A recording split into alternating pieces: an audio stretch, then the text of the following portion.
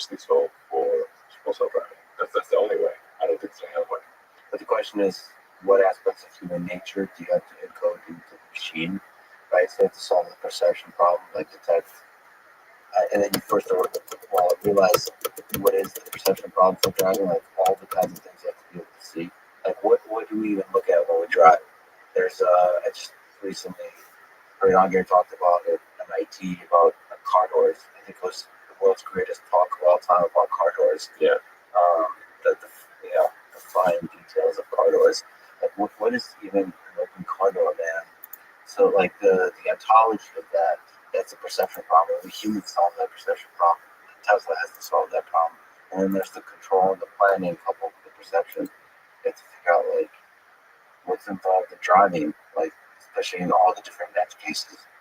And then I mean, maybe you can comment on this.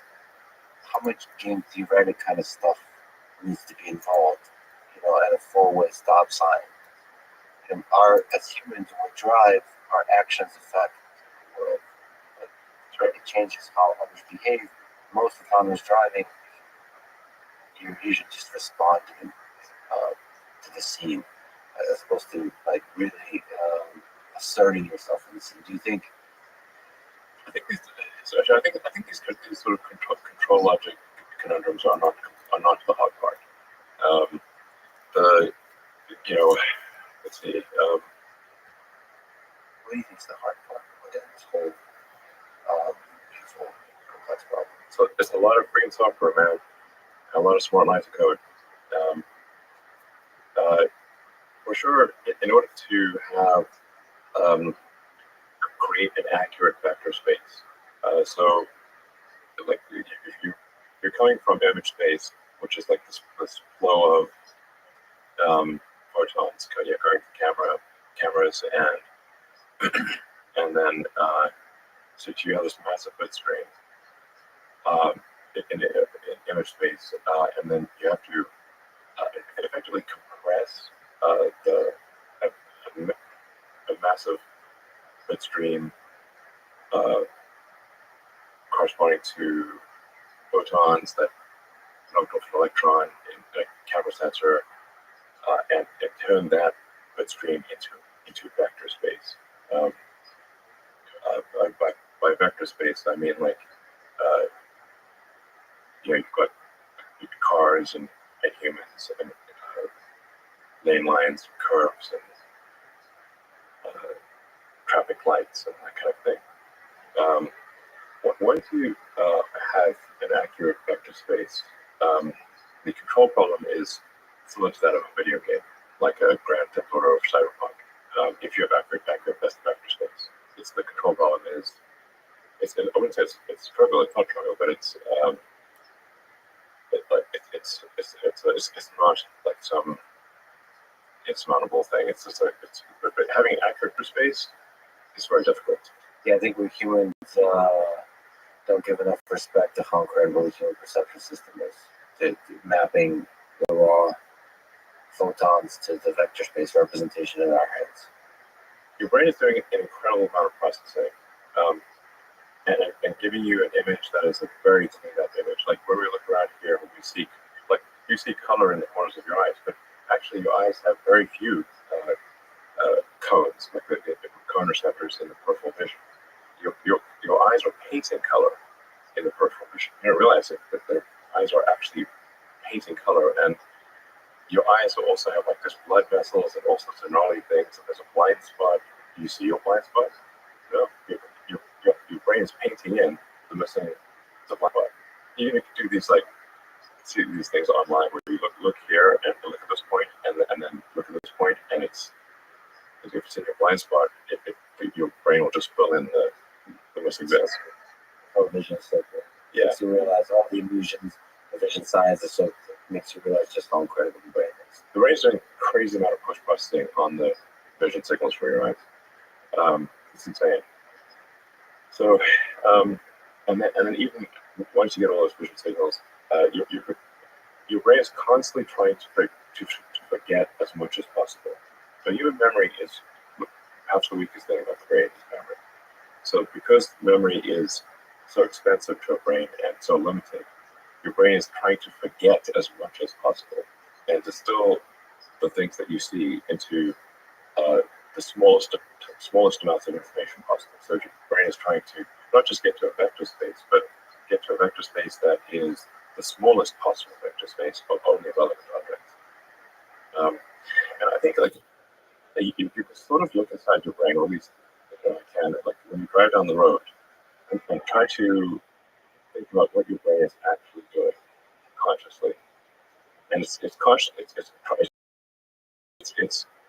It's like you'll see a car because you don't have cameras. You don't have eyes in the back of your head or the side. You know, so you say like, but you basically your head is like you basically have like two cameras on a slow gimbal. And what's your and eyesight's not that great. Okay, your eyes are and people are constantly distracted and thinking about things and texting and doing all sorts of things you should do in the car, changing the radio station. So having arguments, it's like so then like say like when's the last time you looked right and left and and rearward or even diagonally forward to actually refresh your vector space. So you're glancing around, and what your mind's doing is trying to distill relevant vectors, basically objects with a position and motion, and then editing that down to the least amount that's necessary for you to drive. It does seem to be able to edit it down or compress it further into things like concepts. It's like it goes beyond. Your mind seems to go sometimes beyond vector space to sort of space of concepts, where you'll see a thing. It's no longer represented spatially somehow. It's almost like a concept that you should be aware of.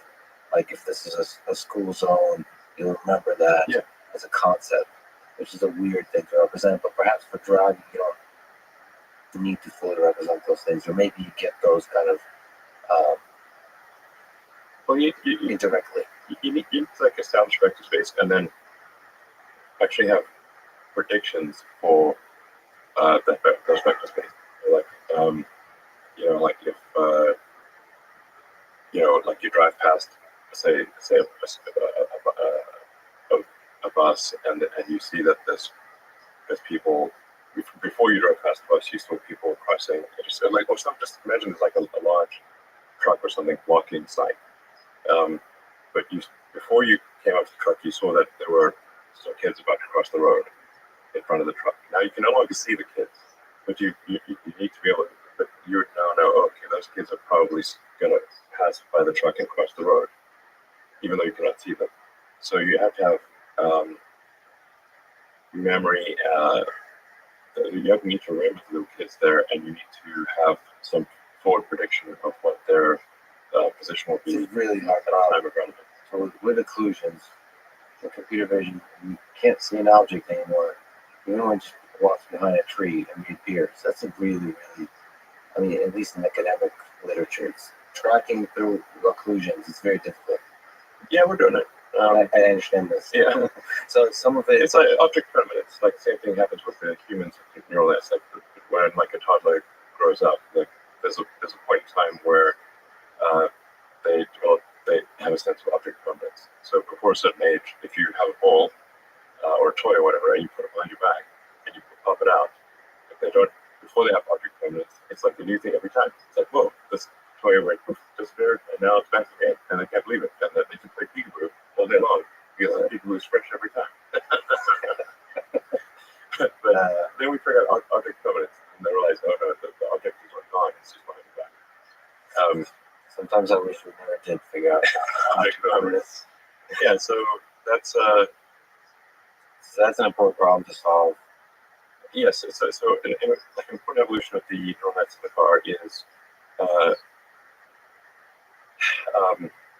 memory across both time and space. So now you can't remember, like you have to say, like how long do you want to remember things for, and there's a cost to remembering things for a long time. So you like run out of memory if you try to remember too much for too long, and then you also have things that are stale if they remember for too long. Then you also need things that are remembered over time. So even if you, like, say, have like, for argument's sake, 5 seconds of memory on a time basis, but like, let's say you parked at a light and you saw, you use a pedestrian example, like people were waiting to cross the road, and you can't quite see them because of the occlusion, but they might wait for a minute before the light changes before they have to cross the road. You still need to remember that that's where they were, and that they're probably going to cross the road, type of thing. So even if that exceeds your time-based memory, it should not exceed your space memory.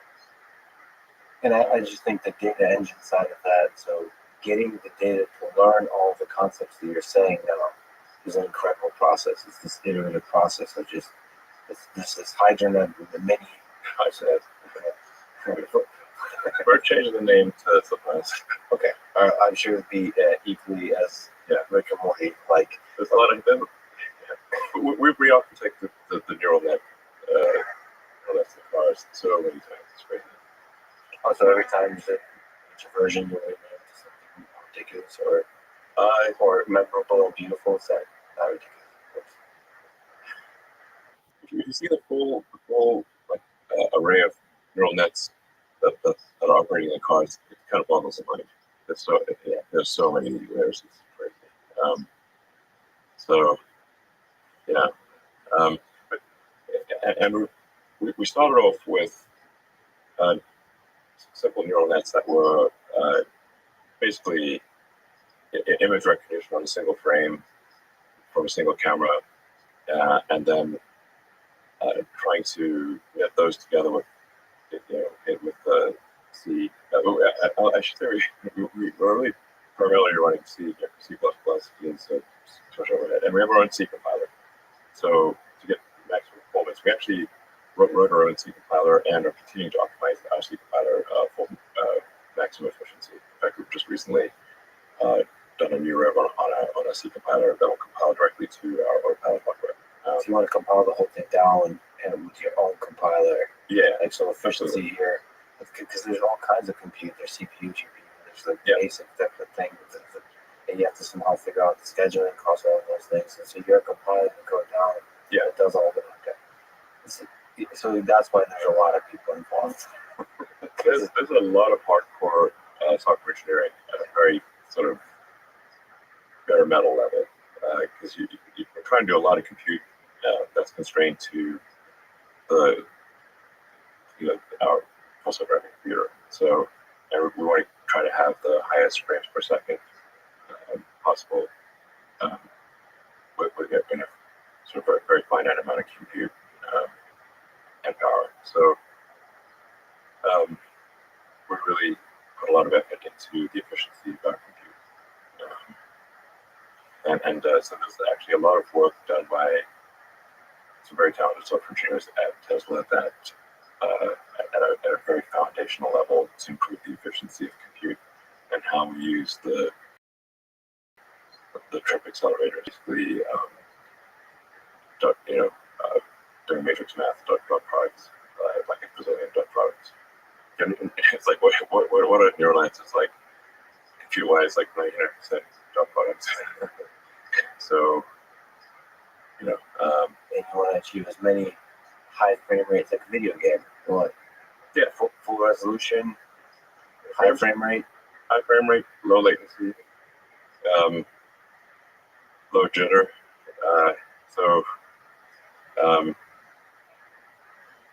I think one of the things we're moving towards now is no post-processing of the image through the image signal processor. So, like what happens for cameras is that almost all cameras is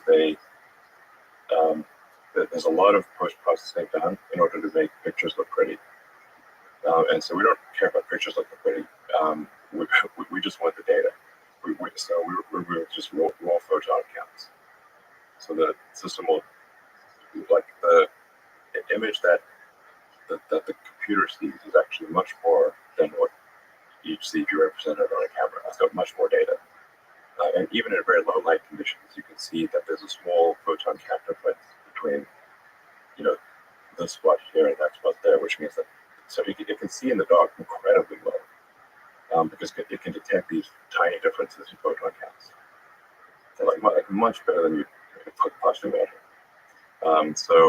And then we also save 13 milliseconds on latency. So from removing the post processing of the image. yes, yeah, it's like because with 8 cameras and then there's roughly, I don't know, 1.5 milliseconds or so, maybe 1.6 milliseconds of latency for each camera, and so like it's just it basically bypassing the image processor gets us back 13 milliseconds of latency, which is important. And we track latency all the way from photon hits the camera to all the steps that it's got to go through to go through the various neural nets and the C code, and there's a little bit of C++ there as well. Well, maybe a lot, but the core stuff is the heavy duty computers, latency. And so we track that latency all the way to an output command to the drive unit to accelerate, the brakes to slow down, the steering turn left or right. So because you got an output command that's going to go to a controller, and like some of these controllers have an update frequency that's maybe 10 hertz or something like that, which is slow. That's like maybe 100 milliseconds potentially. So then we want to update the drivers on the steering and braking control to have more like 100 hertz instead of 10 hertz, and you get 10 millisecond latency instead of 100 milliseconds worst case latency. And actually, jitter is more of a challenge than latency. The latency is like you can anticipate and predict, but if you've got a stack up of things going from the camera to the computer through then a series of other computers and finally to an actuator for the car, if you have a stack up of tolerances, of timing tolerances, then you do have quite a variable latency, which is called jitter, and that makes it hard to anticipate exactly how you should turn the car or accelerate, because if you've got maybe 150, 200 milliseconds of jitter, then you could be off by up to 0.2 seconds. This could make a big difference. So you have to interpolate somehow to deal with the effects of jitter, so that you can make like robust control decisions. Then you have to so the jitter is in the sensor information, or the jitter can occur at any stage in the pipeline. You can, if you have fixed latency, you can anticipate and like say, okay, we know that our information is, for argument's sake, 150 milliseconds stale. Like so, for 150, for argument's sake, 150 milliseconds from photon signal camera to where you can measure a change in the acceleration of the vehicle. So then you can say, okay, well, we're gonna we know it's 150 milliseconds, so we're gonna take that into account and compensate for that latency. However, if you've got then 150 milliseconds of latency plus 100 milliseconds of jitter, which could be anywhere from 0 to 100 milliseconds on top. So then your latency could be from 150 to 250 milliseconds, now you got 100 milliseconds that you don't know what to do with. And that's basically random. So getting rid of jitter is extremely important. And that affects your control decisions and all those kinds of things. Okay. Yeah, the car is just going to fundamentally maneuver better with low jitter. I think the cars will maneuver with super credibility and reaction time much faster than people. Over time, the autopilot plus the driving will be capable of maneuvers that are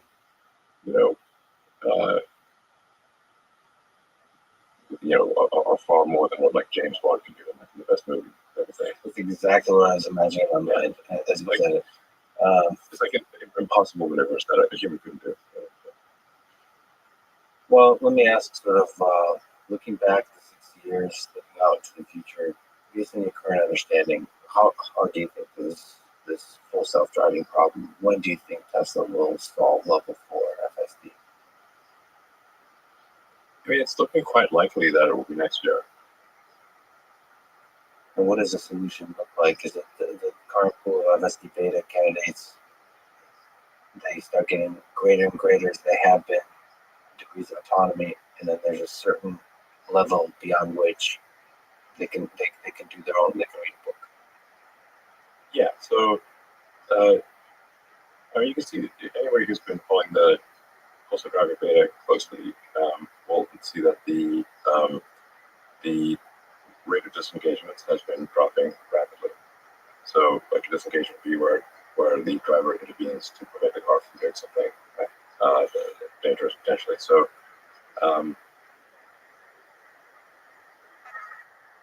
so the interventions, per million miles has been dropping dramatically. At some point, and that trend looks like it happens next year, is that the probability of an accident on FSD is less than that of the average human, and then significantly less than that of the average human.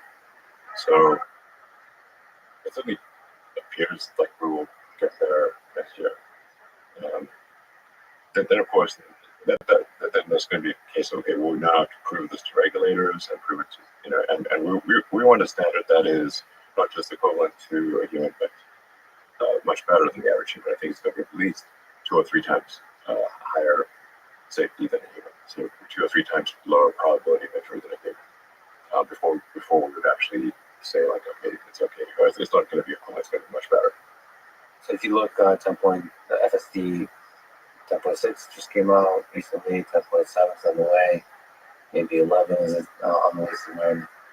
Yeah, we were hoping to get 11 out this year, but it's 11 actually has a whole bunch of fundamental rewrites on the neural net architecture, and some fundamental improvements in creating vector space.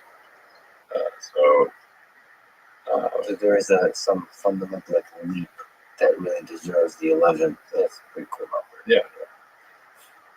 11 will be a single stack for one stack rule. And but there are just some really fundamental neural net architecture changes that will allow for much more capability, but at first they're going to have issues. So, like, we have this working on, like, sort of alpha software, and it's good, but it's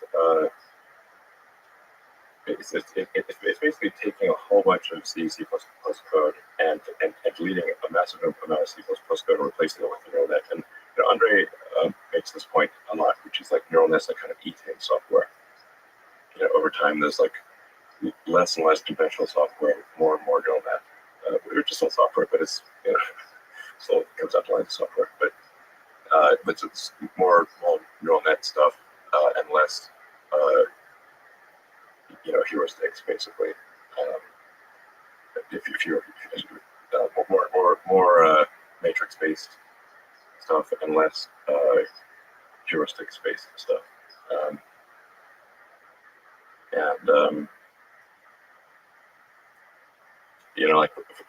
Like one of the big changes would be like right now the neural nets will deliver a giant bag of points to the C++ or C and C++ code. Yeah. We call it the giant bag of points. Yeah. And it's like, so you got a pixel and something associated with that pixel. Like, this pixel is probably car. This pixel is probably lane line. And you've got to assemble this giant bag of points in the C code and turn it into vectors. And we did a pretty good job of it, but we need another layer of neural nets on top of that to take the giant bag of points and distill that down to vector space in the neural net part of the software as opposed to the heuristics part of the software. This is a big improvement. Neural nets all the way down. That's what you want. It's not even neural nets, but it's this will be this is a game changer to not have the bag of points, the giant bag of points that has to be assembled with many lines of C++, and have the neural net just assemble those into vectors, so that the neural net is outputting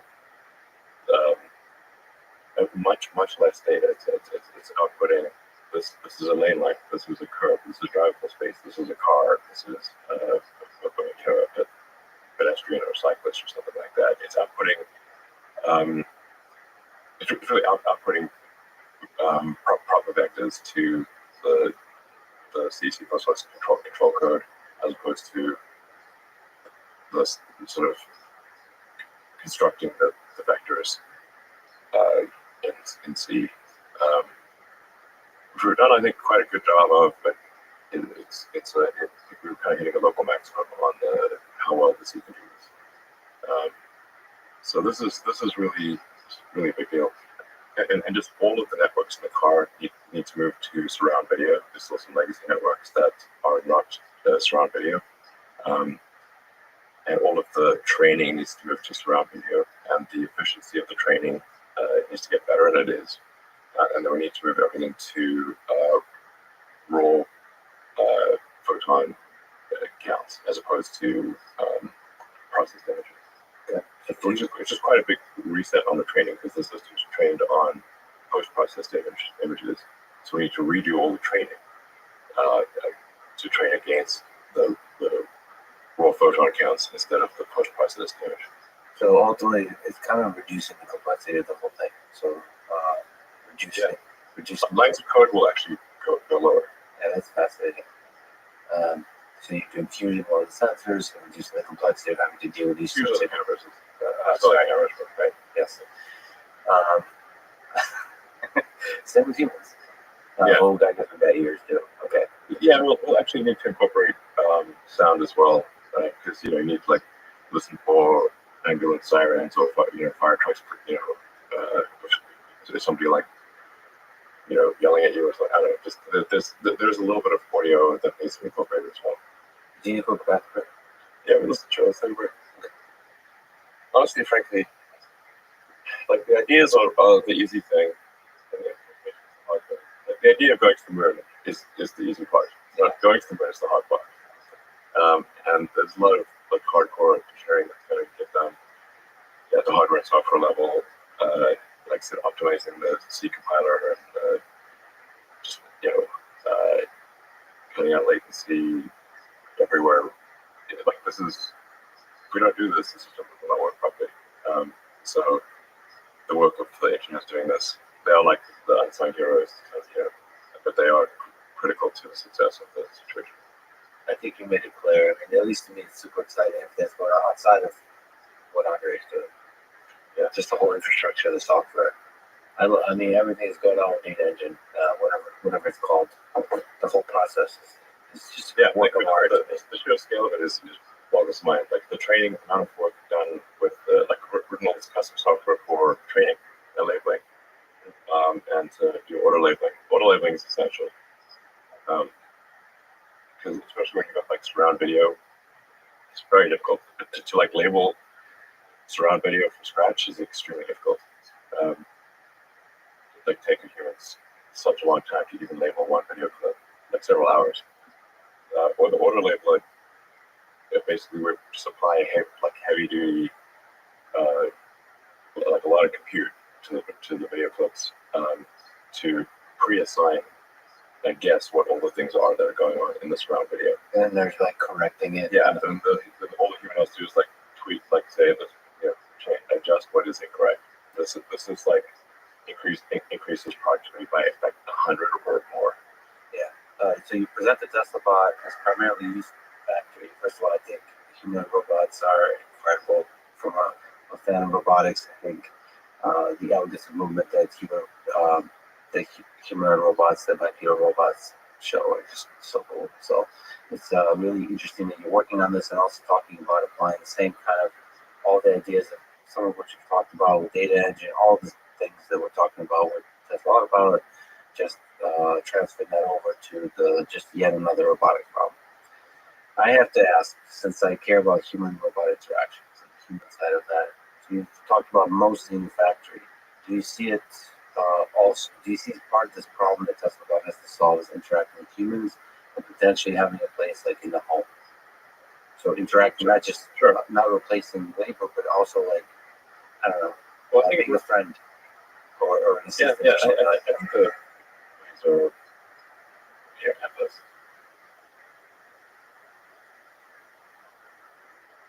Yeah, I mean, it's mostly like it's not quite in Tesla's primary mission direction of accelerating sustainable energy, but it is an extremely useful thing that we can do for the world, which is to make a useful humanoid robot that is capable of interacting with the world and helping in many different ways. So in factories and really just I mean I think if you say like extrapolate to many years in the future, it's like I think work will become optional. So like there's a lot of jobs that if people weren't paid to do it, they wouldn't. It's not fun. Necessarily. Like if you wash dishes all day, it's like even if you really like washing dishes, you really want to do it for 8 hours a day every day. Probably not. So and then there's like dangerous work, and basically the dangerous boring has like potential for repetitive stress injury, that kind of thing. That's really where humanoid robots would add the most value, actually. So that's what we're aiming for is to for the humanoid robots to do jobs that people don't voluntarily want to do. And then we'll have to pair that obviously with some kind of universal basic income in the future. So I think. Do you see a world when there's like hundreds of millions of Tesla bots performing different tasks throughout the world? Yeah, I haven't really thought about it that far into the future, but I guess that there may be something like that. So, That's a wild question. So, the number of Tesla cars has been accelerating. It's been close to 2 million produced. Many of them have autopilot. relatively, Do you think there will ever be a time where there will be more Tesla bots than Tesla cars? yeah.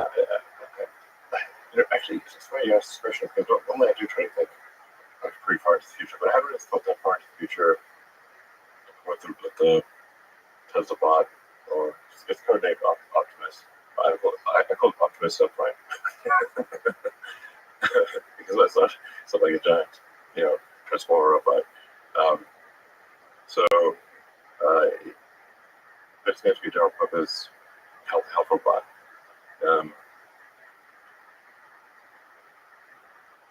And basically like the things that we're basically like Tesla, I think has the most advanced real world AI for interacting with the real world, which develops as a function of to make self-driving work.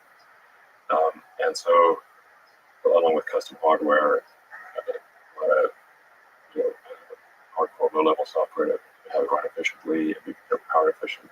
Because, it's one thing to do neural nets if you've got a gigantic server with 10,000 computers, but now let's say you have to now distill that down into one computer that's running at low power and you run a robot or a car. That's actually very difficult. A lot of hardcore software is required for that. So since we're kind of like solving the navigate the real world with neural nets problem for cars, which are kind of like robots with four wheels, then it's like kind of a natural extension of that is to put it in a robot with arms and legs and actuators. So like the two like hard things are like you basically need to have the robot be intelligent enough to interact in a sensible way with the environment. So you need real world AI, and you need to be very good at manufacturing, which is a very hard problem. Tesla's very good at manufacturing, and also has the real world AI. So making the humanoid robot work is basically developing custom motors and sensors uh, that a different car would use. Um, but we've also we have I think we have the best expertise in developing advanced electric motors and power electronics. So it just has to be for humanoid robot application on car. Still, you do talk about love sometimes. So let me ask, this isn't like for like sex robots or something I like love is that. the answer. Yes. Uh, there is something compelling to us, not compelling, but we connect with humanoid robots or even Lego robots, like dogs, shapes with dogs. It seems like, you know, there's a huge amount of loneliness in this world. All of us seek companionship with other humans, friendship, and all those kinds of things. We have a lot of here in Austin. A lot of people have dogs. Sure.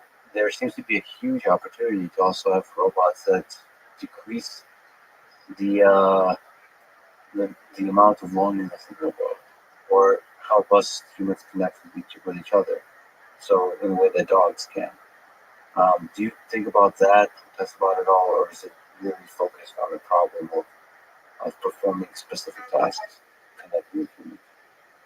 Um, I mean, to be honest, I have not actually thought about it from the companionship standpoint, but I think it actually would end up being, it could be actually a very good companion. Um,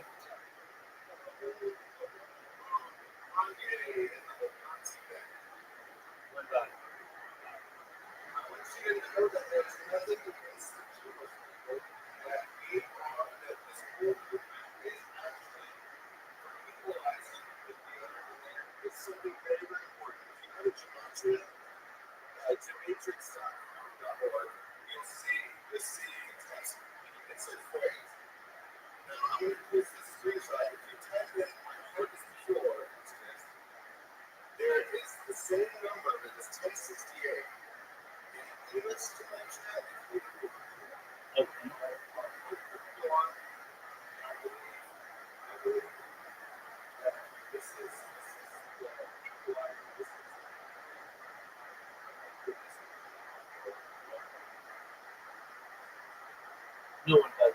Because people's family was like really gory stuff. So just I'll look it up when I have a moment. Okay, don't do that. I'll just do the on whichever one you do.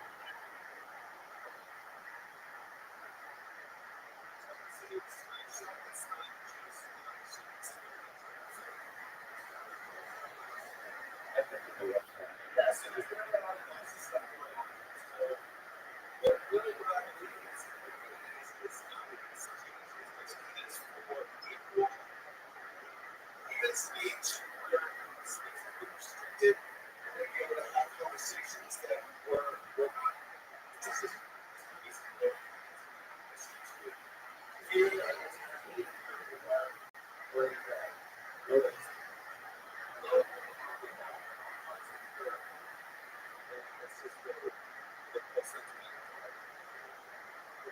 Okay. Love you too, H2. You take care. Peace, bro. Thank you. I appreciate it. Thanks, good man.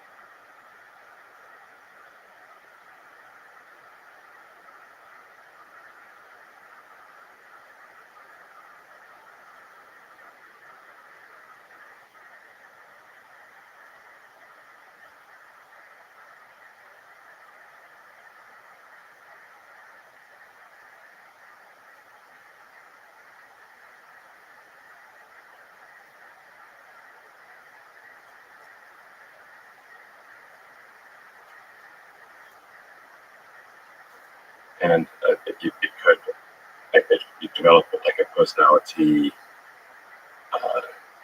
over time that is like unique. Like it's not like they're just all the robots are the same, and that personality could evolve to be match the owner or the I guess the owner, Well, whatever you want to call it. The other half, right?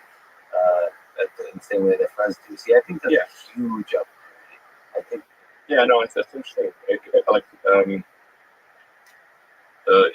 because like there's a Japanese phrase I like, but wabi-sabi, the subtle imperfections are what makes something special, and the subtle imperfections of the personality of the robot mapped to the subtle imperfections of the robot's human friend. I don't know, owner sounds like maybe the wrong word, but could actually make an incredible buddy, basically. And in that way, the imperfections. R2D2 or like a C3PO sort of thing. So from a machine learning perspective, I think the flaws being featured is really nice. You could be quite terrible at being a robot for quite a while in the general home environment or in the general world, and that's kind of adorable. And that's like those are your flaws, and you can fall in love with those flaws. It's very different than autonomous driving, where it's a very high stakes environment you can mess up. And so it's more fun to be a robot in the home. Yeah, but you think of like C3PO and R2D2, like they actually had a lot of like flaws and imperfections and silly things, and they would argue with each other. And were they actually good at doing anything? I'm not exactly sure. I definitely added a lot to the story.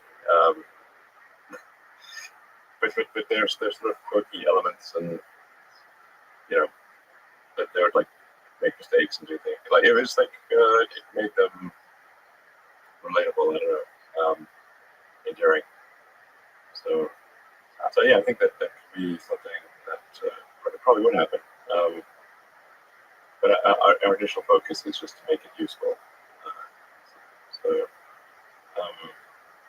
I'm confident we'll get it done. I'm not sure what the exact time frame is, but like we'll probably have, I don't know, a decent prototype towards the end of next year or something like that.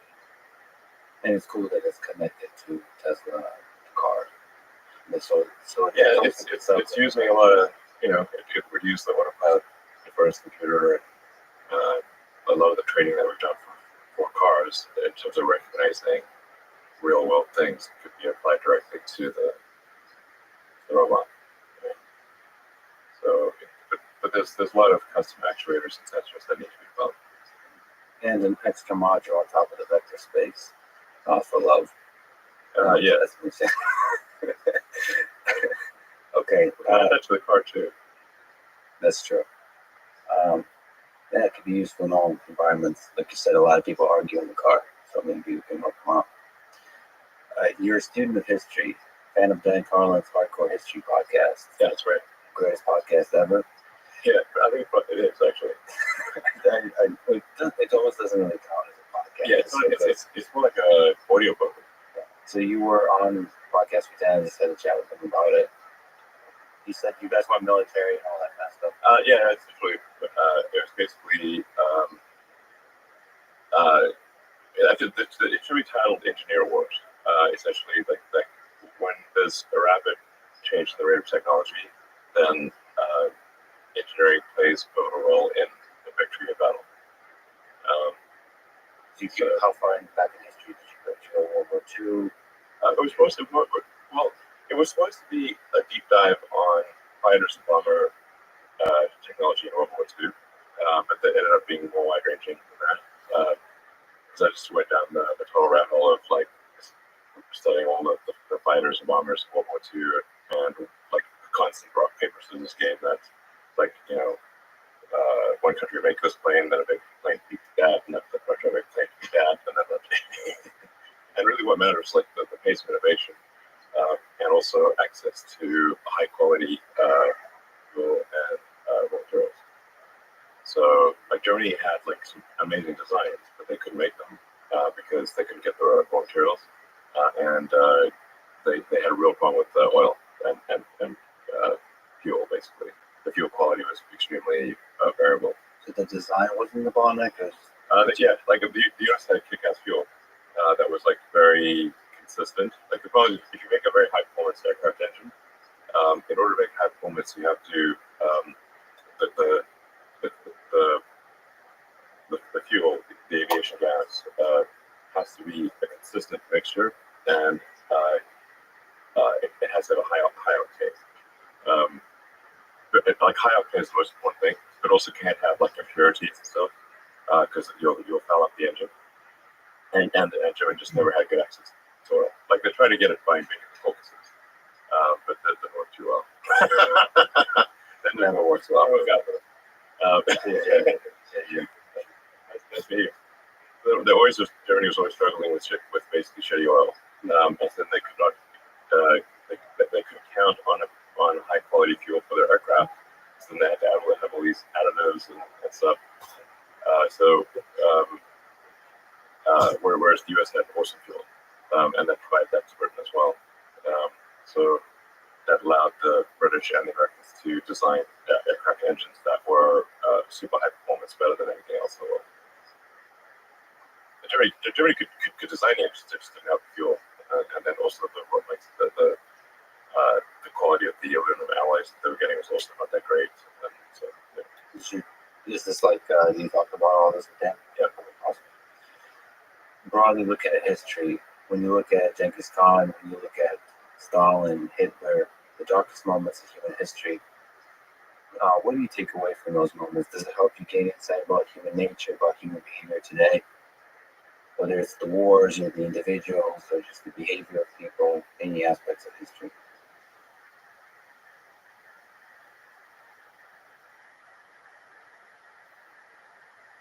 Yeah, I find history fascinating.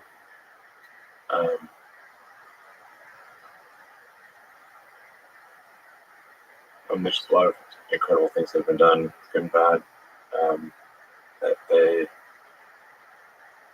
help you understand the nature of civilization and individuals. And Does it make you sad that humans do these kinds of things to each other?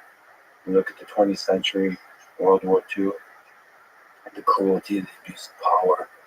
Talk about communism, Marxism, and Stalin. There's many things to do. I mean, if you like, there's a lot of human history, but most of it is actually people just getting on with their lives. And it's not like human history is just one nonstop war and disaster. Those are actually just those are intermittent. Where if they weren't, then humans would soon cease to exist. But it's just that wars tend to be written about a lot, and whereas like something being like, well, a normal year where nothing major happens, just get rid of that much. But that's most people just like farming and living their life, being a villager somewhere. And every now and again, there's a war. So,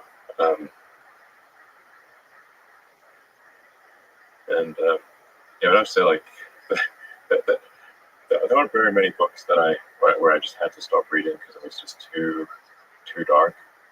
But the book about Stalin, Port of the Red Tsar, I had to stop reading. It was just too bad, dark, rough. Yeah. The 30s. There's a lot of lessons there to me, in particular that it feels like humans, like all of us, have that NCO socialness in line.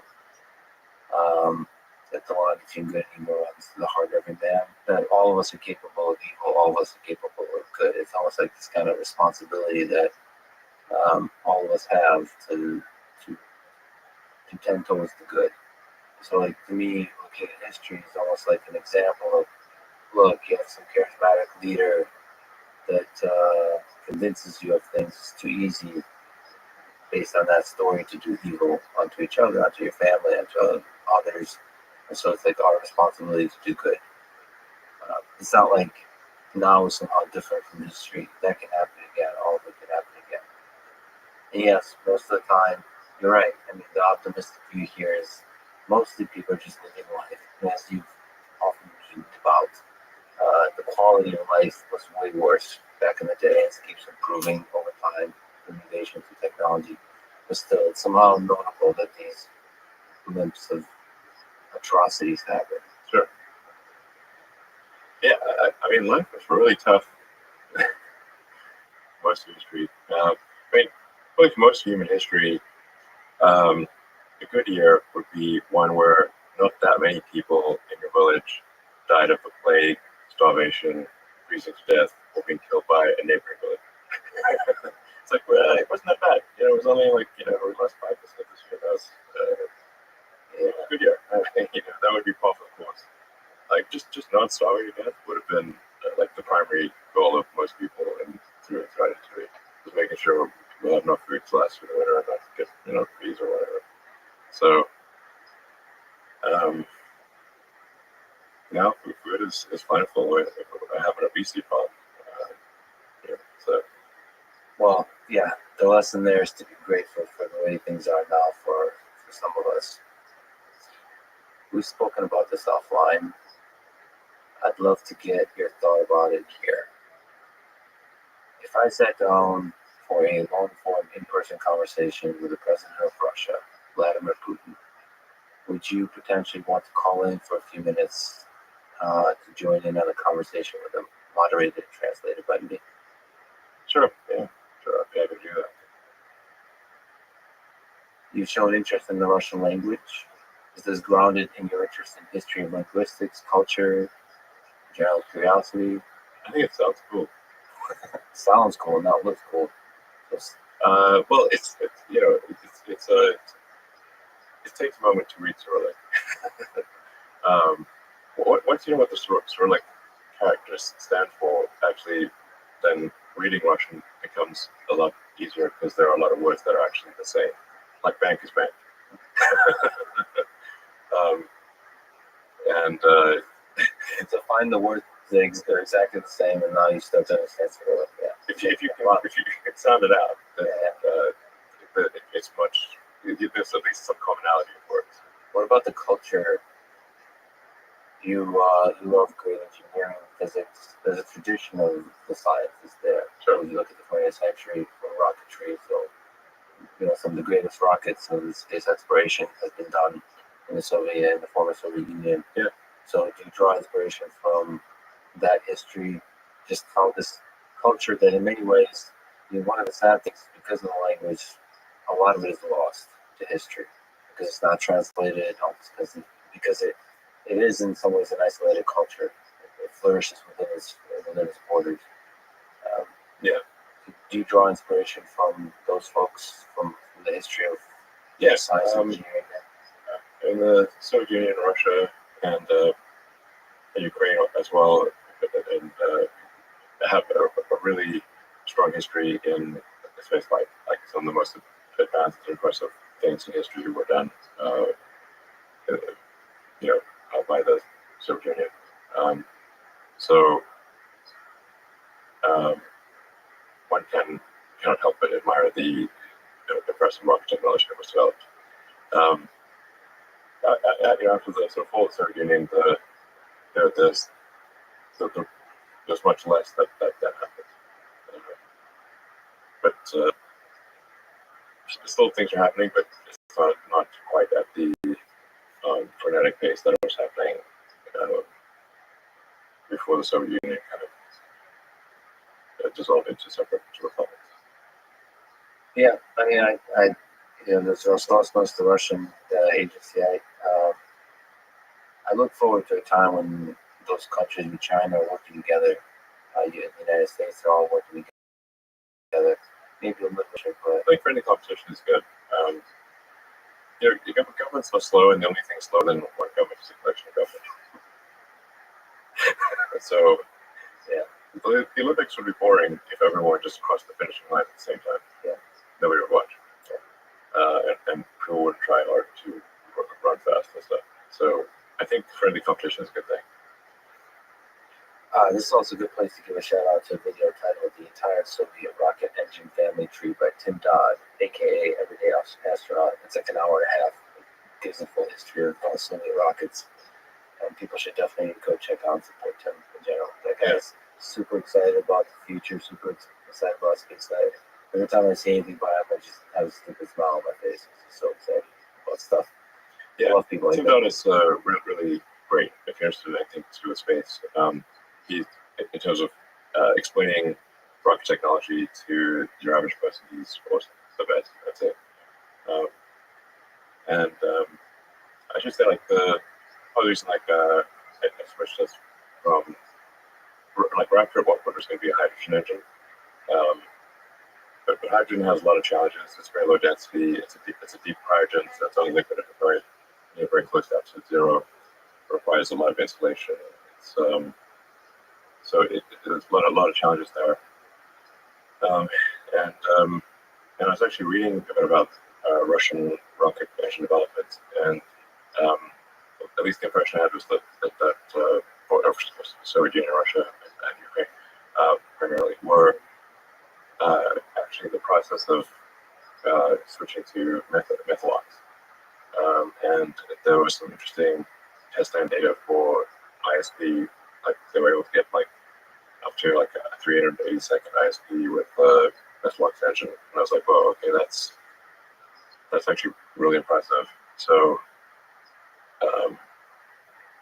I think you could actually get a much lower cost, like you can optimize the cost per ton to orbit, cost per ton to Mars. I think methane oxygen is the way to go. And I was partly inspired by the Russian work on test stands with methalox engines.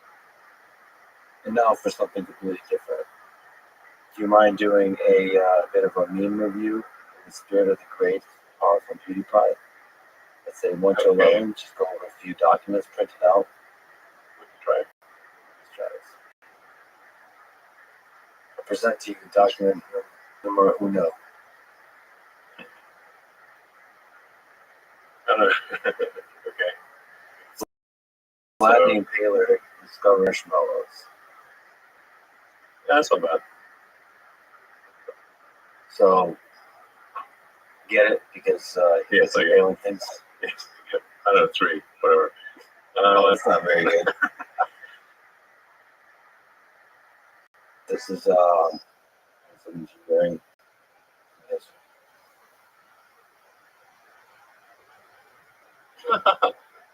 Yeah, give us an 8 out of 10. What do you think about nuclear power? I'm in favor of nuclear power. I think it's in a place that is not subject to extreme natural disasters. I think it's nuclear power is a great way to generate electricity. I don't think we should be shutting down nuclear power stations. Yeah, but what about Chernobyl? Exactly. So I think people there's like a lot of fear of radiation and stuff, and it's like I guess what there's like a lot of people just don't understand. They don't study engineering or physics. So they don't like it's just the word radiation just sounds scary. So they can't calibrate what radiation means. But radiation is much less dangerous than you think. So.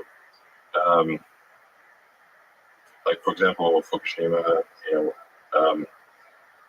when the Fukushima bomb happened due to the tsunami, I got people in California asking me if they should worry about radiation from Fukushima. I'm like, definitely not even slightly, not at all. That is crazy.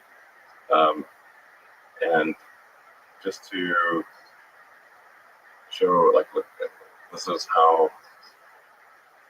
Like the danger is so much overplayed compared to what it really is that I actually flew to Fukushima and I donated a solar power system for a water treatment plant and I made a point of eating locally grown vegetables on TV in Fukushima. I'm still alive. Okay. It's not even that the risk of these events is low, but the impact of them is The impact is greatly exaggerated. It's just human nature. people don't know what radiation is. Like, I've had people ask me, like, what about radiation from cell phones causing brain cancer? I'm like, when you say radiation, do you mean photons or particles? I'm like, I don't know what do you mean photons, particles? So do you mean, let's say photons, what let's say wavelength? And they're like, that, like, do you know that everything's radiating all the time? Like, what do you mean? Like, yeah, everything's radiating all the time. Photons are being emitted by all objects all the time, basically. So, and if you want to know what it means to stand in front of nuclear fire, go outside. The sun is a gigantic, thermonuclear reactor. You're staring right at it. Are you still alive? Yes. Okay, amazing. Yeah, I guess radiation is one of the ones that can be used as a tool to fearmonger by certain people. That's it. And I think I just don't understand. So, man, that's the way to fight that fear, I suppose, is to understand just to learn. yeah, just say, like, okay, how many people have actually died from nuclear accidents? It's like practically nothing. And say how many people have died from, coal plants, and it's a very big number. So, like, obviously we should not be starting up coal plants or shutting down nuclear plants. It just doesn't make any sense at all. Coal plants, like, I don't know, 100 to 1,000 times worse for the health than nuclear power plants. You want to go to the next one? It's really bad. It's that 90, 180, and 360 degrees there was in that. Nobody gives a shit about 270. It's not super funny. I don't know, like 2 or 3. Yeah. This is not, LOL situation. Yeah.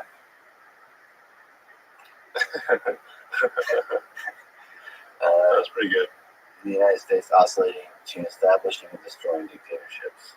It's like a metric. Yeah, What's good that to know. name? Yeah, it's out of 7 out of 10. It's kind of true.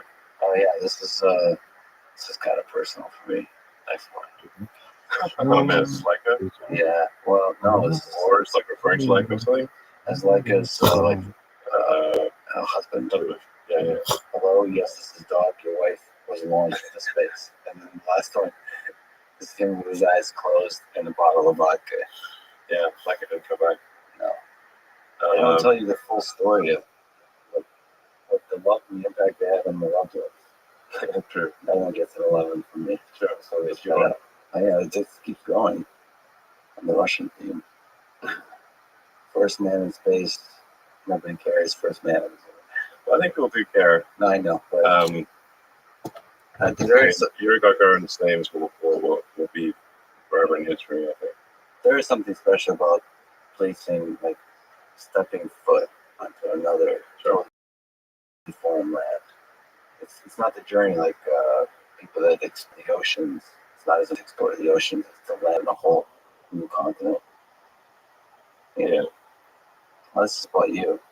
Oh yeah, I'd love to get your comment on this. Elon Musk, after sending $6.6 billion to the UN to end world hunger, you have 3 hours. I mean, obviously, $6 billion is not going to end world hunger. So, I mean, the reality is at this point, the world is producing far more food than it can really consume. Like, we don't have a caloric constraint at this point. So, where there is hunger, it is almost always due to civil war or strife or some it's not a thing that is extremely rare for it to be just a matter of like lack of money. It's like it's like there's a civil war in some country, and then like one part of the country is literally trying to starve the other part of the country. So it's much more complex than something that money could solve. It's politics, geopolitics. It's a lot of things. It's human nature. It's governments. It's money. It's monetary systems. All that kind of stuff. Yeah, I mean, food is extremely cheap these days. It's like I mean, the U.S. at this point, among low-income families, obesity is actually not a problem. It's not like obviously it's not hunger. It's like too much, too many calories. So it's not that nobody's hungry anywhere. It's just this is not a simple matter of adding money and solving it. What do you think that one gets? Just getting Two. just going after empires. World, where did you get those artifacts? The British Museum. Just shout out to Monty Python. We found them. Yeah, the museum is pretty great. I mean, Yeah. it admittedly Britain did take these historical artifacts all around the world and put them in London, but it's not like people can't go see them. So it is a convenient place to see these ancient artifacts is London or for a large segment of the world. So I think on balance, the British Museum is a net good. Although I'm sure a lot of countries are arguing about that. Yeah. It's like you want to make these historical artifacts accessible to as many people as possible. And the British Museum, I think, does a good job of that. Even if there's a darker aspect to like the history of empire in general, whatever the empires, however things were done, it is the history that happened. You can't sort of erase that history, unfortunately. You could just become better in the future. That's the point. Yeah, I mean, it's like, well, how are we going to pass moral judgment on these things? Like, it's like, if a point is going to judge, say, the British Empire, you're going to judge, what everyone was doing at the time, and how were the British relative to everyone. And I think the British would actually get like a relatively not in absolute terms, but compared to what everyone else was doing, they were not the worst. Like I said, you got to look at these things in the context of the history of the time, and say, well, what were they? What are you comparing it against? And I do not think it would be the case that Britain would get a bad grade when looking at history at the time. If you judge history from from what is morally acceptable today, you basically get going to give everyone a failing grade. I'm not clear. I don't think anyone would get a passing grade in their morality of like you go back 300 years ago. Like who's getting a passing grade? No, basically no one. And we might not get a passing grade from generations that come after us. What was that one get? Sure, 6. At the Monty Python, maybe. I always love Monty Python. They're great. Matt O'Brien and Quest of the Holy Grail are incredible. Yeah. Yeah, those serious eyebrows. Version of like, how important do you think is facial hair to a great hair? Well, you got a new haircut. How does that affect your leadership? I don't know. Hopefully not. It doesn't.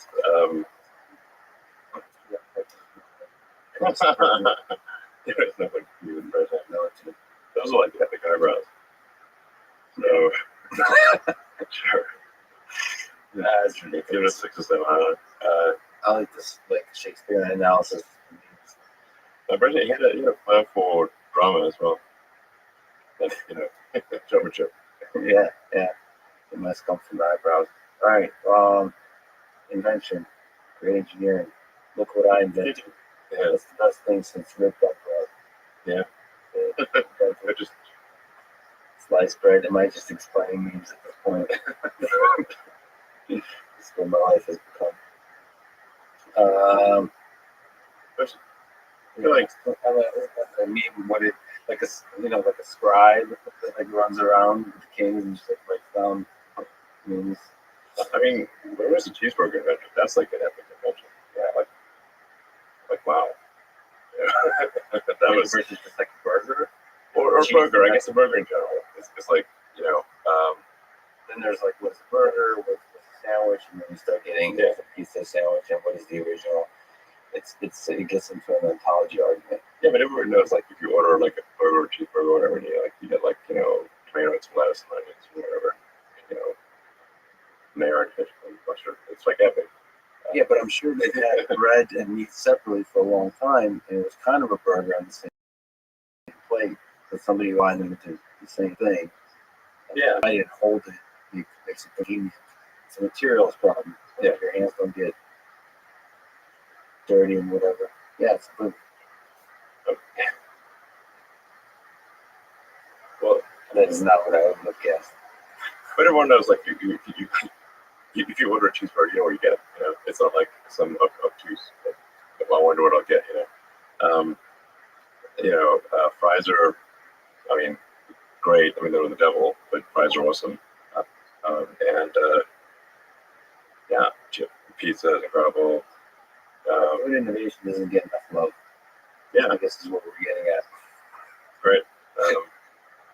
What about the Matthew McConaughey Austin? President Kennedy, do you know how to put men on the moon yet? NASA, no. President Kennedy, be a lot cooler if you did. Pretty much. Sure. 6'6" or something. It's the last one. That's funny. Someone drew a punch hole that takes all over the walls, Sistine Chapel, boys' bathroom. Sure, I'll give it 9. It's really true. This is our highest ranking meme for today. I mean, it's true. Like, how do they get away with that? Lots of nakedness. I mean, dick pics are, just something throughout history. As long as people can throw things, there's been a dick pic. It's a staple of human history. It's a staple. Consistent throughout human history. You tweeted that you aspire to comedy. You're friends with Joe Rogan. Might you do a short stand-up comedy set at some point in the future?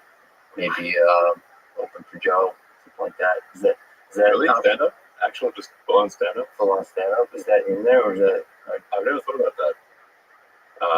It's extremely difficult. At least that's what like Joe says and the comedians say. I wonder if I could. In what way to find out? I have done stand-up for friends, just impromptu. I'll get on like a riff, and they do laugh, but they're friends too. So I don't know if you gotta call like a riff of a strangers, how they gonna actually also find it funny. But I could try, see what happens. I think you've learned something either way. Yeah, I kind of love both when you bomb and when you do great. Just watching people how they deal with it's so difficult. It's so fragile up there. It's just you, and you think you're gonna be funny when it completely falls flat. It's beautiful to see people deal with like that. I might have enough material to do stand. I've never thought about it, but I might have enough material.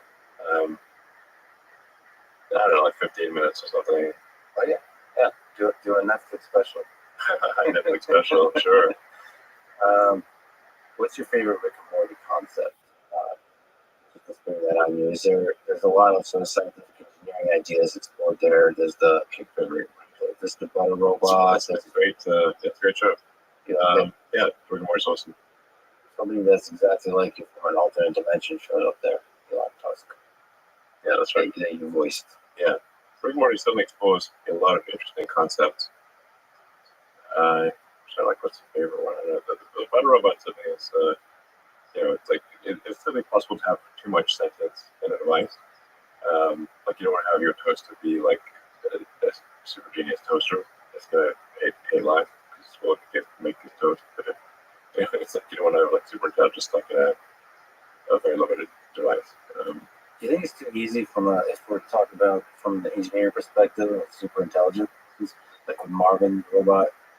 Like, it seems like it might be very easy to engineer just a depressed robot. Like it's not obvious to engineer a robot that's going to find a fulfilling existence. Same with humans, I suppose. But I wonder if that's like the default. If you don't do a good job on building a robot, it's going to be sad a lot. Well, we can reprogram robots easier than we can reprogram humans. So I guess if you let it evolve without tinkering, then it might get sad. If you can change the optimization function and have it be a cheery robot. You, like I mentioned, with SpaceX, you give a lot of people hope, and a lot of people look up to you. Millions of people look up to you.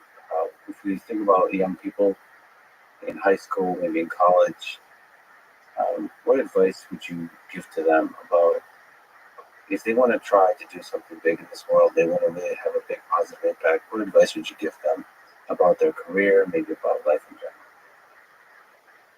Try to be useful. You do things that are useful to your fellow human beings, to the world. It's very hard to be useful. Very hard. Are you contributing more than you consume?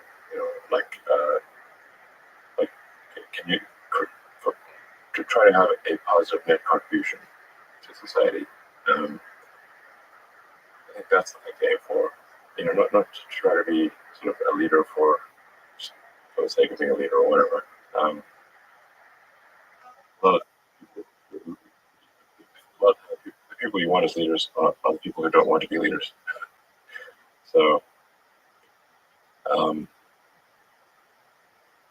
if you're living a useful life, that is a good life, a life worth having lived. And like I said, I would just encourage people to use the mental tools of physics and apply them broadly in life. They are the best tools. When you think about education and self-education, what do you recommend? So there's the university, there's self-study, there is hands-on, sort of finding a company or a place or a set of people that do the thing you're passionate about and joining them as early as possible. There's taking a road trip across Europe for a few years and writing some poetry. Which trajectory do you suggest? In terms of learning about how you can become useful, as you mentioned, how you can have the most positive impact.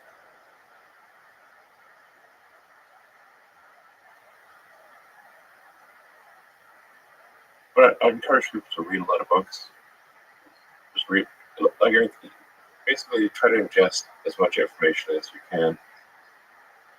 And try to also just develop a good general knowledge. So you at least have like a rough lay of the land of the knowledge landscape. Try to learn a little about a lot of things. You might not know what you're really interested in. How would you know what you're really interested in if you at least aren't doing a peripheral exploration broadly of the knowledge landscape? And to talk to people from different walks of life and different industries and professions and skills and occupations. Just try to learn as much as possible. And search for meaning. Isn't the whole thing a search for meaning? Yeah, what's the meaning of life? Well, but just generally, like I said, I would encourage people to read broadly in many different subject areas, and then try to find something where there's an overlap of your talents and what you're interested in. So people may be good at something, or they may have skill at a particular thing, but they don't like doing it. So you want to try to find where you have that's a good combination of the things that you're inherently good at, but you also like doing. And reading is a super fast shortcut to figure out where are you both good at it, you like doing it, and it will actually have positive impact. But you got to learn about things somehow. So reading a broad range, just really read it. More important was as a kid, I read through the encyclopedia, so that's pretty helpful.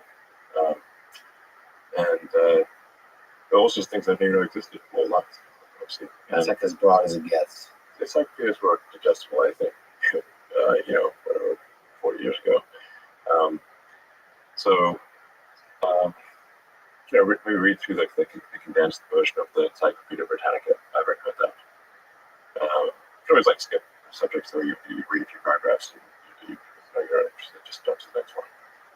So read the encyclopedia or skim through it.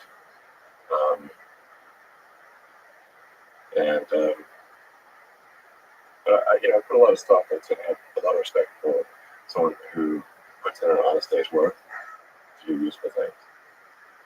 And just generally to have like not a zero sum mindset, um, or you can like have more of a grow the pie mindset.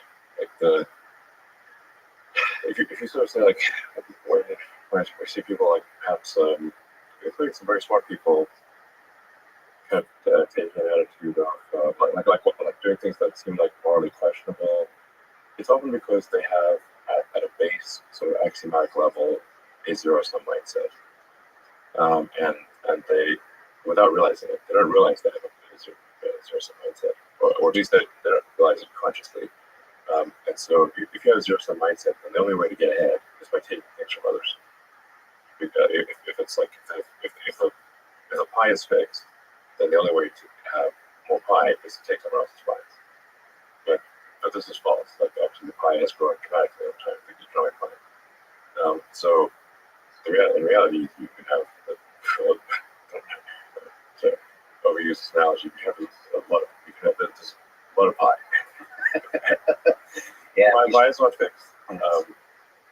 So you really want to make sure you're not operating without realizing it from a zero sum mindset, where the only way to get ahead is to take things from others. Then that's going to result in you trying to take things from others, which is not good. It's much better to work on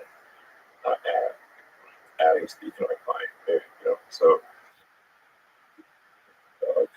creating, like I said, creating more than you doing more than you. Yeah. So that's the big deal. I think there's like a fair number of people in finance that do have a bit of a zero sum mindset. I mean, it's all walks of life. I've seen that. One of the reasons Rogan inspires me is he celebrates others a lot. It's not creating a constant competition. Like there's a scarcity of resources. What happens when you celebrate others, you promote others, the ideas of others, it actually grows that pie. I mean, the resources become less scarce, and that applies in a lot of kinds of domains. It applies in academia, where a lot of people are very see some funding for academic research as zero sum. It is not. If you celebrate each other, if you get everybody to be excited about AI, about physics, about mathematics, I think there'd be more and more funding, and I think everybody wins. Yeah, that applies, I think, broadly. Yeah, exactly. So last question about love and meaning. What is the role of love in the human condition broadly and more specific to you? How has love, romantic love or otherwise, made you a better person, a better human being? Better human? Now you're asking really perplexing questions. It's hard to give up. I mean, there are many books, poems, and songs written about what is love and what exactly, what is love. Figured out help me. That's one of the great ones. Yes. Yeah. You've earlier quoted Shakespeare, but that's really up there. Yeah. Love is a many splendid thing. I mean, there's because we've talked about so many inspiring things that be useful in the world, things like solve problems, alleviate suffering, but it seems like connection between humans is a source. It's a source of joy, it's a source of meaning, and that's what love is: friendship, love. I just wonder if you think about that kind of thing when you talk about preserving the light of human consciousness, and not becoming a multiplanetary species. I mean, to me at least, that means like if we're just alone and conscious and intelligent, it doesn't mean nearly as much as if we're with others, right? And so there's some magic created when we work together. The friendship provision, I think the highest form of it is love, which I think broadly is much bigger than just sort of romantic, but also yes, romantic love, family, and those kinds of things. Well, I mean, the reason I guess I care about us becoming a multi-planet species in space break civilization is foundationally I love humanity, and so I wish to see it prosper and do great things and be happy. And if I did not love humanity, I would not care about these things. So when you look at the whole of it, the human history, all the peoples that are there, all the people alive now, we're okay. On the whole, we're a pretty interesting bunch. Yeah. All things considered, and I've read a lot of history, including the darkest, worst parts of it. And despite all that, I think on balance, I still love humanity. You joked about it in the 42. What do you think is the meaning of this whole thing? Is there a non-numerical explanation? Yeah, really, I think what Dr. Savage was saying in the Hitchhiker's Galaxy.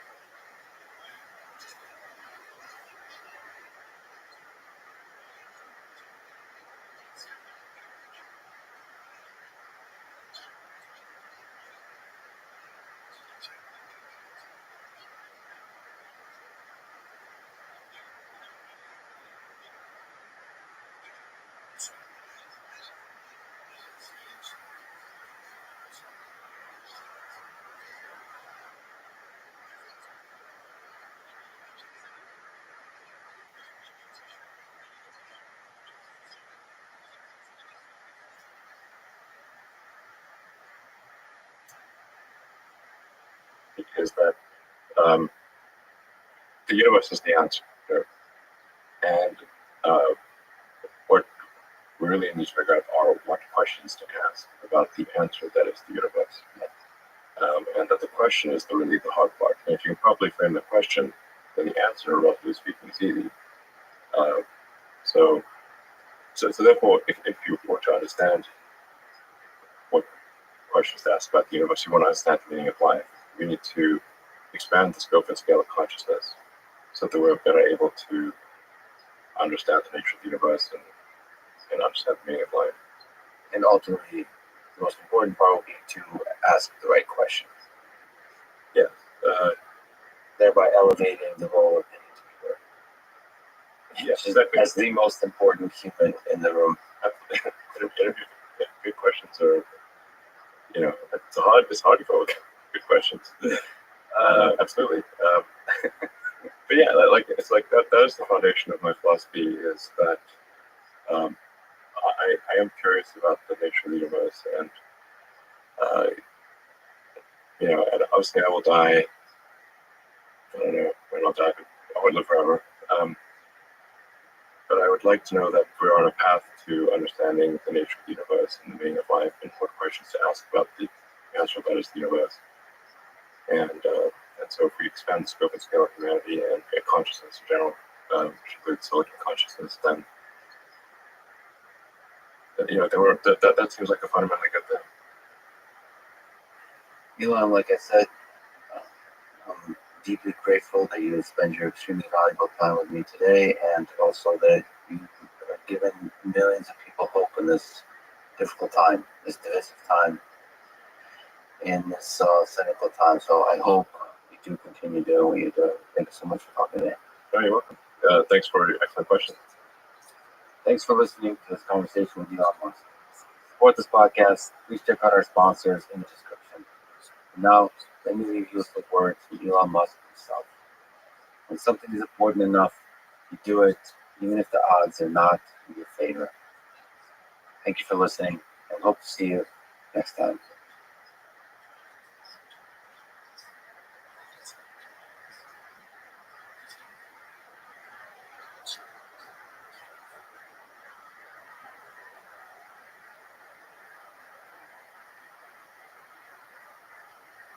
Уважаемые дамы и господа, the following is a conversation with Michael Malice, his fifth time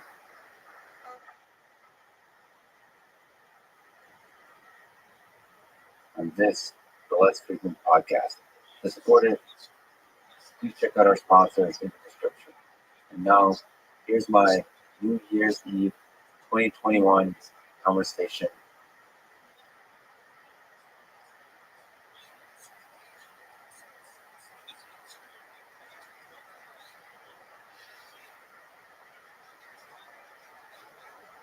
The one and only, Mr. Michael Malice.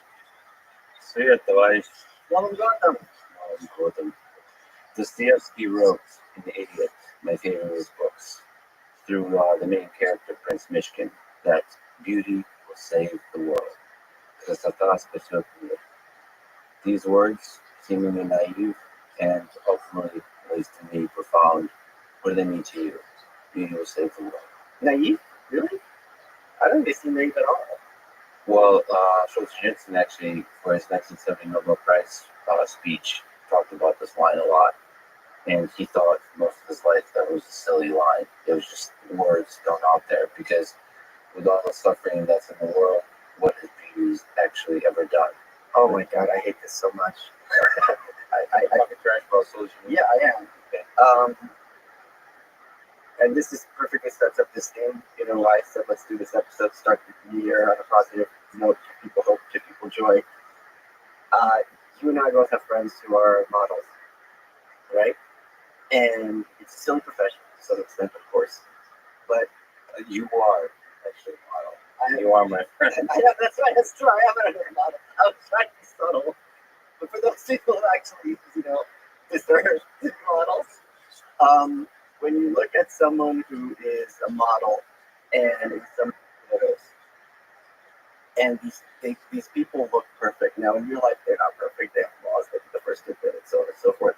But when you look at beauty, it is almost impossible to maintain a sense of cynicism and hopelessness.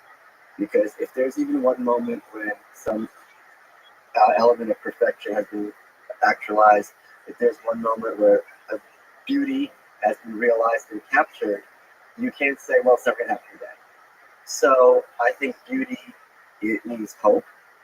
I hate that cynical idea of like, I appreciate Solzhenitsyn's broader point that a lot of times there's something called a deepity, where people will throw words together to sound profound and they just take it apart like this is just complete gibberish.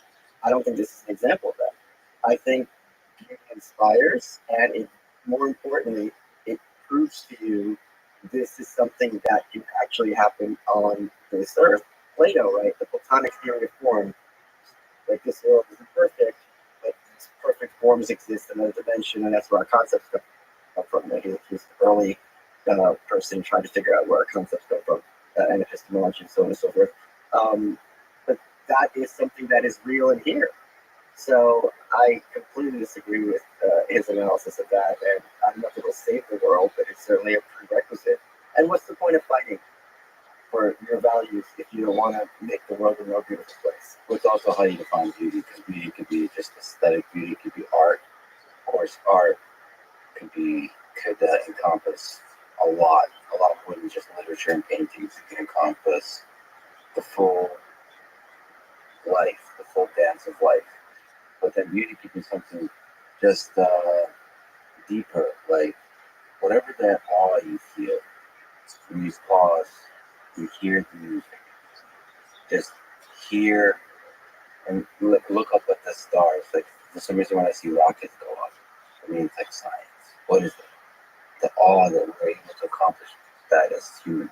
That's funny because there's lots of different schools of thought, like these people versus these people, and maybe vegans versus steakhouse people. I think in terms of the sciences, and I guess you and I would be on opposite sides here. You have the astronomy people versus the zoology people. Like the big question is, would you rather spend 10 minutes on the moon, or would you rather spend 10 minutes in the deep sea? And for me, it's clearly the deep sea. The zoology that's down there, there's something I would encourage people to look up called deep staria, which is a jellyfish. The scientists say, and what's amazing when you watch these deep sea dives on YouTube is that the scientists are they're nature dorks like everybody else. They went to this field, and there's none of this maybe Solzhenitsyn style cynicism of when they see an amazing animal in its natural environment, exhibiting these crazy behaviors.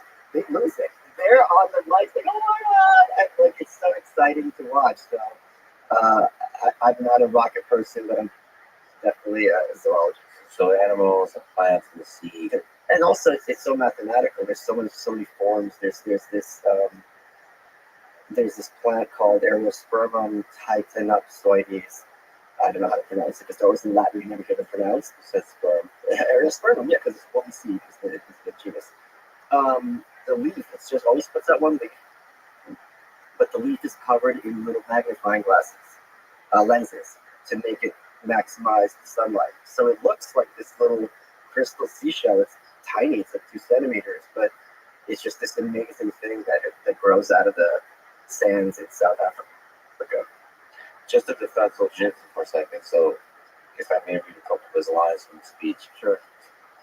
He said, one day, how introduces it, one day Dostoevsky threw out the enigmatic remark, beauty will save the world. What sort of a statement is that? For a long time I considered it mere words. How could that be possible when in bloodthirsty history did beauty ever save anyone from anything? And then later he goes on to argue himself in the speech as an older, wiser man now.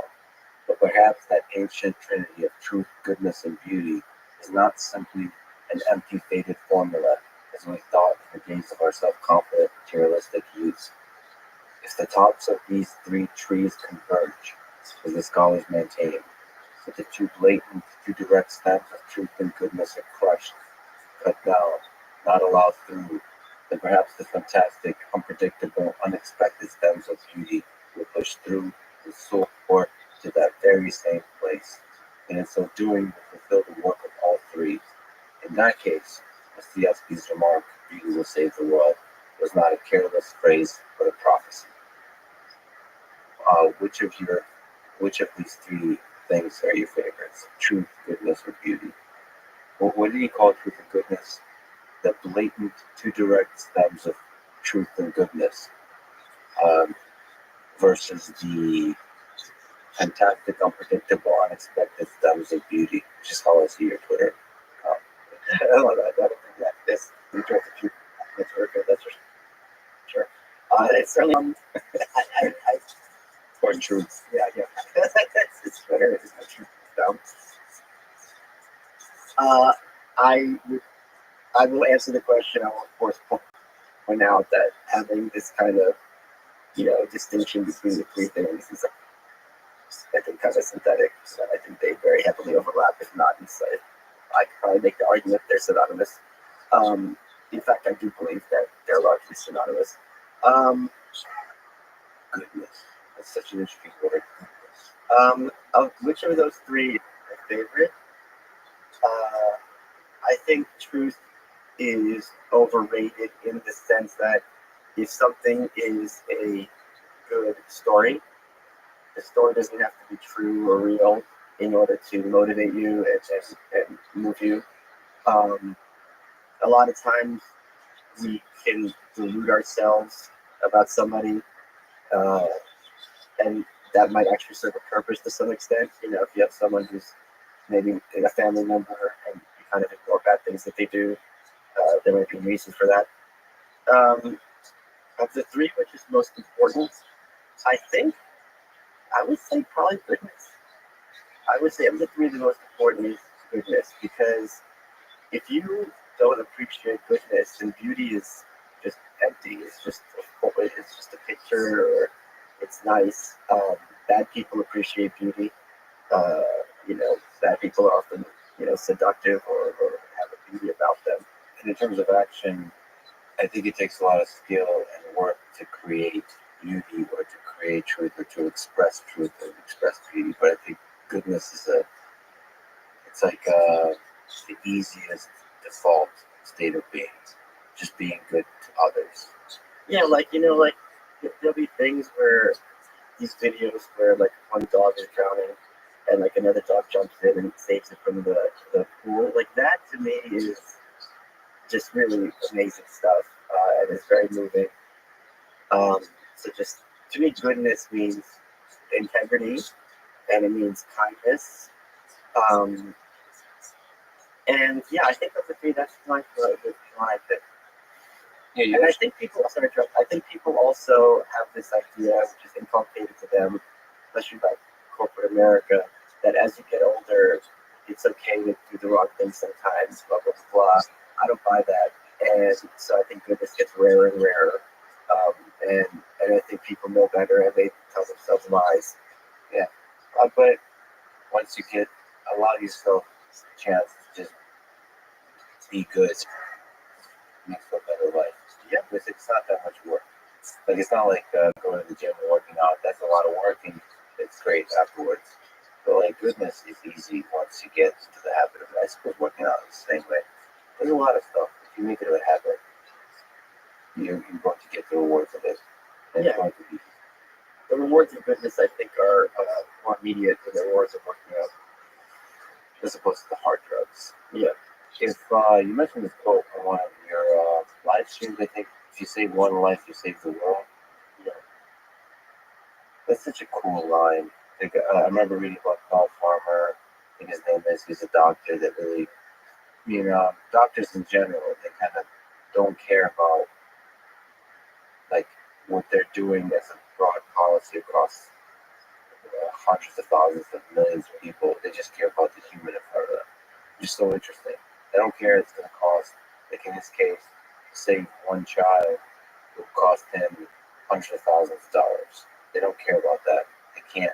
They know very well that what their actions cannot be scaled, but they can't help but help the child in front of them. And it's so interesting. That's such an interesting way to live. And that's the way I kind of think when I try to do something positive is, will this help one person? And I just kind of imagine a specific person, depending on the thing, that would help with. Like when I'm trying to create something, whether it's a piece of hardware or a video or anything like that, or educational material, lecture, that kind of stuff. I don't know. What do you think about this quote? Like, what is it profound or is it just poetic? I think it's more profound than it sounds at first. The example I think of is Michelle Bachmann. She was a former congresswoman from Minnesota. She clearly had crazy eyes. Something was going on with the husband. But she adopted like 20 kids. Terry Shepard's another friend of mine. He's like either Navy SEAL or Marines. Whatever it is, Terry, I apologize. I'm not trying to be funny.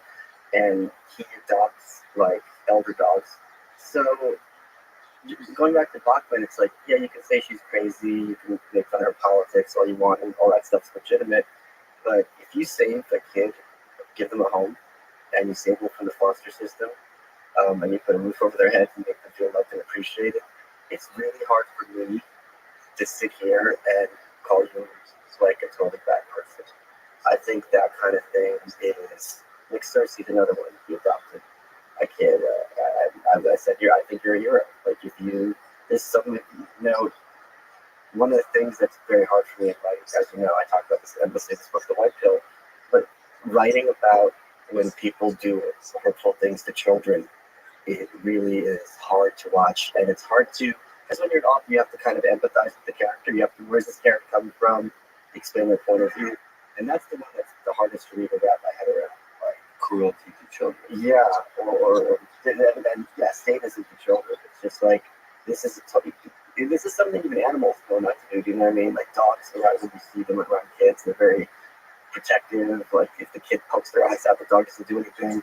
So it's like if you can't even get to that level, what kind of person are you? So I think that quote is a profound one, and it's an important one.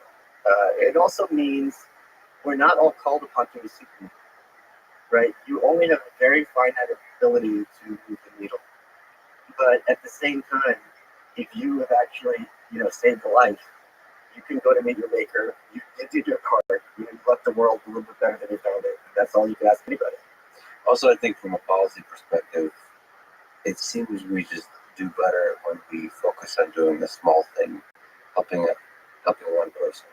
Because it feels like when you start talking about communism and all those kinds of things, when you start to believe you could do good by a lot of people, that's where your mind somehow stops being able to do good by a lot of people. That's when you start to think about utopias, and somehow utopias goes to feeds power into the brain to where it deletes you completely, and then you start, it's okay to crack a few eggs to make an omelet kind of reasoning. You run into trouble. It seems like it's much better, even when you have the power and the money and so on, to achieve scale, to focus on one, and then locally, Because that's also you have the feedback. exactly. Right. So if you have some kind of program in Austin or in Brooklyn or something like that, and you can watch, oh, this is working, then you can port it out to other places. But top-down helping is, at the very least, it's going to be inefficient. And also, I think it's a lot more useful when you're helping people when it's a one-on-one relationship, because then it's less, embarrassing, but certainly less something to receive help. And you also feel it's one thing if you get a check from the government, food stamps. It's something if someone's like, hey, I'm going to buy you groceries until you get back on your feet. You have this kind of motivation, I think, for most people to be like, you know what, this person believed in me. I'm going to make it worth their while that they believed in me. Yeah, I didn't believe in me. Yeah, when I was giving lectures at MIT, there was one I was scared shitless. And then everybody, how students are and all that kind of stuff, they're kind of bored. Yeah. They don't understand that you're human too. Or this is could be just me. I understand you're trying to pass this. I but there's one gentleman in the audience who went to all the lectures, older gentleman who's a faculty at MIT, and he just, without very kind of nonchalant, he said after the lectures, he kind of nodded at me and said, "You did great." And before, like one time, he said, in a non-creepy way, I was come off as creepy. He said, "You look great today." Like he said that, I don't, in the way, so he was like 67 or whatever, like he, in this, I don't know, like it's a wise sage way. Oh, because I was wearing a suit and tie, like I look like, when you dress up like a young kid, you dress up as Yeah. So he was just like, all right, yeah, you're all dressed up, you look great, and you got this. I don't know. That has a lasting impact, like, kind of pat on the back. But I agree with you. Cruelty towards other adults is somehow understandable because it's a world full of conflict. But cruelty towards children doesn't. It doesn't quite. I can't understand it. I can't understand how you could act in a way that directly causes suffering to a child in front of you. Yeah, that is like the. I don't think I've ever talked to you this time to ask you about this. What do you mean? What lessons do you draw about human civilization from Jeffrey Epstein? From just laying out. Everybody thinks about different things. When you talk to Eric Weinstein, he thinks about intelligence and like Jeffrey Epstein is a front for something else. That's what he thinks about. I think about the weakness of grown men in the face of charismatic evil, which is like for me directly to MIT. I didn't know. I actually was. I guess I was at MIT when Jeffrey Epstein was just at the very end. He must have been there. I didn't know any of this, but it really bothers me that nobody was able to see through this man, because he's obviously also obvious is that he's very charismatic. Like, I try to think about human nature from this perspective. Is directly, like we said, how one life. Would I know a Jeffrey Epstein if he was in my life? Would I know evil when I saw evil? Even if it's sitting across from you. I mean, you. So exactly, evil laugh. Thank you. The thing. Well, It's an economical. Well, the thing and I'm sure we talked about it, maybe not, it doesn't really matter. We see things, you and I, Michael, very differently about a lot of things, politically and so on. The reason I like you a lot, the reason I like the people I do in my life is there's a warmth, there's a kindness, there's a humanity underneath it all. I don't really care what you believe. I don't care. Like, I don't care what your Twitter says. You know, it's easy to mistake your Twitter to indicate that there's not a deeply human love for humanity in there, and that's what I'm detecting that. I think I would be able to detect that Jeffrey Epstein I just imagine that he wants to this. Yes. detected. Yes, uh, I imagine. I hope I will be able to not detect that Epstein lacks that completely. Even if he's charismatic and the humor he has, even if he is charismatic in the expression of curiosity for science, which he did. He was curious about uh, not just the boring minutia of science, he was interested about the big questions in science, which I can see that become exciting to scientists. Like, oh wow, here's a person who's thinking big. That's always exciting when somebody goes into a room and thinks about, like, how do we solve intelligence? How do we travel faster than the speed of light? That's exciting to people, especially people with money, because it's like, all right, so we might be able to actually do big things here. But you can see through the bullshit, the deadness in the eyes. I don't know. So I think about that because I feel like I have a responsibility for me as an individual to detect evil. So, do you know who Michael Alec is? Okay, this is going to be a whole long. This is going to be a lots of clips, but this is a whole long story. So there was a scene in New York in the '90s called the Club Kids, and they would go out to different nightclubs at night. They were all dressed in really kind of crazy costumes, and the costumes were all like goofy, like just like an angel, just like a nurse. There's juvenile aspect to it. They're all taking, ketamine and ecstasy to all hours. This is kind of rave culture was coming up in there. And the head of it, and in fact, there's a clip on YouTube. I think it was the Jay Whitney show of the Club Kids and Gigi Allen. Gigi Allen's a kind of punk rock performer, hard rock performer who passed away. And the audience, and Gigi Allen was very aggressive and like a crazy person. My friend once saw him in a concert, and he took a dump on stage, smeared it all over his face, grabbed the girl from the audience, gave her a big kiss, and as she walked by him, she just went like this, like, excuse me, like went to the bathroom. So the audience is screaming at Gigi Allen because he's very visibly over the top, whereas you got a bunch of these kids dressed in these silly costumes, you guys are just having fun. Well, the head of the Club Kids, Michael Alec, ended up killing someone. There was a kid called Angel Menendez who hung around with them. He would always have angel ladies and boots. One time they were at Michael's condo with a drug dealer named Freeze. They got into a fight. So the angel got hit in the head with a hammer. They killed him. One of them with the body. They put it on ice in the bathtub. They had a party. So everyone's going to the bathroom. All the angel's body's there.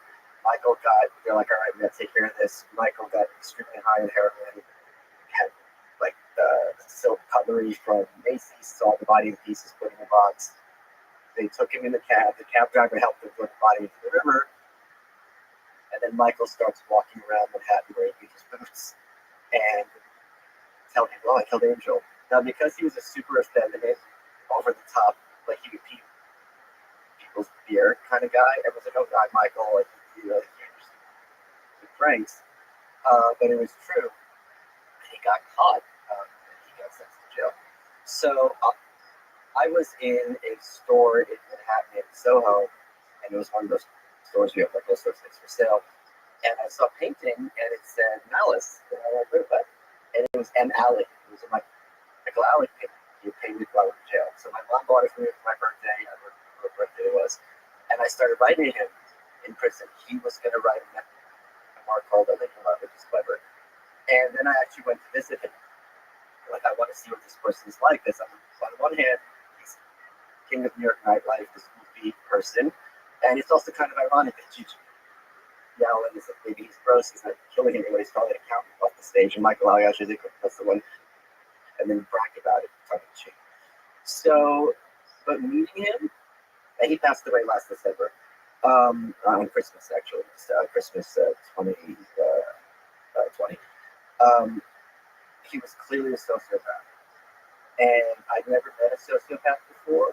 Now, a lot of times we'll read these, like, you think of BuzzFeed quiz, like, are you a sociopath? And it's like, oh, my feelings were hurt when I was mean to someone. It's not a thin line between, like, me and you and him. It's a thick, thick line. Because when you're talking to someone like that, at least in this specific case, he was being very friendly. He wasn't, and it's not like he was going to kill anyone or it's a threat to me. But there's that sense like something's really off here. And he was talking to me about how after he had killed Angel, he would just talk about it because he felt so much guilt. He just wanted to get caught. It's like, no, what he was describing wasn't guilt. He was describing just he didn't like the knife over his head, like waiting to get caught. I'm like, you don't even know what guilt is. So it's kind of like, oh wow. So as for Jeffrey Epstein, but the thing is, Michael Alec was in a very low social position, and the thing is, when someone is powerful, very high status, and they do something, we are as kind of hierarchical animals. We kind of defer to their norms. So if you're at a party with, let's suppose, or either of us, and it's like a Jeffrey Epstein party, and everyone at the party is doing some sort of weird drug we've never heard of, we wouldn't really feel comfortable judging them because, like, their norms kind of become the norm for that space. The lesson for me about Jeffrey Epstein is there's a lot of because I think to me the biggest moment was the Amy Rohrbach situation. Amy Rohrbach was caught on a hot mic saying that they had all the goods on him, they had all the names, and that Buckingham Palace called them. They killed the story because they weren't going to get a Meghan Markle interview out of it. So that the willingness of those in power to do the wrong thing for the flimsiest pretext, which I think was a big important lesson. Also, the fact that no one at ABC had any consequences for this. In fact, the only person who got in trouble for all this was someone who used to work at ABC, went to CBS, and they got fired from CBS because apparently they had access to footage at one point, even though they weren't the ones who had leaked it. So whistleblowers are like the only thing. For example, the case in Eric Gardner, the guy who was selling Lucy cigarettes in New York City, who was arrested. He had a heart attack, whatever it was, on the way to jail. He died. The only person, so the cops had a situation there. The only person who got in trouble because of that was the guy filming it. Like, he went to jail. So I think there's a lesson in terms of we have to look at Julian Assange, right? There's a huge amount of power exercised by elites to make sure that what is done in the cover of darkness remains in the cover of darkness. And also Kevin McCarthy, who is currently the House Minority Leader of the Republicans, he wrote a letter to ABC News, like, you had this guy, maybe you could call in the authorities, but you could have leaked it to somebody. Why hasn't it come forward? Nothing happened as a result of this. We also have to keep in mind that the longest serving Republican Speaker of the House, Dennis Hastert, went to jail for the things related to pedophilia and things like that. So, as Russians, and this is something I think you and I mentioned before, Americans are very naive, often decreasingly so, about the nature of evil. They think an evil person is someone who's like getting kickbacks, or like the Cuomos are colluding, something like that. I would hardly even call that evil. No, this is the sort of things that are so depraved that you would never think about it. And million years in your own home. You don't think in these terms. And I think they get off on doing things that if the average person heard about it, the average person would be shocked. Because that gives them the sense that we're above them. We're different. The rules don't apply to us. So a lot to say here. So what is the norm that you said at a party? It's really interesting for an anarchist to say that. Well, no, No, well, I know that. I get this. So I'm not sorry. That it came off as criticism. I meant it as harsh criticism. No, I think about that a lot. Like, as I found myself in situations where I'm invited to these kinds of parties where people have nice things, and I find it deeply uncomfortable for that reason. I don't want to be an activist that goes in and ruins a party. I think that's not the courageous act. Neither is it courageous when everyone's doing some weird drug that you mentioned to join in, I think. Now, courageous is more just remaining yourself, sticking to your principles, calmly in that room where everybody is doing the drug. And just don't do the drug after. Don't make a scene about it, but also don't do it. And I think that little act of courage over time is going to resist your reaction. That's exactly the thing you said is probably the situation where charisma works. So one charismatic person gets a little crowd going, and the crowd is everybody sort of establishes a norm, like a little crowd. And yes, there could be some dynamics that allow that norm to be established. Like you said, like rich and powerful people might enjoy being rich and powerful and better than everybody else, kind of thing. But like especially for scientists, I thought they should have integrity and courage enough to see through that. Not again as an activist, like so you can tweet about it, how courageous you are, but just literally, see, there's something off here. There's something off here, and I'm not going to participate. I'm going to defend these scientists because something off. First of all, You're always defending academia. It's disgusting. it's my favorite thing. I think that first of all, this is going to sound like a joke, and it's not. I bet you 90% of those MIT scientists are on the spectrum. So everyone they're going to meet is going to be off, right? So I'm sure part of their brain's like, okay, this person's weird. This is just them on the spectrum. Like the light spectrum academia is that it's a joke. Okay, guys. Number two is off. We tend to. There's this poem. I forget who wrote it. It was like in a cave or something, and it was describing like I think it was Goebbels. Hair normal, height normal, weight normal. What do you expect? Horns, right? So when you meet someone you think something's off, there's going to be a bell curve of what that could be, right? It could be that they're twitchy, or maybe they're completely social, and then you have Jeffrey Epstein over here. You're going to need a lot of evidence to be like, oh, I feel something off. Therefore, this guy's the head of an international, sex trafficking ring. So, yeah, you might be like, okay, but at the same time, if their extended relationship is this guy is interested in my work, he's going to fund my work, and I don't have to give anything in return. He's clearly intelligent. He's appreciating it. And being a scientist is the thankless job. I know what it's like as an author. When I was writing to read the North Korea book, my friends were sick of hearing all these North Korea anecdotes because at a certain point, it's like, okay, we get it. Just stay for the book. And, you got to be in that lab. You're looking at the springtails, whatever it is you're looking at. No one knows what a springtail is. I just disagree with that. That'd be interesting to draw the distinction between science and writing, because the scientific process itself is fun as fuck. It's you're solving little puzzles. Sure. So like in itself, it's fun. So like it's rewarding. Like the reason you go into science is you can continue really without a boss, continue having fun and solving puzzles. That's literally so like unless you become cynical and tired of the whole thing. So the people that administration or when you're running a large lab, when you get sick of is the emails and the meetings and all that kind of stuff. The actual act of being in the lab is still fun as fuck if you allow it. Writing, I feel like is there's more priority to publishing. Like, would you enjoy it, Tree Falling in the Forest? Would you still enjoy any of the books you've written if they never got published? Not to the same extent, maybe close. Right.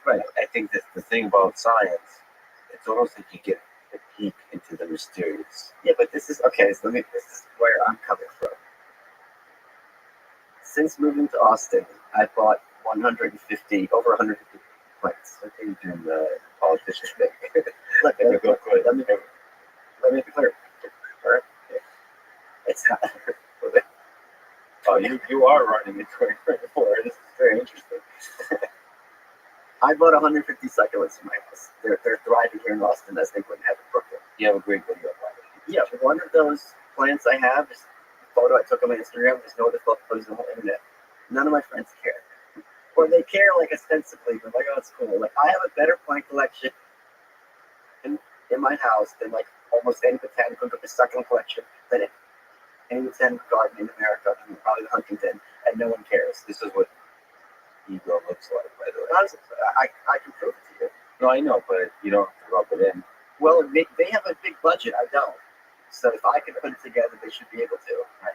So I can only imagine that a scientist who studied, the spiders that look like ants, like at a certain, like, oh, and this species does this with the gender dimorphism.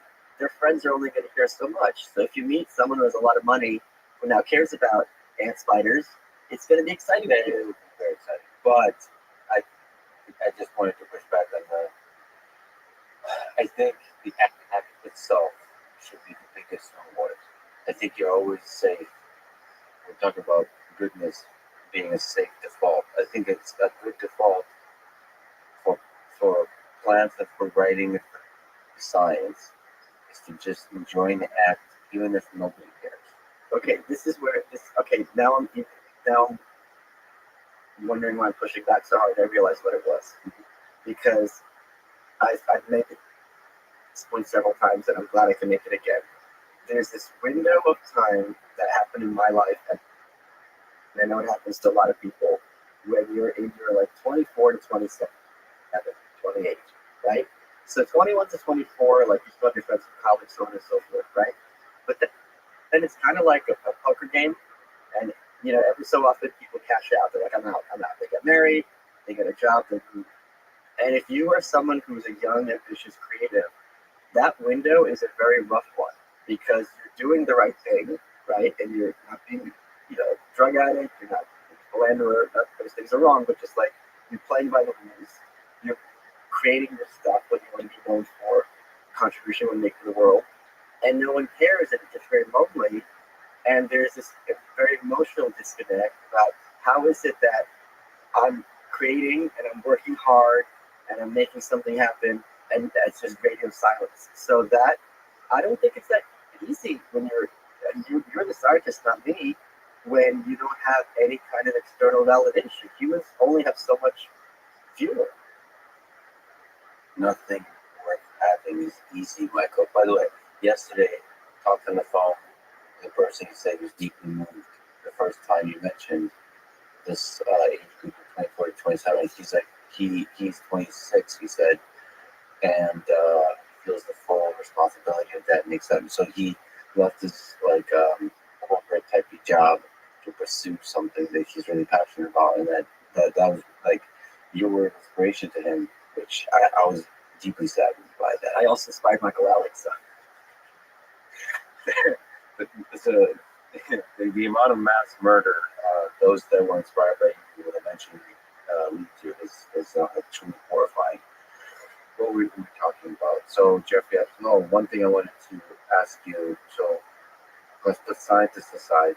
What about world leaders? Bill Clinton, your favorite person.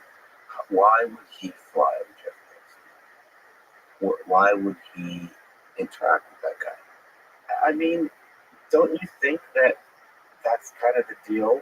That I'm the president and I get big and powerful people flying around their jets, and that's a symbiotic relationship? Yeah, but don't you also have a good BS detector? Like that? Don't you have a good detector for people who just want to be in your presence? Like I already understand that there's people like this out there. Like there's people that kind of want to use me for stuff, and You Tim Dillon. Jimmy Dillon. Um,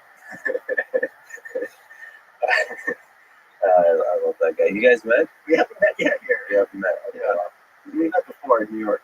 Yeah, that's the second. Yeah, so you should be able to detect that there's those people and there's the people that have kindness in their heart, even if they can benefit from the interaction with you, but they're good human beings.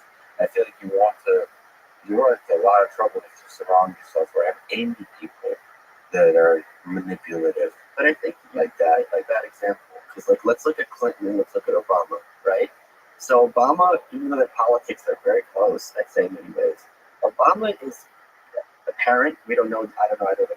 But to me, it seems very apparent that he's very similar behind closed doors as he put the camera. Yeah, he's corrupt. Oh yeah. Yeah. Clinton seems very clearly to be much more of a performer. He's in front of the cameras, he puts on a role, but behind the cameras, he very much has a temper.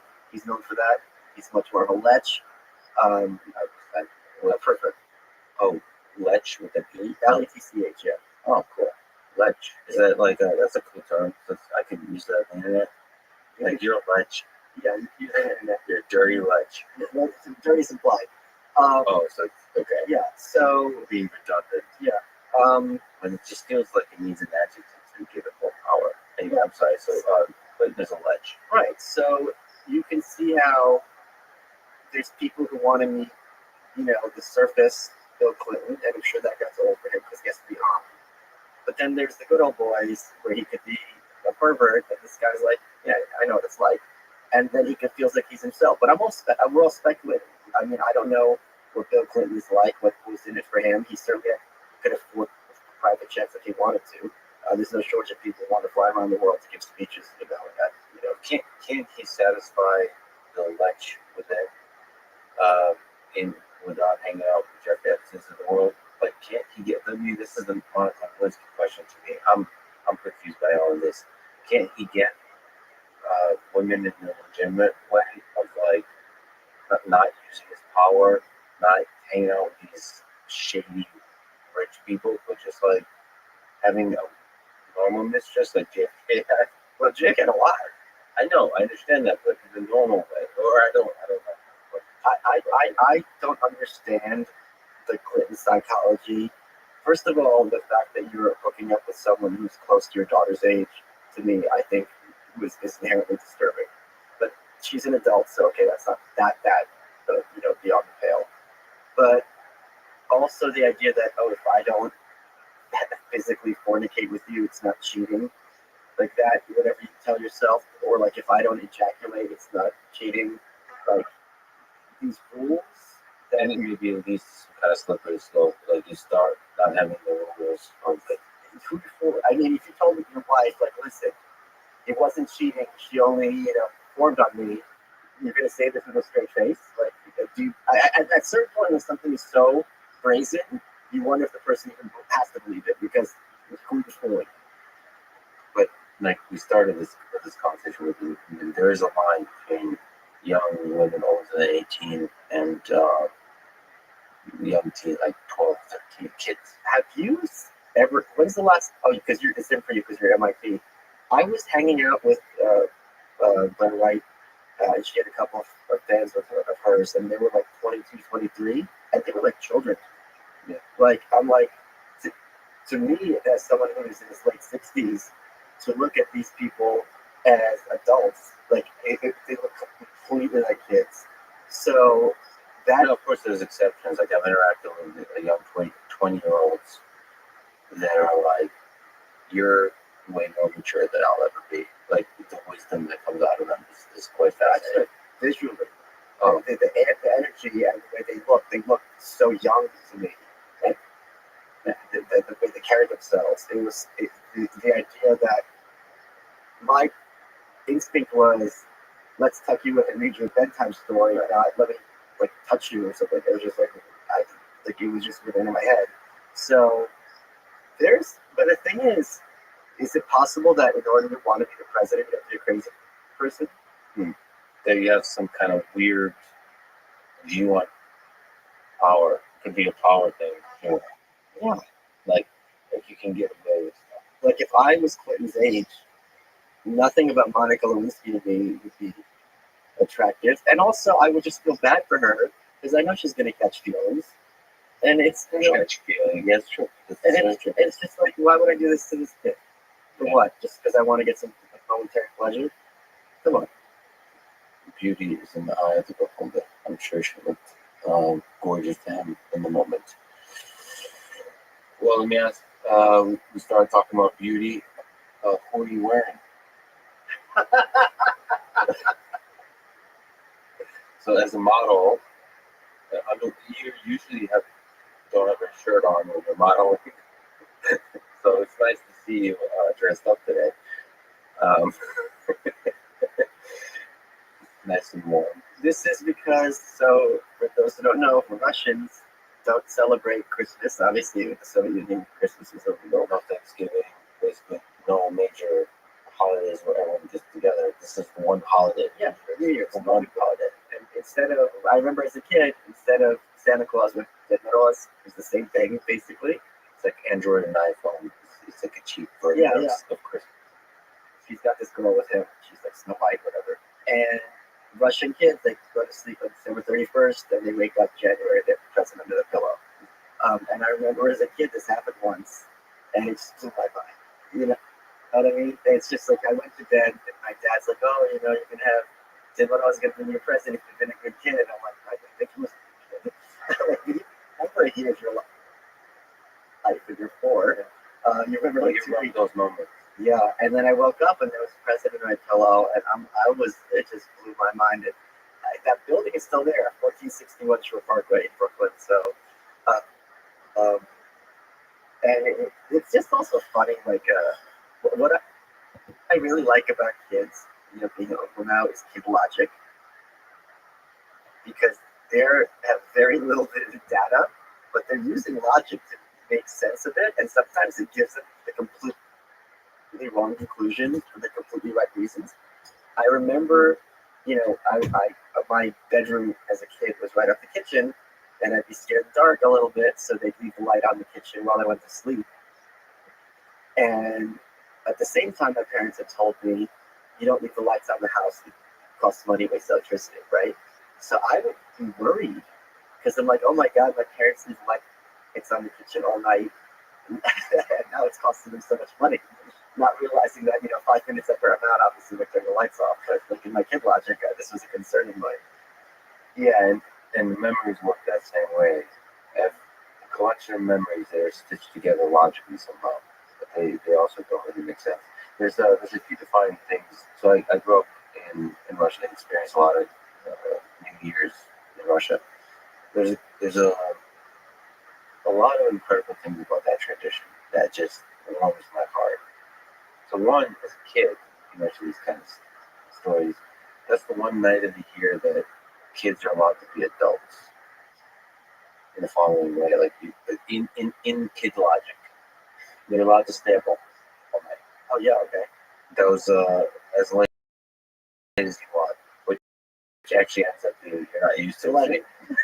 Right. You get to 2, 3, 4 at night. You stay up, and we get to witness. It's almost like Alice in Wonderland goes into this world. Yeah. You get to witness what is the adult world really like. Now, obviously, it's not an actual adult world. Merriment, like laughing, fighting, arguing, but also like in our case, like singing and arguing like philosophical stuff, but also like how would I describe it? This is also probably a little bit Russian culture, but like flirtation in all of its form, meaning like men and women just being like, because they dress up. Yeah. It's like it's joy. It's like you get to show off like dresses, whatever you got. You show it off. This is fun, and then the men too, just like friends laughing, like arguing, just showing off the best they got with delicious food. Obviously, that there's a Thanksgiving element there. Yeah. Where there's just so many, just you bring out all the traditional stuff. I yes, salad, just everything. Just the full thing with the desserts and obviously the vodka, a lot of vodka. And at the time, so this is the Soviet Union, like the biggest stuff, like, this is so sad that these are the things I remember, is like Coca-Cola. Oh yeah. Like American, like that I'll probably kill somebody for Dr. Pepper. It's so fascinating that you take it for granted for the results of capitalist society, the material things that are created. But that was the ultimate happiness, is to experience this new thing, sugar. I don't know. There's like Scarcity. there's like communist Coca-Cola in Czech Republic. So basically, they try to rip off Coke. Yeah, and it's just like, like they just threw whatever they could together, and it was a very poor knockoff, as you can imagine. I forget what it's called, and all the Czech people right now are getting very angry at me because I can't think of it. But they have it now, and the slogan is "Good or Weird." So it's like this. So they kind of reclaimed this kind of hipster soda. Yeah. Oh, that's awesome. It's almost like a parody. Right. Yeah. But I think the thing I really remember is the camaraderie, like the love for each other and neighbors too. Like you and I are neighbors now. We don't see each other that often. I hope that changes, but a lot of it is also me. I'm just a deep introvert. You're also the hardest working person I know. Yeah, so it's time, but like it's not like I'll go in the middle of the night at like 4 a.m. and go to 7-Eleven and just sit there sipping a Slurpee for an hour thinking about life. It's not like I'm always working. Yeah, I don't know. What I mean is like you get to meet your neighbors and you get to experience their highs and their lows, and you get to bitch about life, about government, about corruption, about the unfairness of life together. Well, it's also, I think, what people don't appreciate as Americans is it's very rare in Russia to have a safe space. Yeah. So you know that January 1st, no one's going to snitch on you. You know they're not going to be informants probably, so you can vent. And that's the thing with people in totalitarian countries. You have to have a public-facing persona, and then behind closed doors is very different. It all comes out. I also remember the arguments, and I've been going on Clubhouse recently into Russian rooms, just to practice Russian. And it's so beautiful to watch. I mean, Clubhouse is a very specific collection of Russian people. Maybe it's a little bit political, and they're a little bit older. And it's interesting to watch how much they love to argue. They love to argue. And so, like, it'll be literally, you can think of it as a nonlinear dynamic system, okay, from an engineering perspective. So whenever any positive topic comes up, you can feel the skepticism. Like, wait a minute, this is not good, and they'll start like perturbing it until you're like, they'll find some way to say, like, come on now, that is the dumbest thing I've ever heard, and then it goes back into argument. It's so fun to watch because in one sense you can see it as negative, in another you can see it as free to express yourself because it feels like you could solve a lot of problems by allowing yourself to just be emotional, both emotional and our truth, kinds of things, without patting yourself on the back about it, but also it just so those Russian rooms make you realize how constrained American speech is, how careful people are in the way they express it. Even the Michael Mouse, you're constantly being like nuanced. There, they just say crazy shit. Oh yeah. And then they correct themselves and make fun of themselves, and they completely shift opinions a minute later, and it's chaos. Yeah. And it's beautiful. So I love that culture. It's funny given the current regime in Russia, like how that's coupled with how people are talking, and I don't know. And I have those memories of childhood of friends that I had, of just having that true freedom of talking, and somehow that leads to deep bonds together. When you're poor, when life has a lot of elements that are unfair. When the government is corrupt, it's just, especially in the Soviet Union, there's uncertainty about the future. All of it, you just get closer together, like penguins huddling together in cold. Like that, much of the penguin. Yeah, I don't know. The friends I've gotten there, like, I get emotional at the time. I kind of think about those friends because it was so close. That friendship was so fucking. But I just really hate the Russian cynicism. Well, I know you do, and I actually disagree with you about it. You see it as cynicism. I see it as waves on top of the water, like surface cynicism, and the depths. That's the beauty of the Russian soul. So we, like, yes, that cynicism can negatively affect a lot of people. Like I think you've talked about, like, as a parent, like being cynical about the world. Yeah. And you have dire negative consequences on your children. They become cynical. They don't ever take big risks to take on bold things. And I have those arguments because the cynicism is exhausting, it's destructive, it's Yes. anti-creative. But in their perspective, this is what the Russian folks would say. Well, yes, that's our role. Like, being cynical is being reasonable about the world. But it's not. It's completely unreasonable. It's a complete lie. No, I know, but their argument is yes, but we're giving you this force, and it's your job to resist together. That's it. So it's a test. I love the idea that if you're going to be creative and innovative, you don't have enough up against you. Yeah, exactly. This is exactly. Oh, I don't, it's not hard enough already that I want to be an author. Now you got to be like, well, let me just put some fire ants on top of it. So I just want to separate. I agree with you that cynicism is bad and destructive. But the idea that life and thinking as the first principle, I think there's a lot of people who do this go through that. So there's the cynicism, and then there's horrible Message. Life is suffering. no, not well, yeah. I mean, Camus. Camus doesn't think that. Now we're going into definitions of suffering then, because absurd. What see, Life is absurd and life is suffering are not even close to the same concept. but then you just define it in terms of them. So Well, that's because they're different terms. so is love and beauty, but so let's define. Okay, You're selling it your baby's in the crib, like with a fever, and you're like, oh, that's absurd. No, it's the kid's suffering. It's not the same. so yes, starvation. See, you've been the white coat researching a lot of actual specifically defined suffering. Sure, So- but also a lot of wonderful things. Right. Yeah.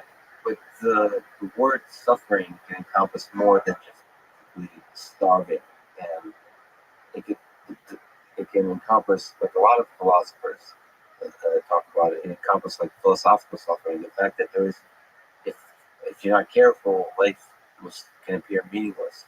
You can fall into a nihilistic view. Like it's difficult to have the responsibility of freedom to act in this world because you can fuck up in so many different ways, and then life is seemingly unfair in the sense that good things happen for no apparent reason, and terrible things happen for no apparent. Like, what, it's the old religious question of why does evil happen in the world, or why do terrible things happen in the world? There's this book called 6-Word Memoirs, right, where all these different personalities are awesome. Were you in it? No. I'm in it with, so you had to basically write your autobiography in 6 words. And mine was, good things happen to bad people. See, there you go. There's humor. Yeah, that's the way to do it. Sunday. But I don't think life is if life was suffering, we wouldn't be able to have happiness. No, out of suffering, happiness is born. So, like, it's the ups and downs of life.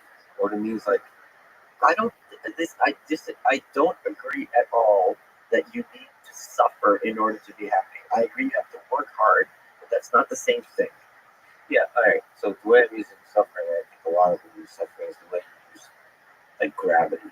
So in order for the roller coaster to work, you need gravity.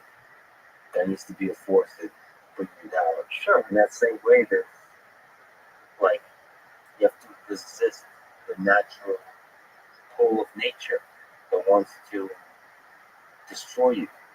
No, nature wants you to. Nature's indifferent. But we have the capacity because we're blessed with minds and we're blessed with friends. Yeah, to transcend Yes. nature. Yeah, no, I know, but I think it's a word that captures something about life that there's no reason to it, that is absurd. I think, to me, oftentimes the way I think about the word suffering is synonymous with absurdity. This is not suffering. But this is absurd. I just noticed there's a box with the big bow on it next to you. What's in the box, Michael? It's your present. So it's your present for New Year's. Can I open it? Yeah, sure. What's in the box? It's gonna take. And you brought up suffering. This is going to be very unpleasant. Here you go. I packed it myself. Yeah, there's a whole process in there. So there's 3 presents in there. But I'll read the part first. Okay.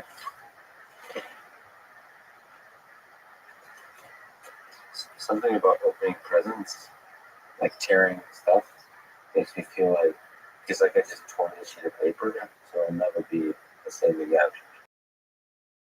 It's entropy. Essentially, times powerful voice. You've got a powerful voice. To Lex, thank you. Maybe I should read the other card first. You've got a powerful voice. Listening to what you have to say always puts me in a hopeful place. Like this is building up to something. You show me how change can happen when you face the world, pride, confidence, and a voice that can't be silenced. Keep speaking up. The world is listening. Yeah. There's no cynicism in this card. No, this is New Year's. This is all about Hold on, Joy. oh, To Lex, I'm seeing the binary. To Lex, thank you for setting the path for me to move to Austin. 01 001 001 011 011 00011 Michael Mouse. Yeah. Brings tears to my eyes. Thank you, brother. my pleasure. I'll get to the present. It's a PC box. This is very promising. It better not be sex toys. There's nothing inappropriate at all. Why would it? Why would sex toys be inappropriate? Because That's sex positive. it's your virgin. You gotta bring a knife to a party. How clever is it to put it in a PC box? Well, I had it. I just got a new PC. Okay. And there's also a can. Yeah. Open the can first. You can't. Wrap this yourself?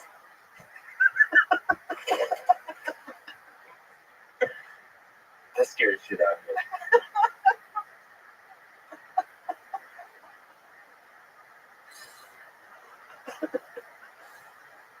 We get back to the can. It actually stayed in there. That's magic. You just gotta cut the string. No.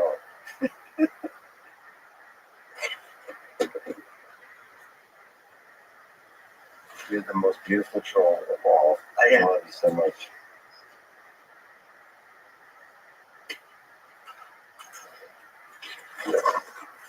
This is awesome.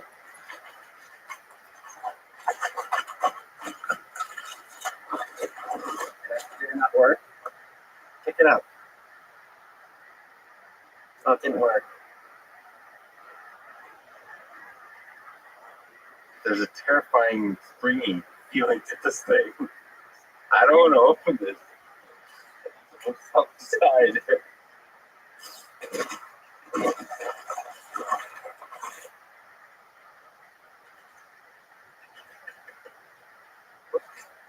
I hate you so much. What?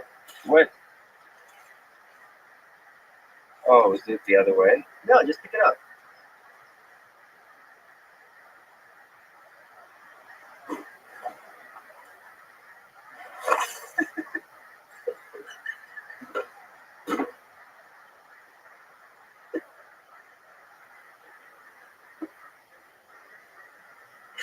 Can't believe I open.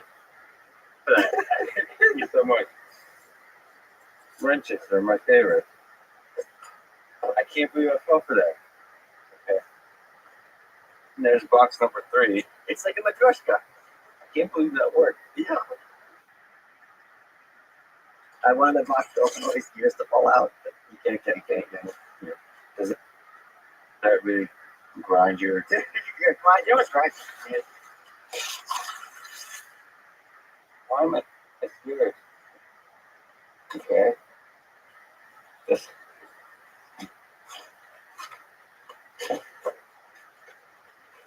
There's another box.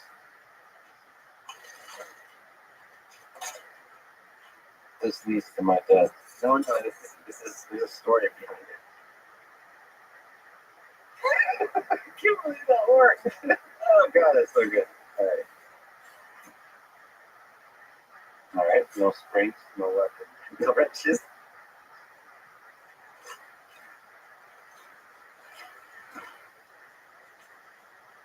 Okay, so let me tell you the story behind that toy. Tonka robots that turn into vehicles. So when I was a kid, you had Transformers, but for us poor people, you had GoBots, right? So the GoBots, there were 4 main characters for the good guys. It was Leader 1, Smallfoot, Turbo, and Scooter. And what was annoying is when you had the action figures, you couldn't find the ones that were on the TV show. And I was a big GoBots fan as a kid. And I went once to the Toys R Us in Caesars Bay in Brooklyn with my grandfather. My grandfather was always very lucky. Like, just good things happen to him every so often. And I went there, I remember very vividly, they must have just unpacked, just loaded the shelves. And how they had the shelving thing, it would be like a grid. You know, you have like, it was like, what's it, your five rows, and it's 5 by 5. And I remember it was like 2 up, and then you have to sit by the side and kind of sort through them. And with the GoBots, each package had a picture of different figures. So the packaging was a uniform. And they just had Scooter there. She was just sitting there. And I was like, holy crap. So that feeling when you're a kid and you find that just sitting on the shelf is right there. It was such this. Wait, is that Scooter? No, I have it though, but that one is for you. I thought if you want to put it next to your other robots, Yeah. open it up. I can open it up? Yeah, it's for you. And that way, it's that symbol of joy when you're a kid, when you find something you really want. I think it just is really like, when people look at it, they'll be like, don't be hopeless. I'll open this carefully later. No, do it. Just Yeah, I should do. Yeah. There's no way to open it carefully. Kids don't open stuff carefully. You rip that crap open. But then you break it and you cry. That's what happened out here, kids. I never did that. Okay. Me neither. I never cried. I never got presents either. That is so cool. It's good. You symbolize childlikeness. Right?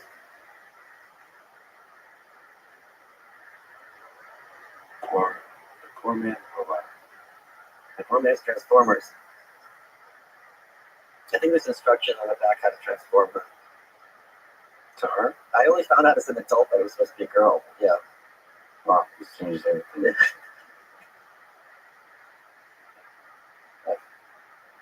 No, give it here. Let me show you. It looks better when she's transformed.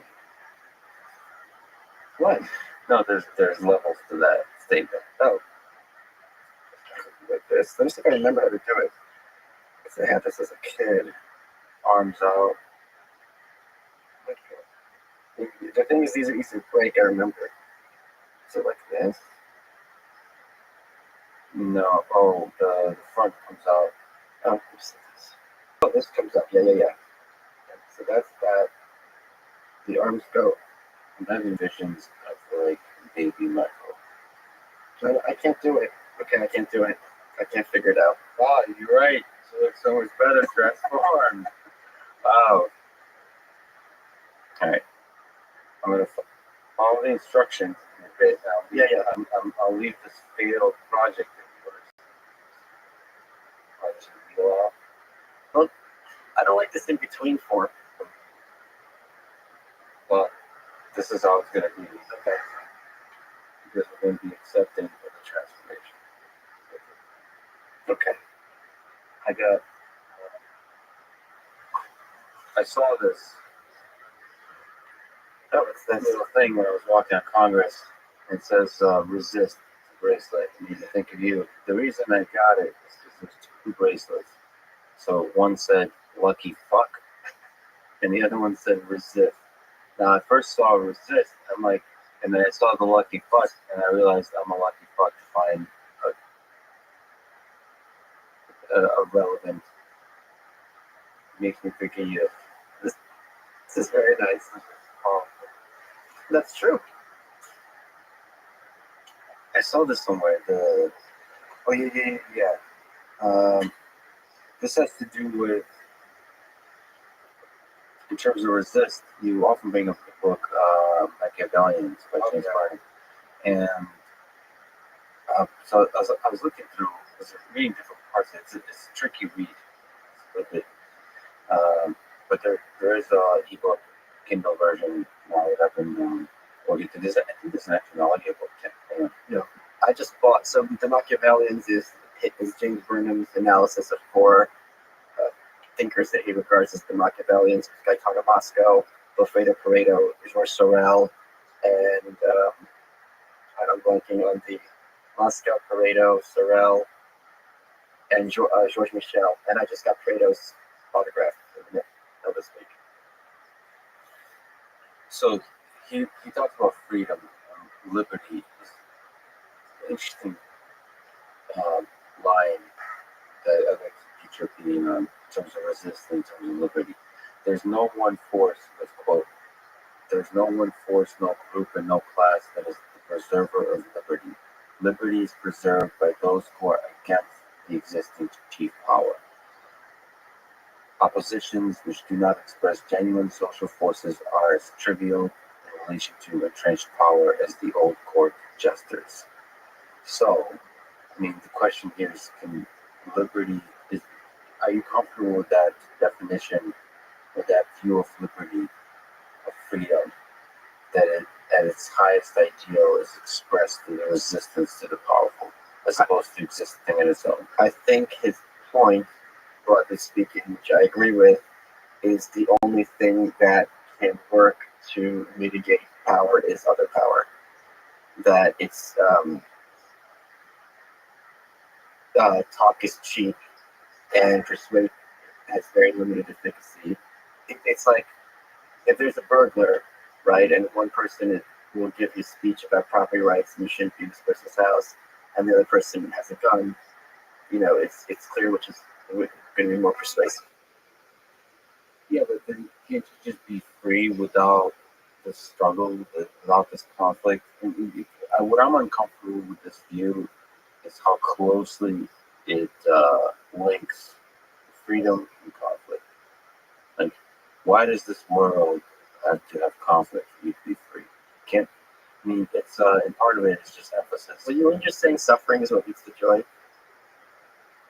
See, and now you're in agreement. Thank you. I just did that just so you can come around and agree. I win. Next topic. Wow, I'm playing 3D chess here. Okay. This is New Year's. This is now December 31st. I think that's how it works, but in 1973. We're recording this before you were born. Oh no, years after you were born. 60, the early 60s or sure. Okay. What 5 things, let's say, or moments in 2021 are you grateful for people? Just, I don't know, things, moments, beautiful experiences, profound essences of the year. Like looking back, what are the cool things that you just Personally or socially? do you exist like in a platonic way socially? I mean, in your personal life, Yeah. anything. You're both. You're now Michael Mallon.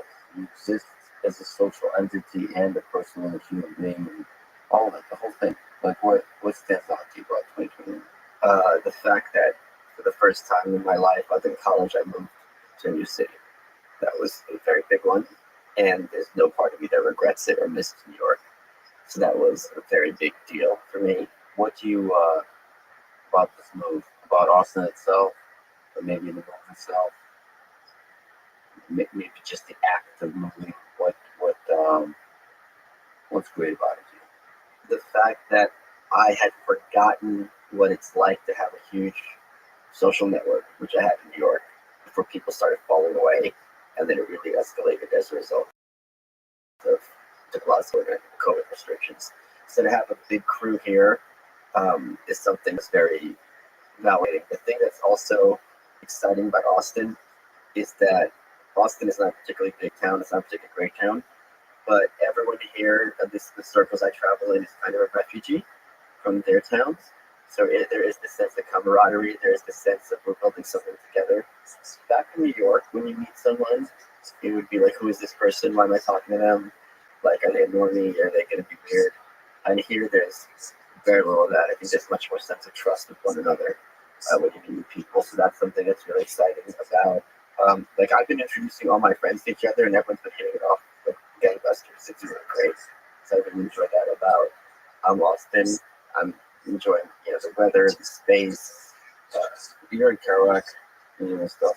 I have on the road. I read a biography of him. I don't know if it was on. I think it was on the road where he talks about that feeling when you go into some place, you're leaving a place, and you go somewhere else, and the place you're leaving disappears behind you. Yeah. And all the people, and you just think about that life, and it's forever gone. And there's something of that where you get to realize your almost mortality because, okay, that's a chapter. And there's not many more. It's a beautiful chapter, but now on to the next chapter. Is there a melancholy feeling there? No, it's the opposite. I feel like I've been giving a new sunlight because I didn't realize to what extent there was this subtext of helplessness in New York. And also people who in New York you appreciate consciously, but you can't escape it emotionally, how much the winters get to you psychologically. It's tough. It gets dark so early, it gets cold, you can't walk around. Like, that's the thing that's fun about, or was fun about New York, is that, when the weather's warm, you can walk for an hour and just enjoy the sunshine, and there's a lot to see and do. But in the winter, you don't have any of that. It's brutal. And here, it's just, so that is something. There's no melancholy at all. Well, that's because can we say something beautiful about New York? Not the way it is now, the way it's. I could go on for days about how great New York was. What did you learn about human civilization and just life that was beautiful from New York? I learned that there's a lot of really unique, special people out there who are doing their little part to move the envelope and make the world a better place. And when you have a city where they're all there together at the same time, that really moves the world. And I'm thinking of Paris in the 20s, and Harlem in the 20s, and New York in the 70s, and LA in the late 60s, San Francisco especially in the late 60s, things like this. They really punch above Detroit, certainly. I'd say they punch above their weight, and just really kind of Philadelphia in 1700s, things really start happening, and that ripples throughout the world. You think Austin has a chance to be a Paris in some way? Yes, because again, it wasn't all of Paris. It was the West Bank of Paris, and Frankenstein and Hemingway and all them in a little area. So, you read these history books, these scenes, it's like 50 people, like, in a 10-block radius. These aren't these huge, like, Davos conventions. Okay, so the big move. Yeah. What else? What else stands out to you? Again, both personally and socially, like zooming in and zooming out. I did a book with a UFC fighter, and I was making the point that he was a 9-time world champion, that I would never be as good at my job as he was at his. Yeah. And then when I dropped Anarchist Handbook in May, and it was a top nonfiction book on Amazon for like most of the day, I was like, oh, I'm the top nonfiction writer in America just for today. I was like, oh crap, okay, so I guess I was wrong. That was a major deal. I was still shocked and delighted. By the way, congratulations truly happy for you. It's I'm so proud. but it's also I'm proud because these are people who had points of view and they didn't have it easy and they fought for what they believed in. And insofar as I get to rescue them to some extent from the dustbin of history and say these people really mattered and they really are worth hearing, I love. I love stuff like that. I was talking to a friend of mine, Topher, like a year ago, and because we're in a weird position with the kind of jobs we have. So, like, I'd be talking in my live streams with people like Candy Darling or Wallace Durbin, and like these are not household names at all. And then I'd be like proud of myself that I'm the one who brings them to some sort of more prominence. And then you want to tell yourself, well, get over yourself who you think you are. But it's like, but no one else is talking about these people, or very few. So to be able to kind of give them some kind of stature and platform that they deserve, I think is I love being able to do that. So you have a strong voice yourself, and to sort of join them. It's like John Lennon joining with the Beatles. It's like a chorus of very different views on anarchism. It's celebrating individuals, it's celebrating the idea, and you are, I think, will be remembered as a powerful philosophy yourself, but maybe almost taking just the humility of being in a room with powerful minds together in one book. It's cool. Yeah, and that these people mattered and they had a unique perspective. And as I said in the introduction to the book, I remember I was in college and we were studying bioethics, and there was like a graph in the book, and one short part says antinomianism, which is the view that one side said legalism, right? The two extremes. Legalism is what is illegal is defined by the government, or what's moral is defined by the government. And one said antinomianism, which is nothing stands above moral law. And then it was like, well, since no one believes in this, the answer is something to the other side. It's like, well, why is it uncharged? No one believes? If it has a name, someone believes in it. So, anarchism is a word that's bandied about in a dismissive way. And it's like, you don't have to like me or agree with what I'm saying, but you can't pretend that they weren't. Tolstoy, you can tell me Tolstoy doesn't know what he's talking about completely. He's in there. He was an anarchist. So it was a big accomplishment. It's really cool to get a chance to do the audiobook. For you did an incredible thing. You got a bunch of really cool people to read. A lot of interesting, varied people. Yeah. So what I did for the audiobook, which I don't like the idea that hard work is inherently good, because sometimes being lazy is actually the right choice. Yeah. So I'm like, wait a minute, why am I reading all 23 chapters when it's 23 different authors? Doesn't it make sense? So I hit my Rolodex and I had different people read different chapters to make it sound literally like you have the different voices in the book. Thank you very much. You did because I was going to read my chapter. Wait a minute, like all the other authors read by somebody else. Let's have Mike read mine. The one chapter I am most moved by is I did Lauren Chen. She's a podcaster as well. She's expecting now, so we wish nothing but the best for Lauren and Babby. There's a chapter there by this guy named Charles Robert Plunkett called Dynamite, and he's advocating for making bombs and killing people, killing the forces of capitalism. And Emma Goldman, who was publishing her essay while she was in lecture touring, she was just like, "Why is this in here? This is just really going to make us look bad," so on and so forth. And when you're dealing with any kind of, H.L. Mencken has that quote about every rational man must at times be tempted to spit on his hands, hoist the black flag, and begin slitting throats. So I wanted to sound like the seductive aspect of violence. Like, that's the problem when you're dealing with terrorism, when you're dealing with political violence. To be able to understand how people can fall for this, how people can be persuaded to think, this is a good idea, that I'm going to make some dynamite and throw it into this crowd and kill, police officers and innocent people possibly in service of you have to. It's easy to say, oh, they're all crazy, but they're not. Even not most people who are crazy don't do these things. So to have a woman read that chapter, and I told her kind of read it like a phone sex operator, because I wanted to have that siren song of like, so you can understand why this calls out to people who are in the rope, the people who are like marginalized. And she did such a superb job with that chapter. That's such a beautiful vision. Yeah, this violence, violence is part of human history to a degree that it must be seductive. It must be, there must be a strong pull. Like, it's not insane people. There's something probably deep within our nature that craves violence.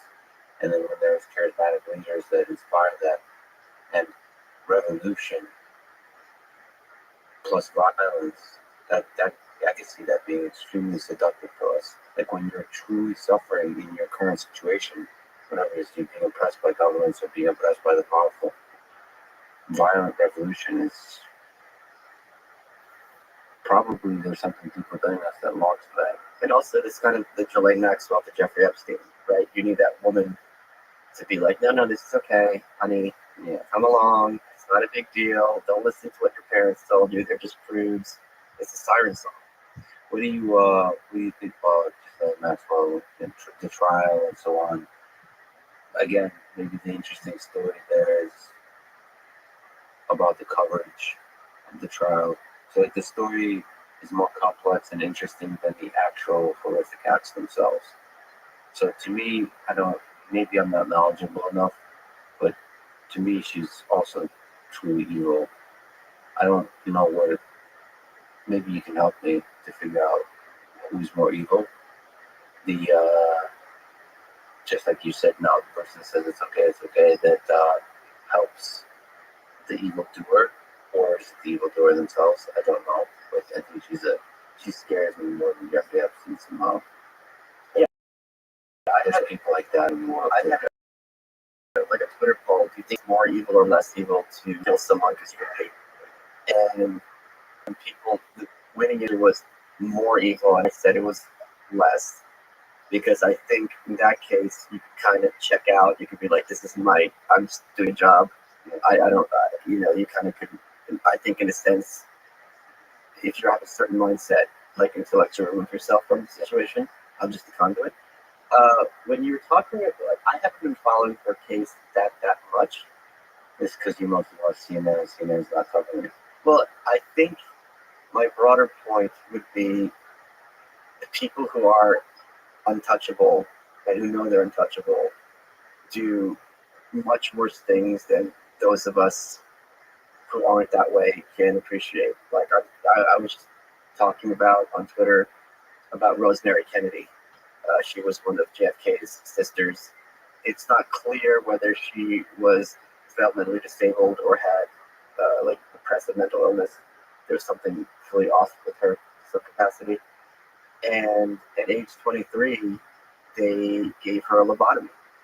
And the thing with the lobotomy is you have to be conscious. You don't know what you're under. So you have to be counting backwards while their scalpel's in your brain. And they stopped. But they stopped. They did too far. She became mentally like a 2-year-old. Never had bladder control for the rest of her life. Couldn't really talk or walk.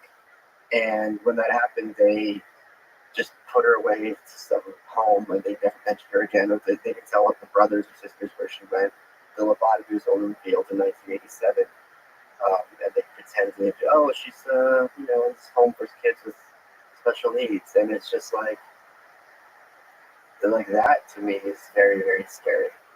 That someone could do this to that people I saw people respond like, that was cutting edge technology at the time, how hot. But I'm like, I don't think that was really done that frequently, or be hearing more about it. All these project lobotomies. And my understanding is lobotomies are very hard to they would want to do sounds like a mass murder, or like maybe someone's really bad, like if the person's left an invalid, like who cares kind of situation. But you're dealing with something like this, like she's not killing people, she's not assaulting people.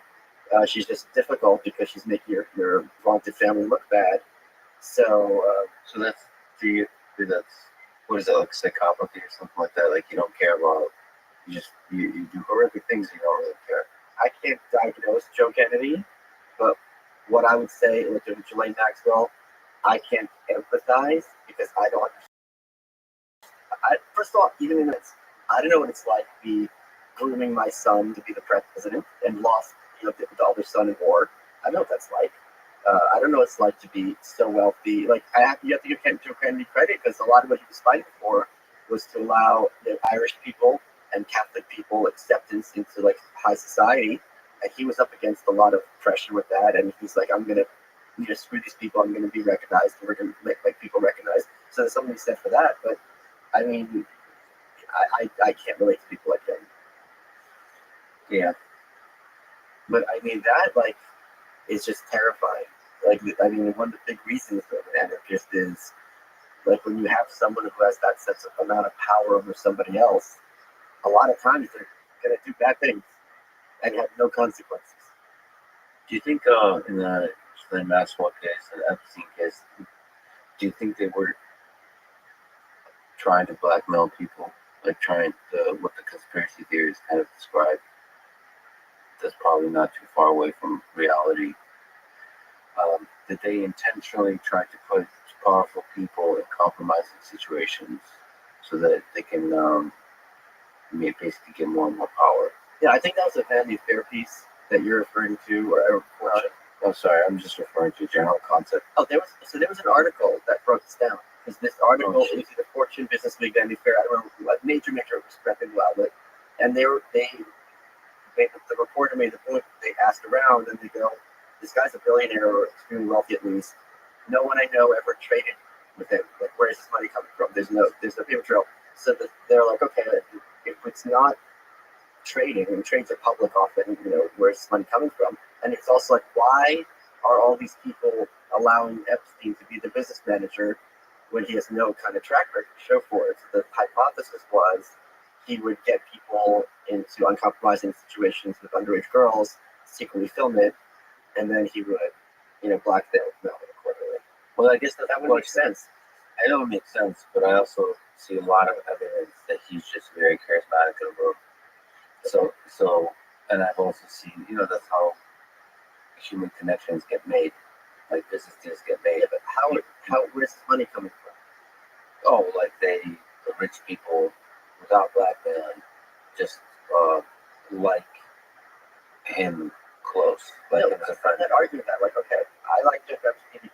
Make sure you pull that quote. Yes. I'm a business person. I like Jeff Michael Epstein. Ballas. I love Jeff. Love. I'm in love with. I'm gonna hand over him to be my money manager to have 20% of my stake. Fine. Where is he making the money for that 20%? That's the thing that there's no paper trail of him trading or anything. So I can understand. I see. Yeah. Interesting. What were your 2020 favorite moments? 2021. Yeah, 2021. Yeah. Clearly, it's just like Maxwell a trial. It just really stands out to me. It's very moving. Just what I'm bringing up. No, moving here. So moving here, but for me, I think we actually didn't cover that with you. And I'd love to get your comment. Because you said this is the first time in your life. So it's not just about the place you go to. It's the actual act of moving is also a leap. Oh, so yeah. The decision was that I'm going to give away my salary at MIT, so stop taking salary, give away the group, so students, more research, the grant funding, still keep an MIT affiliation just because our friends and colleagues there are still doing research, but giving away really primarily is the source of money, so no salary, and let it go to zero, let my bank account go to zero, and take a leap in San Francisco or elsewhere. And as COVID broke out, and a lot of people started talking to me about San Francisco, about the cynicism there, and I'll go there, and there was a kind of, so it's not all the woke stuff and all that kind of thing, which is also a problem. It's less about dreaming about a big future, about building a big future, and more about some kind of identity politic battles that they're just, you could say some aspect in the positive light is important, but in a place like Silicon Valley, to be the most important thing is to do big things, and for that to be most of the conversation. And so that cynicism was there. And then I went to look at Austin, and Austin was the opposite. Yeah, it's the opposite. And you have people like, because I thought that Elon was the optimistic about making this the capital of artificial intelligence, technology, and so on. And Mr. Joe Rogan now just optimism about making this the cultural capital of specifically comedy, because like it just radiates just the excitement. And I've seen not many people that nature in my life, and I see that in their eyes, that engine, that fire of wanting to create something special about the place. First of all, those people rarely fail. That's first of all. And second of all, that's Contagious. It's contagious. yeah, It's very so, contagious. and so all that combined for me, 2021 was just the actual leap of taking the leap, saying, all right, well, I'm actually going to do this. So not just giving away the salary, not giving away all that, but the whole thing. That's it. You just move to a place, there's an empty building, and you're moving into it, um, and this is a new life. And that leap, I don't know, it's a scary leap to take, because I've taken that leap many times in my life, and this is where parents and all those kinds of cynicism is really destructive, because you know from a cynical perspective, I worked at Google, so why leave Google? It's a very high paying salary at Google. Then at MIT, why leave MIT? Like, it's MIT. This is you've always dreamed about. Like, why did you get a PhD? Yeah, you've loved MIT. Like, why leave MIT? I mean, this is the same process I've gone through with a lot of things in life. Like, you've been saying every single stage, and you need that. You need friends, you need support groups, and all those kinds of things that are extremely important. But in the end, it's about taking a leap. And for me, 2021 was this leap. And to me, that one of the most beautiful things you can do in life is to take those leaps. And that's something that I think is no longer a thing in New York. There's no sense of hope. You don't go to New York now. There's been such an assault, and intentionally or otherwise, maybe it's inevitable, maybe have a choice. But there's been such an assault on creativity and small business in New York that no one, or very few people who are in New York right now think things are going to get great soon. Once here, I feel it's every day is something exciting. And that's part of the culture and how the conversation goes. It's just in vogue to be cynical in New York and San Francisco. I hope it changes. What I love about New York, and what I love about Boston also, is the characters.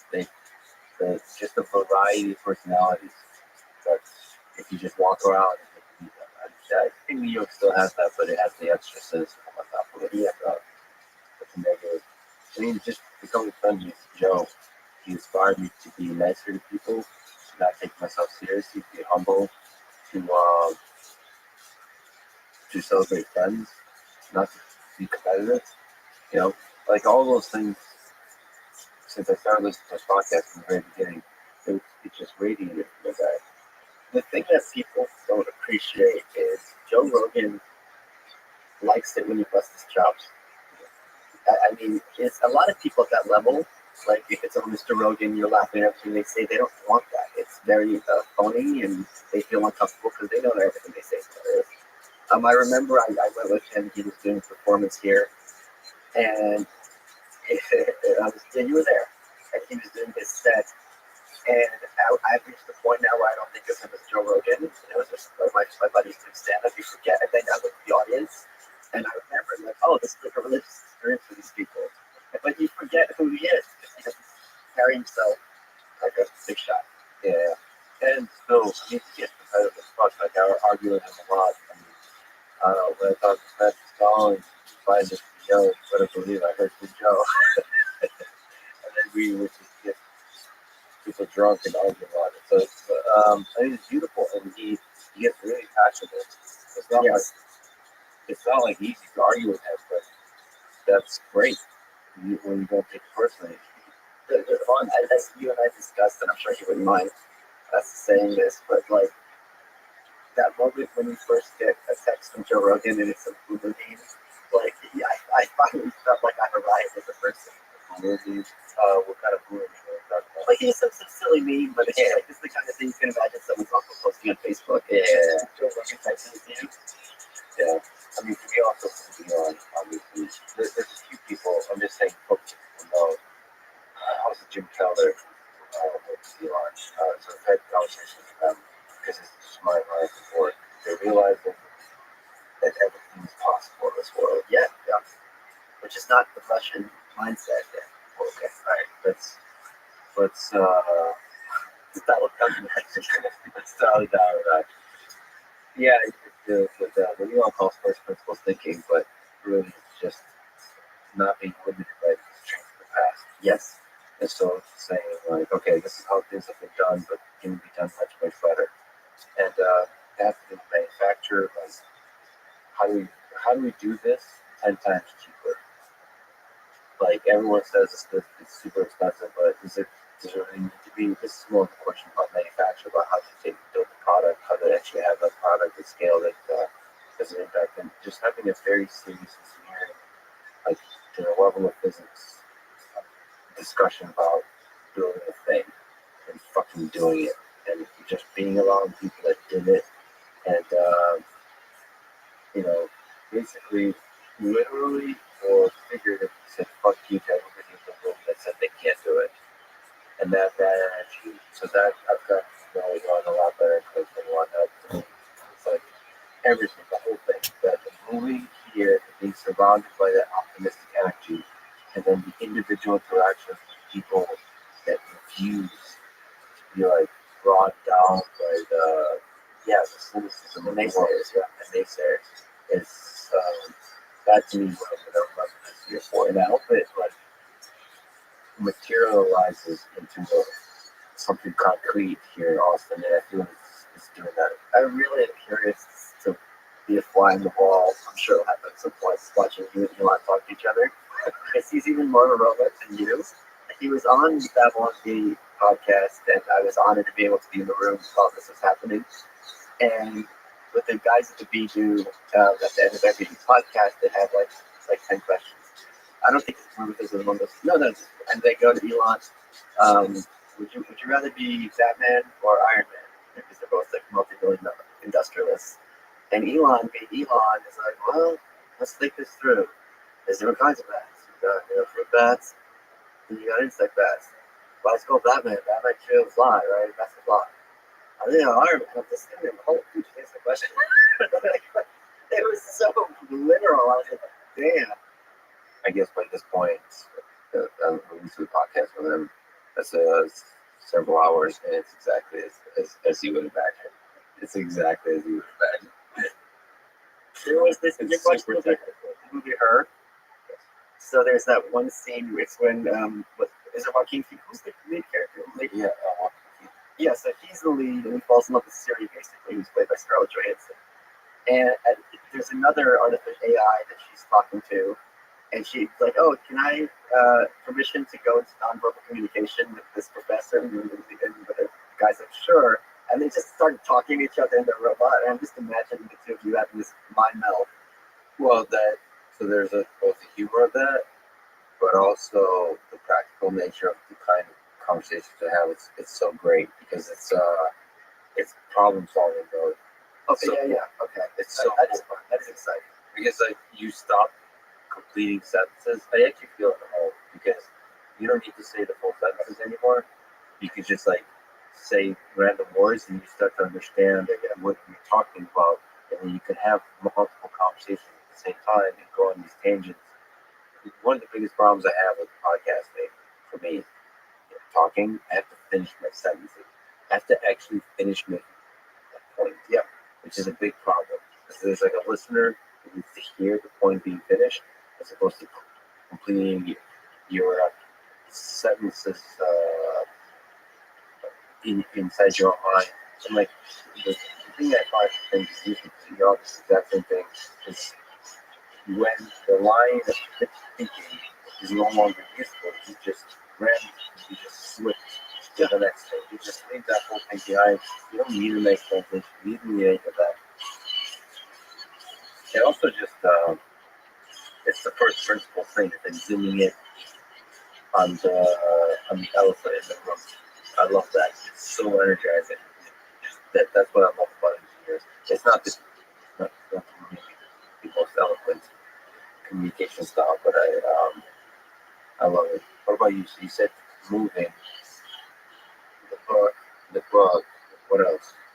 Um, And you've been really excited about that's this handbook, but you've also been nonstop excited about Whiteville. That was most of this year. You had actually significant progress. Yeah, I'm on page 40 of the second draft, and it's really kind of funny because when you're doing your, I think, 10th book, last draft already, the first draft is actually pretty good. Like, I'm going back and like, all right, this is going to be a whole slot. I'm like, oh, I just have to cut the paste this and basically tweak a few words. So, I did a good job with the first draft. It's also funny when you're writing how, and I guess this is the mark of a good professional writer. My personal feelings don't match how the characters in the book come off. Like, I have a lot of fondness for people like Emma Goldman and Alexander Berkman. They're early on in the book, but they're not good people.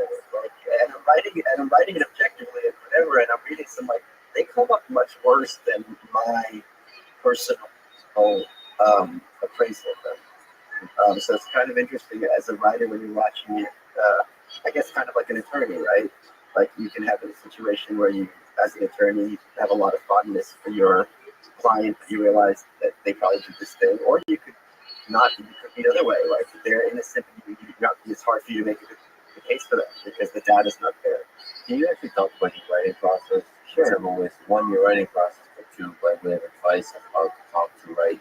You've talked about in the past, like your first draft is these kind of disparate, almost chaotic, and in the same way, maybe I was saying in the engineering discussion, you don't complete the sentences. Yes. So the first, like, real good writing advice I remember getting was this book by Peggy Noonan called "What I Saw at the Revolution," and she was Ronald Reagan's speechwriter.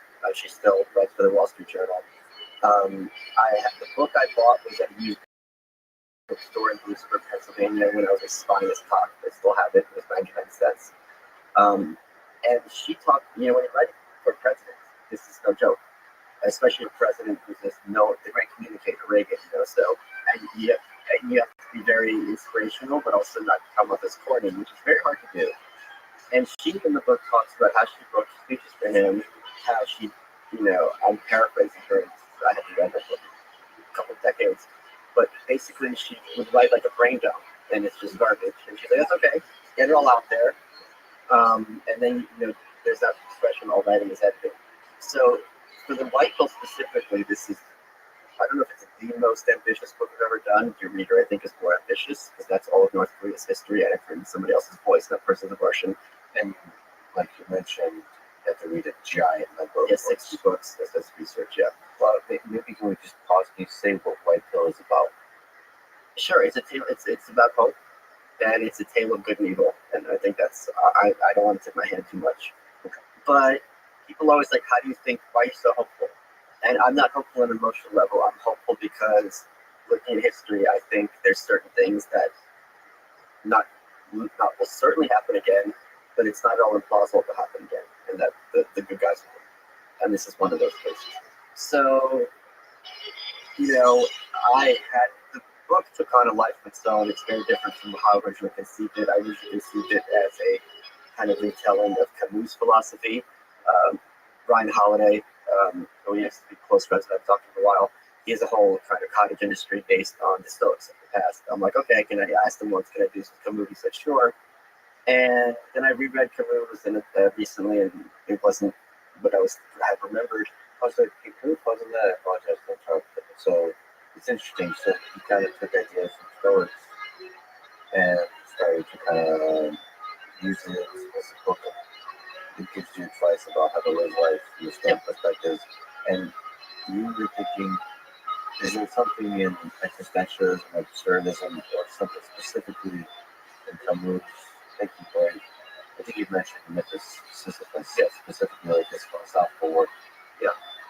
So you were trying to see, like, can I resurrect this? That's actually, I would think that's an interesting project. But it's sad to hear that it was didn't materialize in exactly that point. Because I thought there would have been a lot. So I had done the story on my show, and you also if you go back and look at the movie, it's not that much there. The myth of Sisyphus is not at all how I remember it. The vast bulk of that book is like literary based. So he's talking about Dostoevsky, those different works, bodies, absurd. And I'm like, this isn't. There's not much to take from here. This actual title essay is basically like 6-chapter essay at the back of the book. Which, but it's good for what it is, but there's not that much there. I'm extremely. He's a great hero of mine. And his life is just enormous, admirable. He fought very hard against the Nazi occupation. His book, The Plague, which I find unreadable, is an allegory about Germany conquering France, so on and so forth. Why is The Plague unreadable? It's the kind of book where reading the book doesn't add anything to the plot. The plot is a plague comes, sweeps over the town, destroys a lot of life, and vanishes quickly as a cave. You don't need to read the book, like you get the point. I disagree. Have you? Oh, okay. Yes, of course I've read The Plague. To me, The Plague is about the doctor. It's about love. It's about the different roles that humans take in time of tragedy, like the plague. Also, it's an allegory. You can start to think about like what you could, whether it's Nazi Germany, whatever you think that is. Yeah. To me, that was about love, and about like the role, like the highest idea of being a doctor, sacrificing himself for others, and like still there's love and hope. I mean, to me, that the way that story is told, I think, has a lot of meaning. It's like, to me, you saying that's interesting. You say it this way. To me, it's like saying Animal Farm doesn't need to be read because it's an obvious story.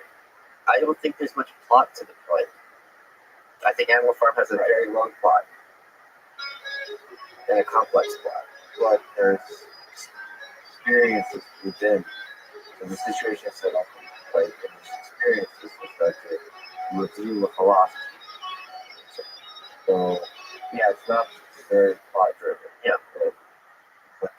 So I would say you still should read it, but the plot doesn't, like, you didn't give away anything further. right? But that's, because some books are just, I mean, I am similar to that in the sense, like, the plot is not as important as the behavior of the different people in that plot. I think she's very plot heavy. She has plot, but I think that's not necessarily the important thing. Maybe the behavior of the people is the important thing. Sure, but You could like separate it into a bunch of blog posts, and they stand on their own. I would have to think about that with that man. She does through the plot create a world you just have to understand, right? Different values that people have. But yeah, but that's what the plot serves.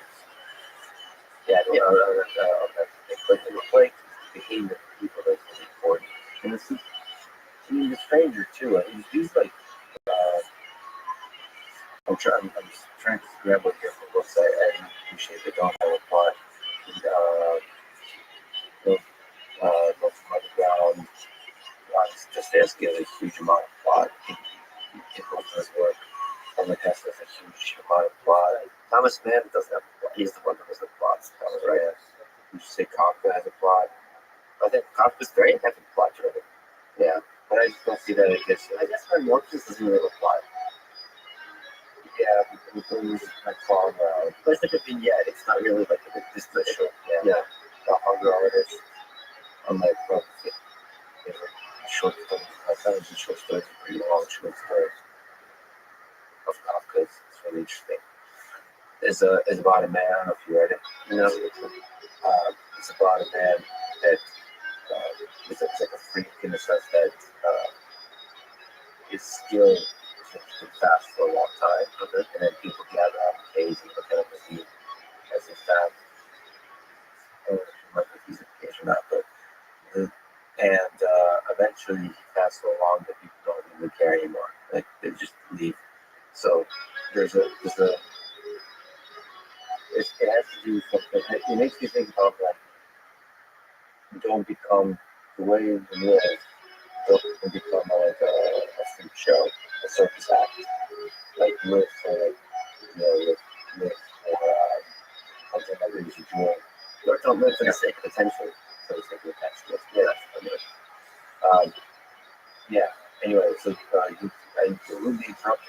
talking about the play, the connecting it to the writing process of like Yeah. Well, anyway, so how I was writing this one, I just had a first draft of notes, and they're all not in chronological order. Like I read certain books as research, and then I had to pull quotes that was necessary there. And now I'm basically rearranging everything and putting it. So the book started as Ryan Holiday's, right? Sequel to Ryan Holiday as Camus. The working title would have been The Point of Tears, because this is quick. Camus, a great quote maker, and he has this line about man must live to the point of tears, which I think is just what I love about him is that Camus always comes off as if he's clenching his teeth. He's clenching his teeth both in terms of like barely mitigated rage and injustice, like when he sees people suffering, it just really makes him just upsets the core, but also this sense of not taking life for granted and kind of just pushing yourself and pushing the boundaries and his point being that life is inherently meaningless, which gives a great opportunity to keep meaning to it and to create our own meaning to life. So taking the main essay from Sisyphus, Myth of Sisyphus, that was the origin story of the White Pill, but then it became something completely different. And so then it became, how are you so optimistic in the face of everything that's going on in the world? And I started writing it when COVID started hitting. And because again, I'm not optimistic because of some temperament of mine. I'm optimistic because, people talk about how if the U.S. didn't exist, China would become an empire and take over everything. Empires are expensive, and they like look at the British Empire, look at the Soviet Union.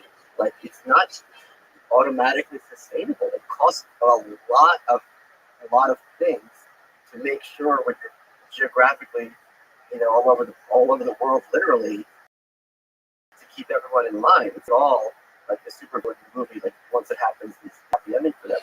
So that was the start, and I'm like, all right, let me tell. One thing I'm good at is telling stories. This is really So this is putting there plot. very, very positive, and also heavily character-driven. The characters are good. Yeah, got it. So it's interesting to kind of mention what does the first draft kind of look like in terms of what kind of things do you drop down? So it'll be like, let's suppose I just read some book called The Illustrated Work, which was an early book attacking Lenin from the anarcho-communist perspective. So it'll just be like all different quotes, like a paragraph here, double space, another paragraph, blah blah blah, so on and so forth. Whereas for other sections where I wasn't just using it for this research, there would be like talking about McKinley getting shot. Like it's just me writing the narrative, and then I could just pick like copy paste this and second draft. By way of advice, did you give that as advice? Is that a good way to do it? Or is that a very peculiar way to write? No, so this is actually advice that I feel comfortable giving to people who are trying to write. Because it's just like with the gym, right? If you did seven reps last week and you did 8 this week, it's psychologically motivating because you're going in the right direction and keeping in mind extrapolates.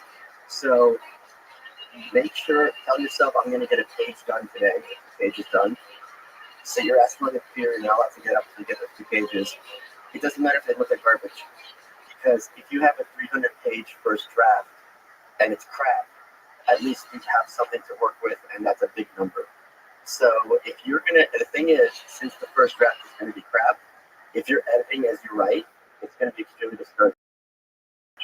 And it's also trying to drive and doing reverse at the same time. It's completely, once I do it, get it all out there, don't look it over. If you have a great line, put it on your phone and add it to the draft. So it'll make a big slog. So like editing that slog is really hard to create.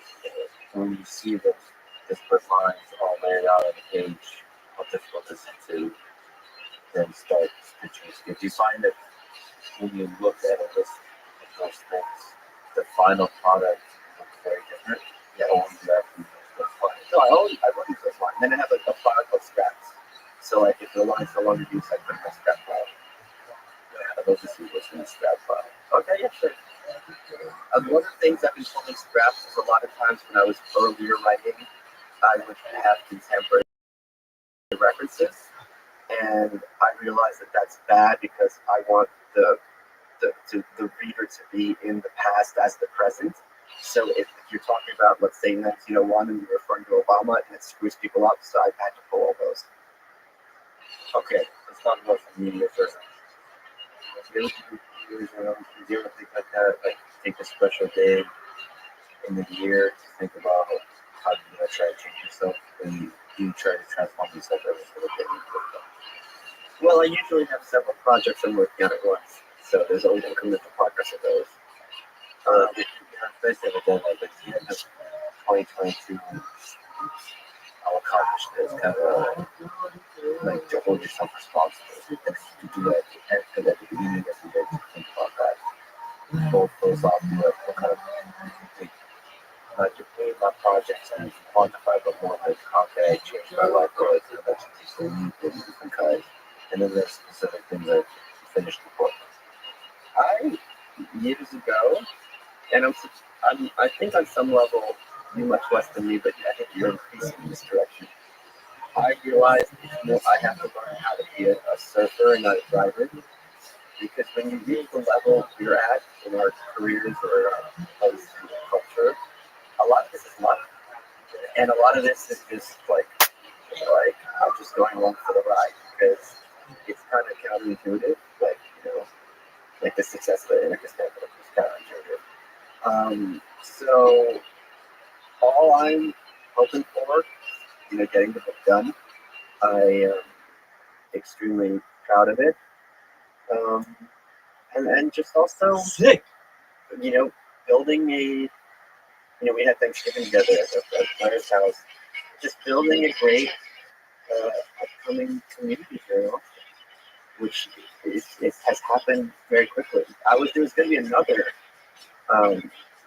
surprise here. There's a girl named Natalie Side Surf, and she makes these ultra realistic cakes. Like if you've seen those cakes online, it looks like cutting a puppy. Like she makes those kind of things. So she's here. Yeah, So like move. I think she's been here a while. I haven't met her yet, but I just kind of chat around. Because there's so many scenes happening here that are overlapping. So in general, finish the book, keep building a community. I mean, you already been doing that. You've been doing it. I've been making a point to introduce people to each other, and everyone's just really getting along very well. That's great. And the book is the focus. The book is the focus. What about podcasts and YouTube? Yeah, I mean, I enjoy it, and it grows a lot. I finally got a new computer, which my friend Jay installed, so I can have a decent camera. This is my old computer. This is my mindset as a hoarder. Like, I was more interested in spending money on a perennial autograph than actually getting a computer that's from the 20th century. But I'm such an old school person in that in my head, podcasts are like so ephemeral. Like I don't like. There's some episodes of my podcast I'm really proud of, and there's a lot of friendships that made as a result of it that really mean a lot to me. No question, it's made my life a probably better place. But it's not the same as that book on the shelf, especially when the book is something that I think matters much more than I do.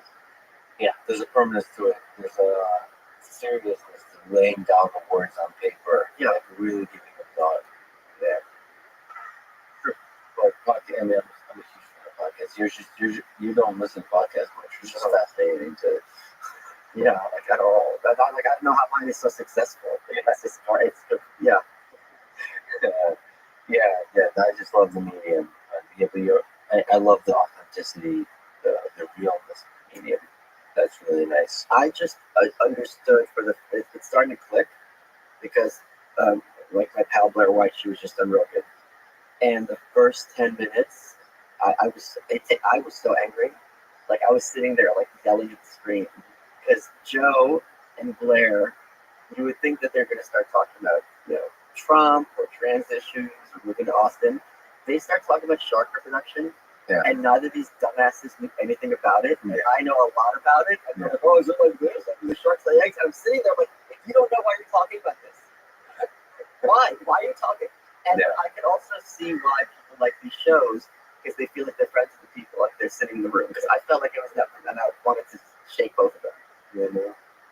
So what about transforming yourself and your resolutions like that? Oh, I'm doing a slight bulk now. So I'm almost at my heaviest weight ever, but I couldn't go to the gym this week because I was under weather. So that's been a little frustrating. But yeah. So we're gonna get some more modeling pics. What's is there goals there? So my heaviest, I'm 4'8".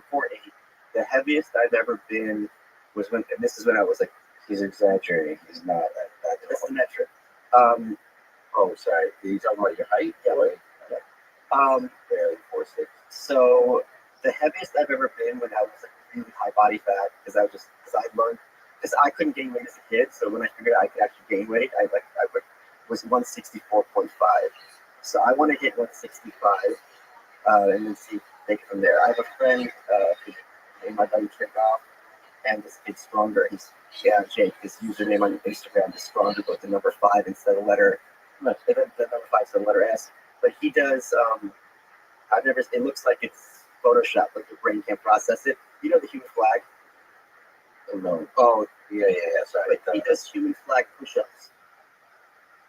Wow. So he is horizontal, parallel to the ground, right? He's holding himself up like a flag, but he can also do this so he's moving parallel to the earth, side to side, while helping. It's just crazy. All right, so you're interested in that kind of stuff? No, but I'm saying that he's been helping me out, so like the guy knows what he's doing. He's just a really impressive kid. I love that kind of stuff, like body weight stuff. So yeah, my primary mode of working out, it's very like I've never seen me on like a professional that with Natalie Portman that was sick at the pull-up thing, I do push-ups and pull-ups. Very like I'm just missing milk. I like working out at home and stuff like that. It's a body weight stuff. You can get so much with it, and it's super functional for everybody else who living for life, and living life well. I'm on the other hand, I don't care what functionality. The thing that really bothers me, like I know Joe's thinking of opening a gym, a private gym. There's only like one power cage here at the Golds I go to. I don't know the source of there's only one, or that sometimes people aren't using it. I'm like, no one's doing deadlifts in here? No one? Just me? Yeah. It's Golds. By the way, I don't want to say where. I'll tell you off. But there's a few really like ghetto places around Austin that are just like these shitty gyms that nobody wants to go to, but they have a rack, they have like one with heavy, that kind of stuff. But I think 24 hours. That's the thing. Oh, but they're 24 hours in Holland Way. There's a code. Okay. You just go in. Okay. That's fine. And you work out. I don't want to meet people. Exactly. Well, That's just not true to people. sometimes good people and they're great. Yeah, like and I've had fans come up to me with goals and they've all been told, except, I don't know. except if I have my headphones on and I'm doing deadlifts, I don't need you to come over, tap my ear, and start giving me critiques about my form. It's actually happened. Yes. I'm still angry about it. I'm pulling my 150 in piece, thank you. Yeah, people are hilarious. So, that's actually the wildest day ever in my life. That was amazing. Happened. So a wedding in LA. Andrew? Schultz's, and with Whitney Cummings and Joe Rogan and a bunch of other fascinating people. It's just, speaking of weirdos, the comedian, like the reason I find the comedians awesome, one, they're authentic, they're cool people, but they're also just weird. Like you don't become a comedian and not being like, fucked up in all kinds of different ways. Anyway, so there's the wedding. I'm, there was only carbs at the wedding, so I didn't eat for a long time. So I was like already fasted 20 hours, 25 hours. Right, so this whole story of everything that happened is less like 40 hours fasting. And Joe Rogan a lot of whiskey. And so You were drinking too? heavy. On 40 coke. So it is calories. That was my only source of calories was whiskey. So I didn't trust myself with carbs when I'm drunk. I still enjoy it. I'll forget. I just enjoy eating a strict healthy diet when I'm drunk because I'd rather eat more food that's healthy what do you do? So anyway, so then we went to Vegas together, and then just kept doing wild thing after another wild thing. Logan opened up for the Cummings. He just like showed up at a party that he wasn't invited to that thing. When they started a fight, just some guys said stop nothing, just like stop spreading misinformation. And then we run into David Goggins. This is my first time meeting him. I talked to David about it. It was fun. And we were supposed to do a thing together. This is me track out of my mind. Me and David for the first time with his incredible wife, woman's wife is there. By the way, Joe Rogan's wife, David's wife, made me realize that we need to be married because they're not, they make their partners better. Yeah. Like that, there's a certain aspect of marriage that I'm afraid of that like, your partner takes you away from life. You don't get to experience life as much. But this was like they were enriching them. I don't know. It's like the work was most powerful support. It was cool. Anyway, so then of course John Flex is challenges Goggins to push ups. I saw this on Instagram. So we're in the middle of And you have your suit. in this suit in the middle of a casino. There's a crowd gathering. It's Joe Rogan, me and David Goggins, and I just do push-ups with him. And Rogan is like commentating, yelling, screaming. It's surreal. And just going on to the next thing and next thing and next thing like this. And then drove all the way from Vegas back to LA with Joe and Whitney and his wife. And it's like, what is this? And all of it is done in 24 hours. The one valuable lesson is don't fast and drink like excessively. So I've learned that because what happens is when liquor hits your mind, my mind. Sorry, I'll speak of my particular mind. Like the intellectual part of my brain got hit really hard, really fast. So I was not able to even more so than usual stitch together sentences. I understood that movie well. So like Major Neighborhood. So like meeting David, I want to say something that he's so inspiring, right? But all I still like, well, and I remember like opening my mouth to try to say more, and I was like, and then I would just close my mouth and not be able to say anymore. And then This is why this is one of the reasons I drink. it comes certain barriers. It allows you to maybe have fun than you would otherwise, but yeah, it's definitely a person who has intellectual eloquence. But I also hate being hungover. The hungover part, yeah. It's the worst. Yes, And you all feel like I did this to myself. but it also teaches me that this too shall pass. Because I have come over and I've put drinking so many times in my life that you realize, it makes you realize that it's all the unpleasant feelings. All you have to do is just wait it out. And it took me a long time to realize that expression means another thing. What's the If things are going great, this too shall pass. Yeah. I always thought about I always thought about it as being more like don't worry, things are bad in the past. It's like also like don't things are going great. It's not gonna be this way forever. It's like the Cowboys said, love is a fog that fades in the first daylight of reality. You walk the last. Oh yeah, look at the win. Who's we? Good guys. Didn't Hitler also think these are the good guys? What's wrong? You know why? He wins. Then you think it's permanent. So this one time the good guys winning, it'll last. It won't pass.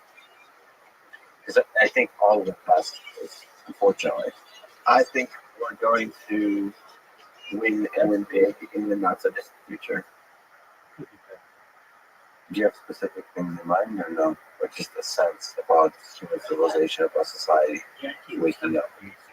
I don't know about waking up, but I think the increased understanding on all sides of the political spectrum that corporate America and corporate news outlets are self-motivated actors, that those motivations are often inimical to what others would regard as desirable is something that I think is happening with increasing frequency. So what do you think about the political landscape in general? You had a great conversation with Glenn Beck, and he said that he talked to Trump, and he said Donald Trump is definitely running in 2024, or very likely running in 2024. I think he said he thinks he'll have a good chance of winning, or I don't remember that, but the fact that he was running was a surprise to you. Do you think Donald Trump will be running in 2024? Given that Glenn Beck has a much better relationship with Trump than I do with Clinton Romney, if Glenn Beck is certain this is going to happen, I would defer to Glenn Beck's judgment. Do you think he has a chance of winning? Do you think he will win? Anyone in a binary political system who's the nominee has a chance. Whoever the Republican Democrat has a chance. I think also it's a lot easier to vote for someone that you have voted for in the past. So that's why comments have a big advantage. It's not the psychological barrier to cover. I think it's also useful for Trump that he's banned from social media because then he doesn't have to have the responsibility of governing. And the cost of that, because no matter what decisions we make while governing, some people aren't going to like that. So he gets to kind of be above the radar, or below the radar rather, to some extent. I don't think it's at all a given that he would get the nomination. When I say the good guys are going to win, I certainly don't mean Donald Trump. I don't think victory is going to come as a consequence of Washington. Do you want to make America great again? I think America is great. So, This is my failed attempt at humor. one of many. There are also hats that Giuliani and Jim Jeffords wore that said, people can look this up, they said, if they were in the south border, make Mexico great again also. Like that to me was like very good syntax there. Okay. So you don't even think you might get that nomination? Who else might?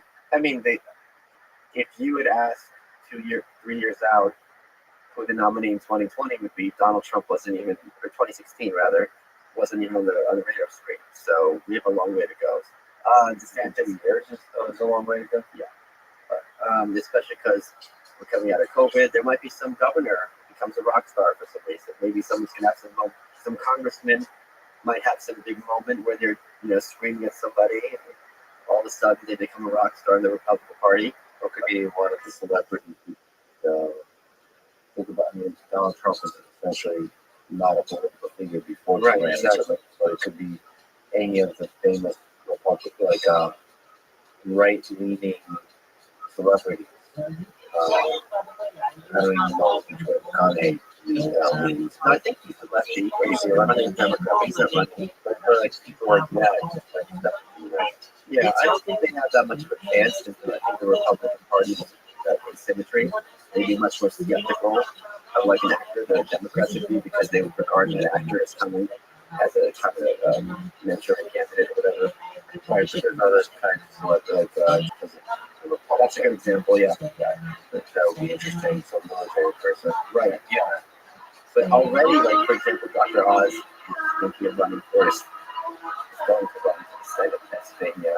And there's already been a lot of research, people slamming him on Twitter and social media for past positions he's taken. So, DeSantis is the figure of the moment, but Scott Walker was the figure of the moment in the 2016 cycle, and he didn't even make it to Iowa. Yeah, and I wonder what role does COVID play in all of this, like in terms of, I'm mostly optimistic and hopeful about the world. Like when I look at the world, I'm excited by most things. I've been a little bit or a lot disappointed by the lack of great leadership in a time of trouble. To me, one of the great things about our difficult time is it brings out great leaders. And it's the up and down things that you don't want to ask for, you don't want to ask for that, but when they happen, it's a great opportunity for the human spirit to flourish. And the fact that it didn't quite the way that I hoped it would is disappointing. I think there's still time. time too, because people are trying to figure out what to do as we emerge from this fog. So I'm excited. When somebody said this dark, cynical thing, I hope this is not true, but like that there was some doubt about the results of the election in 2020, that in 2024, both sides, they just start becoming standard to completely reject the results of an election, no matter who wins. Well, that's my perspective. I don't regard elections as legitimate. And I see what you're saying, not in terms of that basically the process itself was illegitimate. Yes, but it was like cheating or something. Yeah, but I think that's pretty much a given. It has been a given. Like, it's the Republicans often say, oh, they got to listen to this vote, or the Democrats say the voting machines are hacked, or the media, so on and so forth. Because despite all the people flapping the gums about democracy, they don't like democracy when they get the results that they want. Can I ask you about something else that Rothschild said? That was really interesting. I agree with that very much. It was the first to hear Republicans kind of made it turn into a point about why Trump is great or whatever. But the point was the following, which is he doesn't want to talk to anybody. He can't say at least one nice thing about everyone. So, like, if you don't like Donald Trump, if you don't like Joe Biden, you should still be able to say one nice thing, like legitimate nice, not just like a dismissive nice thing, but legitimately say one nice thing you did it for, like, well, to the guys, person. Not like saying Donald Trump. It's funny, it's legitimate, you really need it. And it's really troubling because people are able to do that about things. I had a lot of people. I think I tweeted like this leading up to the election, saying like you should be able to say something nice about both Joe Biden and Donald Trump. And I've had old friends. I don't want to say specifics, I guess, to call them out, but several people, one in particular, like one small, like several page email. There's Sam. That's the Sam Harris. Yeah. But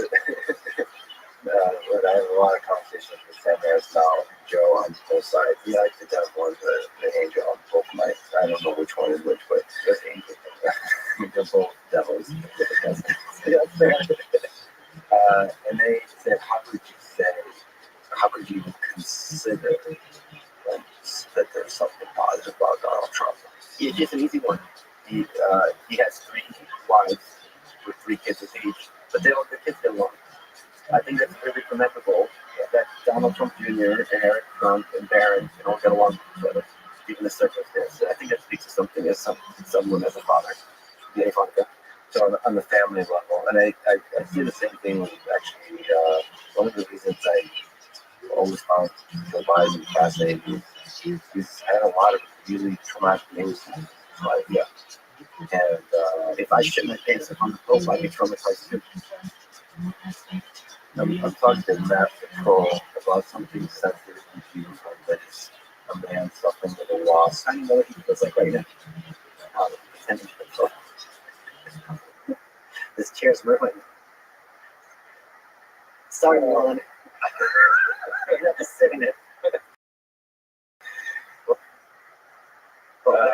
Why is the chair for? You know, like I'm saying, it's wrong. Let's you have some show, can you? I'll send you a contestant. A pretty good UI version. But yeah, I mean, like one criticism I told Joe, Rogan, it's like he has trouble finding one positive thing to say about Joe Biden, for example. And I just don't like that. I mean, I'm a big believer in shit sandwich. Sticking out I think topic. here's an easy one. I think Joe Biden clearly is a very amiable person. Like, what's the amiable? Gets along with people. Like, it seems really clear that maybe for president, because it's different with the president, but that he could call a lot of these Republican senators, get them on the phone, and have a conversation with them. Yeah, and it's not some kind of manipulation. To some extent, it is because they're all politicians, but he clearly seemed to get wasn't like an ideologue. Yeah. I mean, but mean, maybe I'm a sucker for that kind of thing, but the blue collar thing, like riding the train, there's ways to connect with people and not it's seeing them as equals, no matter where their walks of life are. And I love it when presidents do that. Uh, to some degree, because of the wealth under which Donald Trump existed for a lot of his recent life, he's less able to do that quite naturally. Uh, Maybe sometimes Obama wasn't quite able to Question: who's more blue collar, Trump or Biden? And you can usually make the case for both of them. you could not the blue collar, but like would it really be able to fit in at a bar, at a local bar, and just like I can see both of them. and you have people, you know, and in fact Obama doesn't quite. No, because he's got that Ivy League. Yeah, the Ivy League thing. Yeah, you're right. Somehow Donald Trump can do No, it. we have an issue with the guys who don't participate. This is bullshit. Change the channel. Yeah, I hope people do that because that's one of the most unpleasant things is they're not able to empathize with the fact that half the country work. Well, it's also then it's just a bad strategy. If you can't figure out why half the country is voting for someone you regard as like a demon, well then how are you gonna supposed to fight this thing? Like, you know, when I did your read of the North Korea book, it's like, don't you want to understand how these people get to where they got? No one's saying that he's a good person, but there's a logic to this method about this. You talked about national divorce. I've seen it in a couple of videos recently where you responding to articles. And it's kind of cool. Do you talk about this idea of national divorce and as it stands today, arguing for it, maybe if you could, just like out of curiosity, in the context of those videos, because doing that arguing against. So I was the first one to kind of bring this issue back into the national conversation. I wrote a piece for Observer in 2016. Then Jesse Kelly had a piece months after that. David Boy just recently did a piece on his Substack earlier this year. And it's become enough of a mainstreamed idea that paleontology outlets like National Zoo have helped me respond to them. So the point being that America has had at least two cultures since the beginning, and that there's absolutely no reason, and these cultures in recent years, and this was in 2016, not mentioned 2021, have been increasingly antagonistic toward one another, have even lost the ability to communicate. They're using language in ways, and that there's no reason for this to continue further. And you know, just live your life, live, goodbye, good luck. Means no harm, no ill will. Now, there's lots of arguments against them. Some of those are completely, I think, stupid. The stupidest one is, well, that's what China wants. Okay, well, I mean, I'm not going to live my life saying I'm just going to do the opposite of whatever China wants. That's not logic. That's not a good pathway. I'm not saying they're right or wrong, but that's not the reasonable way. Yeah, you bring up China and Russia, that's exactly what China and Russia, but sort of the strong way to phrase that is it weakens America, like not just the one America, but like both sides in the divorce will be much weaker than they individually were together. So in that sense, not that you have to care about what China thinks, but like it's a big step back. Yes, I think in the short term it is absolutely a step backwards in terms of power. There's no question that, you know, when you're trying to reestablish a society, there's going to be a transition period. That transition period is going to be costly. Each side starts wondering, wait a minute, why are we still doing this? We don't have to anymore. We're not living with them, so on and so forth. So that's going to be a concern. I don't think that the whole point of America, or even a large primary point of America, is to be a bulwark against Chinese power. And there's going to be very few people on Earth, you know, given my work, who have as much informed hatred and contempt for the Chinese government as I do. Certainly, next to the North Korean people, maybe people from Eritrea, there's few populations who I'm as worried about as people under the rule of the Red Chinese. My steelman argument is there's no way this is going to be peaceful because the lines don't separate out well. So all you're doing is basically just replicating the problem because the disparity isn't between like during the Civil War, North and South, it's like between New York City and upstate New York, or between Chicago, downstate Chicago. Once you get outside of LA and like Sacramento, California, many ways like Kentucky, so it doesn't make sense. So that's a strong argument. I mean, you've talked about this process would be painful, Right, can't be paid. and we're not just talking about violence. It could be just even the Civil War. You could divide it somewhat clearly. Obviously, the kind of national divorce you might be suggesting is so people are living amongst each other, so you have to literally have it's complicated. Right, so that is a very strong argument. I think a cogent argument against it. Two is it's not just China, it's that there's a lot of bad actors in the world who maybe aren't. Like China certainly wants to carry itself and have an appearance, at least on the world stage, as civilized and a leader. There's lots of smaller countries who, without us, are going to feel comfortable doing some very nefarious things. And they're not going to be scared of us anymore. And so that would be a bigger concern in many regards than China. So I think that's a reasonable one.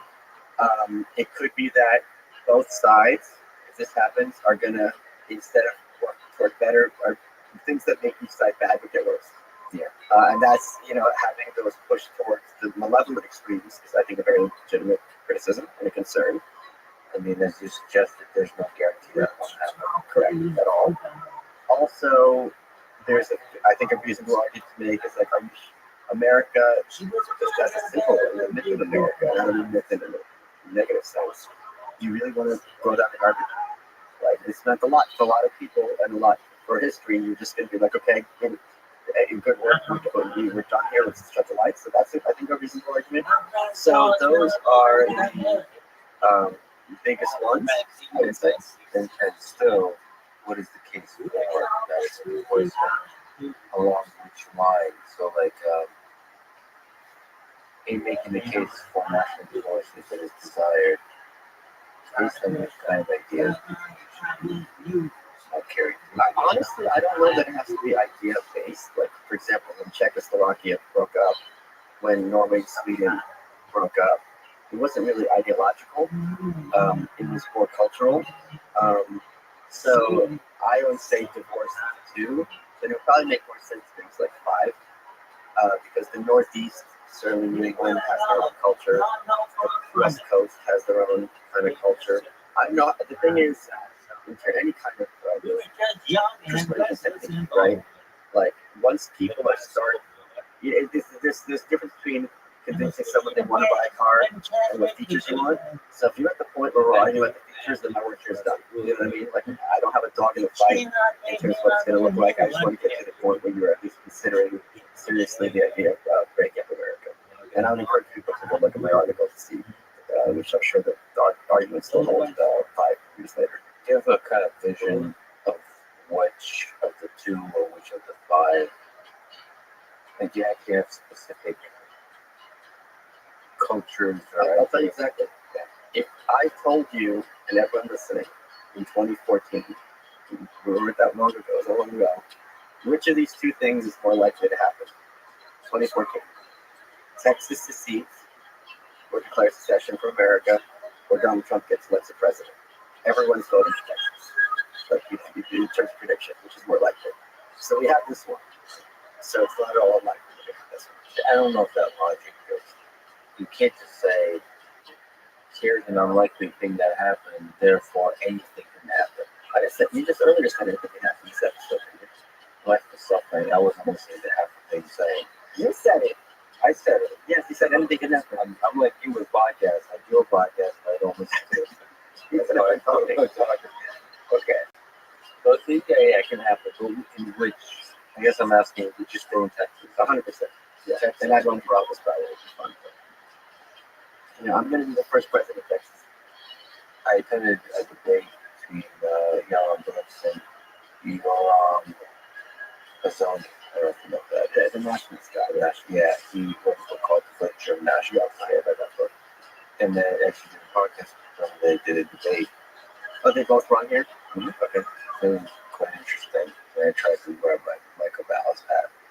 So You're wearing it now. Yeah.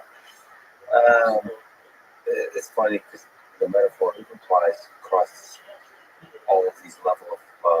nationalism. So he was arguing that for the power of nation, so he would be arguing against national divorce. But he was also arguing for marriage, the power of actual marriage between individuals. Like, I think he's a conservative. What I really like about him is there's a clear philosophy of conservatism that he expresses, and I think a lot of people get behind that philosophy because to me, like conservatism and liberalism often is very confused. Yes, he has a clear philosophy that he's expressing there, and it's grounded in tradition. He has a lot of value in tradition. So it's the thing you said about America. Like one of the arguments against national divorce is like, listen, we've been at it for a while. Like there is a lot of value in the fact that we've been at it for a while. Don't just throw it all away. He says like philosophically, in a lot of walks of life, revolution it should be avoided as much as possible. I agree. So it's kind of interesting. He makes the case that there's something fundamentally powerful about the nation. That we are, it's a nice way to keep a culture. And so natural divorce goes against that. Do you find some aspect of the virtue of nationalism, as you put it, powerful? Well, powerful in a good sense, or In a good sense. Sorry, yeah, in a good sense. Like, well, yeah, it brings up the question. I know it's the best, but it certainly brings up good things. I have that line I always say that I love my country. I hate the government because I love the country. Yeah. There's a love of the country.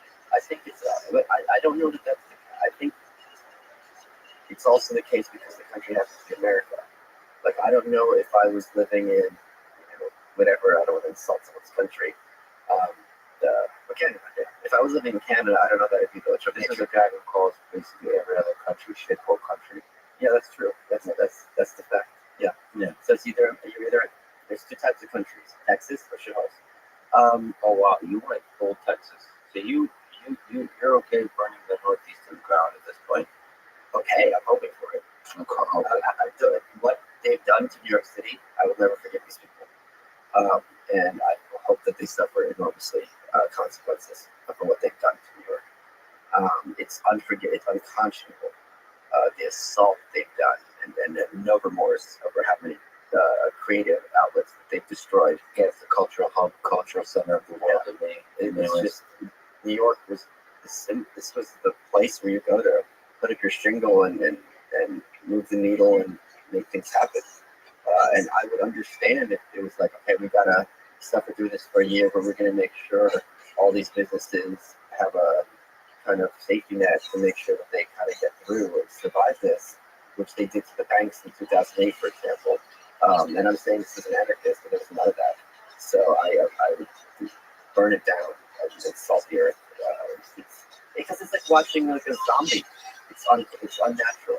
It's an abomination. So I'm in sort of on the white pill side of things. I don't know about you. I have a sense that both Silicon Valley and me personally, maybe I have the same intensity of feelings you do about New York. It's just disappointing to see it be consumed with cynicism and a lot of other paralyzing forces. But I still have hope for that place. I think maybe it's the Yoram kind of tradition book that through momentum, the strong reemerges. So like I have hope for New York. I think New York will continue, like not maybe on the scale of years, but the scale of decades, be ups and downs where it reemerges as a cultural center. I just can't imagine a place like New York, like Paris. There's going to be long stretches of time where it leaves the world. But Paris has not been a cultural hub for a very long time. The days of Matisse and Picasso and Gertrude Stein are long gone. It still is a hub. Even London isn't like But what is that? London is Paris. But London is more right. London. London is still a place. It's a tech hub. It's a fashion hub. It's a music hub. And it's still a pretty strong hub.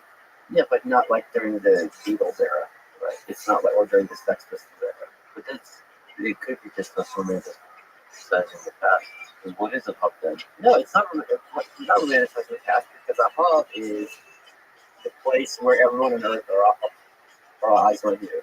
So in the late '60s, in the mid '60s, through the British invasion, the Kinks and all these other bands coming out of Great Britain, like they were the innovators. This was the place that was happening. Well, in that sense, like, And Brooklyn, 50 years ago. like I guess maybe in that sense, in the 21st century, geographical hubs are becoming a thing of the past. So like you can be a hub in digital space now. So like it's not. Maybe you'll never have. I don't think. I think there will always be. What I'm saying, visual space easier for let's suppose Cleveland to be a hub because all you need like 10 people to live in Cleveland, or Akron was a hub, a minor hub. All it takes is 10 to 50 people. Yeah. To create, and maybe even less. Maybe just 2 or 3 or 4 But people. there's been no shortage of articles talking about Austin and what's happening here. Joe's fans and you and I and Blair and all these other people that we know, my buddy Andrew, but he moved here. He's just one of the best people I know. I'm really, really excited. Can I ask you some weird thing about friendship? Of course. Because you mentioned Sam, he used to hear for you. Didn't that bother you how he went after Joe? Oh, It was like, in case you guys have brain damage watching the first episode, here's the answer. all of jigs like that. Yeah, I didn't like that. I didn't like that either. I think Sam doesn't like it either by himself. Okay. Hero best okay. Because it's very easy to say from this perspective, look, this isn't the full side. Logan will share the full side story. Here's the other side of the story. Please watch this and be informed. That's a very reasonable thing to say. Yeah, I don't quite understand because they do this about each other now. I'll put 3 people on the table, which is Joe Rogan, Sam Harris, and Brett Weinstein. And they have a way of talking like the other person is creating a lot of harm. Like publicly say things like that. And I understand there's emotion there, but like these are human beings that are friends of yours. But I'll go the other way. Let's suppose it is true that Joe's doing a lot of harm spreading this information. Being sarcastic isn't going to be persuasive. Whereas if you're like, he's wrong, here's the facts, or here's the informed, to me, and I'm not Sam Harris, he's got a good body skills. No, he's human. Okay, well, I can like, Well, have you seen the Twitter? I mean, you have a lot of fun on Twitter. I feel like Twitter lets. I've never done that with someone I'm friends with. I never would. Okay, let's put that on record. It is on record. Trolls me Because if there's an issue with you, I'm getting you on the phone. good. I mean, Because that's then I'm not backing you into a corner publicly. It doesn't make any sense strategically. Yeah, and actually, Brett Weinstein tweeted something, sort of criticizing something. I already forgot what, but he texted me first saying, like, is it okay if I tweet this? Yeah. And I said, yep. Like, I was excited. Yeah.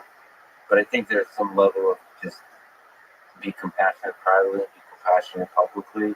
Like, Or be civil. civil. Yeah. I for some reason I don't like the word civility because it's like polite. I do like it's Or be cordial. That's better. no. What I mean is like It seems phony to you. it's just fun. Like you should really be love in whatever way. So even if you're rough with the other person, you should still show like respect and love for that person. And that gets back to the Russian rooms when they're yelling at each other, but they're still loving underneath it. I mean, the question I want to ask you is, I think you and I have a different view on some things. Okay, we have a different approach to things, just on the surface level, but also a different view on some things. Like, I have a lot of hope for institutions. I have, so maybe it's a gut instinct. Like your gut is just like centers of power are like burn them down first, and then let's figure it out. Sure. Or maybe that's a rough way of saying it. And then for me, it's like, no, let's understand the institution slowly. Revolutions from within versus revolutions from without. And But like we can have those disagreements, and there may be times when those disagreements would be. I could see in the future, I could see I'll be attacked by my friend Michael Malice, which I very much look forward to it. Well, not attacked, but you know what I mean, on the surface level, in the idea space. Anyway, you're shaking your head now. You won't. I guess maybe this also goes to Sam Harris and Joe Rogan. I would love to be able to disagree in big ways on important things, and still be close friends. And I don't understand why should be contradictions. Yeah, and that's the tension. That's been the most heartbreaking thing to me about Sam and Brett and Joe. In the case of Brett, it's me. I don't know Brett, so I'm just like looking as somebody who just enjoys having these voices out there. And it seems like COVID just brought out the worst in some many folks. And it just feels like it's so sad to me to see their friendship somewhat deteriorating. Or maybe I'm just being No, it seems clearless. They're dated enormously. sad. That's the case. Yeah, so I've had people come at me because I'm friends with you. And they're like, oh, let's author some paper about masks. I don't even know what they're referring to. I don't care. I always say and mean, I don't care whether someone agrees with me. I care how they treat me. And it goes the other way. Because I'll have a lot of people on Twitter who are like, oh, I'm on your team, and blah, blah, blah. I'm like, I don't know you. You're on my team. And just because you happen to agree with me, it's of no value to me. Like, I don't know you, and I'm not interested in knowing you. Many of my friends, I don't know what their politics are. I don't care. Like, I care how we hang out, we have a good time, we watch some movies, watch YouTube, go to the store, whatever.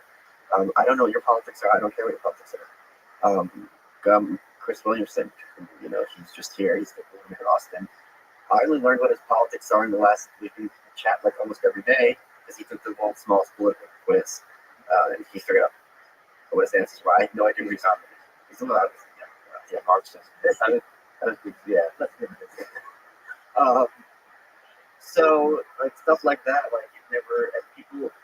I think because politics is often so tribal, especially now, they'll be like, "Oh, I could never be friends with someone who voted for X."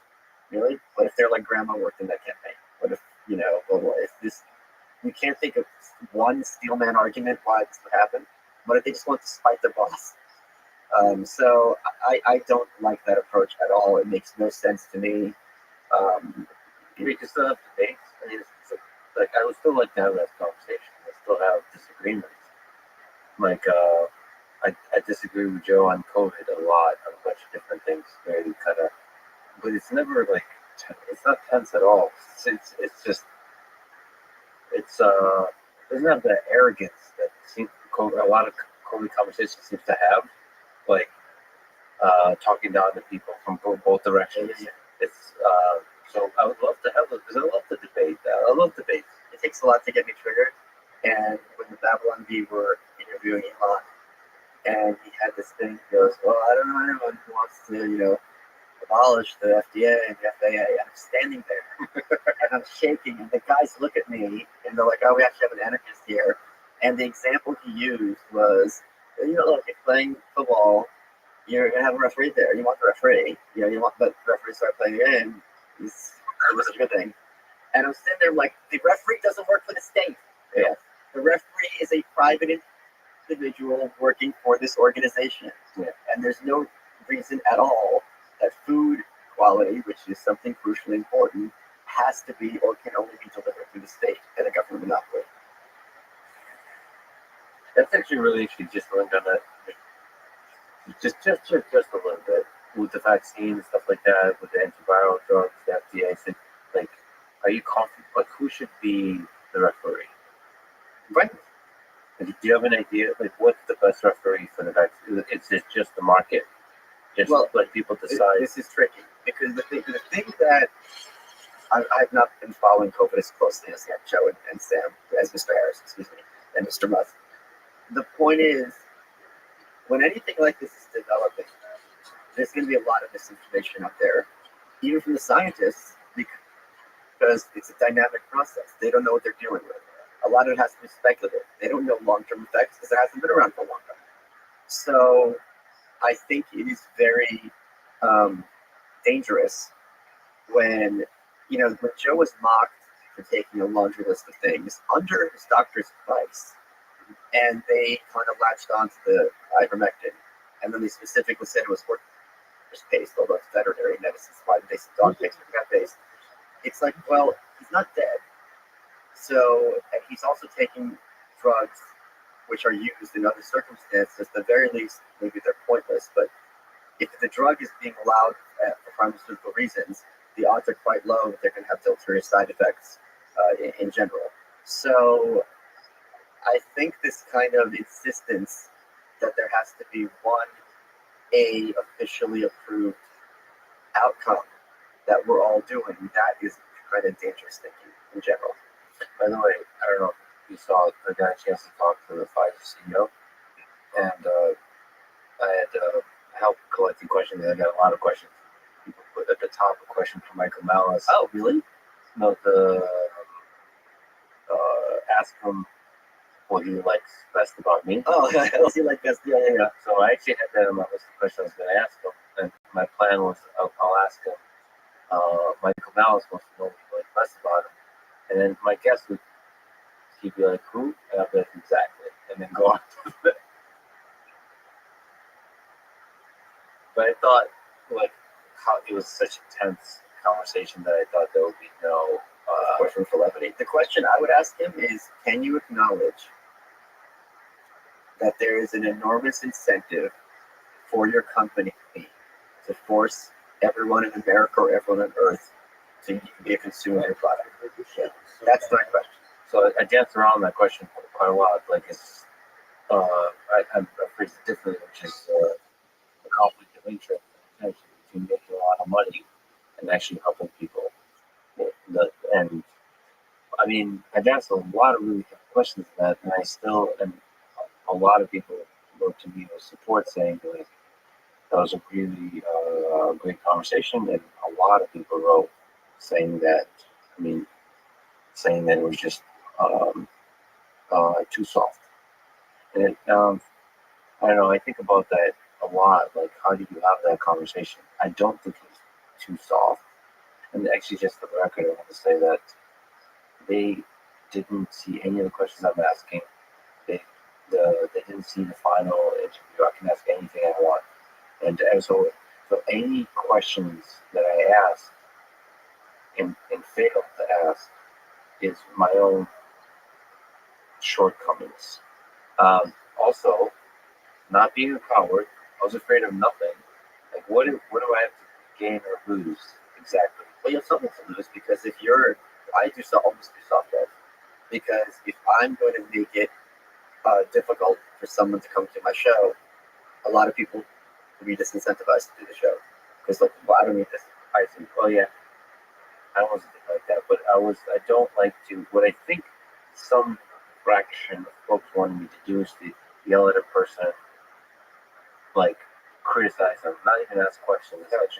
Yeah, how dare you? Yeah, but to me, my goal, my hope is with these conversations is not just to do how great you are and all that kind of stuff, is to bring out some deeper truth.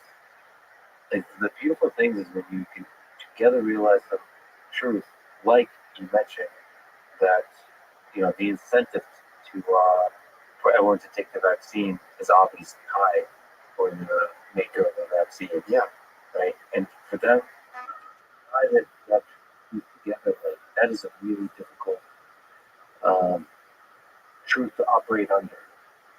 Like, for example, I had a whole exchange with him about, this is Jordan Peterson asked this question, and I use that as a kind of springboard, which is the kind of open doors between the FDA, the CDC, and Pfizer. Right. Like, some people work at Pfizer and then go to work at that day, and then vice versa. And I brought up, this is my safe space, maybe yours too. Just going back to the Soviet Union to look at the lessons of human nature and corruption. I said, like this, there's two things. This looks bad, and two, this naturally leads to corruption. And I pushed this with several questions, but polite and respectful. He ultimately said, there's rules. There's the rule of law. The proof of this, that we have to follow those rules. otherwise you get punished severely. So like his response is like people reacted to them as like, okay, that's the CEO doing the political, but there's also truth to what he's saying. That one of the beautiful things about America is that you can criticize the rule of law currently. It still is better than in the Soviet Union. People bribed each other, but still, he made it seem like there's no corruption. People often ask me why I describe myself as an anarchist and not an anarcho-capitalist, because they think my views are more in line with that school of anarchism. And one of the other reasons you just gave me a good one is that if I am talking to someone who's a major CEO, I have that hardcore left anarchist view that this person is, if not the devil, certainly going to be sinister at the very least. And if you can't say, listen, this happens inevitably with elites, it happens in universities, it happens in the industry, there's only so many people at the top of these things, because the field is small, and everyone's going to know each other, that just kind of, just the dynamics of any market, that would kind of be more reasonable. And just say, it's easy to caricature us, because you're not in the boardroom, but you're not, we are trying to produce a product that people want.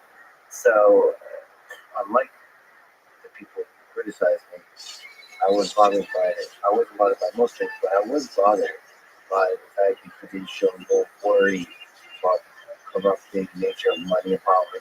If you say that there's no corruption, you should show that because we constantly worry about it, right? Not because, look, there's rules and it's right enforced by you. Yeah, exactly. So, I think the only way to avoid the time the corruption force power is to freak out about it nonstop. The impression I always get from people like him, I haven't seen the interview and I won't be watching it, is they're genuinely convinced of the good guys. Yeah. And if you're the good guy, sure, corruption is a concern theoretically, but I know this guy from the FDA, I know this senator, sure we disagree, sure there's some things I don't like, but in terms of corrupt, they're not getting briefcases full of money, they're not going to sell a vaccine that, kills people in Georgia. So yeah, it's a concern theoretically, but this is 20%. The thought process, I think, writes itself. I think, having that humility, I do empathize with maybe to a destructive level, thinking that I might be doing bad for the world, I might be wrong, that kind of thing is very, you should do at least some of that, not to a point to paralyze me a little bit. You're in the right mindset to ask people for advice. Okay, you're in this compassionate, thoughtful mode. I like it. The compassionate, thoughtful mindset. So for future conversations like that, so the person that offered a conversation that at first I avoided that might be trying to is Anthony Fauci. So there's Anthony Fauci, but then there's also Trump and Biden, things, people like that. Like if you have them in your show, or just giving me advice on how to talk to them, what do you think is the right way to talk to them? I forget about future guests. I like to get at something new, together. So get at something, not the views or likes or traits or any of that, but just come with something new to the moral conversation. Well, let's take those one at a time. So if I was talking to Trump, I told Ruben to ask Trump this, and I didn't. What I wanted to know is, what's the look on your face when you say this? Right? Because I imagine you're on the process with this phone. Right? Are you cracking yourself up? Are you just completely stoic? I mean, that Trump little smirk he does. So when you get someone to open up about their emotion, about something they're passionate about, I think that breaks down some barriers. Okay, it's really but really, that's not style. It's just a great pleasure to do that. Well, I told him to say Michael Mouth. For Biden, that would be a tough one because Biden doesn't get enough credit for what a good politician is. There was this moment people can see on YouTube where Biden is addressing a group of people and get someone there, and he goes, why don't you stand up to everyone who can't issue a hand? And the guy was in the military, and it's like, oh, and but he instantly goes, you know what? We're all going to stand up for you. And he makes everyone get up and applaud the guy. I'm like, that's quick. Like, yeah, you made it for yourself, so he is a glad-handed. In many ways, he's much smoother than Trump was. Like, Trump made the point that he knows all the good people, but Biden knows how to shake hands. Well, I think with both, exactly, with both Trump and Biden, that you mentioned earlier, I mean, at least their family is fascinating. The dynamic as a family man, as a father, as a, I think that Biden won't acknowledge his illegitimate grandkid. He's a problem for me. But at the same time, I can see why he thinks it's off limits to ask. So that's the thing when you deal with people that powerful, they're not used to having to answer questions, which might be perfectly nice, but it cause them to freak the hell out. that's the tricky thing with talking to people is, you know, some topics are off limit, not in that they draw a line. They just press on, on the system. Trust me, from talking to you on 3 times now, you better believe I brought up how far do you think that got? You can just see how there's we did exactly kind of go by back there and just like shut down. So yeah, I worry about that. But those, that's the thing that makes me fascinating. The culture, the dynamic, the complexities of all that, having, you know, children, sometimes when children do, and then Trump, interesting dynamic. It's very different kids, like, all kind of interesting in different ways. Maintaining connection with all of them, and also letting them flourish individually, fascinating. But I also want to ask Congress to name all the presidents in order, which there's no intention. But I'd also want to know all the questions you think you know the second president. Uh, John Adams, he knows. I think when it gets between Ulysses S. Grant and the Kennedys, that's when we all screw up. That window is tough. Yeah, I'm sure that's the one window where I mean, he's not, He's going to be able to get back to FDR. No question. I have to, my sense was Donald Trump, and this is not, I would say, criticism, is he doesn't have a depth of knowledge or more importantly, curiosity about history. Yeah, but if you're old enough, you're going to at least remember the presidents in your lifetime. In your life, Yeah, that's what I'm saying. You're going to start the presidents FDR pretty easily. yeah, okay, sure. I think that FDR can get it. No, yes. Yeah. But yeah, from a political perspective, like having a conversation about politics would go to, there are interesting topics, interaction between Donald Trump and Putin, not the interaction, like not the stupid journalistic stuff, but it's clear to me that he is a student of power. Oh, for sure. And like he enjoys the game of power. Yeah. And so it's interesting because to me, what the reason he admires people is it's another player in power. And I think why so many people hate him, Trump, is that he demonstrated to a lot of Americans how much of a con job most of politics is, and how people just say what they need to do, but behind closed doors, people are performance, and he exposed them to that. I'd also, the Biden, I think Biden would be a tougher interview than Trump because I feel like Biden's more slippery in many ways. He's much more of a constant politician. He's been in the Senate since the early 70s, since he was like 30 or 35, whatever it was. So, you know, he'd have his little kind of pat answers. There was Larry King, who was certainly a softball interviewer. I don't begrudge him that. It was I think it was the 2008 cycle. He asked Hillary, why do so many people hate you? Why do you think so many people hate you? And she just goes like, oh, well, I take tough stances on the, and he cut her off. He goes, other people take those stances. Why do they hate you? And she really, I was really impressed with him that he didn't let her off the hook. That to me is great, but then some people say that's still too softball because they would want him to start listing, I don't know, droning, like all the things that Hillary Clinton was criticized. Yeah, but then when she's done this many times, she's very good at this. She'll be like, look, I've addressed all these in the past. If you want to start rehashing Republican talking points, you can go that way. Scanting stuff.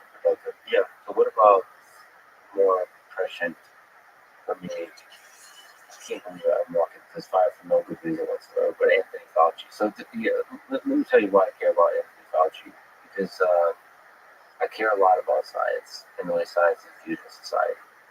And not to put this one person, but I and certain members of the scientific community that was responsible for managing the response to COVID, I think are somewhat or entirely responsible for a significant decrease in trust on science. Yes, no question, in the past couple of years. There's a poll that just came out this week that said the numbers just collapsed. And if you don't blame him for it, I personally blame him for not improving the problem. So there definitely would be a harsh conversation that we had, and I think I want to have it. But how do we do it? It's tough. Yeah, because again, for politicians, these political answers, if they get too frustrated too quickly, they will not explore these difficult things with you. They'll just shut down. But then if you say to me a nice thing, it's because I should also say it. Anthony Fauci is an incredible career. Like, there's several hours worth of conversation to be had about how amazing of a person he is. Well, I would also do this with AIDS stuff. Yes. Because that's something that's criticized about. And I wouldn't come out of request to me. I would say, let's set the record straight. This is something crisis you get, blah, blah, blah. You roll in the AIDS crisis. Let's talk about this. And this is something that is an important part of American history. There was a pandemic, and it was localized in certain populations. And that population, of course, was been told to run deal with this. So how did you deal with that? Were you scared of getting it? But also, there was that comment when, and correct me if I'm wrong, I'm not a Fauci expert, when they told people not to wear masks, or they lied about it to some extent because they said that people would run out of them or something like that. They made anything inaccurate. I would nail him on that. Like, let's address this. Being dishonest, there's sometimes that it's important to be dishonest, whatever. Also, I would ask you how, as someone who's not a politician, whether his level of fame and adulation has gotten to his head. How do you have a perspective when, and how does it feel when a sitting senator tells you that you should do it? Do you think Ted Cruz means it, or do you think Ted Cruz just playing his face? Yeah, I like to think. I would love to see I mean, that's definitely fun to do too. When you start getting more fame, more power, are you aware of how does that change?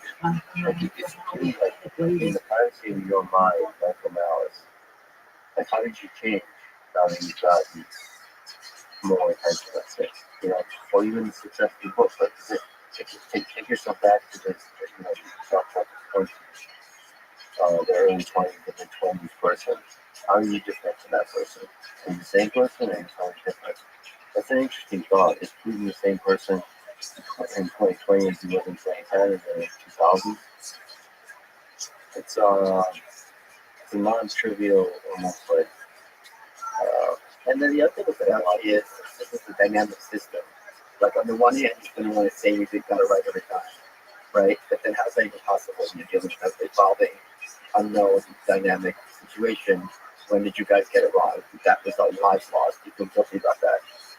I mean, the big problem with the mask is changing mind, and the mask is the arrogance of how this communicated. A lot of this goes on to how things are communicated. Because obviously, you just change your mind. Make sure. Sometimes, yes, you see policies that are like, we know the truth, but we're going to lie for a particular reason, like you have good intentions, but you're not able to communicate that later if you made a mistake. Or even ask him, can you understand how a rational person might feel about that? Yes, yes, yes. And if you can't steal him, ask him in that situation. That's a good test, and I've tried, and some people succeed and some people fail. You really steal them together, understand that somebody shouldn't be hesitant about taking a vaccine. Yeah.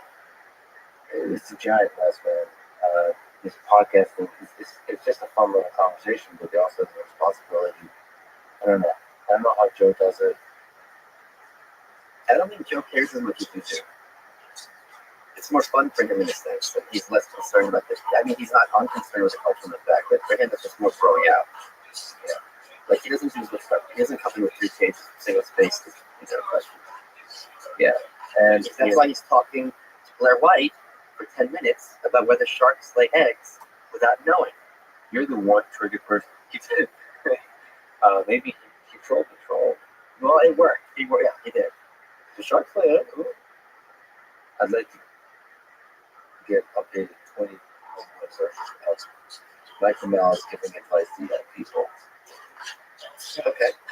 So there's, God forbid, high school students, college students listening to you and look at you for advice. What advice would you give them about career and about life? How to live a life you can be proud of? This happens a lot because I have my locals community, locals.com. There's a lot of young people out there. So I'll give them a meta piece of advice. Don't ask your friends for advice because you're an idiot at your age and they're all idiots. And they don't want to seem like idiots, and they're just going to give you advice they told through TV, and no one knows what you're talking about, and it's going to be kind of so seek out advice from people who you seek to emulate. And ask them for advice. If you can't get a hold of them, figure out a way to get a hold of them. Incentivize them. You'd be surprised how many people are responsive on Twitter or social media. Just asking their basic life question, because then they can quote you and answer to the whole population. So that would be one mechanism.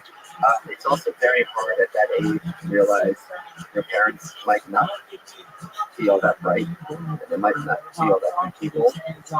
So that's a hard one. At that age, trying to wrap your head around. Just because they love you doesn't mean they understand you. And that's okay. That's okay.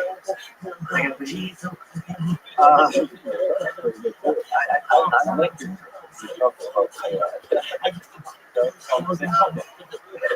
well, this is something you do, like, that's a lot. Yeah, for the most part, they kind of good thing.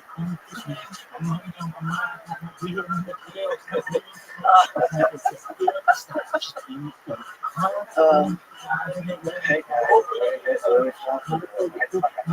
Anyway, the other piece of advice I would say is join a gym or have some kind of quantifiable daily improvement to keep you safe. So the weightlifting should be running, jump rope, I don't care what it is.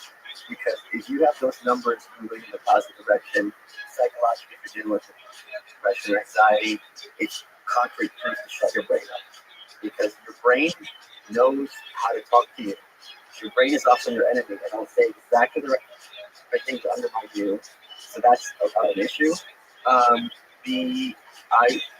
This works for me, maybe it works for most people. I'm very hard on the openness metric. Try new experiences, new things, try things you don't like. It's okay to have that experience, learn something. So go to a restaurant, a cuisine you would like, or have heard of, read a book that's popular but you have no interest in. Read a lot. Because now I didn't know anything about the election. Was it 1892 when there was like a split between the electors? Read a book about it. Oh, I don't know anything. You don't know anything really about Malcolm X. Read a book about it.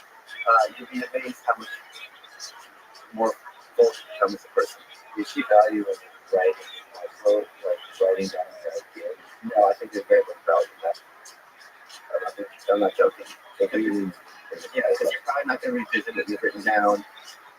With the act of writing, you don't see it solidify someone else's line. Not for me. Yeah, it doesn't. No, like a tweet will, because then I have to have it narrowed down into like a phrase. Or the responsibility of there being an audience. No, just in terms of I've got 280 characters. If instead of having meandering stuff, I have to codify it in something that's catchy and short. That's a good, useful mental exercise. What face do you make when you tweet? I wouldn't know. I don't know. That's a good point. Is it on the toilet? What percentage is on the toilet? Very little. On the toilets, I usually more reading. Okay. So even though my tweets are all literally shit, there are a few of them are half-hearted. That's some advice. Don't compare yourself to other people. That's a really dangerous one. All my friends are married. I should have a kid by now. Should? There's an expression in the recovery. Stop shooting yourself. But it should. Yeah, it's stupid. I also, this would be my border brain, I surround my house with talismans of joy. So if you have an accomplishment, like when I did Rogan once, I went to the sock store and I bought these orange socks with black cherries on them. And then whenever I wore those socks, I'm like, oh, this is because I was in Rogan. It's kind of a big deal. So if you have these little things throughout your house, it's good mental fuel. Even if, like a toy. Remember when I was a kid? Oh, you know what? This little moments that inspire happiness, I think, are usually very useful. So that's another one. And I by the way, that watch, that because we talked about 2021, that was the guy in the lecture hall giving me a pat in the back. Joe gave me the watch.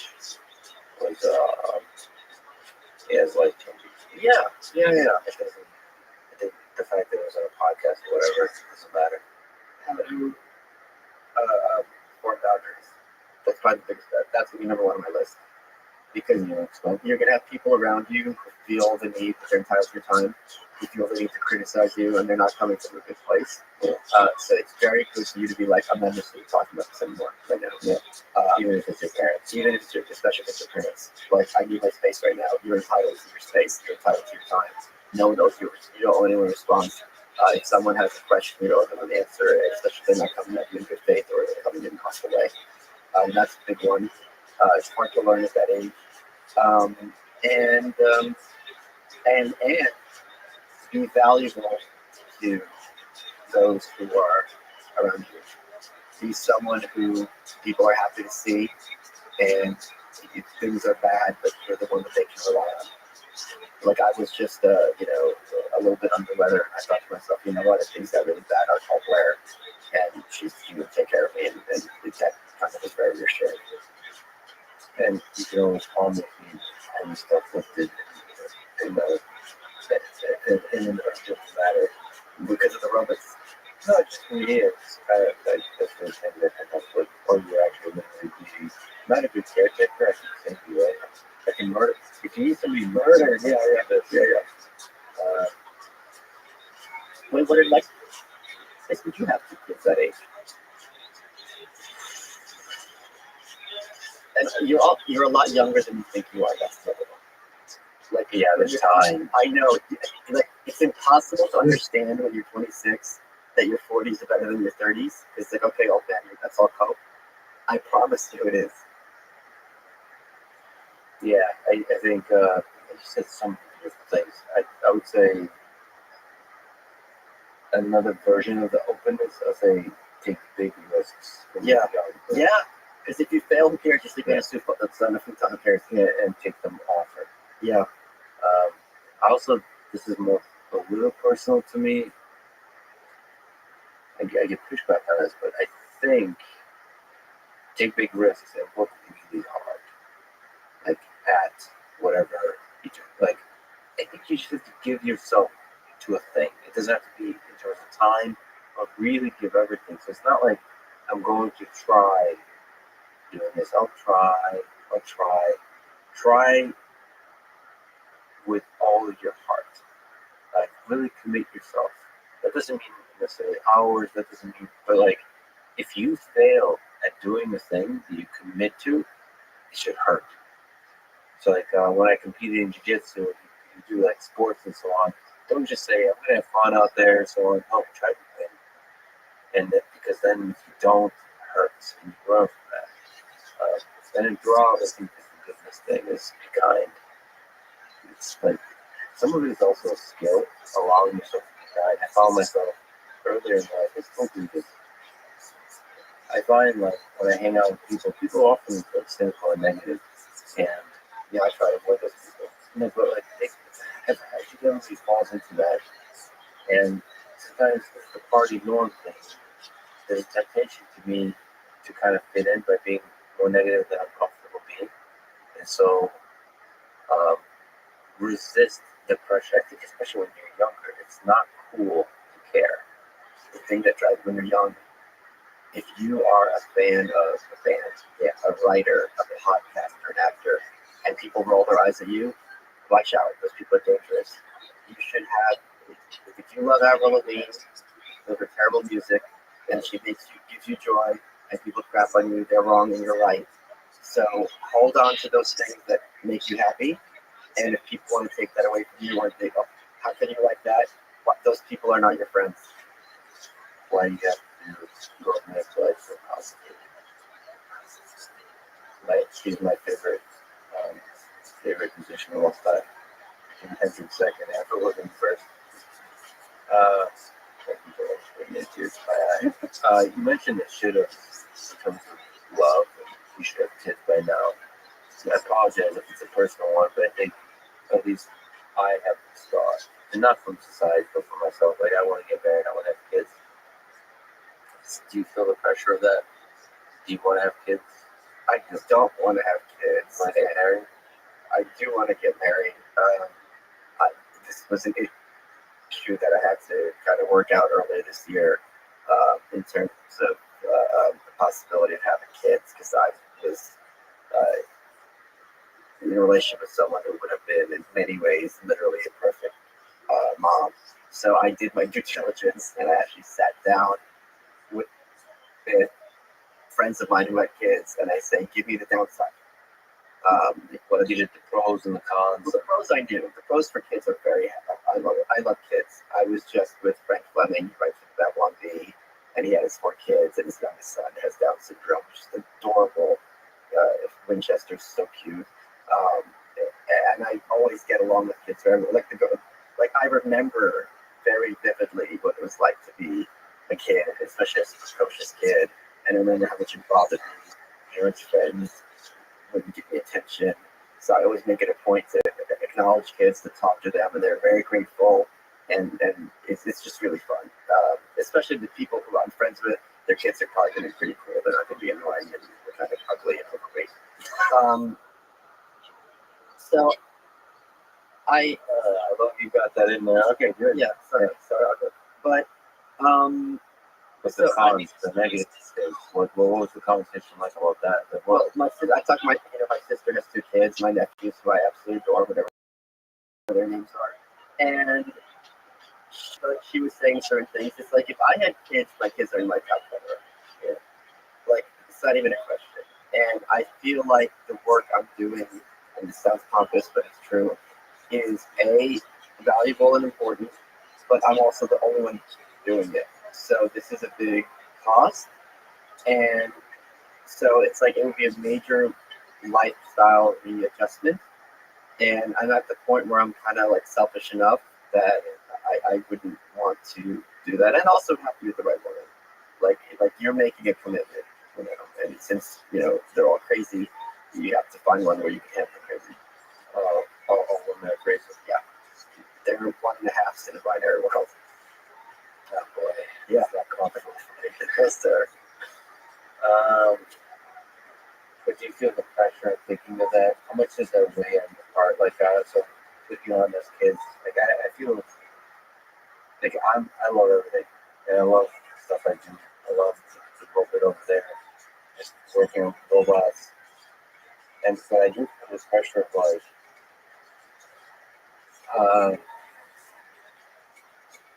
almost like when there's amazing cuisines you never tried, something like that. Like, go out there and try it. Like, you need to put in the work, and I don't know.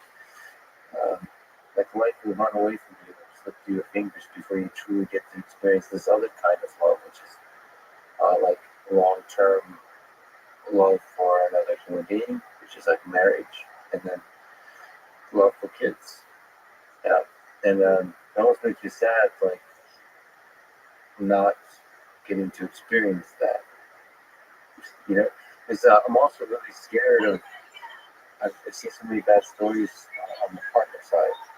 To be with the wrong person, right? That to me, I'm not worried. I have kids all day. I never probably just have kids without the partner. The kids, I think, are incredible. But the partner, like the wife, it seems like she could then have the negative consequences for you as a writer on your productivity, on your mental ability to flourish, and joy to others, those kinds of things. You know what? That couldn't happen because every relationship I've had, they've been very beyond supportive. Like, don't they'd rather do take an hour to do your work than with me. Like, I believe in what you're doing. Yeah. So I couldn't even casually date someone with that. Yeah. So that's energetic. Yes. But over time, you never know like how that evolves and all those kinds of things. And for me, I think we're a little bit different. I mean, that has to do with the engineering thing. I just have to put insane hours. Yeah. So like, I work like 2 hours a day. That's what like creatives do. Like you can only work a couple hours, obviously, to be productive. And the rest of the time, not. I have to do a lot of manual labor, but and so there's legit tension. Yeah. Time, attention, all those kinds of things. I don't know.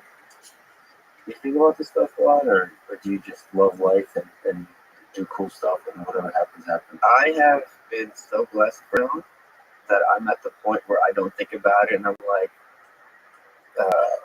just like miracles happen every day. So just be open to it. You think about your death, mortality, Yes. fear? What do you feel about it? I'm just worried. I want to take as many people out with me as possible. So Suitcase new, I suppose. New suitcase new. no, I think In New York, that would be kind of like ironic. That's my other favorite art. I think for my legacy, and that's why my books are so important to me. So that you think of it as the kind of mortality. It is though. Like that's the nuance. Well, not who I am. I mean, like my legacy is for me. What do you look for?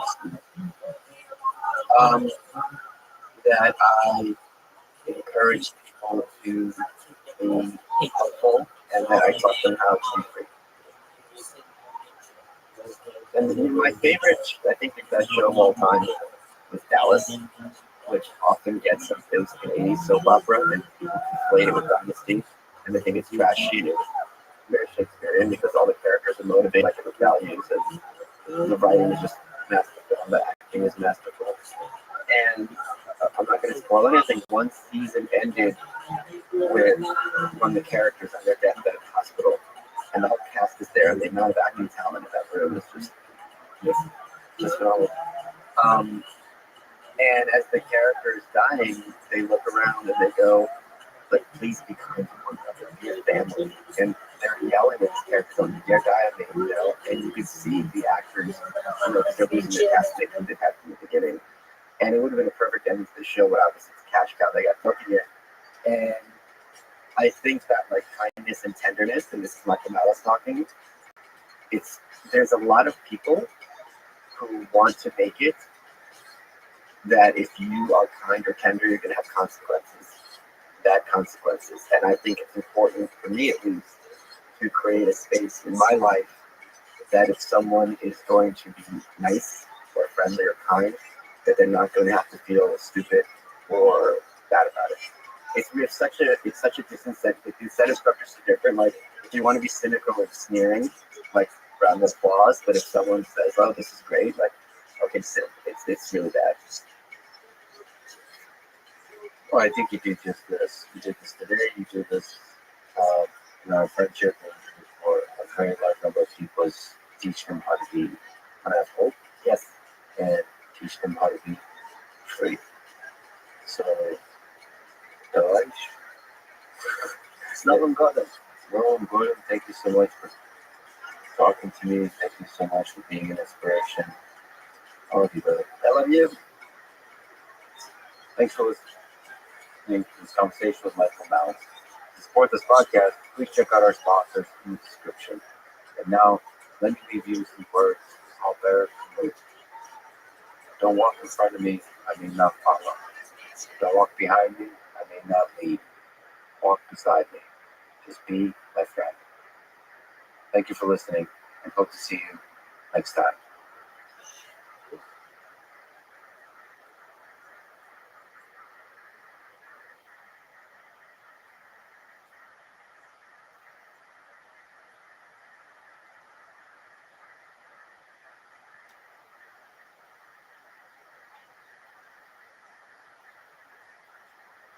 Can't Rabbi, we can't Rabbi.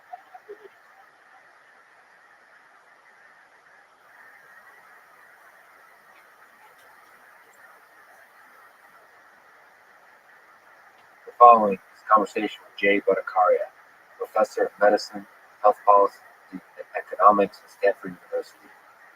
Please allow me to say a few words about lockdowns and the blinding, destructive effects of arrogance on leadership, especially in the space of policy and politics.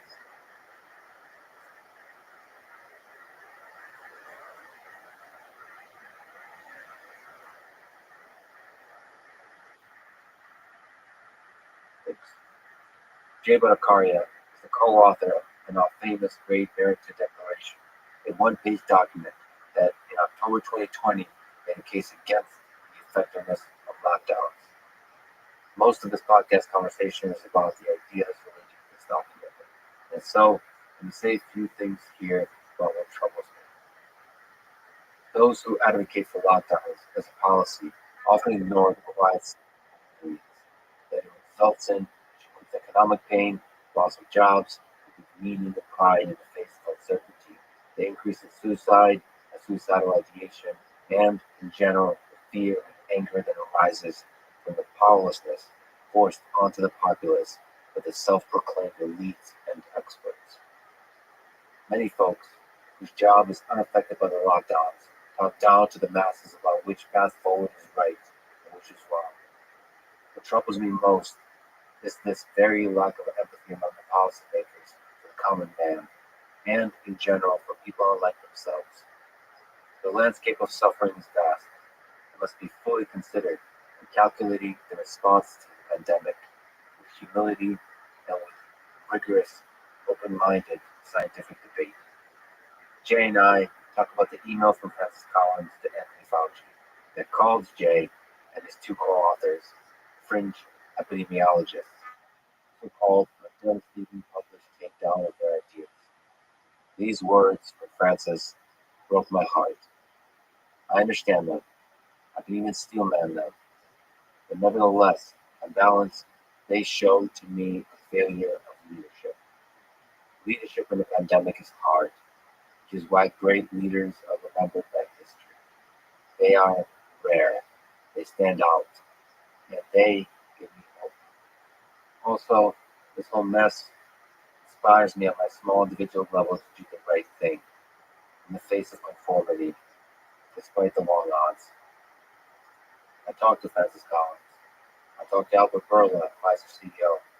I also talked and will continue to talk with people like Jay and other dissenting voices that challenge the mainstream narrative and those in seats of power.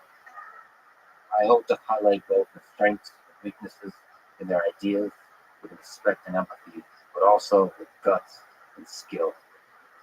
The skill part, I hope to improve on over time. And I do believe that conversation and an open mind is the way out of this. And finally, as I've said in the past, I value love and integrity far, far above money, fame, and power. Those latter three are all ephemeral. They slip through the fingers of anyone who tries to hold on and leave behind an empty shell of a human being.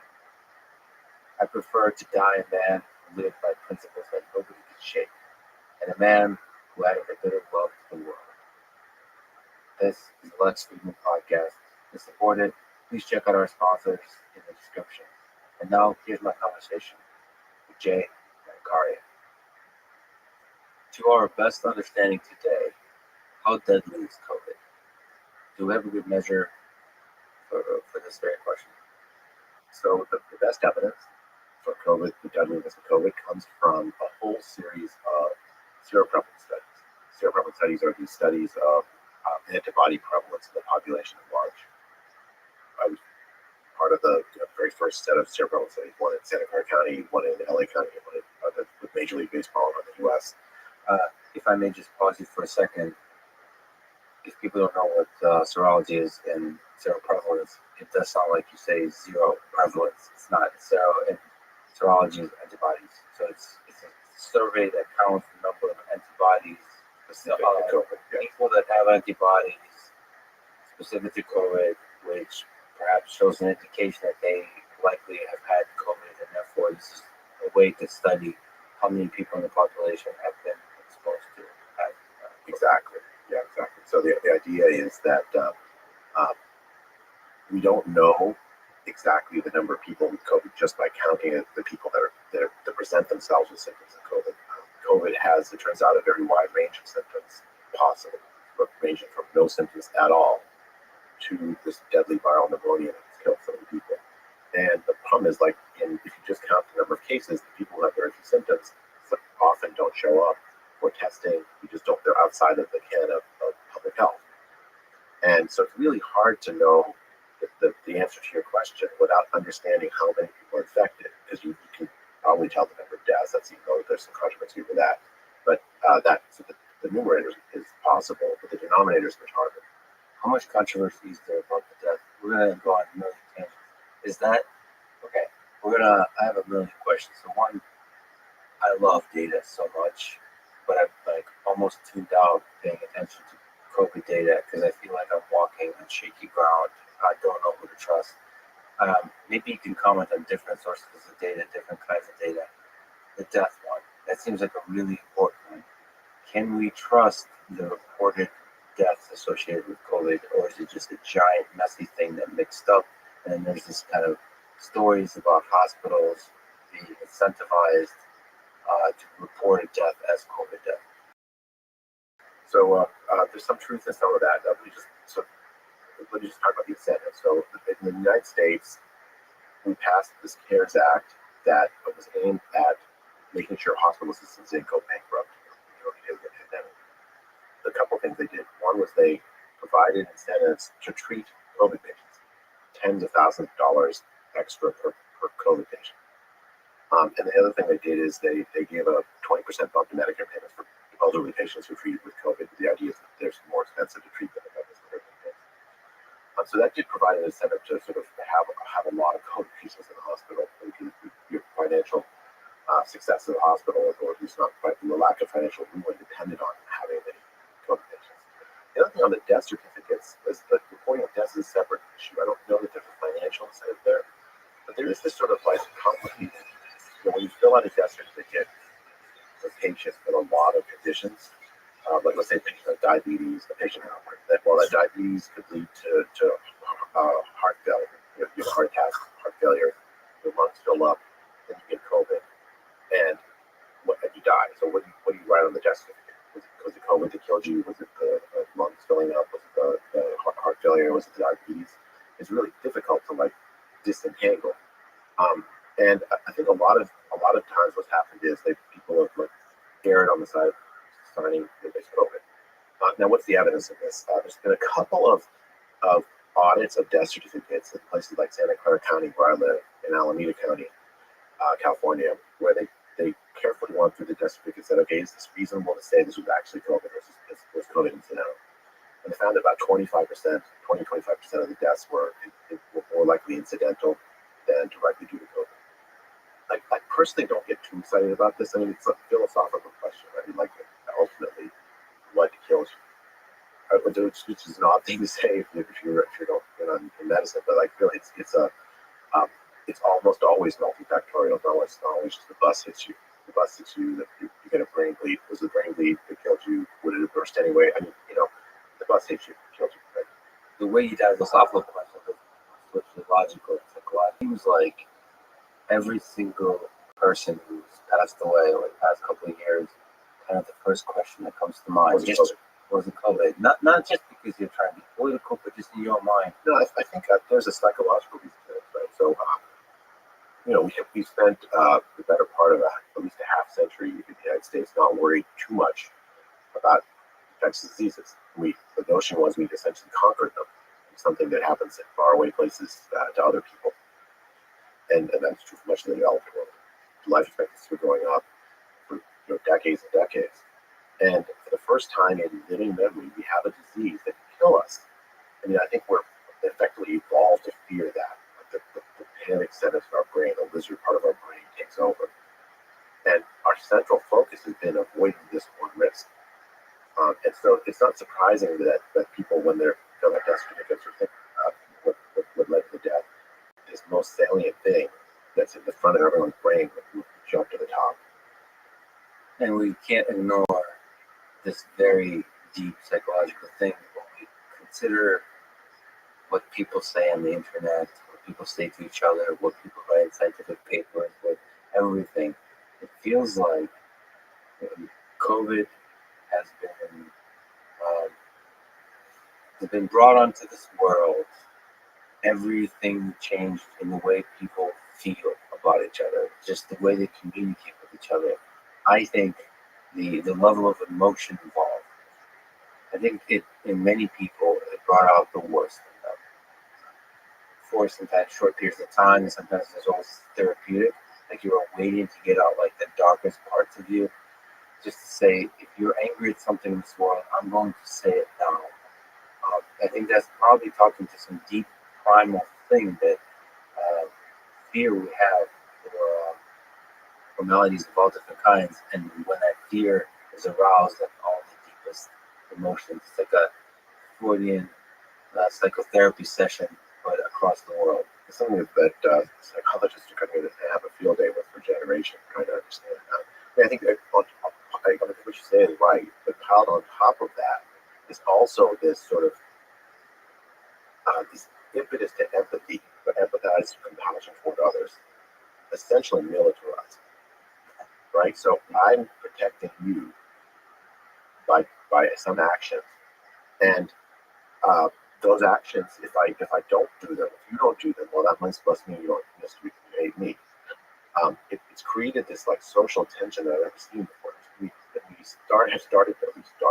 looked at each other as if we were just simply sources of germs, rather than people to get to know, people to enjoy, people to get to learn from. It colors basically almost every human interaction for every human.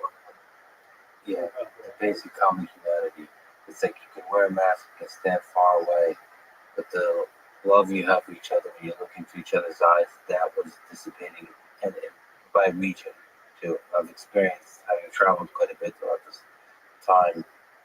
It was really sad when people are really close together, just the way they stood, the way they looked at each other, and it made me feel for a moment um, that the fabric that connects all of us is more fragile than I thought. I mean, if you walk down the street, or if you did this during COVID, I'm sure you had this experience where you walk down the street, if you're not wearing a mask, even if you are, people will jump off the sidewalk as you walk past the street, as if you're poison.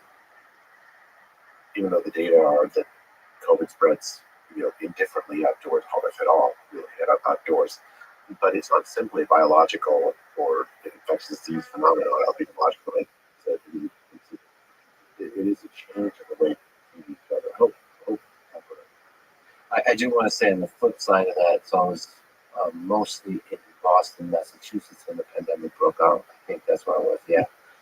And then I got in here to Austin, Texas to visit my now good friend Joe Rogan.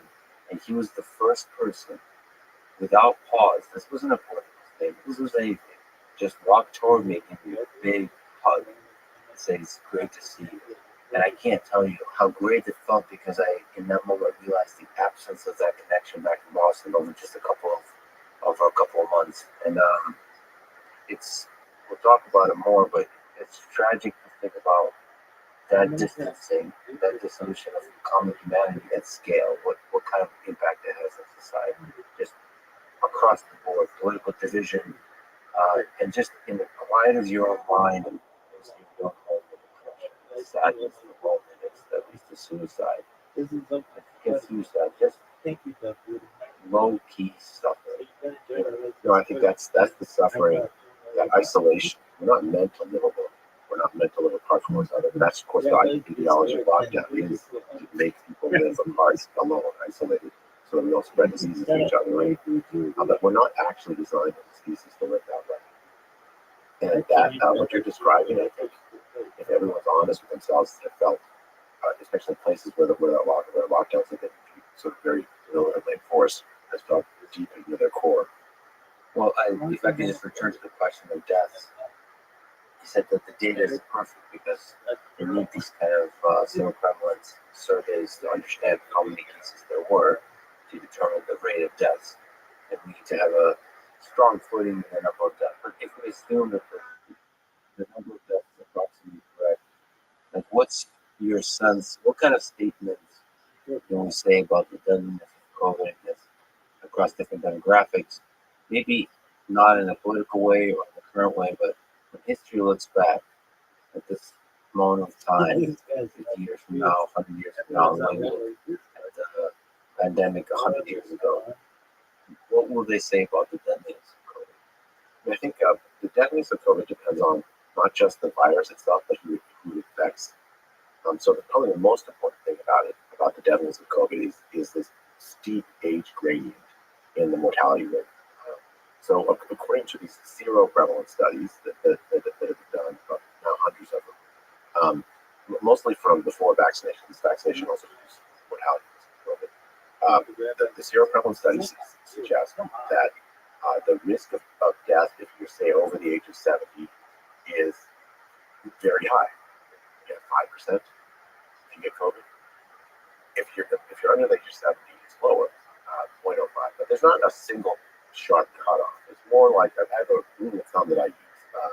So if you're 50, say, the infection fatality rate from COVID is 0.2%, according to the seroprevalence data. That is 99.8% survival if you're 50.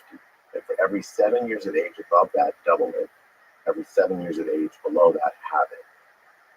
So a 57-year-old would have a 0.4% mortality, a 64-year-old would have 0.8%, and so on.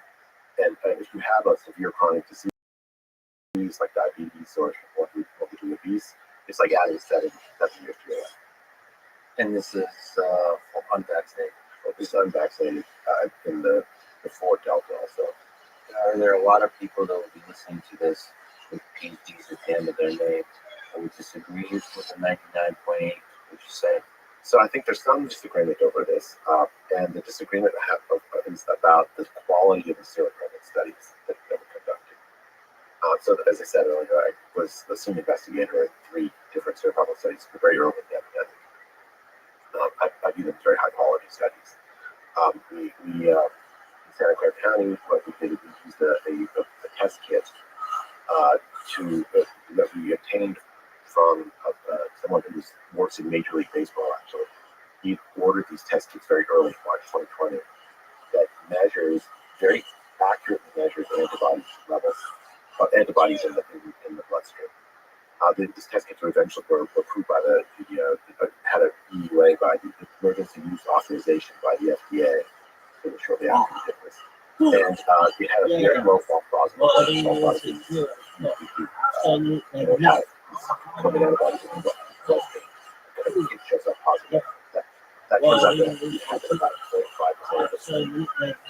And they've done studies, very large enough studies looking at blood in 2018, tried again, and 0.5% of people, 2018, we shouldn't be antibodies there. So it's positive 25% of the time. And then, going to false negative rate, about 10%, 12%, something like that. The false positive rate is important. And so for the population in March 2020, April 2020, very low retention. So even a small false positive rate can end up biasing the study quite a bit. But there's a formula to adjust for that.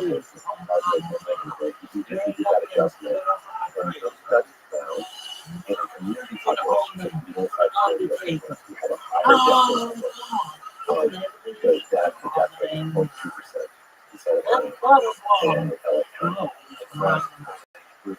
Community just like, yeah, so that's actually what to do. So the Santa Clara study, we did this Facebook sample, which is not the ideal thing, but it's it was very difficult to get a random sample on it during lockdown. Where we put out an ad on Facebook soliciting for the study, randomly selected 7 people.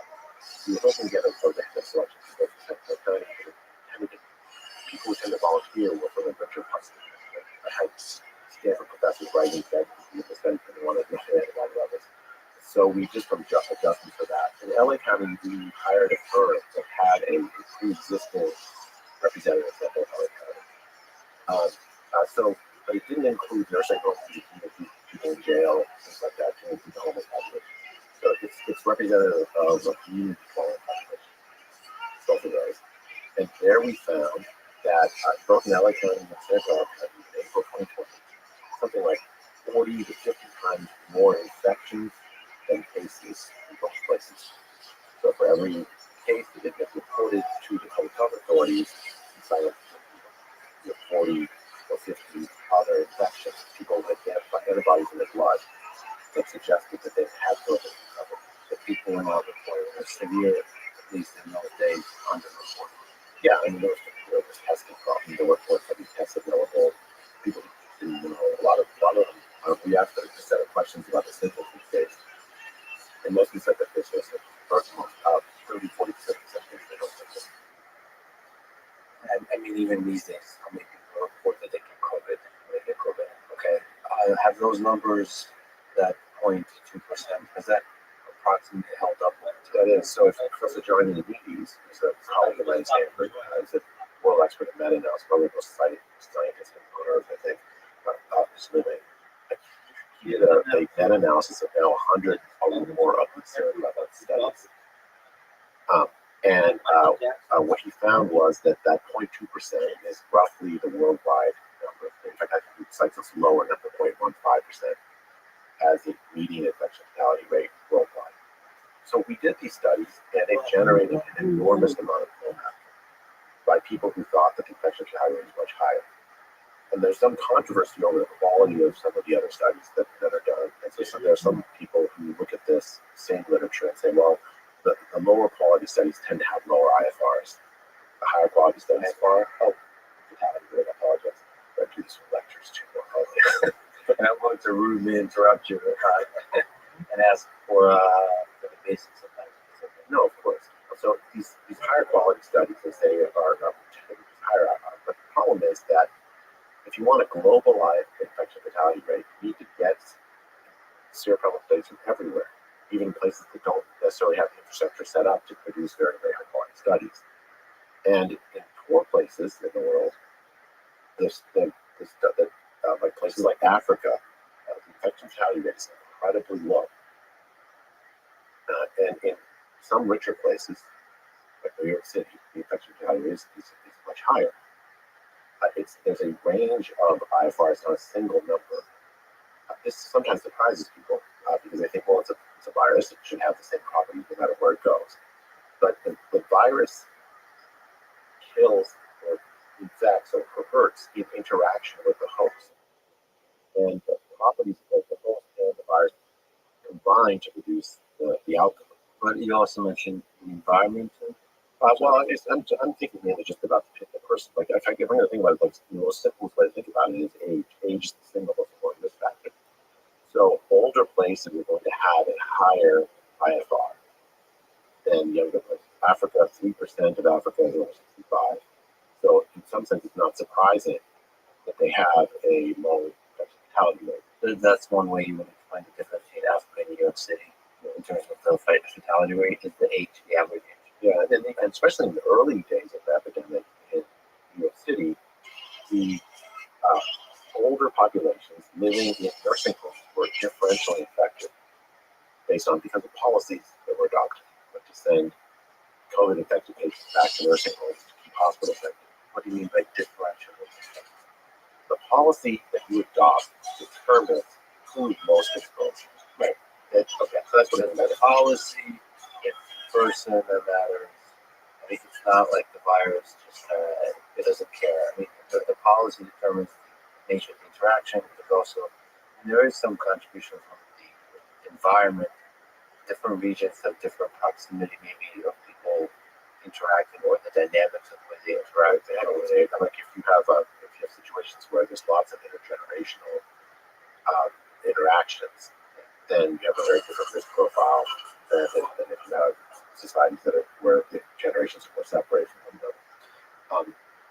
Okay, so let's finish real fast about this. So you have in New York, you have a population that was infected in the early days that was very likely going to die, but had a much higher likelihood of dying infected. And so New York City had a higher IFR especially in the early days, than in like Africa has had.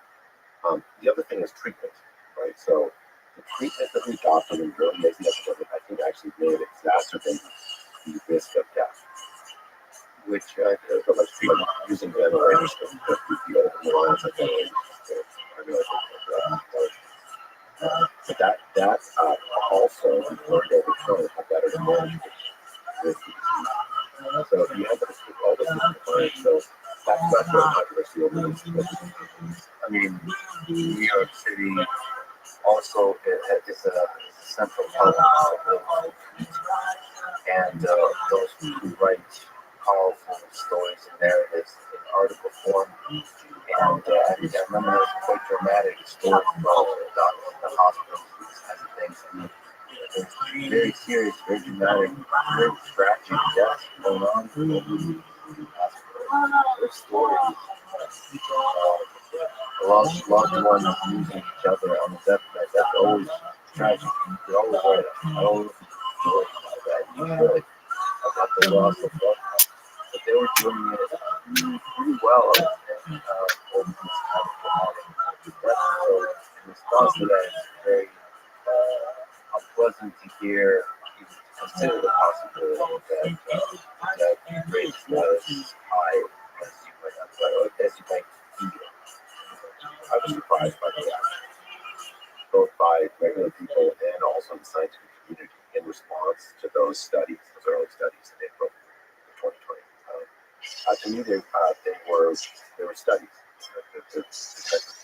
Not exactly because we'll come off my life, but kind of like this.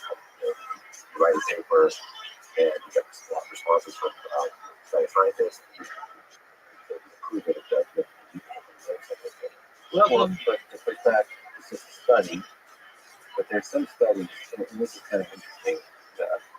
You see similar pushback on other topics. There is some studies that, if wrong, might have wide-ranging detrimental effects on society. So that's the way they would perceive the studies. If you say the death rate is lower, and you end up, as you often do in science, realizing that that was flawed in the study was conducted, or just not representative of a broader population, realize that death rate is much higher, that might be very damaging in people's view. So that's probably where the scientific community to steelman the kind of response is. That's where they felt like, there's some findings where you better be damn sure before you kind of report them. Yeah, I mean, we were pretty sure we were right. It turns out we were right. So like when we released the Santa Clara study via this open science process, server called NetArchive. It's designed for releasing studies that not yet peer reviewed in order to garner comment from scientists before peer review. The LA County study, we went through the traditional peer review process and got it published in the Journal of American Medical Association sometime in July. The Santa Clara study was released in April of 2020. We just working paper on my side. The reason was that we felt we had an obligation. We had a result that we thought was quite important, and we wanted to tell the scientific community and also talk a little bit of it. And it wasn't much feedback. That's part of the purpose of setting it to these kinds of places. I think a lot of the problem is that when people think about published science, they think of it as automatically true. And if it goes to peer review, it's automatically true. If it hasn't gone to peer review, it's not automatically true. And especially in medicine, we're not used to having this access to pre-peer review work. I mean, in economics, actually, that's quite normal. It takes years to get something published, so there's a very active debate over the discussion about papers before the peer review is worked a different way. Much less normal, but much newer in medicine. So I think part of that, the perception of that, that the process happens in open science, releasing studies, that got people. And you're right, it was a very important result because we had just locked the world down in March. With, I think, catastrophic results. And if that study was right, our study was right, That may be a mistake. And not because the death rate is low. That's actually not the key thing. The key thing is that we'd adopted these policies, these test and trace policies, these lockdown policies aimed at suppressing the virus level to close to zero. That was essentially the idea. If we should just get the virus to go away, we don't have to ever worry about it. The main problem with our results as far as that study is concerned wasn't the death rate, it was the 40 to 50 times more infections than cases. It was the 2.5% or 3% or 4% prevalence rate that we identified of the antibodies in the population. If that number is right, it's too late. The virus is not going to go extinct. And no matter how much we test, to trace, and isolate, we're not going to get the viral evidence. So we're going to have to let the virus go through the population somewhere. No, we can talk about that. That's a great definition. You don't have to let the virus go through the population to shield preferentially. The policy we chose was to shield preferentially the less hot spots, the set of people who could work from home without losing their job. Yeah, and did a very good job. Well, let me take a small tangent. We're going to jump around in time, which I think would be the best way to tell the story. So that was the beginning. Yeah. Okay, actually, can I go back one more thing for that? Because that's really important. I should have started with this. What led me to do those studies was a paper that I remembered seeing from the H1N1 flu epidemic in 2009. So I've been much less active in writing about that. I definitely found like a paper or two about that in 2009. There was actually the same debate over the mortality rate, except it unfolded over the course of 3 years, 2 or 3 years. The early studies of the mortality rate in H1N1 counted the number of cases in the denominator, counted the number of deaths in the rate. Cases meaning people identified as having H1N1, showing up the doctor, tested to have it. And the early estimates of H1N1 mortality were like 4%, 3%, really, really high. Over the course of a couple of more years, a whole bunch of seroprevalence studies, seroprevalence H1N1 came out. And it turned out that there was 100 or more times the people infected per case. And so the mortality rate was actually something like 0.02% for H1N1, not the 3, like 100-fold difference. And this makes you think, okay, it took us a couple, 2 to 3 years to discover the truth behind the actual infections for H1N1, and then what's the truth here? Go get that factor. Yeah, and it spreads in a similar way as H1N1 flu did. I mean, it spreads the aerosol hospitalization via some person breathing kind of contact, and maybe some by phone lines, but seems like it's less likely now. In any case, it seemed really important to me to speed up the process of having those seroprevalence studies, so we can better understand who was at risk and what the right strategy ought to be. This might be a good place to kind of compare influenza, flu, and COVID in the context of the discussion we just had, which is how deadly is COVID. You mentioned COVID is very particular kind of steepness, where the x-axis is age.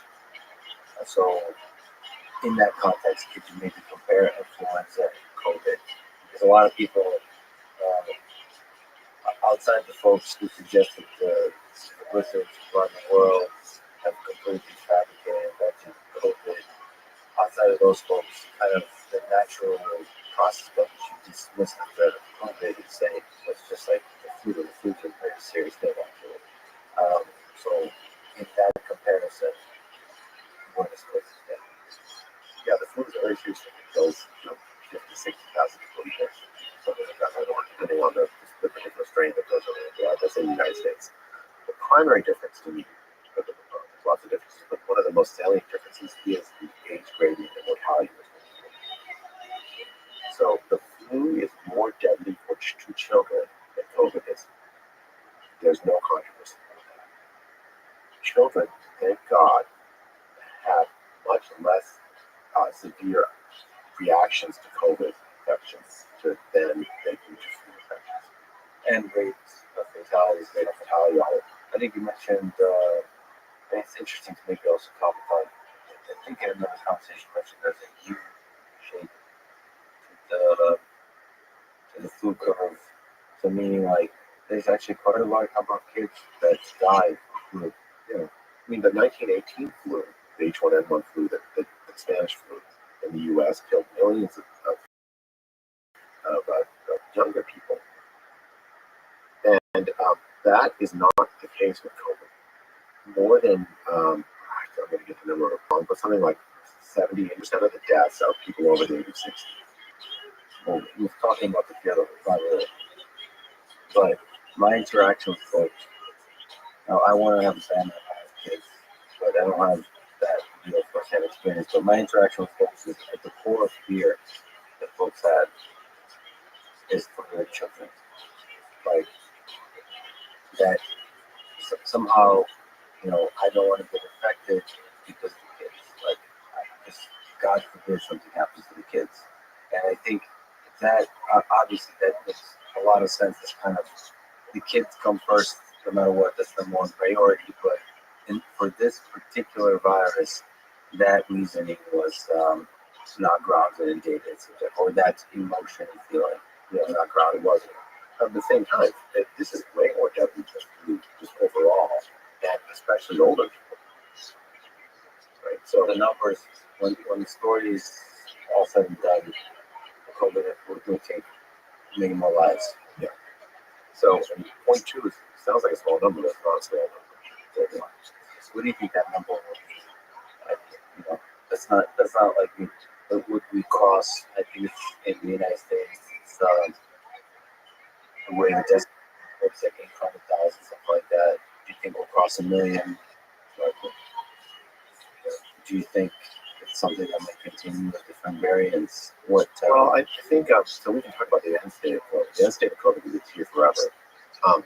I think that there is good evidence of immunity after infections, such that you're protected both against reinfection and also against severe disease upon infection. So the second time you get it, not for everyone, but for many people, the second time you get it will be milder, much milder than the first time you get it. With a long tail, like that lasts for a long time. Yeah. So just the studies that follow COVID people who are infected for a year, and the reinfection rate is something like somewhere between 0.3 to 1%. And like a pretty fantastic study out in it. That is what's one in Sweden. I think there's a few studies that found this and similar things. And the reinfections tend to produce much milder disease, much less likely to live in the hospital, much less likely to die. So what the end state of COVID is, it's circulating in the population forever, and you get it multiple times. And then there's, I think, studies and discussions like the best protection would be to get it and then also to get vaccinated. And then a lot of people push back against that for the obvious reasons for both sides, because somehow the discourse has become less scientific and more political. Well, I think you want to, the first time you need it is going to be the most deadly for you. And so the first time you need it, it's wise to be vaccinated. The vaccine reduces severe disease. Yeah, we'll talk about the vaccine, but I want to make sure I address it carefully and properly and in full context.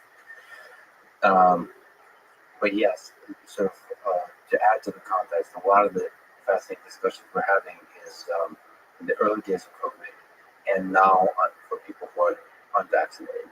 That's what the interesting story is. The policy story, the sociological story, and so on. But let me go to something really fascinating, just because of the people involved, human beings involved, and because of how deeply I care about science and also kindness, respect, love, and human things. Francis Collins wrote a letter in October 2020 to Anthony Fauci, I think somebody else. I have the letter, it was not a letter, email, I apologize. Hi, Tony and Cliff, cgbdeclaration.org.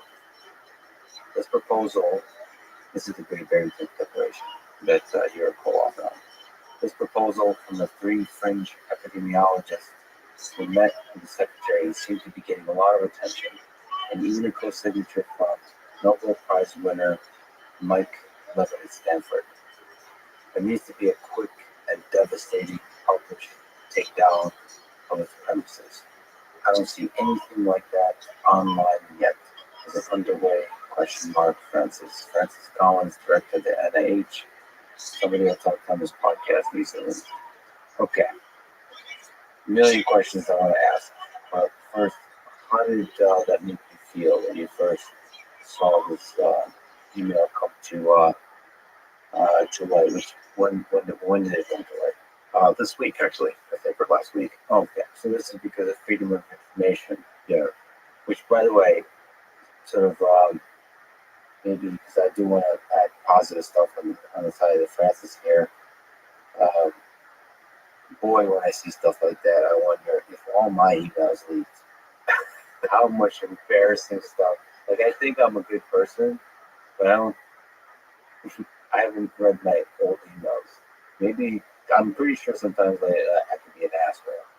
Well, I mean, look, he's a Christian, and I'm a Christian. I'm supposed to forgive, right? But yeah, I think he was looking at this Great Barrington Declaration as a political problem to be solved, as opposed to a serious alternative approach to the epidemic. So maybe we'll talk about it in more detail, but just in case people are not familiar, Great Barrington Declaration was a document that you co-authored that basically argues against this idea of lockdown as a solution to COVID, and you propose another solution that we'll talk about. But the point is, it's not that dramatic of a document.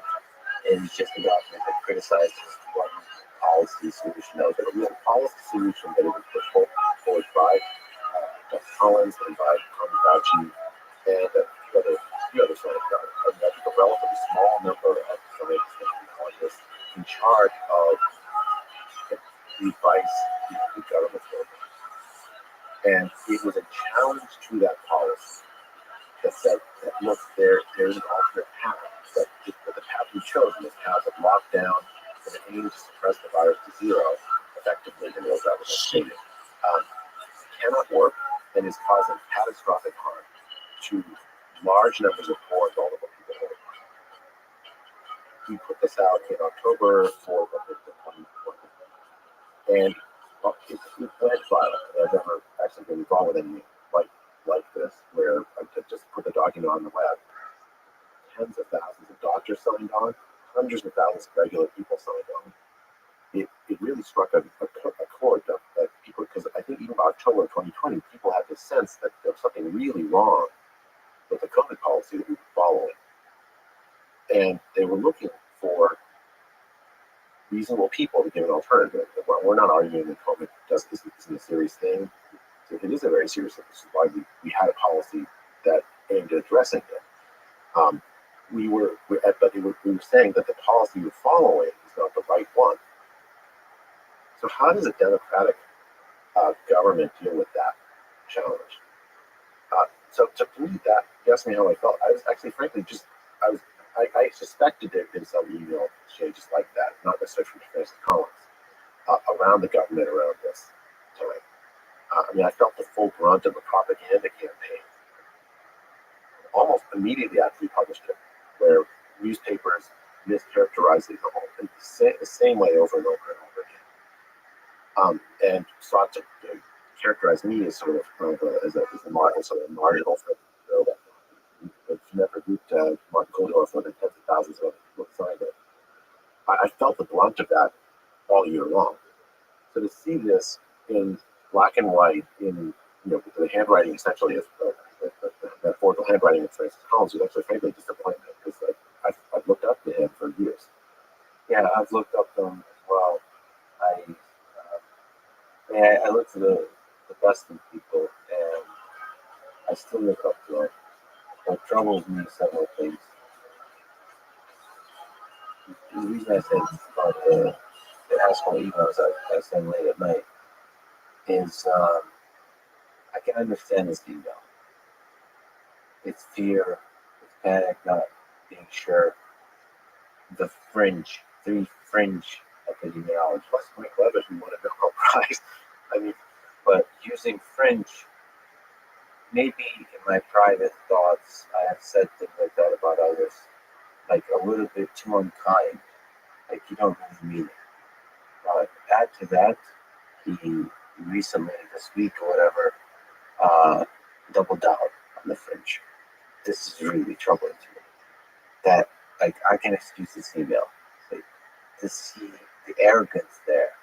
That Francis, honestly, I mean, broke my heart a little bit there.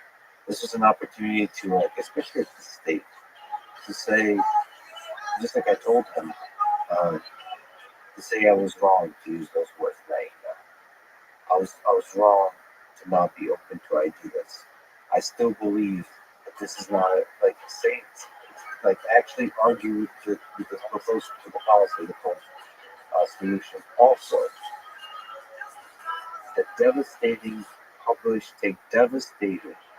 takedown. Devastating takedown. As you say, somebody who's sitting on billions of dollars that they're giving to scientists, some of whom are often not their best human beings because they're fighting each other over money. Not being cognizant of the fact that you're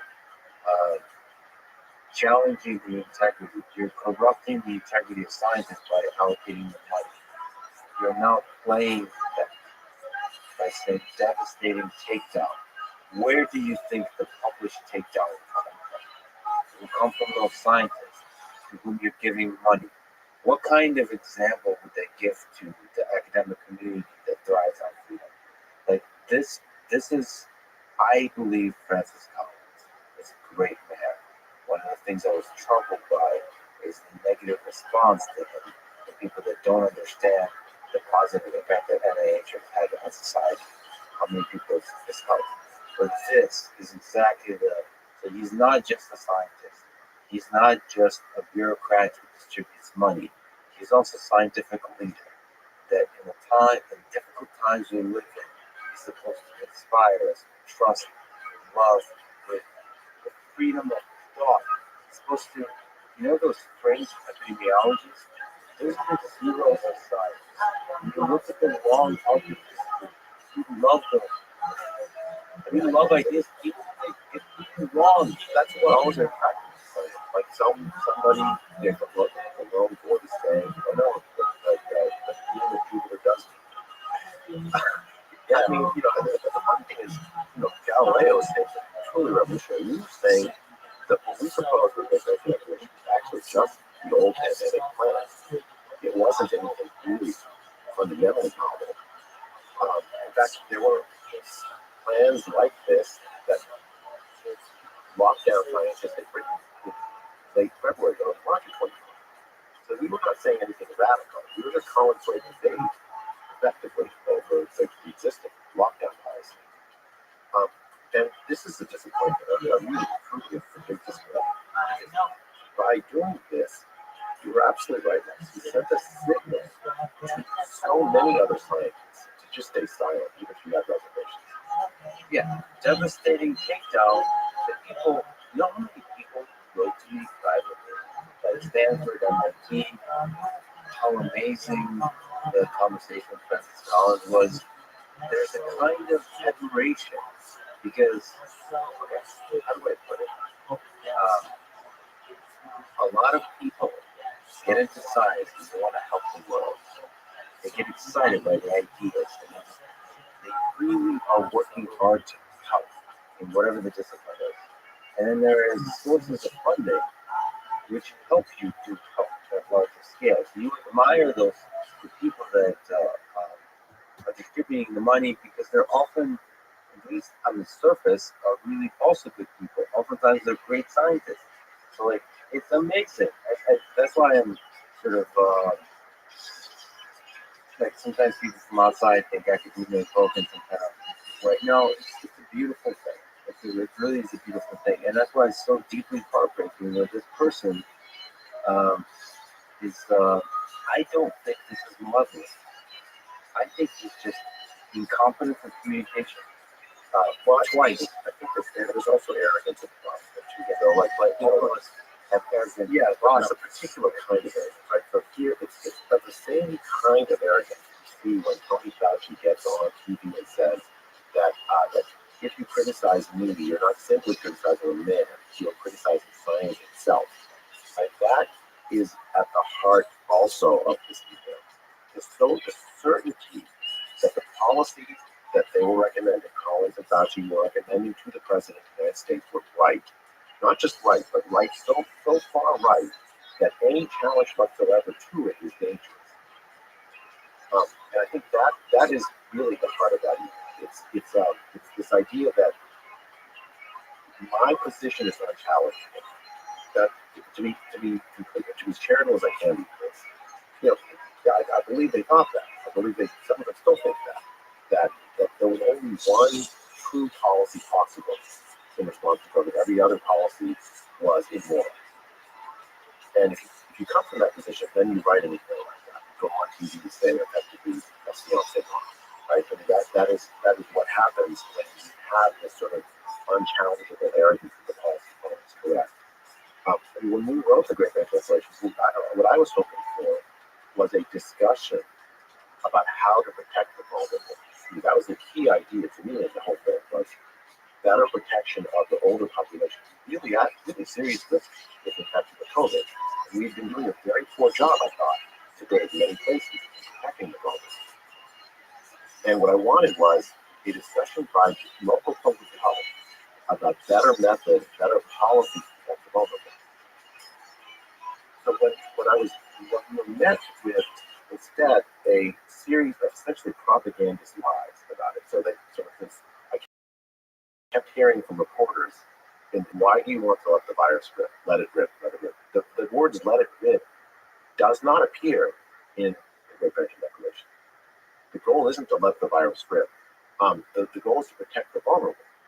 To let society go as open schools and do other things that functions best it can in this terrible pandemic, yes, but not let the virus rip. Where the most vulnerable are protected. The goal was to protect the vulnerable. So why let it rip? Because it was a propaganda term to hit the fear centers of people's brains. Oh, these people are immoral. They just want to let the virus go through society and hurt everybody. That was the idea. It was a way to conclude a discussion, conclude a debate about the existing policy. So the app called Clubhouse. I've gone back on it recently to practice Russian, unrelated, or for a few big Russian conversations coming up. Anyway, it's a great way to talk to regular people about Russian. But I was nervous. I was preparing for a Pfizer CEO conversation, and there's a vaccine group. And so I joined it. And there's a pro-science group. These are like scientists that are calling each other pro-science. The whole thing was like theater to me. I mean, I haven't done all the research, but looking at the resume, they were like pretty solid researchers and doctors. And they were mocking everybody who was at all, I mean, it doesn't matter what they stood for. They were just mocking people, and the arrogance was overwhelming.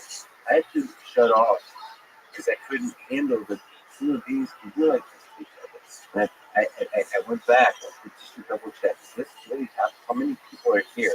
Is this theater?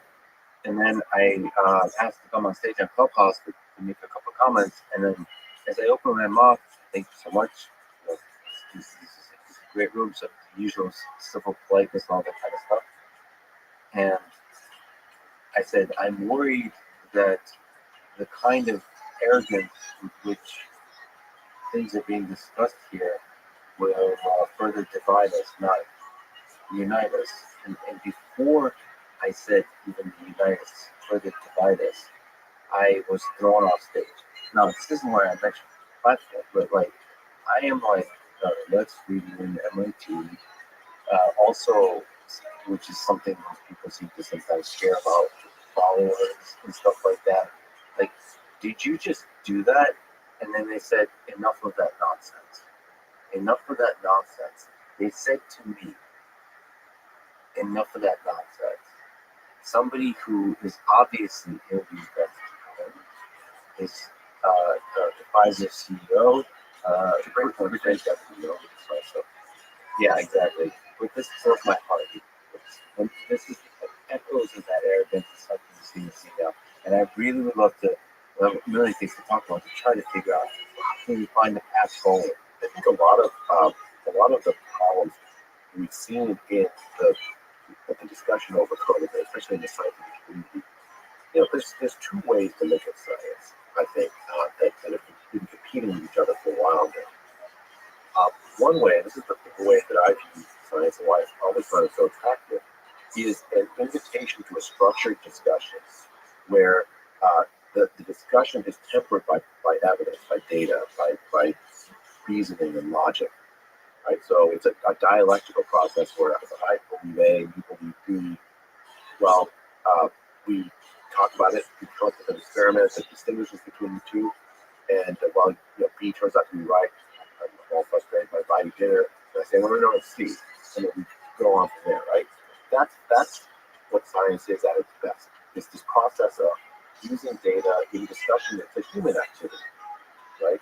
To learn, to have the truth unfold itself before us. On the other hand, there's another way that people have used science, thought about science as truth in and of itself, right? It's like if it's science, therefore it's true automatically. And what does the science say? Well, science never says to do anything. Science says here's what's true, and then we have to apply our human values to say, okay, well, if we do this, well, this is likely to happen. That's what science says. If we do that, then that is likely to happen. Well, we'd rather have this than that, right? But it doesn't. The science doesn't tell us that we'd rather have this than that. It's like human values that tell us that we'd rather have this than that. Science plays a role, but it's not the only thing. It's not the only role. It's like it helps us understand the constraints we face, but it doesn't tell us what to do in facing those constraints. But underneath it, at the individual level, at the institutional level, it seems like arrogance is really destructive. So the flip side of that, the productive thing is humility. So instead of always not being sure that you're right, this is actually kind of field also talks about this for AI research. How do you make sure that AI, super intelligent AI, doesn't destroy us? You build in a sort of module within it that it always doubts its actions. If it's not sure, like I know it says I'm supposed to destroy all humans, but maybe I'm wrong, and that maybe I'm wrong is essential for progress. We're actually doing in the long run the history better. Not the perfect thing, but better and better and better and better. I mean, the question I have here for you is this: this email so clearly captures some maybe technical, but maybe a core problem. Do you put responsibility of this email, of the shortcomings and failures on individuals or institutions? Is this No, this is an institutional failure. So the NIH, so I've had 2 decades of NIH funding. I sat on NIH review panels. The purpose of the NIH is what you said earlier. The purpose of the NIH is to support the work of scientists. To some extent, it also helps to help scientists, direct scientists to work on things that are very important for public health, or for the health of the public. And the way you do that is you say, okay, we're going to put $50 million on research in Alzheimer's disease this year, $70 million for this. And that pot of money that scientists can keep together for the best ideas is use it to address that problem. So it's essentially an endeavor to support the work of scientists. It is not in and of itself How'd you find out about policy. me?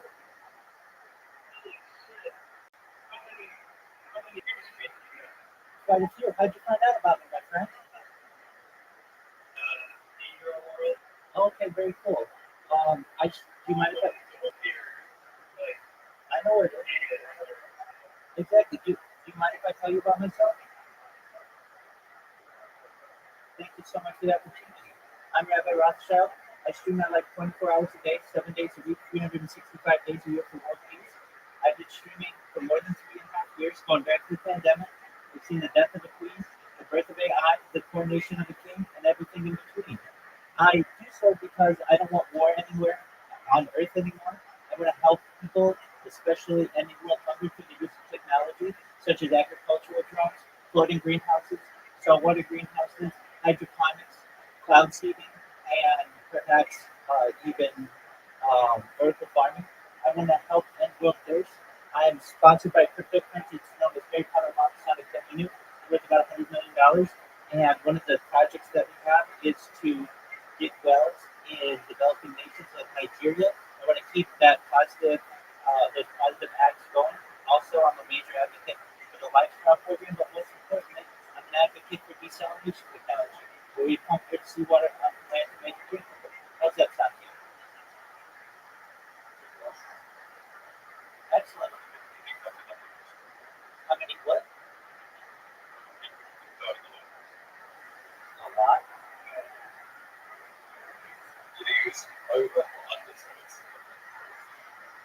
I can trace my lineage to 271,000. Exactly. 100%.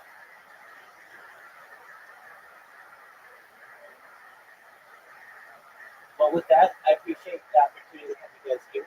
If you ever need anything from me, I'm here to be a positive person in your life, to help to bring optimism and just to give people hope. If there's anything you ever need, feel free to reach out to me, okay?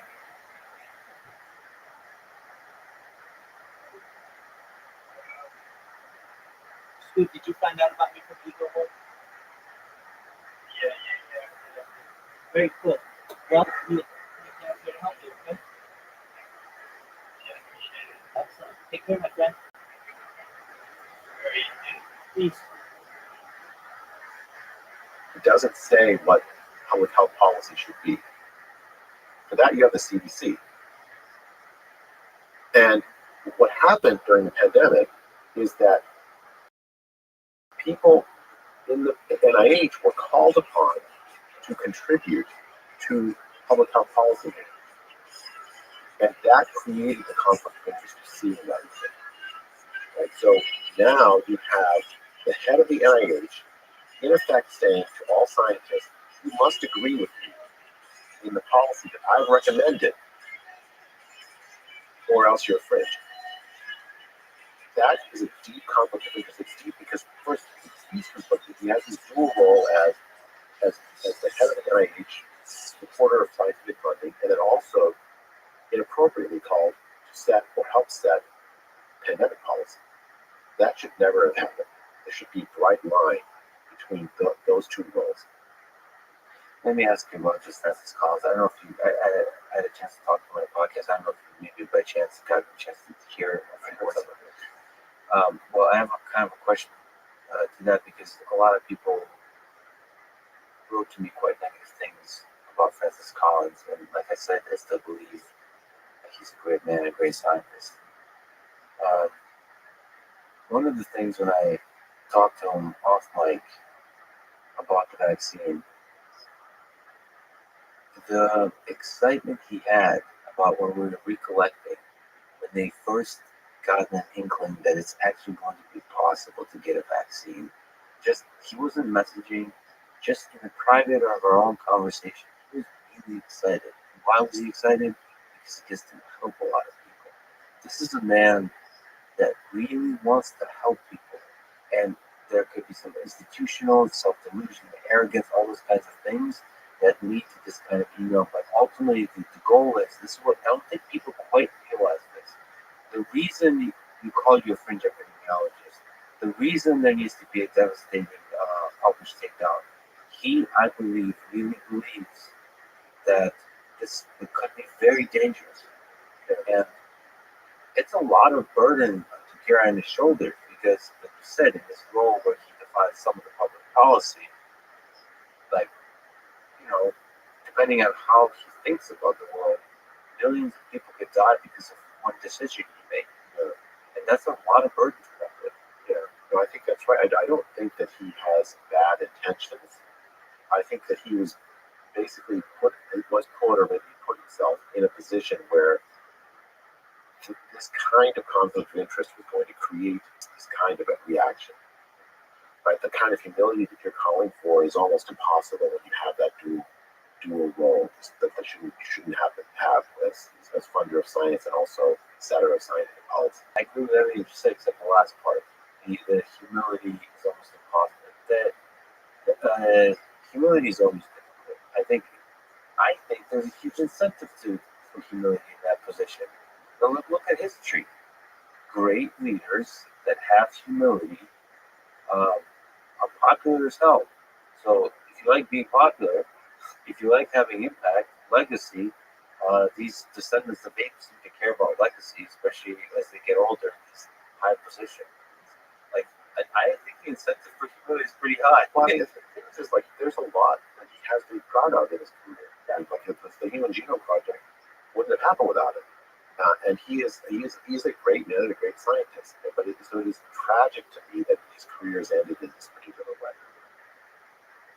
Ask you a question about my podcast conversation with him by way of advice and maybe criticism.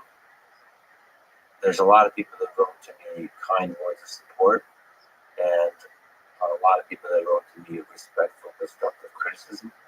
How would you suggest to have conversations with folks like that? And maybe, I have other conversations like this, including I was debating whether to talk to Anthony Fauci. He wanted to talk. And so, what kind of conversation do you have? I'm sorry to take us on a tangent, but almost from an interview perspective of how to inspire humility and inspire trust in science, and maybe give hope that we know what the heck we're doing. We're going to figure this out. I mean, I think I've been now interviewing with many people. I think the style you have really works well. You have to. I don't think you're going to be ever an attack dog, trying to go after somebody and force them to like submit that they were wrong about or whatever about it. I also actually find that form of journalism, podcasting, really off-putting. It's hard to watch. Also, it's a whole other tangent. Is that actually effective? I don't think so. Do you want to ask Hitler?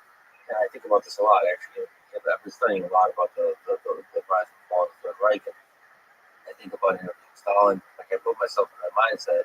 Like, how do you have conversations with people to understand who they are, so that not so you can sit there and yell at them, but to understand who they are, so that you can inspire a very large number of people to be the best version of themselves, and to avoid the mistakes of the past. I believe that everyone that's involved in this debate has good intentions. They're coming at it from their points of view. They have their weaknesses, and if you can paint a picture in your questioning, by sympathetic questioning of those strengths and weaknesses and their point of view, you've done a service. And that's really all I personally would like to see in those kinds of interviews. I don't think a gotcha moment is really the key thing there. The key thing is understanding where they're coming from, understanding their thinking, understanding the constraints they face, and how to manage them. That's going to provide for me, that's why I look forward when I listen to podcasts like yours. Is an understanding of that person and the moment and how they dealt with it. I mean, I guess the hope is to discover in a sympathetic way a flaw in a person's thinking together. Like, as opposed to discovering the positive thing together, you discover the thing. But I didn't really think about that. Yeah, I mean that's how science is, right? That's why I find it so attractive. Is this? I like it when the student shows me I'm thinking incorrectly, right? I'm really grateful to that student, because now I have an opportunity to change my mind about it and start thinking even more correctly. I mean, and there are moments when this is probably a good time to say like what I think I got wrong. Right? So, like, for instance, he said Francis Collins had a moment when he learned that it was quite possible to get a vaccine going. He must have learned that quite early. And I didn't learn that early.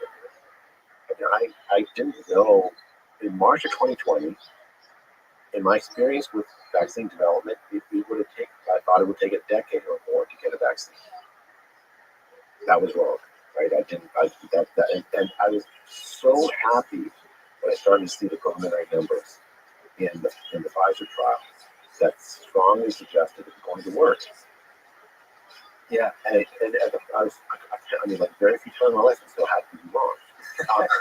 And it changes kind of. I think I've heard you mention that the lockdown is still a bad idea unless the vaccine comes out in like tomorrow. There's still like suffering and economic pain, all kinds of pain can still happen in even just a scale of weeks versus months. Well, let's talk about that.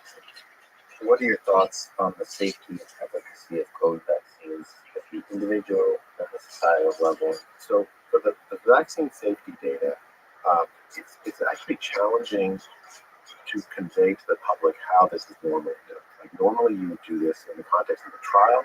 You have a long trial with relatively large numbers of people.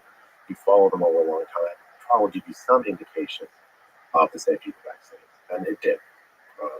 But the trial, the way it was constructed, when it came out that it was protective against COVID, it was no longer ethical to have a placebo arm. And so that placebo arm was vaccinated, large part of it. And so that meant that from the trial, you were not going to be able to get data on the long-term safety profile of the vaccine. And also the other thing about trials, there's tens of thousands of people enrolled. That's still not enough to get when you deploy a vaccine at population scale. You're going to see things that weren't in the trial, guaranteed. Populations of people that weren't represented well in the trial are going to be given the vaccine, and then they're going to have things that happen to them you didn't anticipate. So I wasn't surprised when people were a little bit skeptical when the trial was done about the safety profile. Just the way the nature of the thing is going to make it so that it was going to be hard to get a complete picture from the trials itself. And the trials showed they were pretty safe and quite effective in preventing both you from getting COVID. I think the main endpoint of the trial itself was symptomatic COVID. Right. So that was it was really to me like it's about as amazing an achievement as anything. Organizing a trial of that scale and running it so quickly, and the final result being so surprisingly high, so good, right? So the problem then was normally it would take a long time. Like FDA would tell Pfizer to go back and try it in this subgroup. They work more on dosing. They do all these kinds of things that kind of we really didn't have time for it. So you have a basis for approval that it's less full than normally you would have for a population scale vaccine. But the results were good. The results looked really good. And actually, I should say, for the most part, that's been borne out when we've given the vaccine at scale in terms of protection against severe disease. Right? So people who got the vaccine for a very long time after they've had the full vaccination have had great protection against being hospitalized and dying if they get COVID. Let's separate, because this seems to be, there's critics of both categories, but different. Kids and kids that, not older people, like let's say 5 years old and above or something, or 13 years old and above. For those, it seems like the reduction of the rate of fatalities and serious illness seems to be something like 10x. I mean, for older people, it is a godsend, this vaccine. It transforms the problem of focus protection from something that's quite challenging, possible, I believe, quite challenging, to something that's much, much more manageable. Because the vaccine, in and of itself, when deployed in older populations, is a form of focus protection. Yes. Well, by the way, we'll talk about the focus protection in one segment because it's a brilliant idea for this pandemic and for future pandemics. I thought the sociological, psychological discussion about the letter from Francis Collins is because it was so recent and so troubling to me. So I'm glad we talked about that first. So there seems to be the vaccine work to reduce deaths. And that has especially the most transformative effects for the older. So now let me tell you one thing that I got wrong. Let me tell you the second thing I got wrong, for sure. In January of this year, 2021, I thought that the vaccines would stop infection. Right? You would make it so that you were much less likely to be infected at all. Because the antibodies that were produced by the vaccine look like they're neutralizing antibodies that would essentially block you from being infected at all. That turned out to be wrong. Right? So I think it became clear as data came out from Israel, which vaccinated very early, that they were seeing surges of infection, even in a very highly vaccinated population, that the vaccine does not stop infection. So you're a used car salesman, and you're selling the vaccine, and the features you thought a vaccine had. I mean, I have a similar kind of sense when the vaccine came out. Vaccine would reduce, if you somehow were able to get it, it would reduce rate of death and all those kinds of things, but it would also reduce the chance of you getting it, and if you do get it, the chance that you transmitting it is somebody else. And it turns out that those latter two things are not as definitive.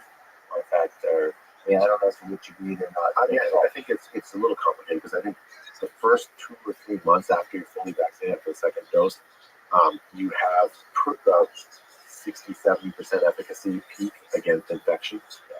So that which is pretty good. I mean, right?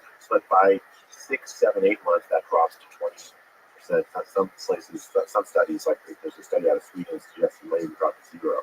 Right, and then you're also infectious for some period of time.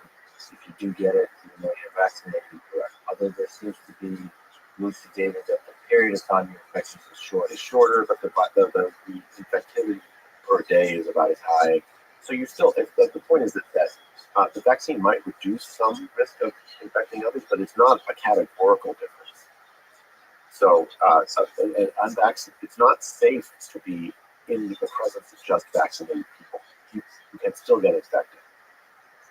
Right.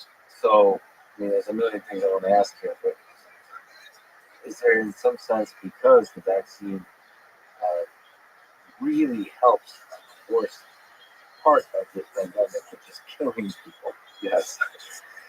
Doesn't that mean, where does the vaccine hesitancy come from in terms of, it seems like obviously the vaccine is a powerful solution to let us open this thing up? Yeah, so I wrote a Wall Street Journal op-ed with Metro Tuesday in December of last year, with a very naive title that says we can end the lockdowns in a month.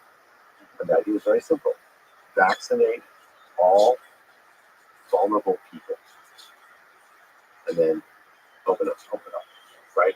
And the idea was that the lockdown harms related directly to the Great Barrier Declaration. So the Great Barrier Declaration said the lockdown harms are devastating to the population at large.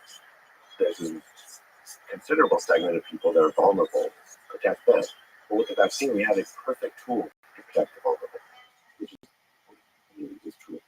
And you vaccinate the vulnerable, the older population, and as you said, there's a tenfold decrease in the mortality risk from getting infected, which is, amazing. So that was the strategy we outlined. What happened is that the vaccine debate got transformed. So first, so you asked about vaccine hesitancy. I think there's the inherent limitations of how to measure vaccine safety. Right? So we talked about a little about the trial, but also after the trial, there's a mechanism, and this work I've been involved with before COVID, on tracking and identifying and checking whether the vaccines actually are safe. The central challenges is one of causality. So you no longer have the randomized trial, but you want to know, is the vaccine, when it's deployed at scale, causing adverse events?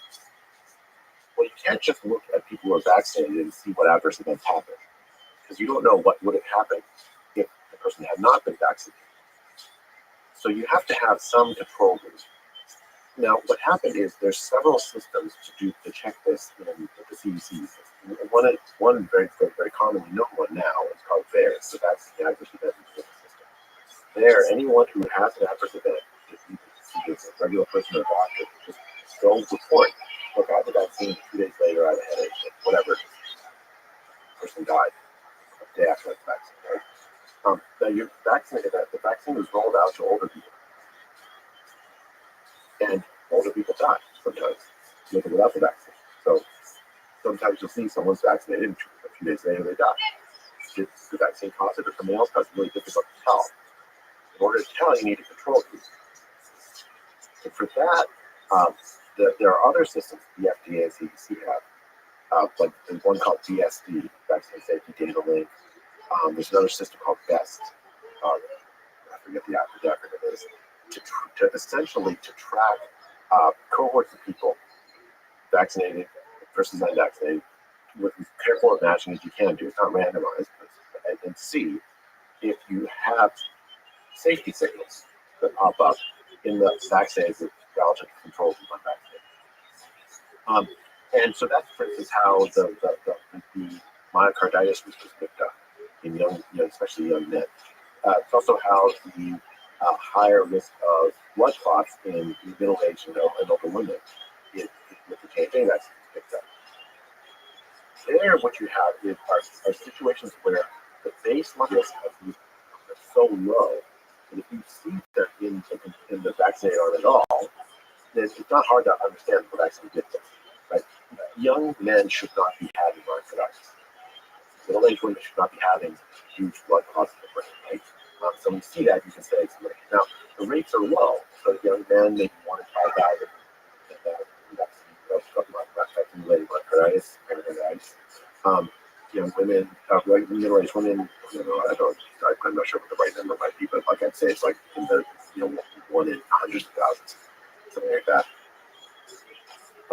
So these are rare outcomes, but they are vaccine outcomes. How do you deal with that as a messaging thing? I think you just tell people. You tell people you are the risk. It's transparent. You tell them they're not getting into something that they don't know. And don't treat people like they're children and need to be told lies because they won't understand the full complexity of the truth. People, I think, are pretty good at, or actually, people with time are good at understanding data, but better than anything, they're better at, they're extremely good at detecting arrogance and bullshit. And you give them either one of them. I'll give you one that's where I think it's greatly undermined vaccine. It's greatly undermined the vaccine is this weird denial that if you recover from COVID, you have extremely good immunity, both against infection and accident. And that denial leads to people distrusting the message given by the CDC director for the vaccine. And why would you deny a thing that's such an obvious fact? Like if you look at the data and it just pops out at you that people that are COVID recovered are not getting infected at very high rates, much lower rates. After these kinds of conversations, I'm sure after this very conversation, I often get a number of messages from Joe Rogan, and from Sam Harris. And to me, are people I admire. I think are really intelligent, thoughtful human beings. They also have a platform. And I believe, at least in my mind, about this COVID set of topics, they represent a group of people. Each group has smart, thoughtful, well-intentioned human beings. And I don't know, right? But I do know that they're kind of tribal a little bit, of those groups. And so, the question I want to ask is, like, what do you think about these two groups and this kind of tension over the vaccine?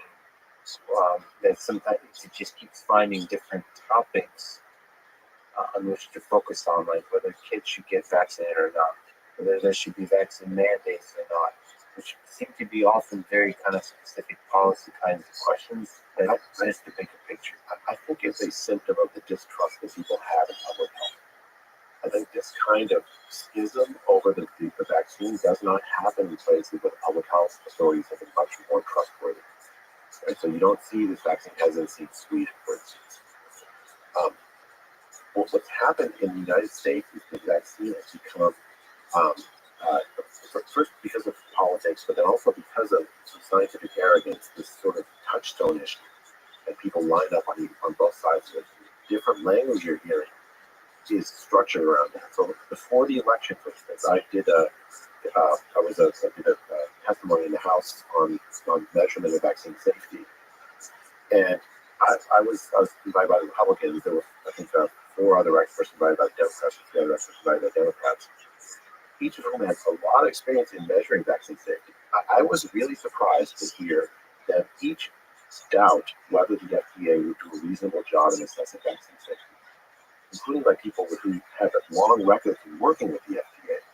I mean, these are professionals, great scientists, whose main sort of goal in life is to make sure that safe vaccines, that unsafe vaccines don't get released into the world, and if they are, get controlled. And they're casting down on the vaccines, the ability to track vaccine safety before the election.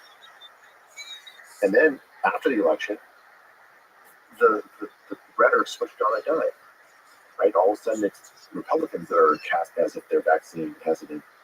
That kind of political shift, the public notices. If all it takes is an election to change how people talk about the safety of the vaccine, well, we're not just in science, right? I think that created this hesitancy. The other thing, I think, the hesitancy, some politicians viewed it as sort of like a political opportunity to sort of demonize people who are hesitant. And that itself fueled hesitancy.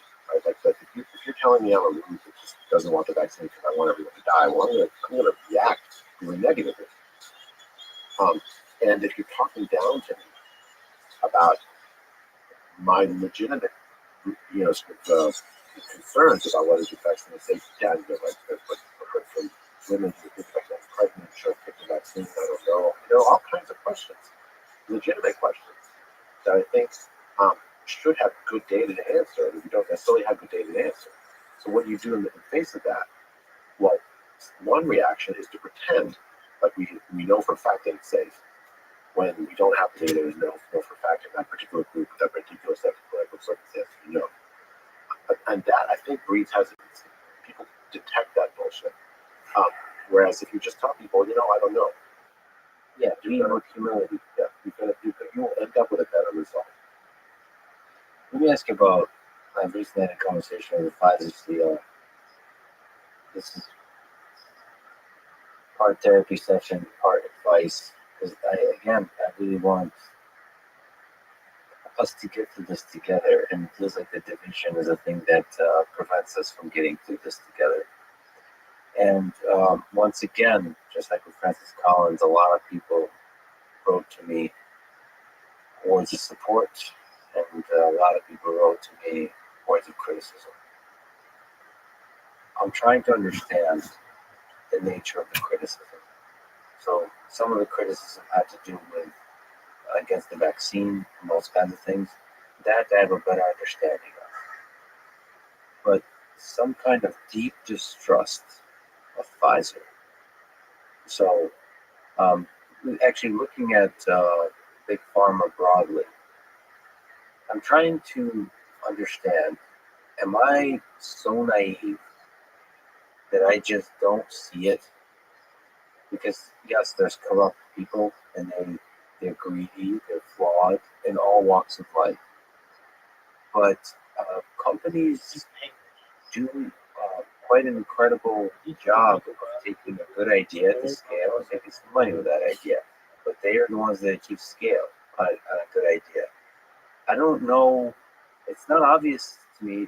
I don't see where the manipulation is. So the fear that people have, I talked to Joe about this quite a bit. I think this is a legitimate fear, and a fear you should often have, that money has disproportionate influence, especially in politics. So the fear is that the policy of the vaccine is connected to the fact that lots of money could be made by manufacturing the vaccine. And I understand that. And it's actually quite a heck of a difficult task to alleviate that concern. Like, you really have to be a great man or woman or leader to convince people you're not full of shit. You're not just playing a game on them. I don't know. It's a difficult task, but at the same time, I really don't like the natural distrust every billionaire, distrust everybody who's trying to make money, because it feels like under a capitalistic system, at least, the way to do a lot of good, like to do good at scale in the world, is by being at least in part motivated by profit. I mean, I share your opinions, right? So on the one hand, you have a fantastic achievement, the manufacture, the discovery of the vaccine, and then the manufacturing at scale, so that billions of people can take the vaccine. Relatively short time. That is a remarkable achievement that could not have happened without companies like Pfizer. On the other hand, there is this sort of corrupting influence of that money. Just to give you one example, there's an enormous controversy over whether relatively inexpensive repurposed drugs can be used to treat the disease. No company like Pfizer has any interest whatsoever in evaluating it. Even Merck, I'm getting them too. that have the patent on ivermectin now expired, has no interest at all in checking to see if it works. Not only do they not have interest, they have a way of talking about people who might have a little bit of interest that's, again, Rich. full of arrogance. And that is what troubles me. Is there not it's back to the play of science. There's not a bit of curiosity.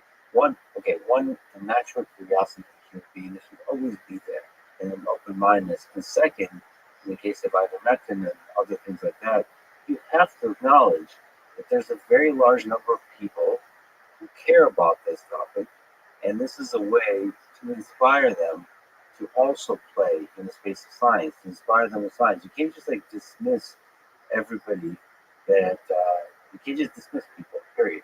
Yeah. Well, I mean, I think here take ivermectin. Right? There's actually a study funded by the NIH, by 25 to the NIAID, and the NIH, called Active 6. That's a randomized trial of ivermectin. It's due to be completed in March 2023. So normally, when you have private actors like these big drug companies that have no interest in checking. Did you see anything?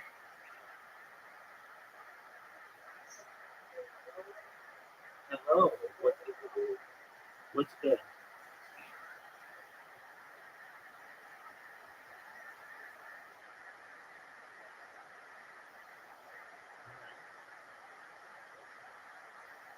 I'm just chilling at the villain, watching.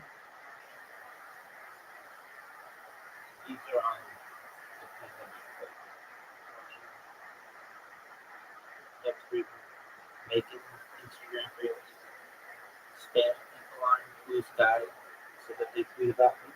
Here, you ready for a breakdown of what people have said about me recently? Excellent. All right, back to that video. This is 9 minutes ago. By just_looking kid. All the bots with Rabbi's Discord in their screen name are getting really tiresome. Frown emoji. I've reported so many already, yet they keep popping up. Fair warning, all of them I see are being blocked. At support that news strategy. Next one. This is 1 hour. Now these are all the ones just with RABBI apostrophe S. We'll get into Rabbi and all the other ones, but okay. I'm getting them now too. Is this Bubbles come roaring back to life? I don't know who the fuck Bubbles is, but okay. And no, I'm not clicking that either. Reported and blocked, but Andrew says they keep respawning. Sure wish we could lock our accounts on here.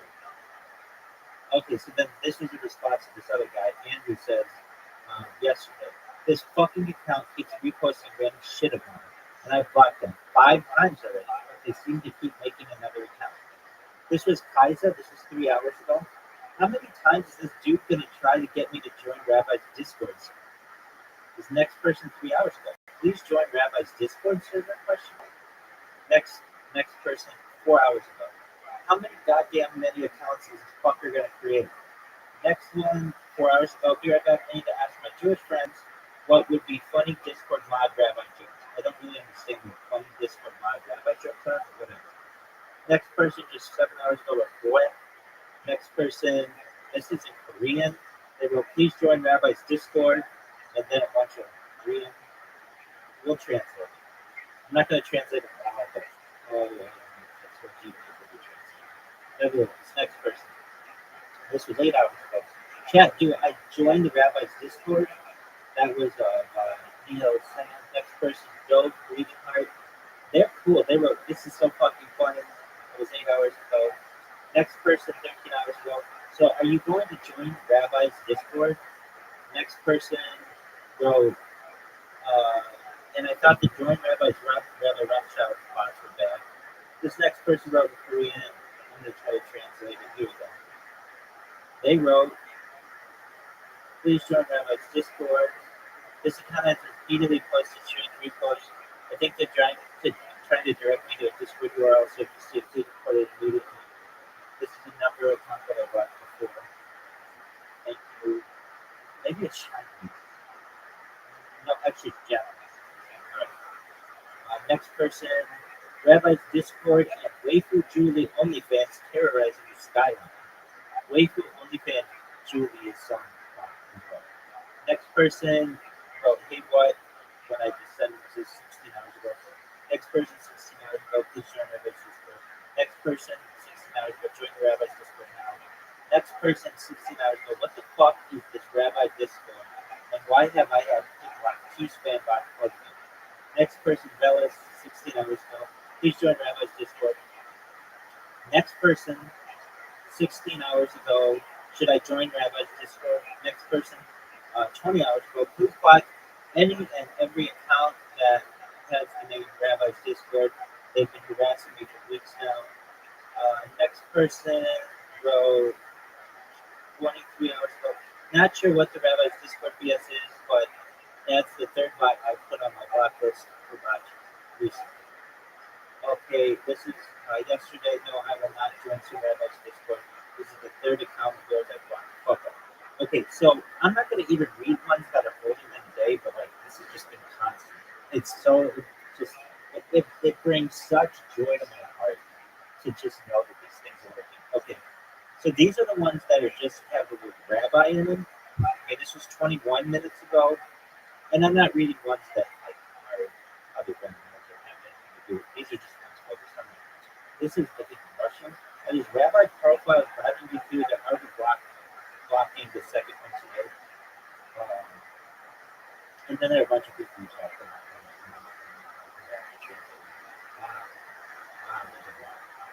anyway, that was just 22 minutes. Next person, can Rabbi please leave me alone? I'm not even religious. Next person wrote 3 hours ago. Side note, who the fuck is the rabbi and why do they have a Discord? Next person wrote 3 hours ago, please, my rabbi is very sick. Next person wrote 3 hours ago, please join the server, please, the rabbi in the Discord. Next person wrote, be right back. Next person wrote,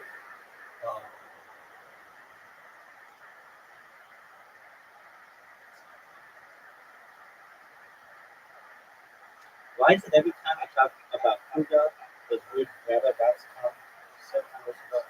There's one that is so funny to me, even though it's so hard yesterday. Next person, 8 hours ago.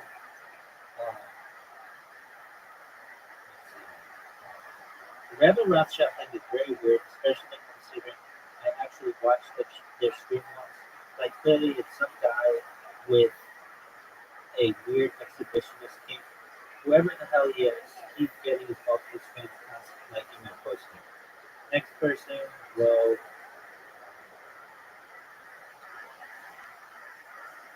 11 hours ago.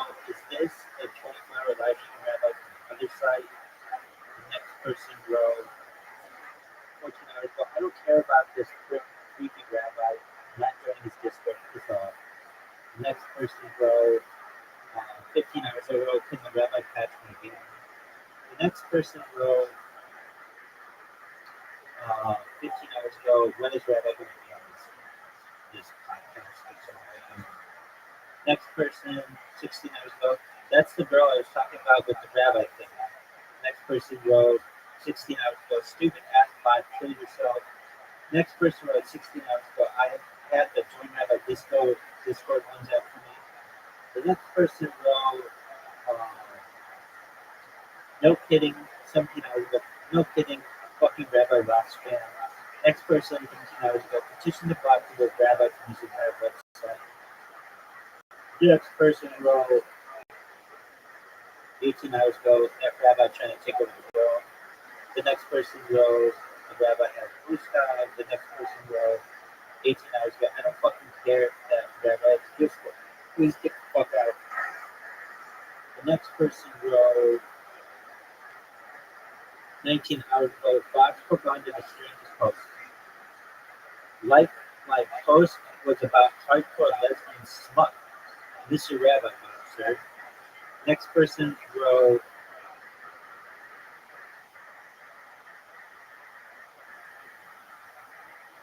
22 hours ago. Ha, I had that guy too. I like the idea that someone saw any of my posts on here and thought, that's a person I'm in my secret rabbi sex cult Discord. Next person wrote,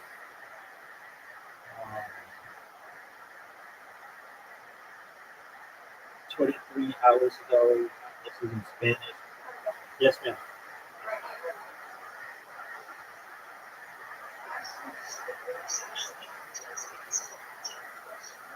No, I'm just spamming.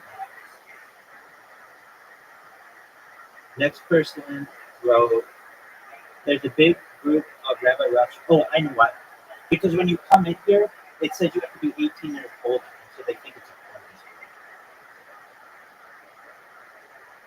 Next person wrote, this person wrote, there's a big group of Rabbi Rothschild bots. I think it's a porn Discord. Because normally when you come into a Discord, you don't have to be 18 years old. But in mine, you do because I don't want to talk to children. Next person wrote, 23 hours ago, thank you, Rabbi. Next person wrote,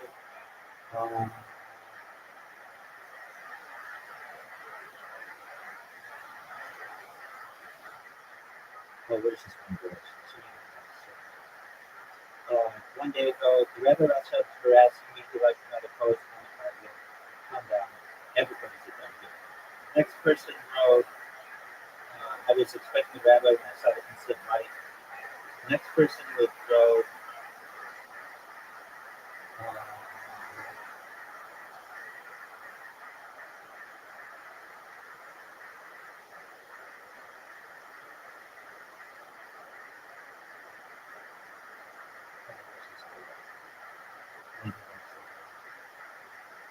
okay, I'll hunt down the Rabbi Rothschild guy who made, somebody wrote 8 seconds ago, fuck off, Rabbi. Okay, let me see where this one goes. It was so funny.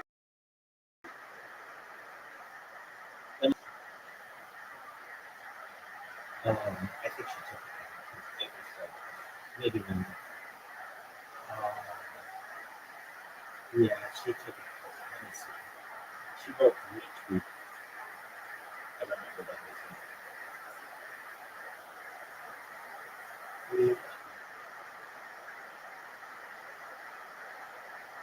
Oh, yeah, she took it. Okay, but it's yeah, she took it. Okay, it's so funny. This one girl just wrote just innocently. She's like, I had a really hard period this month. And my mom left her and we posted that and loved it. She's like, why did a rabbi come and repost my tweet about my period? And it just made me laugh. So that's what I've got going for me, which is right. And I've been making Instagram reels. They've been cool. What I do is I just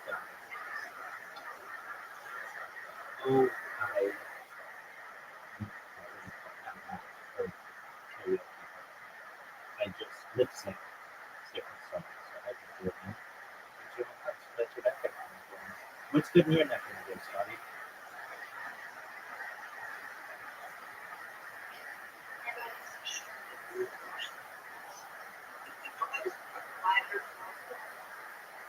Yeah, why is it a rude question? Okay, that's good. Excellent. I didn't know. Sometimes a thing. Glad that you're here. All right. So I created this one. I can't stand Instagram sometimes. Do you use Instagram?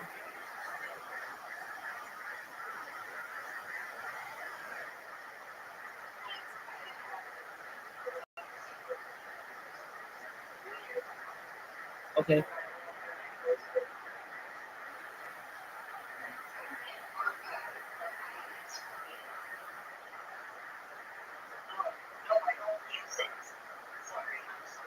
You're good. You're good. It's just such a shitty app. It, it is just not built very well, and I can tell that it's not. There's like poor quality assurance on it, and it's very bothersome to me because I spend a lot of time making what I feel. I mean, it's not. It's time-consuming content, and then it doesn't always upload, and it's just it crashes a lot, and in comparison to other apps, it's just really bad.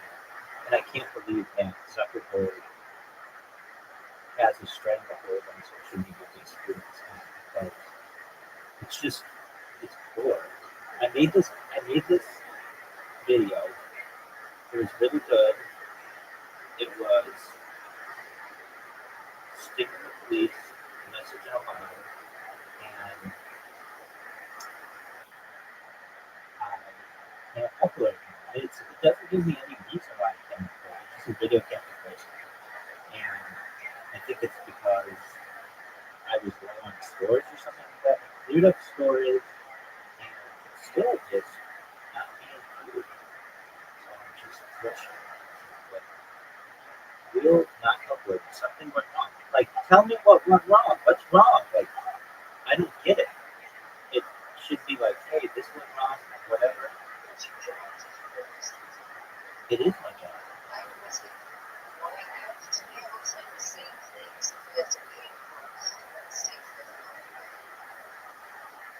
Can you repeat that, please?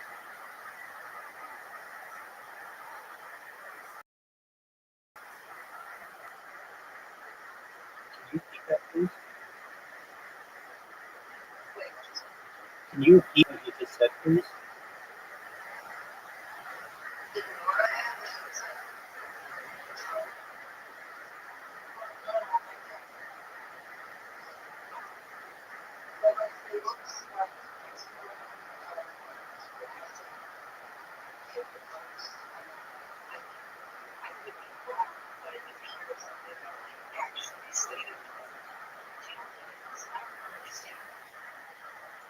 No, it's not. I've never heard that. I'll have to check it out. So is it? It's obviously separate. It's like Instagram.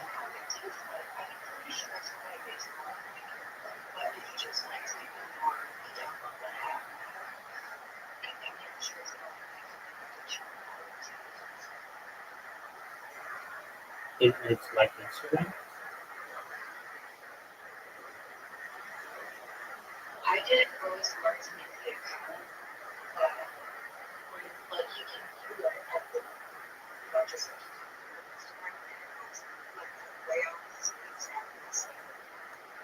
Isn't that interesting? Isn't that interesting that you can just like literally pick somebody else's app and like I know when I was building apps, we were gonna get a copyright on our app, but it wasn't worth it because all you have to do is change one little small part of it, and then people are able to basically create or like dictate that it's theirs. I mean, that's basically what TikTok did to Instagram, and Instagram's done for other ones. So I'll check it out more.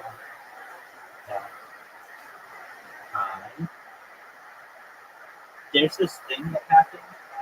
Um, this is very frustrating to me. I just don't understand why some big celebrity isn't like, hey, this sucks, but I guess they don't post their own content. Okay, so what happens? Okay, so there's this thing called app cache. It's basically like um, data that your device uses to not have to create.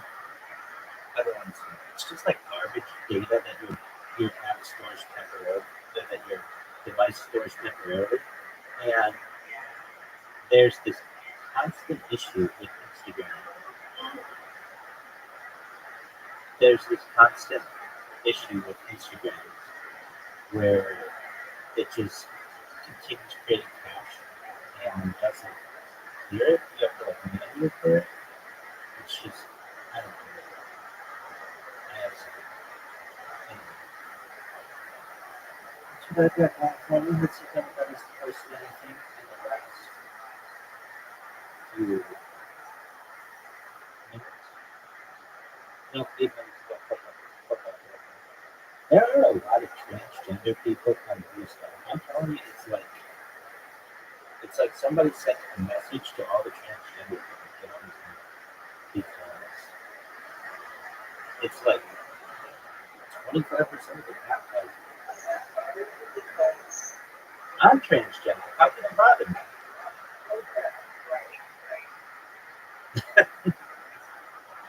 I beat everybody in the fight. I was transgender before it was cool.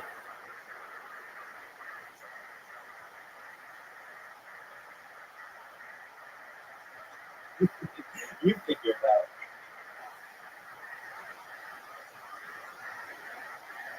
It doesn't bother me that a lot of people on there are transgender. No, no. It's just like a huge population that I didn't. Yeah, I mean, I don't know. I don't. It's literally like somebody sent a message to all the transgender people. Apparently, I didn't get this memo. That said to get off Twitter and get off Instagram, which is fine. The only thing that it doesn't bother me, but I don't need to know that. I guess like it's fine. You can hate me for whatever reason.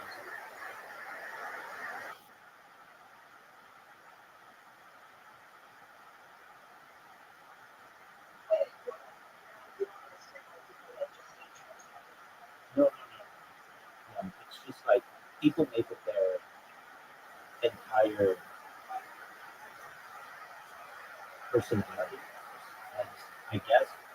I guess with like changing clothes and like wearing makeup and stuff like that. I don't know, wearing pants or growing a beard. It has a big part. I don't know. There's just part of me that's I don't know. But if people are proud of it, then all I know is that the person who's giving the fuck out is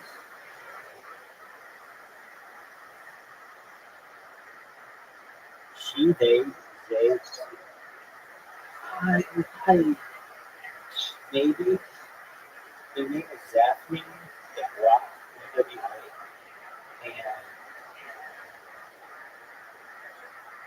they call themselves she, they, XD, and ZIP, whatever it is.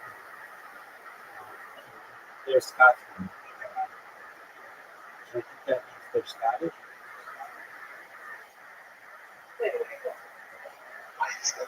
Yeah, I know. They told me to fuck off, and I missed.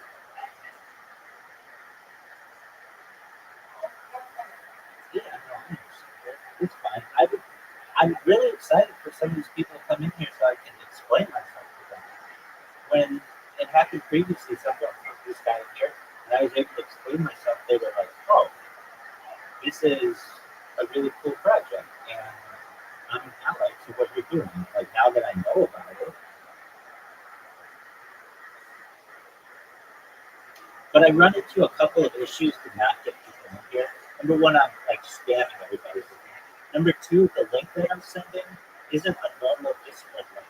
I can't. I don't want to say I can't. I could probably change the link that I'm sending to be a Discord link, but instead I'm using a link shortener because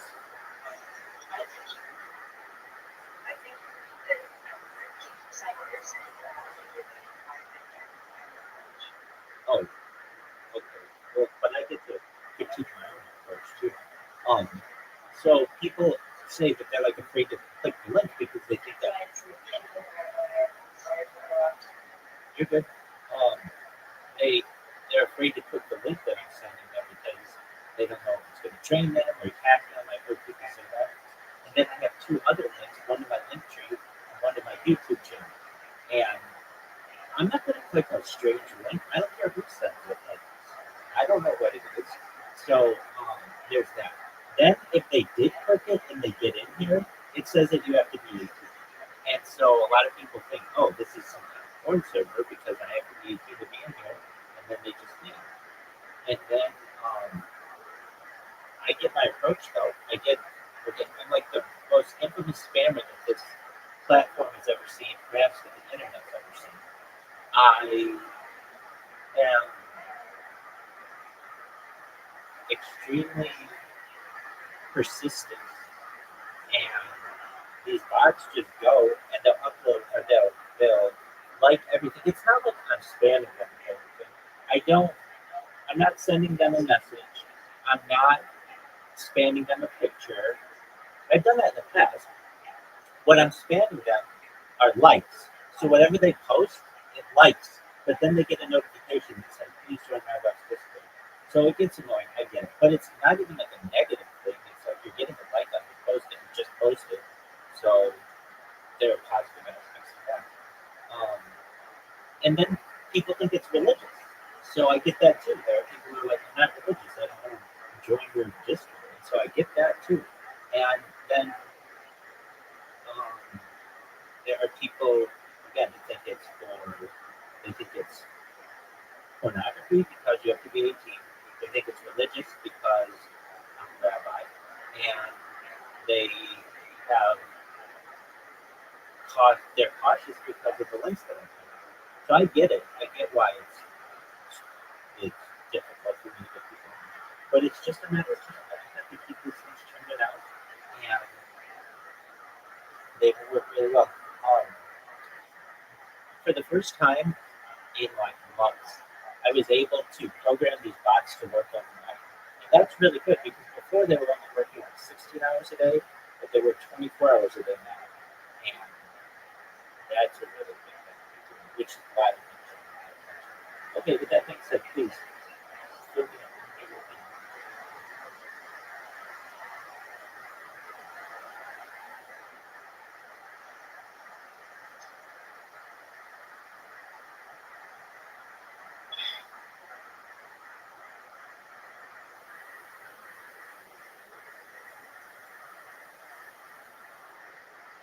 Great job.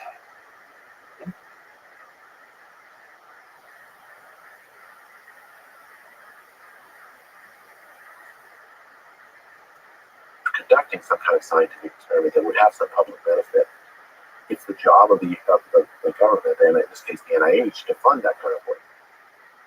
The NIH has been incredibly slow in its evaluations of these repurposed drugs, and it's been left to lots of other private activities of uneven quality, and hence that's why you have these big fights. Because the data are not solid, you're going to have these big fights. Yeah, but also, okay, forget the process of science here, the studies, not enough effort being put into the studies, just the way it's being communicated about. Yeah, no, like horse paste, like, come on. The FDA put a tweet out telling people who are like, they're taking ivermectin because they've heard good things about it and they're sick and they're desperate. And just call it horse paste was just, that was terrible. That was deeply irresponsible. My hope is grounded in the fact that young people see the bullshit of this. Young PhD students, graduate students, young students in college, they see that there's a less than stellar way that our scientific leaders and our political leaders are behaving, and the new generation will not repeat the mistakes of the past. That is my hope, because that's the cool thing I see about young people is they're good at detecting bullshit, and they don't want to be part of that. That's my hope in the space of science. Let me return to this idea of the Great Barrington Declaration. Return to the beginning. So, what are the basics? Can you describe what the Great Barrington Declaration is? What are some of the ideas in it? You mentioned focus protection. What are your concerns about lockdowns? Just paint a picture of this early proposal. Sure. So the Great Barrington Declaration, first, why is it called Great Barrington Declaration? It's such a great name. It's such an epic name. But the reason why it's called that is way less than epic. It was because the conference, which is organized by Martin Kulldorff, who's a professor at Harvard University, by a statistician, he actually designed the safety system, the statistical system that the FDA uses for tracking vaccine safety. He and I had met previously just the summer before that summer. And he invited me to come to this small conference where he was inviting me and Sunetra Gupta, who's a professor of theoretical epidemiology at Harvard, at Oxford University. And I jumped at the chance because I knew that Martin and Sunetra were both smarter than me, and it would be fun to talk about what the right strategy would be. On the drive in, I didn't know what the name of the town was. I asked. They said it was Great Barrington. I had it in the back of my head. Martin and I arrived a little early. We were writing an op-ed about some of the ideas. Hopefully, we'll get to talk about very soon about focus protection and the right strategy. And when Sunetra arrived, we realized we actually come basically to the same place about the right way to deal with the epidemic. And I thought, well, why don't we write something like the Port Huron statement? Is what I had that back in my head. Yes. And I'm like, well, what's the name of this town again? It was Great Barrington. Yeah. So it's not Barrington. It's Great Barrington. Which is fantastic. It's so over the top that it's perfect. It's really like the Big Bang. There's something about these over the top fun titles that is really So that's my contribution. Is the title, the name Great Barrington Declaration. But yeah, so it was kind of the idea is actually, while the title is great, and I think that it was written in a very stylish way. It's less than a page. You can go look online and read it. So it's written for not for scientists, but for the general public, so that people can understand the ideas. But it is not actually radical science. It actually represents the old pandemic plans that we've used for centuries dealing with other similar pandemics. And it's twofold. But first, let me talk about the science it rests on, and then I'll talk about the plan. The science actually, some of what we already talked about. There's this massive age gradient in the risk of COVID infection. Older people face much higher risk than younger. The second bit of science is that's not controversial, right? That even if you think the IFR is 0.7 or 0.2, no matter what, everyone agrees on this age gradient. The second bit of science is also non-controversial. The lockdown-focused policies that we follow have absolutely devastating consequences on the health of the population. Let me just give you some examples. And this was known in October of 2020. We wrote it, right? So the UN was sounding alarms that there would be tens of millions of people who would starve as a consequence of the economic dislocation caused by the lockdowns. That's come to pass. Hundreds of thousands of children in places like South Asia dead from starvation. That's a consequence of lockdowns.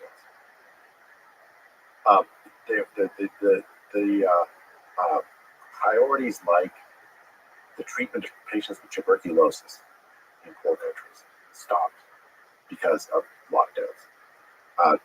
Childhood vaccination of measles, mumps, rubella, DPT, diphtheria, so on, pertussis, tetanus, all those standard vaccination campaigns stopped. Tens of millions of children skipping these doses for diseases that are actually deadly for them. Is there, just on a small tangent, is it well understood to you what are the mechanisms that stop all those things? Because a lockdowns, is it some aspect of supply chain? Is it just literally because hospital doors are closed? Is it because there's a disincentive to go outside by people even when they deeply need help? It's all of the above.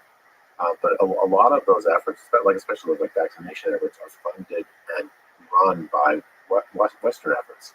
Like Gavi is I think it's a Gates funded thing actually that provides vaccines for millions of kids worldwide, and those efforts were scaled back. Malaria prevention efforts. So in the developing world, it was a devastating effect. These lockdowns.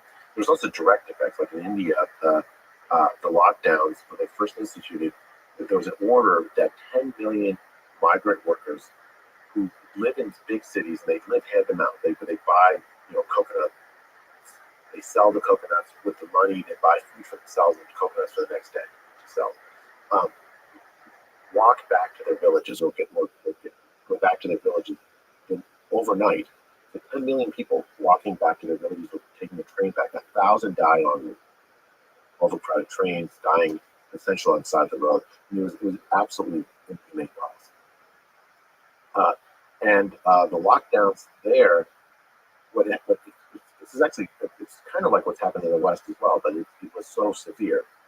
There was a zero prevalence study done in Mumbai by a friend of mine at the University of Chicago. What we found was that in the slums of Mumbai, there was 70% seroprevalence in July or August of 2020, whereas in the rest of Mumbai is 20%. Right, so it was incredibly unequal. The lockdowns protected the relatively well off and spread the disease among the poor.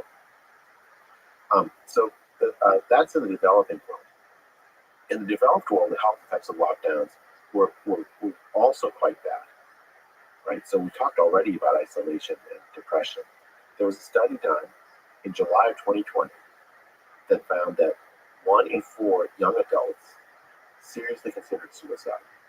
Now, suicide rates haven't spiked up so much, but the depths of despair that would lead somebody to seriously consider suicide itself should be a source of great concern for public health.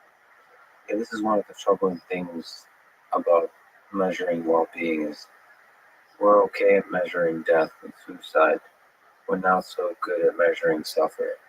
It's like people talk about maybe even Holodomor under Stalin or the concentration camps with Hitler.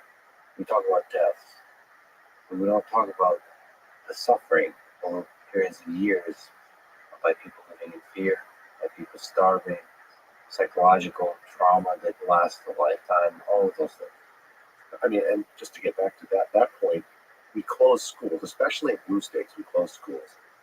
Now, richer parents could send their kids to private schools, many of which stayed open even in the blue states. They could get pods, they could get tutors, but that's not true for poor and middle-class parents. And as a result, what we did is we took away life opportunities for people. We tried to teach 5-year-olds to read via Zoom in kindergarten, right? And the consequence, actually, you think, okay, we can just make it up, but it's really difficult to make that up. There's a literature in health economics that shows that even relatively small disruptions in schooling can have lifelong consequences, negative consequences for kids. Right, so they end up growing up poorer. They lead shorter lives and less healthy lives as a consequence, and that's what the literature now shows is likely to happen with the interruptions of schooling that we had in the United States. Many European countries actually managed to avoid this. There were in the early days of the epidemic great indications that children first were not very or severely at risk from COVID itself, nor are they super spreaders. Schools were not the source of community spread. The communities spread the disease to schools, not the other way around. We could talk about this like base bag, if you like. That was pretty well known even in October. We closed hospitals in order to keep them available to treat COVID patients. But as a result, women skipped breast cancer screening. As a result, they are showing up with late-stage breast cancer that should have been picked up last year. Men and women skipped colon cancer screening. again, with later stage disease that should have been picked up last year or earlier stage. For patients with diabetes, it's very important to have regular screening for blood sugar levels and sort of counseling for lifestyle improvement. And skip that. People stay at home with heart attacks and die at home with heart attacks. So you have this like sort of wide range of medical and psychological harms that will be utterly ignored as a result of the lockdowns. Plus, there's the economic pain. So, like you said, whatever is the term for the non-laptop class, people would lose their jobs. Yes, there might be in the Western world support for them financially, but the big loss there that is perhaps correlated with depression and suicide is loss of meaning, loss of hope for the future, loss of kind of a sense of stability, all the pride you have in being able to make money that allows you to pay your own way in the world. And yes, just having less money than you're used to, so your family, your kids are suffering, all those kinds of things. And there's like, again, economic literature on this, on deaths of despair, it was called. 2009, I think it's the Great Recession. It led to an enormous uptick in overdose from drugs, suicidality, depression, as a result of the job losses that happened during the Great Recession. Well, that's happened again, an enormous increase in drug overdoses. That's not an accident. That's a lockdown. Right? Same thing with the job losses. The job losses, by the way, are like, it's so interesting because the states that stayed open have had much lower unemployment than the states that stayed closed. The labor force participation rates declined by 3%. It's women that separated because they stayed home with their kids. We've reversed a generation of women, improving women's participation in the labor force. Do you think it has to do with institutions that we mentioned, that there's so much priority given or so much power given to maybe NIH versus other civilian leaders, or do people just not care about the economic pain? The leaders, I mean, because to me it was obvious. I mean, probably it's just studying history. Whenever I listen to people on Twitter or on mainstream news or just anything, I realize that's the very kind of top. The people that have a voice represent a tiny selection of people. And so whenever there's hard times, I always kind of think about the quiet, the voiceless, the quiet suffering of the tens of millions, of the hundreds of millions. Do political leaders not just give a damn? I think it was actually a very odd ethical thing at the beginning of the pandemic, where if you brought up economic harms at all, you were seen as callous. And so I had a reporter call me up almost at the very beginning of the epidemic, asking me about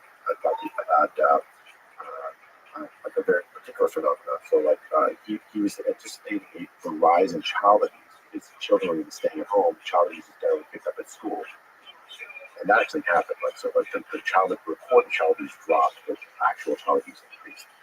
Because normally pick up the child abuse at school and then you have intervention, right? So yeah, so I was talking about like, well, this one's the economic harms, and we're going to have health consequences. The economic harms matter, but he counseled me that I think he had my best interest in heart. But if you were to put that in the story, I would essentially be canceling, because the narrative that arose in March 2020 is if you care about money at all, you're evil and crass, and you must only care about lives. The problem with that narrative is that money that we're talking about is actually lives of poor people, right? When you throw 100 million people around the world into poverty, you're going to see enormous harm to their health, enormous increases in their mortality. It's not immoral to think about that and worry about that in the context of the pandemic response. Our mind focused so much on COVID that it forgot that there are so many other public health priorities as well that need our attention desperately. And this is the thing San Francisco. When I visited, I was thinking of moving there for a startup. This is the thing I'm really afraid of, especially if I have any effect on the world through a startup, is losing touch in this kind of way. That you mentioned the laptop class, of living in this world where you're only concerned about this particular class of people, and also, uh, you know, perhaps early on in the pandemic, amongst the laptop class, there was a legitimate concern for health, but you're not sure how deadly this virus is. You're not sure who to listen to, so there's your concern. And then at a certain point, when the data starts coming in, you start becoming more and more detached from the data. You start caring less and less. And you start just swimming in the space of narratives.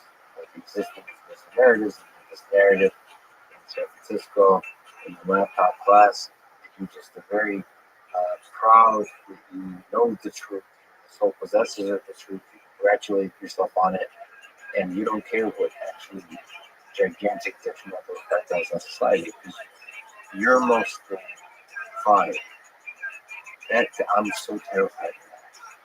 Well, I think the antidote to that is just to remember. Remember, Yeah. I don't think remember where you came from, remember who you're doing this for. At the back of your head should always be what's the purpose? Like why am I here? What's the purpose of this? If the purpose is simply self-aggrandizement, then there should be it'll just end up being our whole life. all of us will be forgotten in the end. Focus protection, the idea, the policy, and the focus protection. Right. So I was saying that there's two scientific bases, right? So one is this steep age gradient, and the second is the existence of lockdowns. Again, I think there's not very little disagreement within the scientific community of both of those facts. If you put those facts together, the obvious policy is to protect the people who are at the most severe risk from the disease itself. And that's the idea of focus protection. That's the general principle of it. The actual implementation of it depends on the living circumstances of the people that are at risk, the resources that are available in the community, the technology that's available to do this. And so it's almost always going to be, in fact, it'll always be a local thing. Because it'll depend on all of those things which are all local in nature. Right? So one very, very obvious thing in a country like ours, where so many older people live in institutionalized settings, nursing home settings, and that's where older, really vulnerable, chronically ill patients often live. Can you hear me?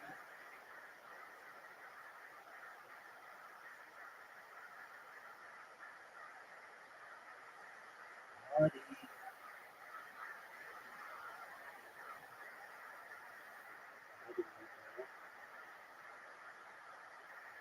I hear you.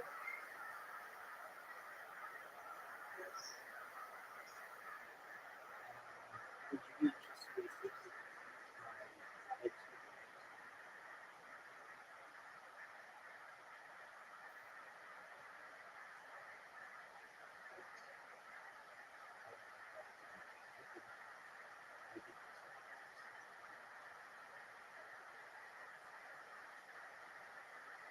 Alright, now these aren't that good.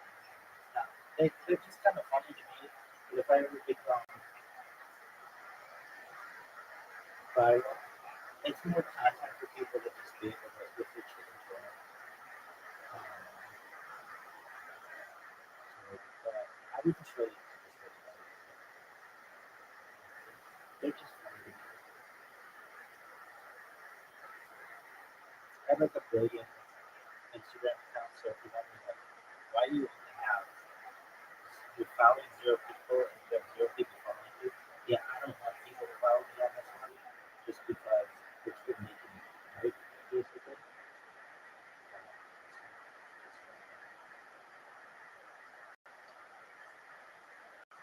And then if you're wondering, like, also I created this app, but I should say app, this robot that automatically uploads my life on Instagram. So a lot of the earlier posts are just like hour-long videos. It's just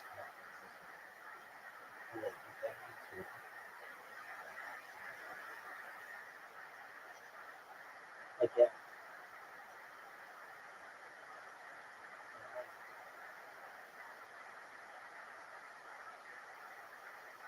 And then some of them also, uh, Zuckerberg sucks. That's like one of my favorite things to say because of that. And sometimes the audio isn't synced, but that's fine. I know that if they have to like people sync it. These two.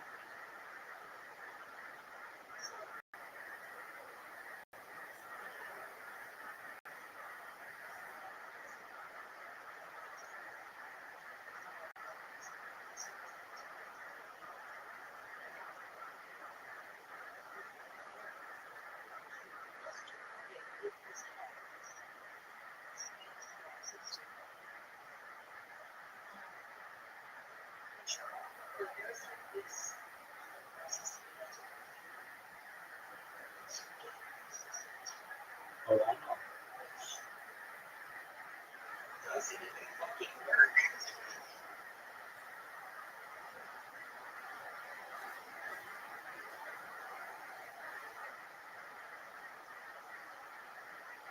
I'm just saying, you got more than a story.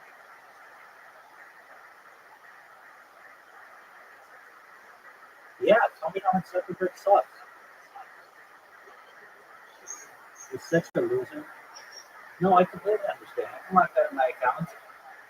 I was locked out of one for so long that, like, I don't know why it wouldn't let me in the password or whatever, and I didn't have access to the email. It made me go through all my old friends and identify them, and they've like all gotten married, and they're all like older, and I could barely recognize anybody.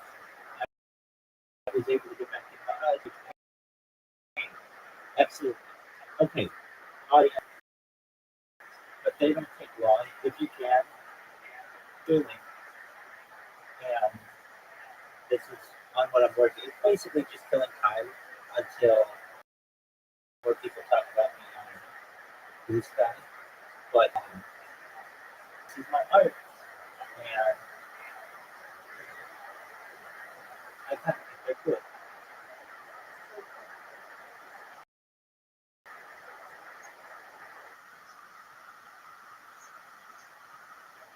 Yeah, there's just a link to one, and then you just watch the rest of them on YouTube. They're like 90 seconds each, so it doesn't take long to watch.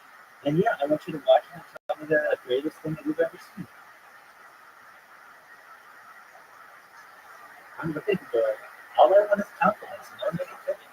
I don't want you to be like, oh, you could have been in frame or you didn't pronounce something correctly. I know these are just like my gifts to the world.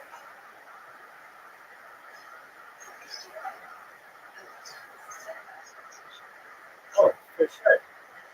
Absolutely. I want no negativity. Only positive.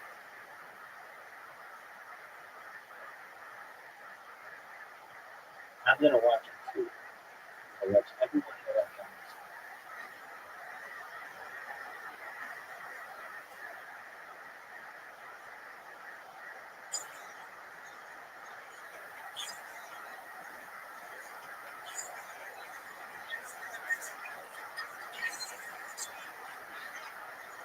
You said you're afraid to click on it?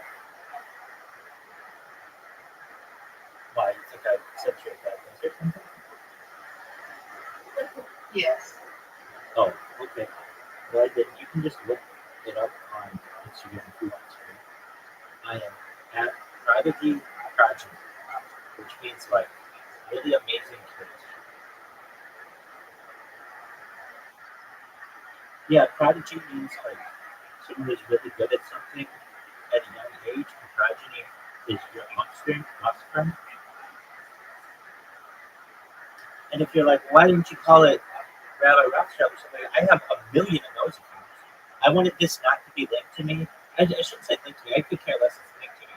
But sometimes when I have too many accounts that have the same name, then I can lose them, and then I lose them all. And I didn't want to do that. So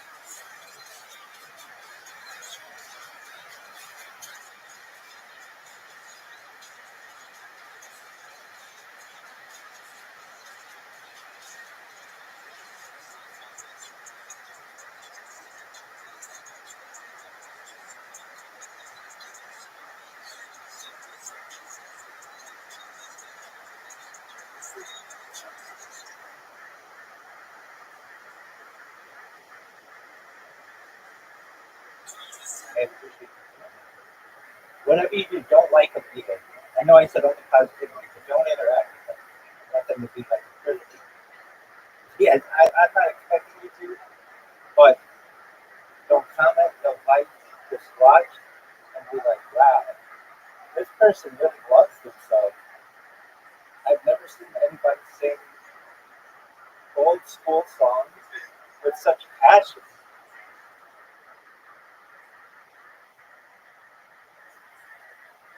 I can't believe that's good.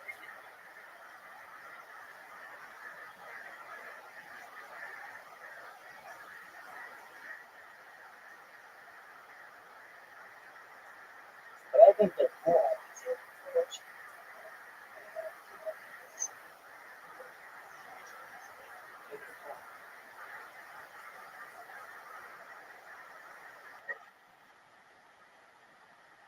I don't think I've 3.5 years. I've been making these videos for 2 years, and I've never ever shown anything to anybody. And I have so many of them. I've done like every major song of all time. And I play air guitar. That's my thing. I play air guitar when there's not even a guitar.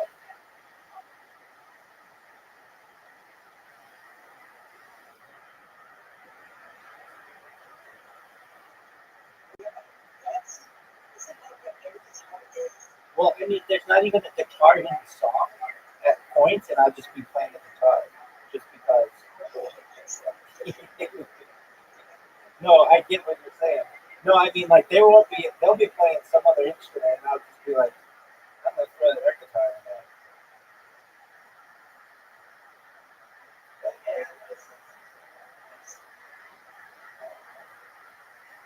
Oh, oh, no. If you're gonna say something about something like that, well, you have to understand. I don't know all the lyrics to these songs.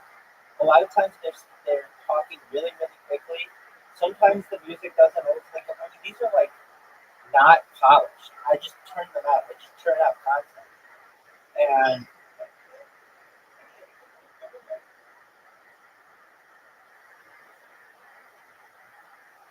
but I love them. Okay, well then I have to give you all my excuses. Okay, sometimes the video, like I'll accidentally drop the phone and the video stops, so then I have to like restart it, and you you'll be like, what? You'll be watching this video and you're like, how did he get there? And I'll be like, I just keep on singing. That's something that happens. Sometimes I kick over the phone.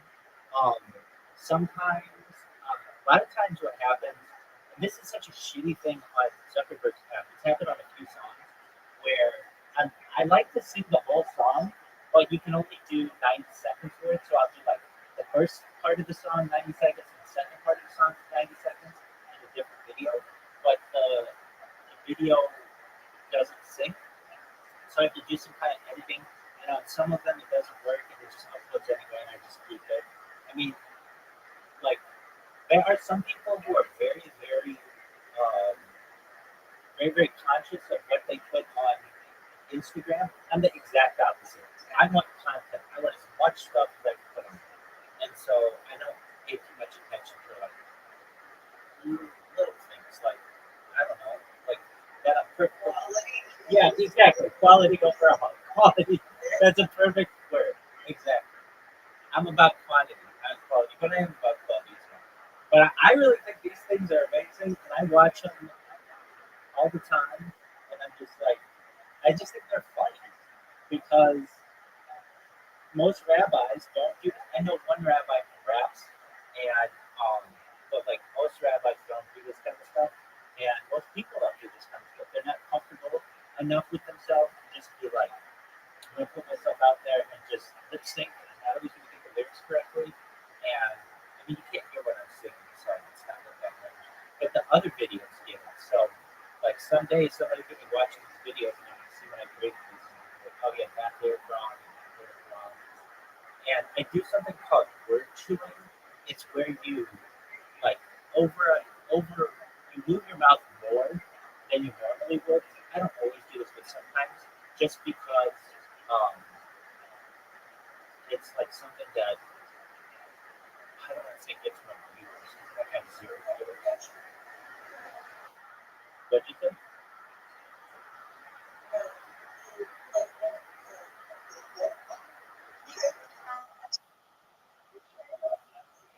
Yeah, it's an over exaggeration of the mouth. It's an over exaggeration of the mouth. And I don't know what else. The lighting isn't very good. I know it's not, but like bright lights really hurt my eyes. What else about it? Um, I sometimes have my glasses off, and I know it probably looks better with my glasses off, but I'm seriously so blind that I need to keep them on most of the time. Um, I do this thing. I do some cool things though. I love, I love when I like headbutt and or headbang, and I sometimes clip my yarmulke to just like a couple of hair strands, and it's flying all over the place, but yet still sticking on my head. I think it's very cool. What else? Download. So most yarmulkes don't have clips on the back, but I buy this special kind of card, like clip clippers, and they have little clips on the inside so that my yarmulke stays on my head. And so sometimes I clip it to like the strands of my hair, and then it'll like fly around, but it'll still stay on my head. And I don't know. Did you download this here?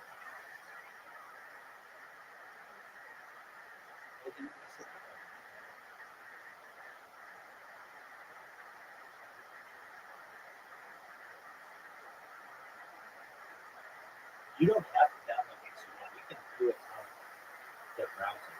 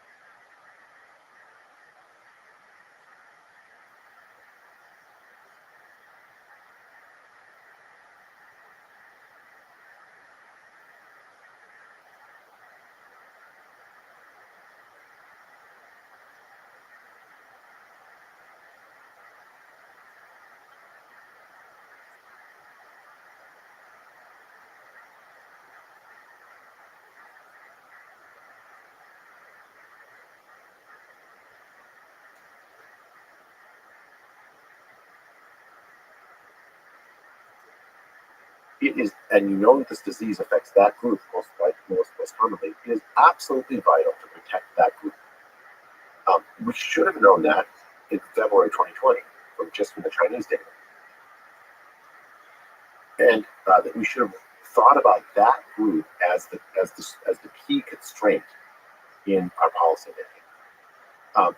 Instead, we thought about it in February, March 2020 as hospital beds as the key constraint.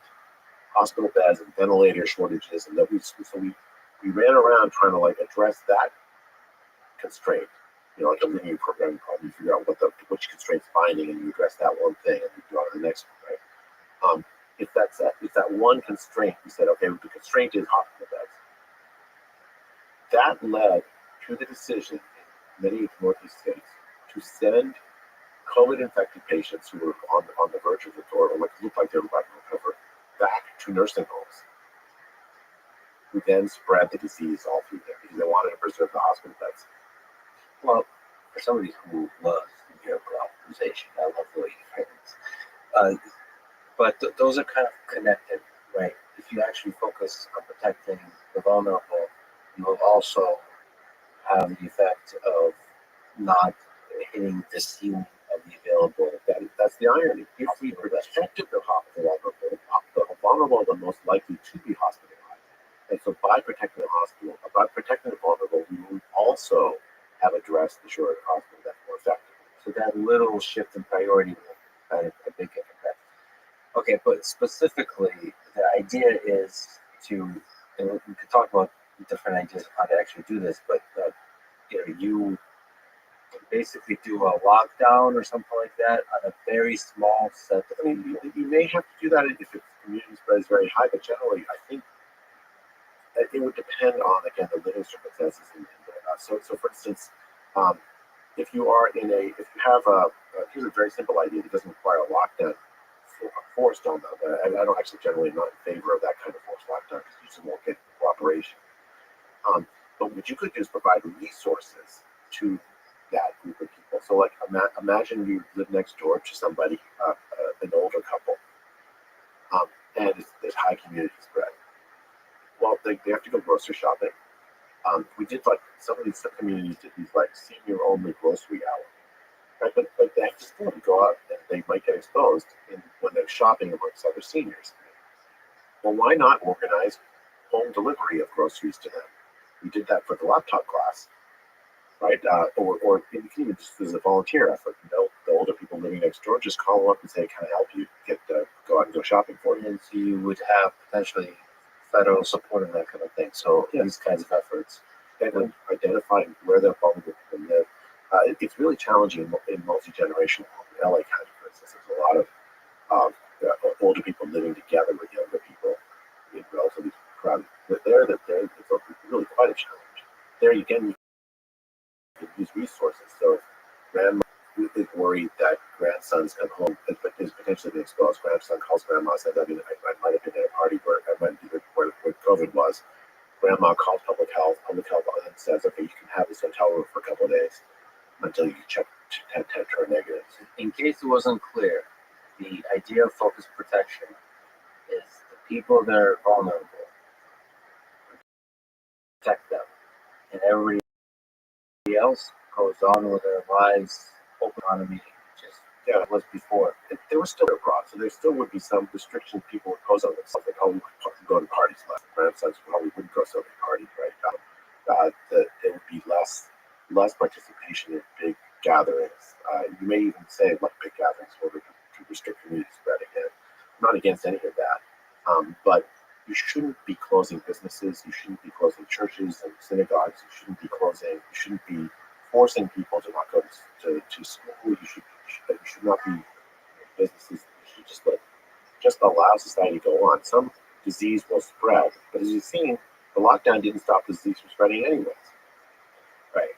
So what do you make of the criticism that this idea, like all good ideas, cannot actually be implemented in a heterogeneous society where there's a lot of people intermixing, and once you open it up, like the people will just forget that this is existing, and they'll stop caring about the older people and mess up the whole thing, and the government will not want to fund any kind of the great efforts you're talking about food delivery and delivery services. You're like, why the heck am I out on this anyway? Because like it's not making me much money, and so therefore, like all goodness, it will collapse.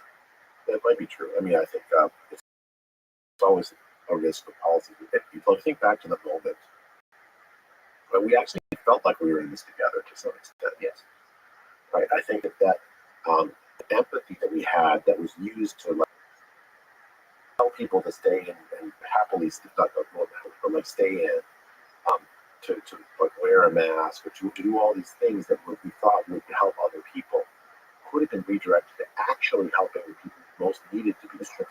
Especially, I do remember March. So this is even way before all that kind of stuff. March, April, May.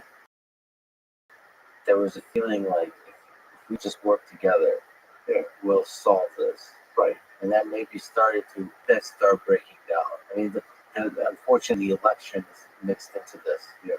That it became politicized. But I think it lasted quite a long time. I think into the summer, I think there was some of that sense.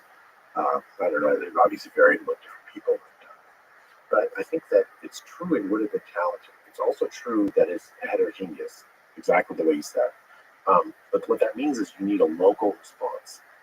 A response. So, my vision of a public health officer is someone that understands their community, not necessarily the nation at large, but the community, and that works within their community to figure out how to deploy the resources that are available to do the kind of protection policies we're talking about. That's what should have happened. Instead, they spent a huge amount of effort closing, making sure businesses stay closed. Business. What's that? I love you too. I love you too.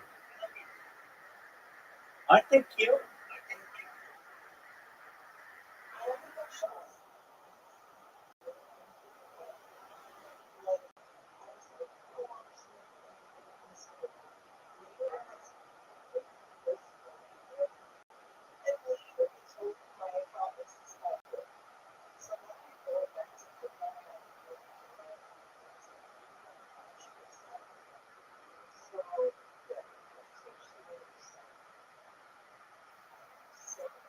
Thank you. That's exactly the reaction I want. I think they're super cute and I really appreciate it. And I think I'm cute. Okay, so let's get you past the issue that you're having. Okay, you want to know how to create an Instagram account without having you want to just learn how to do it?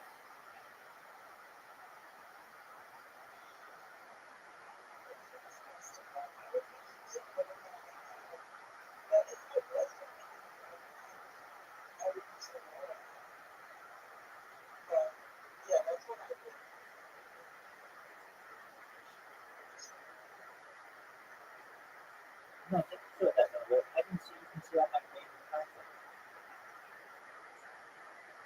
Oh, it's super cute. Oh, you don't use it not to be able to do my stuff.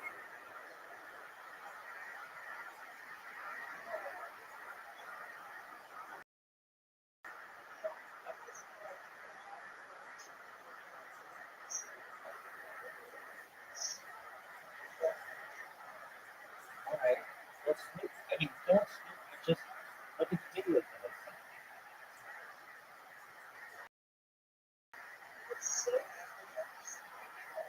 Okay, that's fine. So you're not able to do it for too long. Like I don't. Okay, so here's the deal. You can watch. I think. Open up a new tab here and just put that link in, and then you'll be able to do my stuff.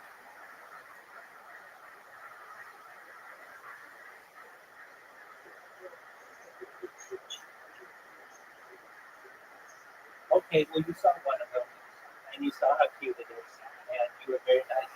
I love you as well. So, thank you. I think they're cute too. I watch them all the time, and I'm like, man, I'm cute. I I think they're funny. I've always thought that lip syncing was funny, and especially the song they choose. I don't know. I like all the songs they choose. I don't choose the song that I choose. I don't know. But, all right, well, you saw it. So that's nice.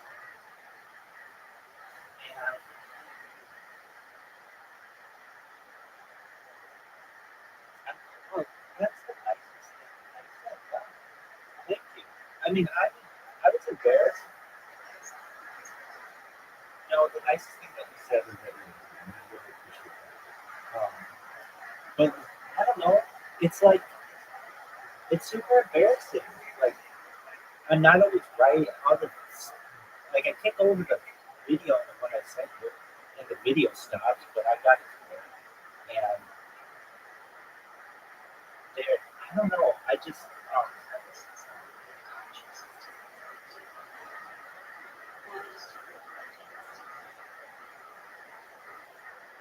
Instagram.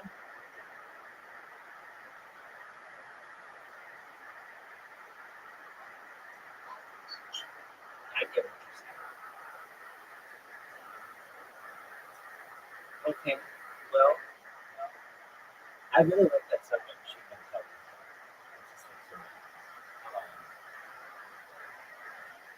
All right. So I'm trying to. I mean, I don't want you to have to work, but all you do is copy the link that I sent you, put it in a new incognito. And I can do it right now. This stuff.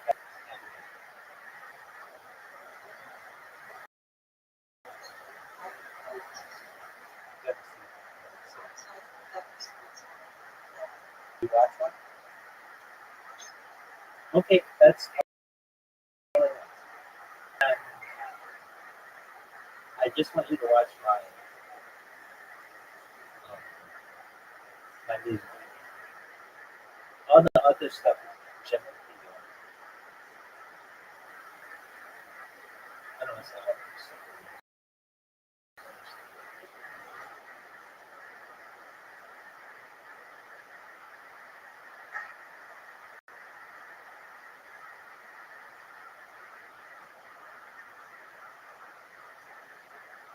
Oh no, it doesn't work. If I try to open it,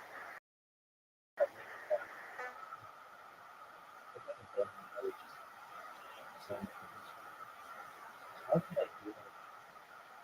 How can you do it without Instagram?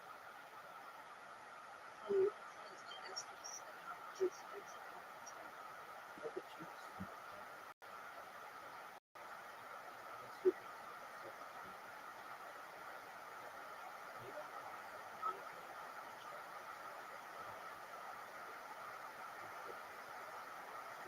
Working on it. Oh, okay, wait. Join Instagram. I can't see it. You see the ones that I use.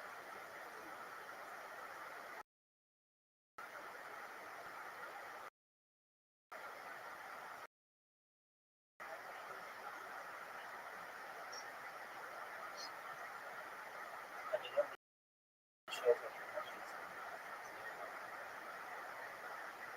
join up.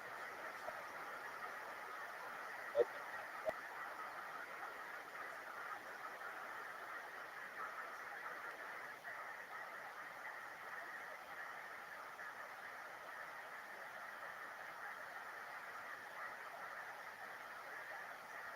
Oh, that's okay. You'll watch it. So, and I really appreciate it. And how do I want to put it? What's the word that I'm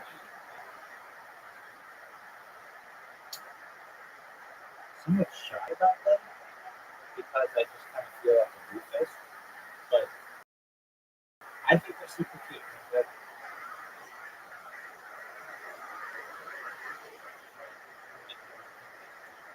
so if you're wondering, like, what is he doing? Why is he like singing happy go up, just mumbling?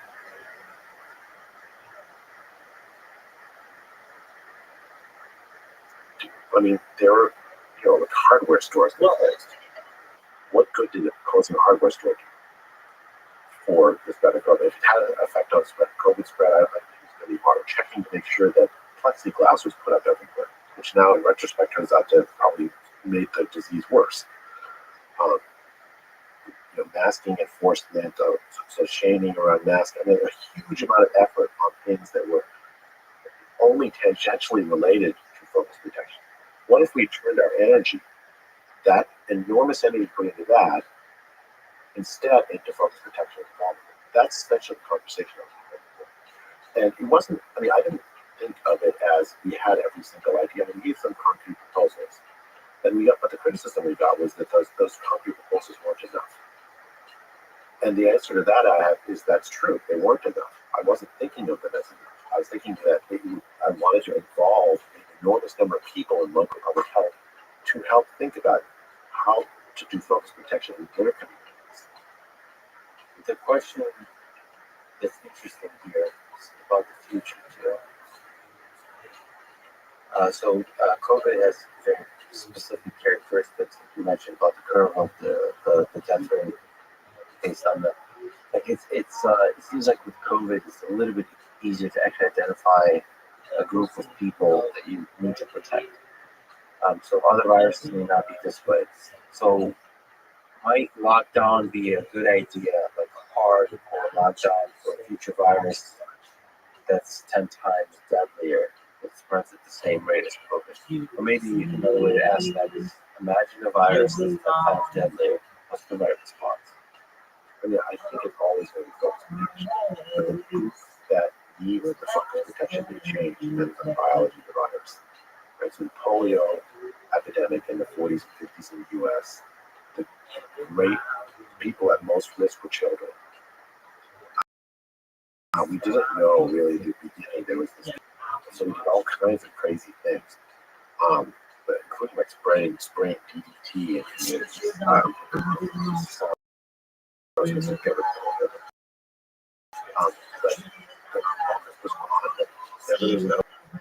that was the thing to do, because that group that needed protection was children, and the disease was spread, we thought, in schools. I don't think there's a single formula that works, but there's a single principle that works. Right? No matter, it's hard to imagine a disease that's uniformly deadly across every group and every single person. There's always going to be some group that's differentially harmed. There's always going to be some group that's differentially protected, and that may change over time, right? So, like in this disease, in this epidemic, as people got infected and recovered, we now had a class of people that were pretty well protected against the disease. Instead of ostracizing them because they don't want a vaccine, we should be allowing them to work. I mean, we're having staffing shortages in hospitals now because we forgot that principle. It's quite a bit of this technology problem for DMs. Some of it, how much of it is a sociological problem? How much of it is a technology problem? Like, where do you put the blame sort of on why this didn't go so great, and how it can go great? I guess when you think about lockdowns, like if we didn't have Zoom, we wouldn't have lockdowns. There's a reason in 2009 we didn't lock down. I mean, we didn't have the technology in place to work with remote technology. So we had good lockdown technology, yeah, in Zoom. We didn't have good focus protection technology. Yeah, I mean, focus protection is always going to be complicated, especially for something like this that spreads so easily. It's going to be complicated. And I'm the last person to say it would have been perfect. There would have been people that have gotten sick. Not sick anyways. The hope was that if we can suppress community spread well enough, we can protect the vulnerable. That was the hope by lockdown. The reality was that only a certain class of people were able to benefit from lockdown. The rest of society, we call them essential workers, had to be working. They got sick.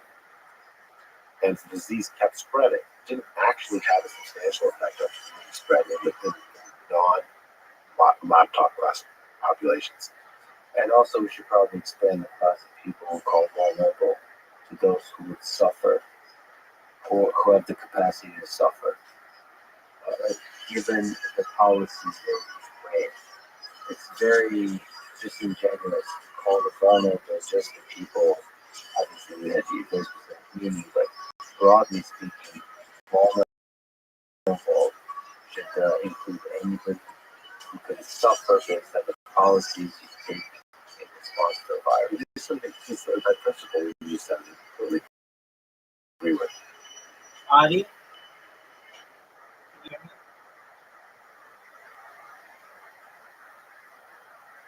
Adi? Adi?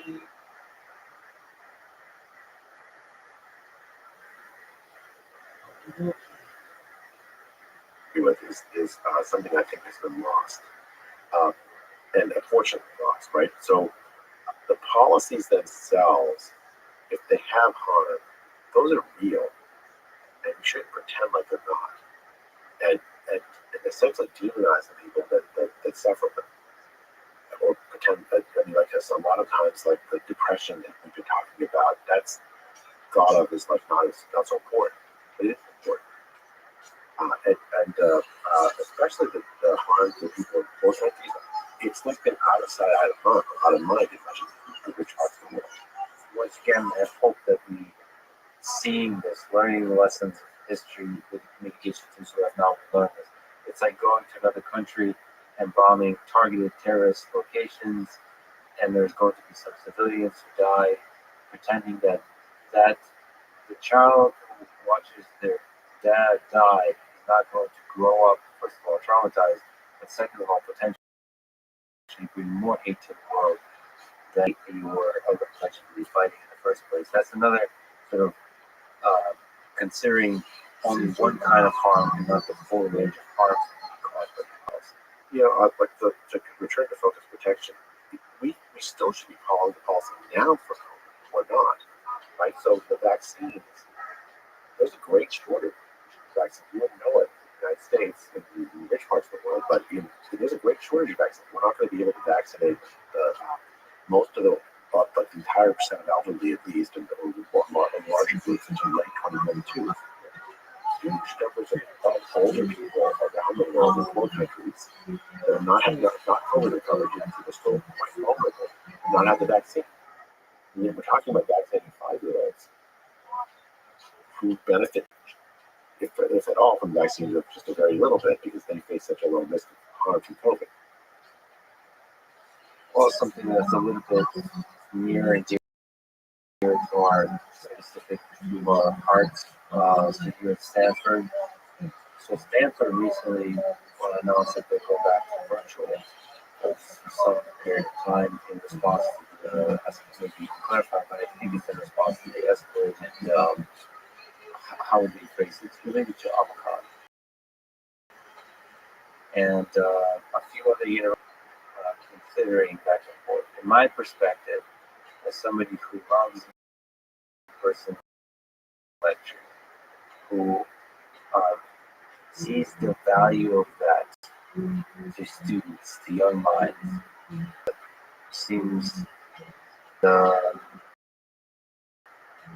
risk in university policies around this, given how healthy the student population is, seems not also Ideological. given that I believe, depending on the university, but I think many universities require bodies vaccinated at this point. So I think it's a big mistake of Stanford to do this. And I'd like to say that because I just hope MIT doesn't. But what are your thoughts about that, guys? I completely agree with you. I think we have failed in our mission to educate our students by this decision. And I think, frankly, just more broadly, I think we failed generally over the course of the last year and a half in living up to our educational mission. In-person teaching is vital. But now, I can understand you have older faculty. The principle of focus protection says provide some alternative teaching arrangements for them. That makes sense to me. From the kids' point of view, they're more harmed by not getting the education we promised them than by COVID. So applying this principle of this focus protection, let young professors teach in person. This is before the vaccine. After the vaccine, let everyone teach in person. Yeah, this is the part I don't understand the discussion we're even having, because okay, let's leave focus protection aside here, because that's a brilliant policy for perhaps in the future. There's no vaccine. Now with the vaccine, I'm misunderstanding something here, because we're now in a space that's psychological, it's no longer about biology, because with booster shots, I believe MIT is now requiring for January, with the booster shot, the data shows no matter how old you are, the risks are very low for ending up in a hospital relative to all the other risks you face when you're older. I don't understand. Can you explain the policy around closing a university, but also just a policy about just being so scared still in the university setting? I think the great universities done great harm by modeling this kind of behavior. Yes, but to me, sorry to keep interrupting, but to me, the university should be the beacon of great behavior, not the beacon of like scared, conservative. Let's not mess up. Let's not make it pathological. Let's not make anybody angry. Let's. This should be a play in the space of ideas. Yes. So I think the central problem with COVID in general, the goal seems to be to stop the disease from spreading, to reduce the harm from the disease. If the goal is to stop disease from spreading, no technology to accomplish that. At this point, Yes. because it's already deeply integrated into human civilization. Well, I mean, it's here forever. Like, there's a zero survey of white-tailed deer. Because that 80% of white-tailed deer in the U.S. have COVID antibodies. Dogs get it, cats get it. There's almost certainly human and animal transmission of it. Presumably, bats get it equivalently. So you have a situation where a disease is here to stay, and the vaccine stop the spread of it, the lockdown stop the spread of it. We have no technology to stop the spread of it, and so we're burning the earth trying to do something that's impossible, rather than working on what's possible. And so, like letting regular college happen, that's a great good. Universities are a wonderful invention, and it's contributed so much to society. It's decided to shut it down. But the universities should be fighting tooth and nail to not be shut down, not the other way around. Whatever the mechanisms that result in universities, that's probably smooth talking. It probably has to do with certain incentives for the administration, probably has to do with lawyers and legal kinds of things to avoid legal trouble. But once again, it's when the administration has too much power and too much definition of what the policy is for the university, doesn't get the beauty, the power of the university should be about the faculty and the students. Administration just gets in the way. Get out of the way. I mean, they can help organize things. They play some important role, but They certainly do. But they need to remember what the mission is. The mission is not safety. The mission, actually, universities should be dangerous places, for ideas and whatnot. What is the role of fear in a pandemic? We've been dancing around it. Is it useful? Is it destructive? Or is there a sort of complicated story here? Because they're taking us back into January 2020. There was so much uncertainty. This could have been a pandemic that it's Black Death, the bubonic plague. It could have killed hundreds of millions Welcome. of people. We don't know that. We're very new. How are you? It's been a while. We're rusty. Hello. How are you, Roger? I hear you. Are you talking to the microphone? Can you come closer to the microphone? Oh boy, you're still coming here. How'd you find out about me?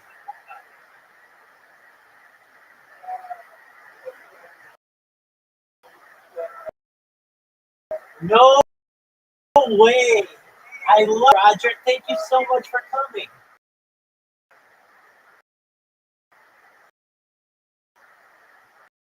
You're amazing. Do you want to tell you about myself?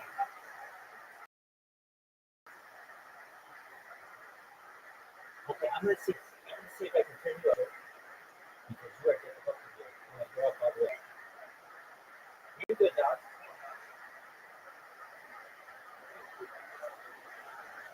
Okay. Oh, Roger, you made my. Thank you so much for coming. I'll apology has been, I'll be able to explain. Shout out to Roger, everybody. Roger's the man.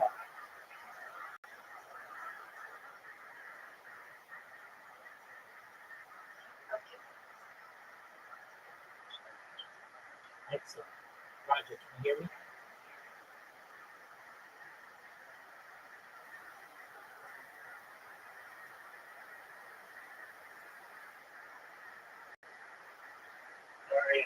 Oh, you are so much clearer now. Whatever you did, you are. Can you hear me?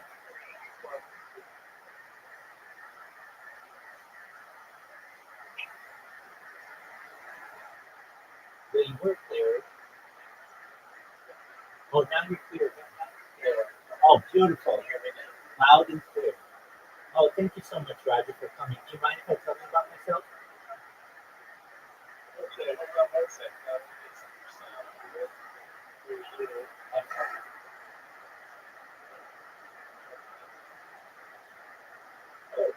Oh, hello. Hey. Hi, do you mind if I tell you about myself? Yeah.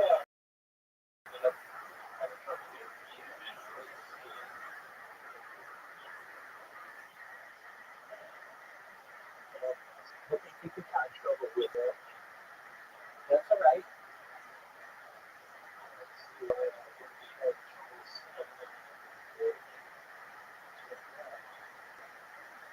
Okay.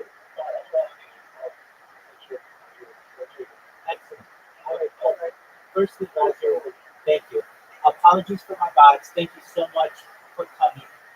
As you know, I spam people on Blue Sky to tell them what I do. My name is Rabbi Rothschild, and I stream my life 24 hours a day, 7 days a week, 365 days a year from World Peace. I've been streaming live since the pandemic, 24/7. This is it's essentially a real life stream show or a real life Big Brother. Roger, have you ever seen the stream show or the television show Big Brother?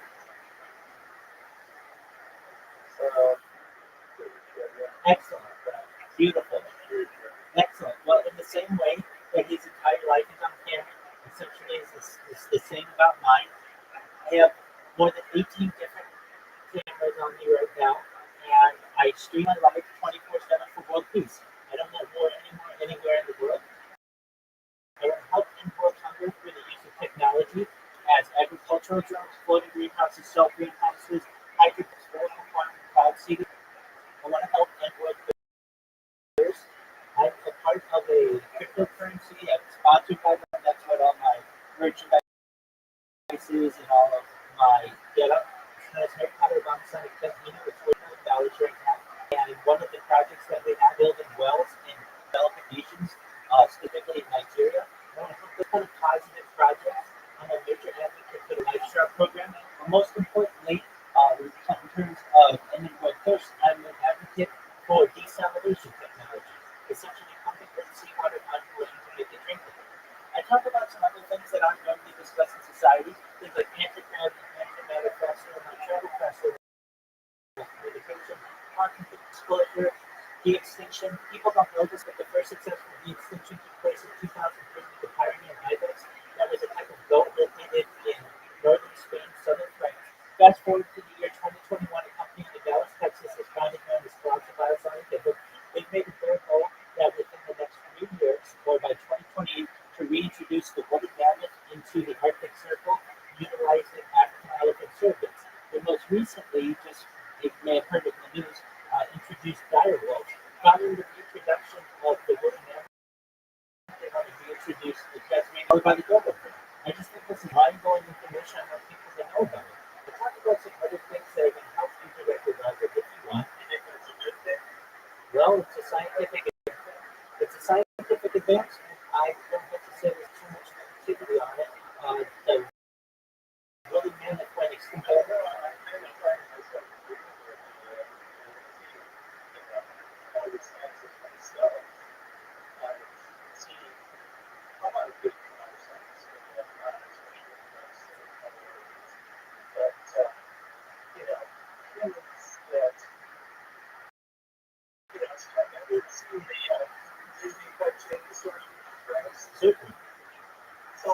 what so much of what you're talking about is that kind of thing.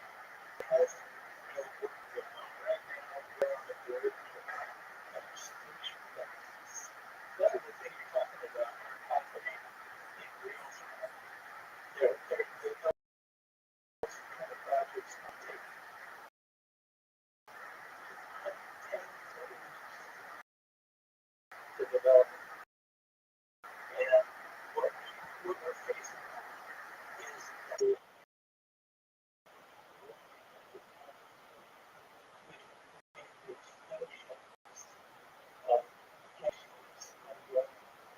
so these kind of scams really are just not very interesting to me. Okay, well they don't have to be.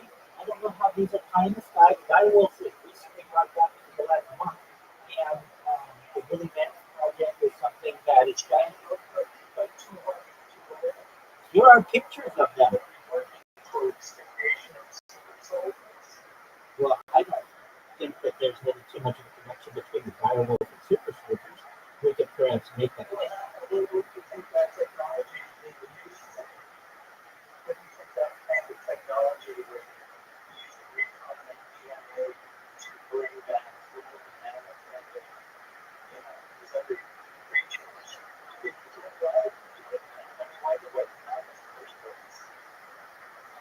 I mean, at least the woolly mammoth went extinct because. Okay, take care, my friend. All right, well, at least Roger found out about me from Blue Sky. I don't know how he can be anti-woolly mammoth, but apparently he is. That's fine. It just tells me that it's working. That's 2 people I've gotten a gift from this guy. That makes my day. It's phenomenal.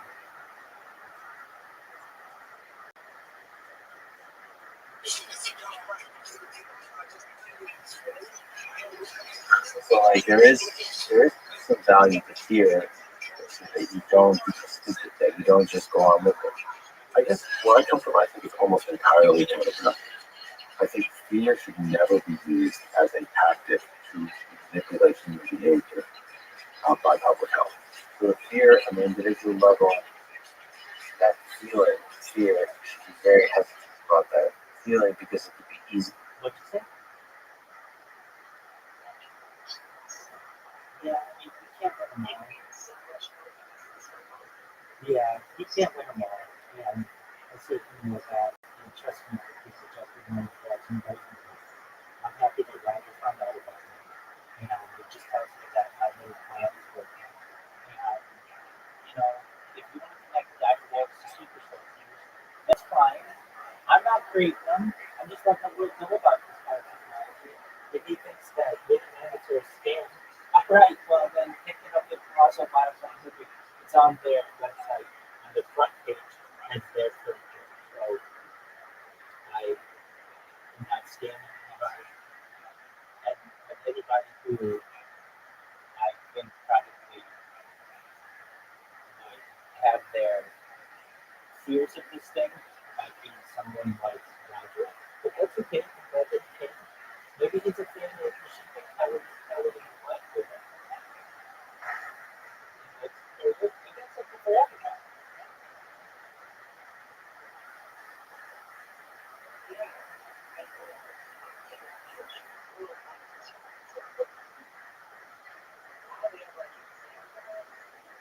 Okay. No, and that's cool. I mean, Roger's allowed to have beliefs, and that's the thing. I don't need. I don't. People are honestly open to having any kind of beliefs that they want. They get people to hear all the time. I just got in here from Russia for too much, 40 hours. And he and I just, we did not argue. And everything that I said, he wanted to counter it. And by the end, he was like, that you make a lot of sense. He's like apologies about how I'm a scientist and I just do my best to not believe everything that I'm told, but you're able to produce evidence sense. He was really nice. He actually sent me a link to help this project. So that's cool. I mean, Roger could have come in here and like, okay, you guys really they would just like very easily religion. Like I get on that. All I know is that Roger found out about me from Bruce. That makes my day. As much as what you said earlier was very nice, it was nice to have Roger in here as well. And I hope Roger can figure out his phone so that he's able to hear people and talk to people. That's a good. That's all that matters.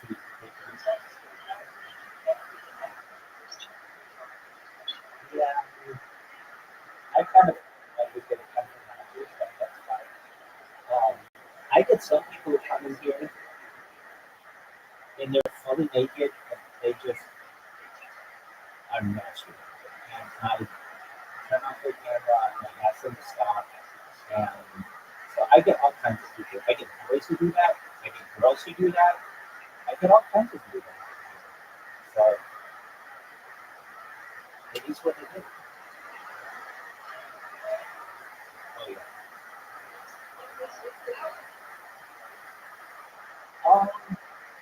There are people who will, I think, masturbate to just about anything. And they want you to see it, and that's not my thing. I don't want to see. I mean, the chicks are cool. That's fine. I guess the only fans models are coming in and do that. They're just like, I'm not 100% popular, but the guys, it's not my thing. I don't want to see that. But I don't kick them out, which is kind of surprising. Most people are just like, me to kick people out. I just tell them to be respectful and everything. The only time I really kick anybody out is if you are using, you're just like really loud. I get people coming here with a chainsaw music. You come in here and people will just be like, N-word, N-word, N-word, N-word, N-word, N-word, N-word. Literally, that's what they say. It's not even like, oh, my N-word, oh, my. No, that's fine. That's how you want to. That's cool. But if you're literally just in here just getting annoying with one word, then that's how you understand. Aside from that, I mean, I heard some people always get it and they get out of that. I get that with them. That, you know, I didn't even try to get them out. They found out about it. And I just work. I'm pretty open to just about everything. So, someone like Roger who wants to come and have naked, or have a friend come and have naked, that doesn't matter. I just have to get this done. Now, as for you, can you hear me?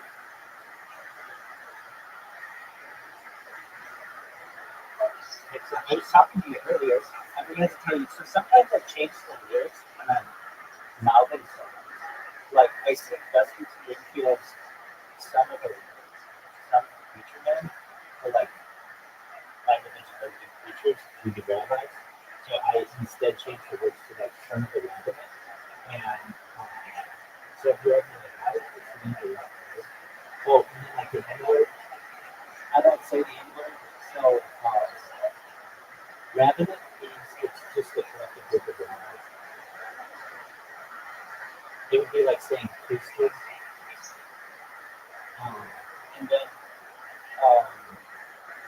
I don't say the N word, so instead sometimes I just use the word ninja. And so,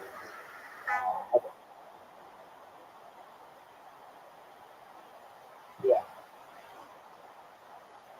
So with that, I just made two more of them. What do you think?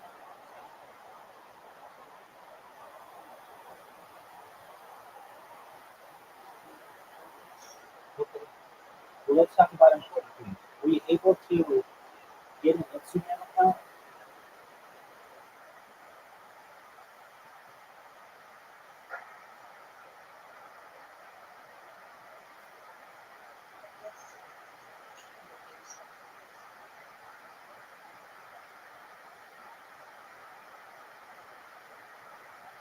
That's okay.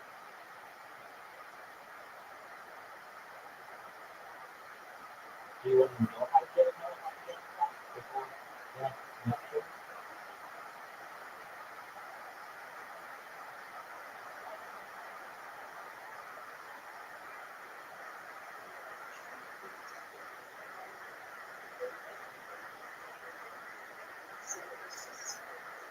Right.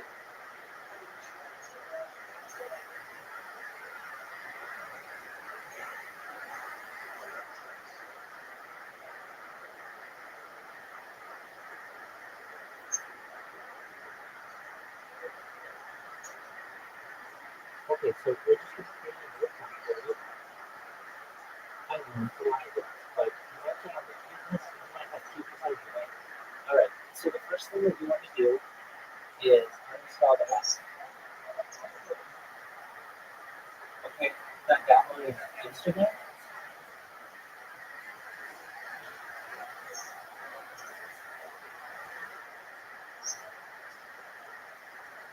You can take it to a schedule.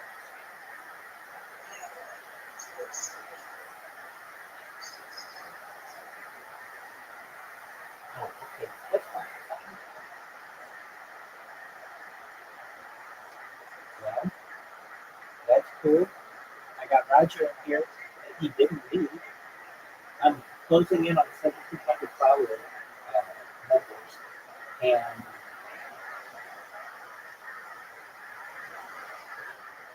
don't know how long it will take. But I've gotten like 4 members to it, which is good. You know, after that time,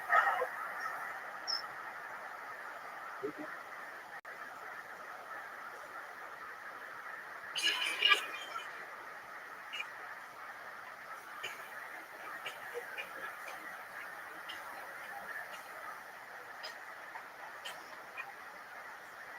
You said that.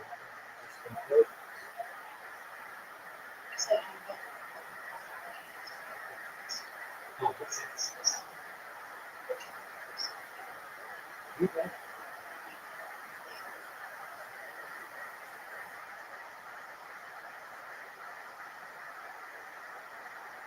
I'm glad I got Roger.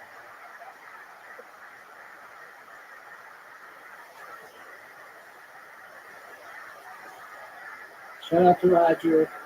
Roger, if you watch this in the future, just know I'm not making super soldiers.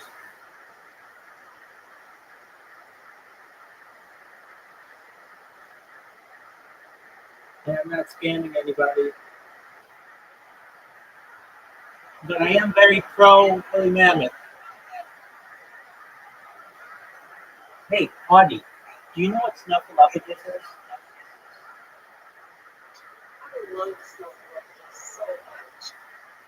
Well, excellent. I got bad news for you. No, he's still going. But he's not a woolly mammoth. I always thought he was a woolly mammoth. But he's not. You're exactly right. You're exactly right. Oh, it's like you heard my conversation with this person I had last night. I just always assumed that he was a woolly mammoth. But no, you're right.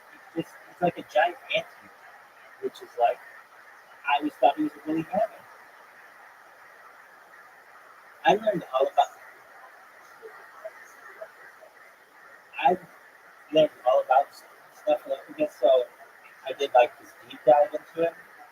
And originally, he was only seen by Bigfoot. And whenever Bigfoot tried to tell people, like, "Hey, I got this friend sample up," because everybody was like, "Holy shit!" And the Sesame Street people changed that because they were afraid that like people wouldn't believe kids when they told them about things. And then they had this like nice welcoming time for stuff like this.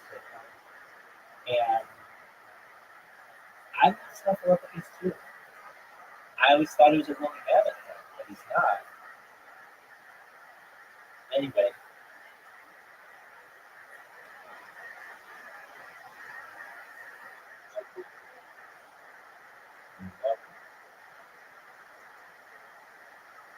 Easily manipulated. By the powerful. Exactly. So I think that fear is natural, and it's not something that you have to stoke to get when the facts on the ground suggest it, right?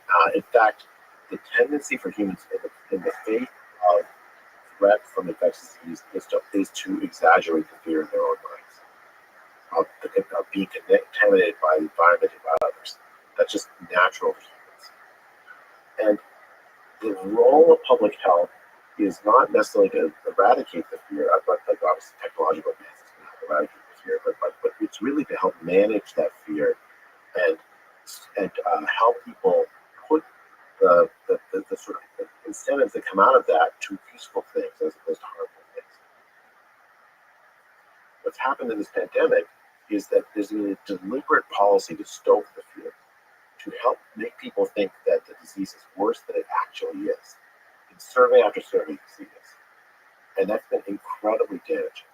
So young people have readily given away their willingness to participate in regular life because A, they fear COVID more than they ought, and B, they fear that they're going to harm the vulnerable in their lives. You put those two together and you get this powerful demand for lockdowns. You see this all over the world. Broadly speaking, we have a powerful demand for irrational policies, irrational policies. Because I'd like to mention the flip side of that. I've been saddened to see how much money there's to be made by the martyrs, the people, the conspiracy theorists that tell you you should be afraid of the government. You should be afraid of the man. It feels like fear is the problem. I think there's some guy that once said something about we should fear itself. Is it president or something? I vaguely remember that. So I'm worried about both sides here. Is that I think the general principle is that should not be a tool of public policy, right? The public policy should attempt, and public health policy in particular, should attempt to address that fear. It's not that you should tell people why, of course not. Tell people accurately what the risk is. Give people tools that have evidence that they can address their risk with, and level with people when we don't know. I think that is the right adult way to deal with this pandemic from public health point of view. And that is not the policy we have followed. Instead, public health is intentionally stoked the fear in order to gain compliance with its edicts. And I think the consequence of that is people distrust public health. What you're talking about, the distrust of government, I think is partly a consequence of that. That movement, which is much smaller once upon a time, is much larger now because of essentially people look at what public health has done and say, they've lied to me a whole bunch of times, a whole bunch of things is the general sense. And there are consequences to that. We're going to have to work in public health for a long time to try to regain the trust of the public. throughout all of this, you've been inspiring to me, to a lot of people. You've been fearless, bold, in these kind of challenging the policies, and not in a martyr kind of way, because you're walking the line gracefully and beautifully, I would say. And looking at that, I think you're an inspiration to a lot of young people. So I have to ask, what advice would you give them if they're thinking of going into science, if they're thinking of having an impact in the world? What advice would you give them about their career and maybe about their life? Thinking about somebody in high school, maybe in undergraduate. I'd say a few things. One is, this is a wonderful profession. You have an opportunity to improve the lives of so many and do it by having fun. The kind of play we're talking about. It's an absolute privilege to be able to work in this kind of area. To young people looking to say that have some gifts or desire for this area, I'd say please, go for it. So this area of science broadly. Yeah, I mean, it could be. I don't know if it's an AI, but it could be, or in health, or in medicine, or whatever your gifts lie, develop them, work hard, develop them, because it's worth it. It's worth it not just not just because you get some status, because the journey is fun, and the result is improvement for the lives of so many. And so I think that is the encouragement I give. I'd also say, if you're looking at this ugliness of this debate that's happened over the pandemic, I'd say to young people, we need you to come in and help transform it. Many of the people in this debate that behave poorly, I ask you forgive them.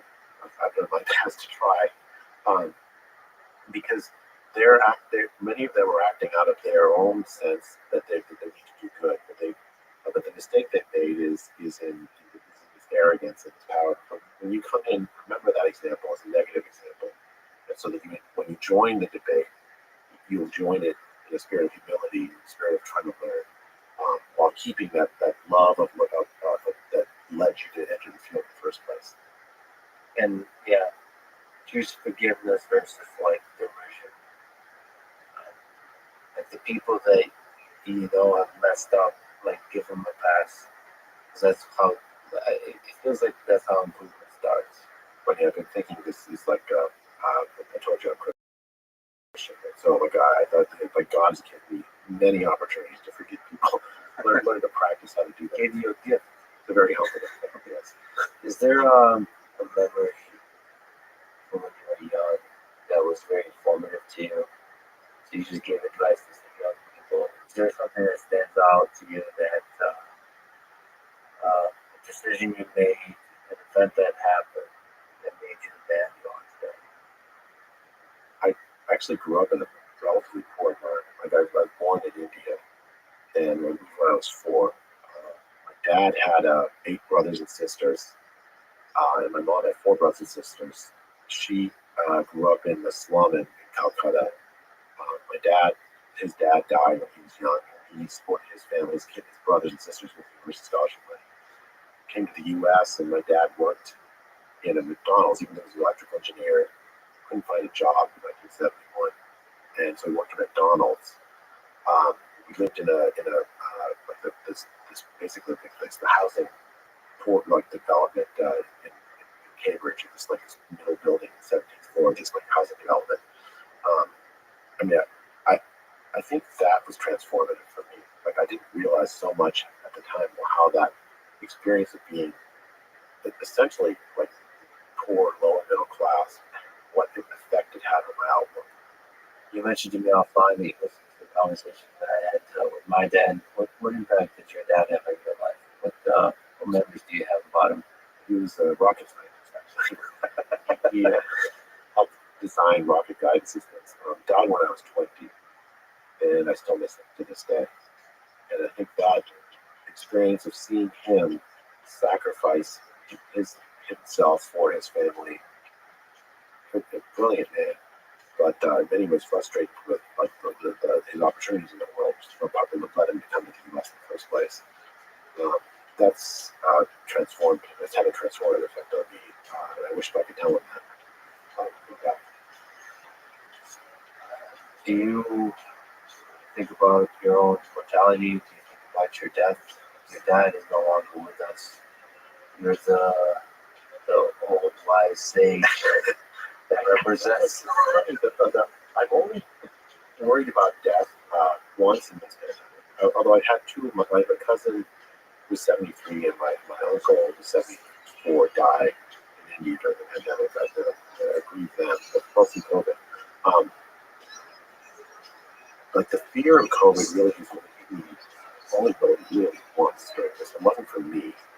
And I recognize this is irrational. So on the eve of the Santa Clara serial prevalence study, it was a really interesting thing. So many people volunteered to help, and my daughter was 20, and she was 19 at the time, and my wife also volunteered to help with various aspects of the study.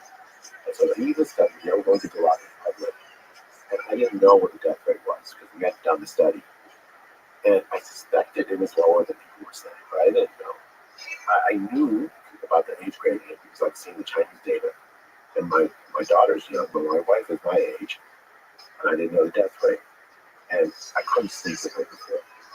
It's like, what if I'm putting my family, my kid, my daughter, and my wife at risk because of some activity that I'm doing? It was kind of worried about well-being. of others. Yeah, when you look in the mirror, if I die, I die. I mean, like, it's not, I'm Christian, so I don't, death is not the end for me. I believe. And so I don't particularly worry about my own death, but I do, I mean, I just can help and worry about the well-being of. So, from the perspective of God, then let me ask you, what do you think is the meaning of this whole journey we're on? What do you think is the meaning of life? You know, it's very simple. Love one another. Treat your neighbors yourself. It's love. Yeah, simple as that. I'd love to see a little bit more of that in the pandemic. It's an opportunity for the best of our nature to shine. So I've seen some of the worst, but I think some of that is just good therapy. And I'm hoping in the end, all we have here is love. At the very least, make your dad proud of some incredible rockets that we're launching. I think you get along well right now. I definitely would. Thank you so much. This is incredible honor to talk to you, Jay. You've been an inspiration for so many people, and keep fighting the good fight. Thank you so much for spending the time with me today. For you here, appreciate it. Thanks for listening to this conversation with Jay Rabbi. To support this podcast, please check out our sponsors in the description. And now, let me leave you with the words of Alice Walker. The most common way people give up their power is by thinking they don't have any. Thank you for listening, and hope to see you next time.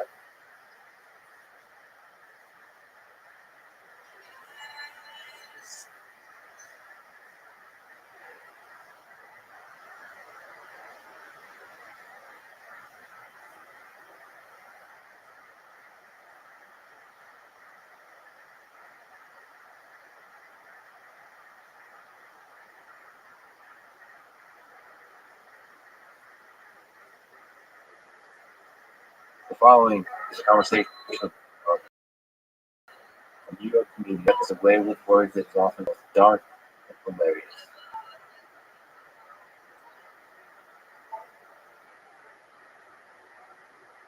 Let there be a warning, dear friends. Proceed with caution and well protection. You may, in fact, need it. He has a special on his YouTube called Out to Lunch, and a new special on Netflix that started the stand-up season 3. This series I recommend you watch. This is the Let's Read the podcast. Supported.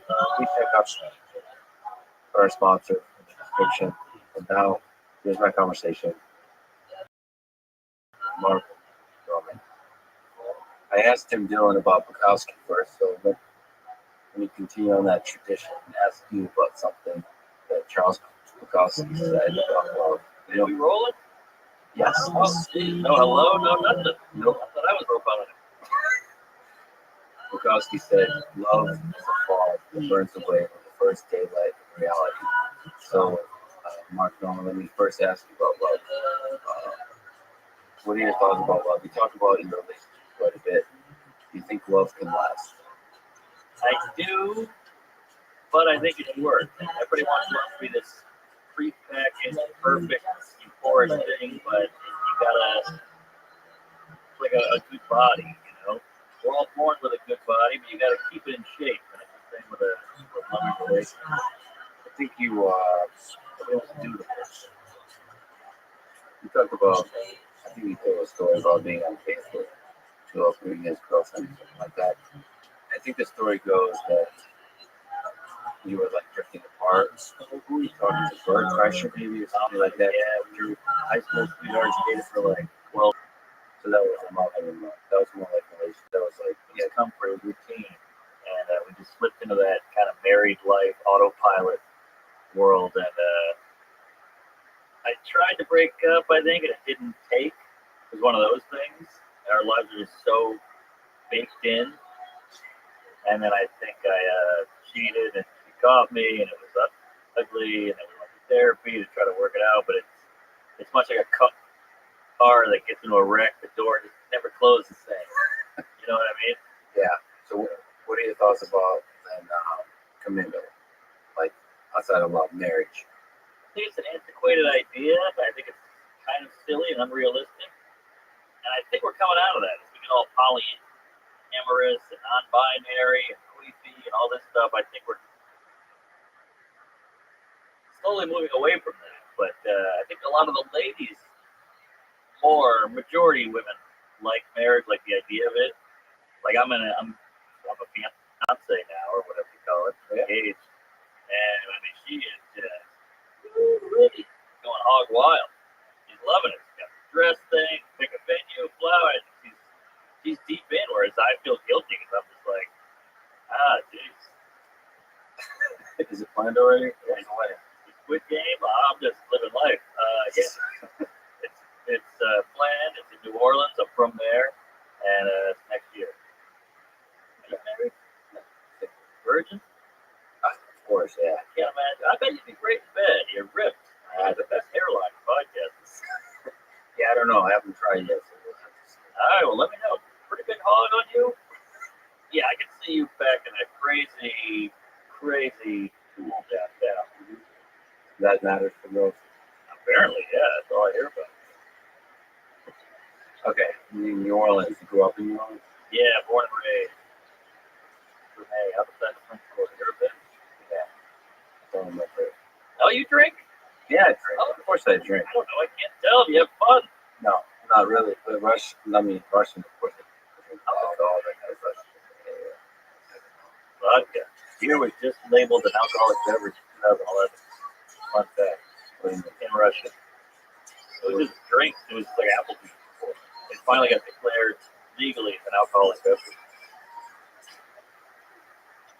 Which means you can regulate it, that kind of thing. I guess so. Yeah. That's where your brain goes. Yeah. I just go, these fucking Russians. I didn't even know there was rules about drinking. But I'm learning about Russian stuff. Yeah.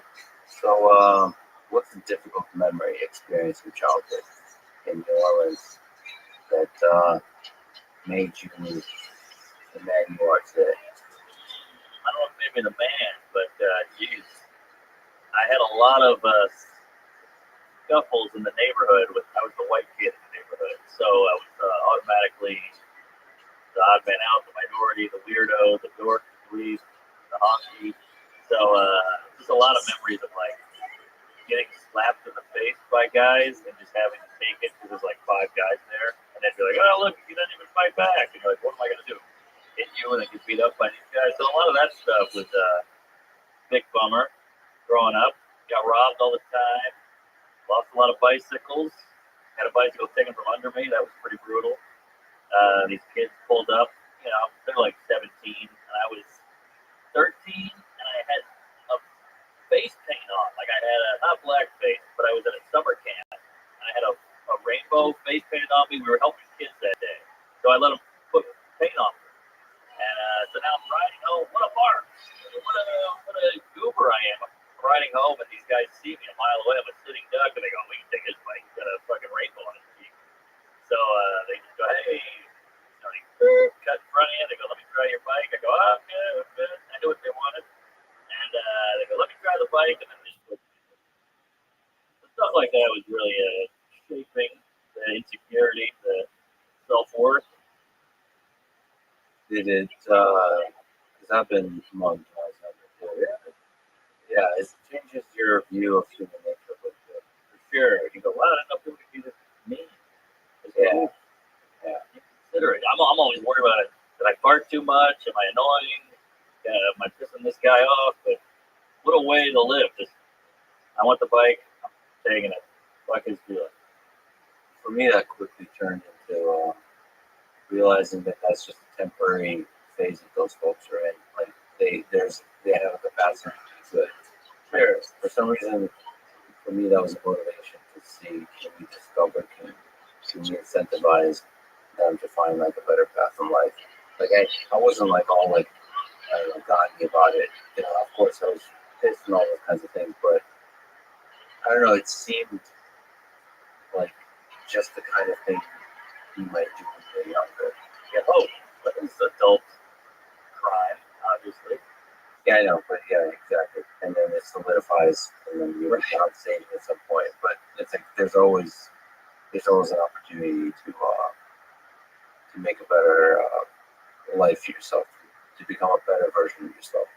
Yeah, and I remember coming home crying with no bike, and my mom, my parents are like liberal to a fault, you know, where they were like, oh, well, they need it, they're poor kids in the neighborhood. And you're like, all right. And I also like, I have a bicycle that I ride around, you know, and I also like to live in it's not just, you know, riddled with theft and vandalism, but they were just like, oh, they need it. And then it was a moot point when you moved on.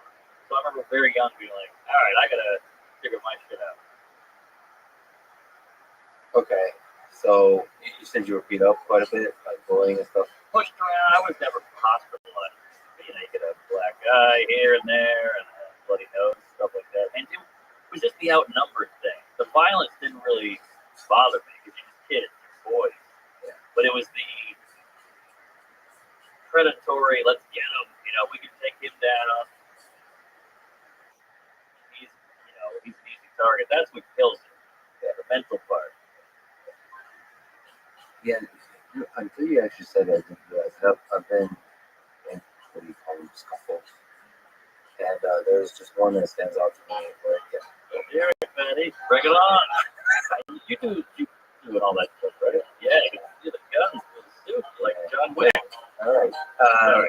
Well, I used to have one right, for like a couple of years. It was not bad, but stuff like that.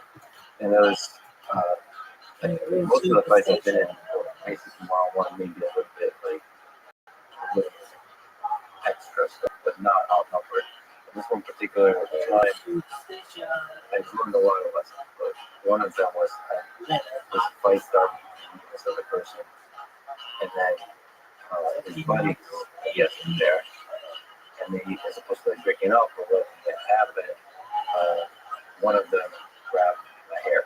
It's the first time anybody grabbed, like, used my hair in a fight, which I since then realized that that's actually a really powerful grip or a powerful weapon. Oh, there it is.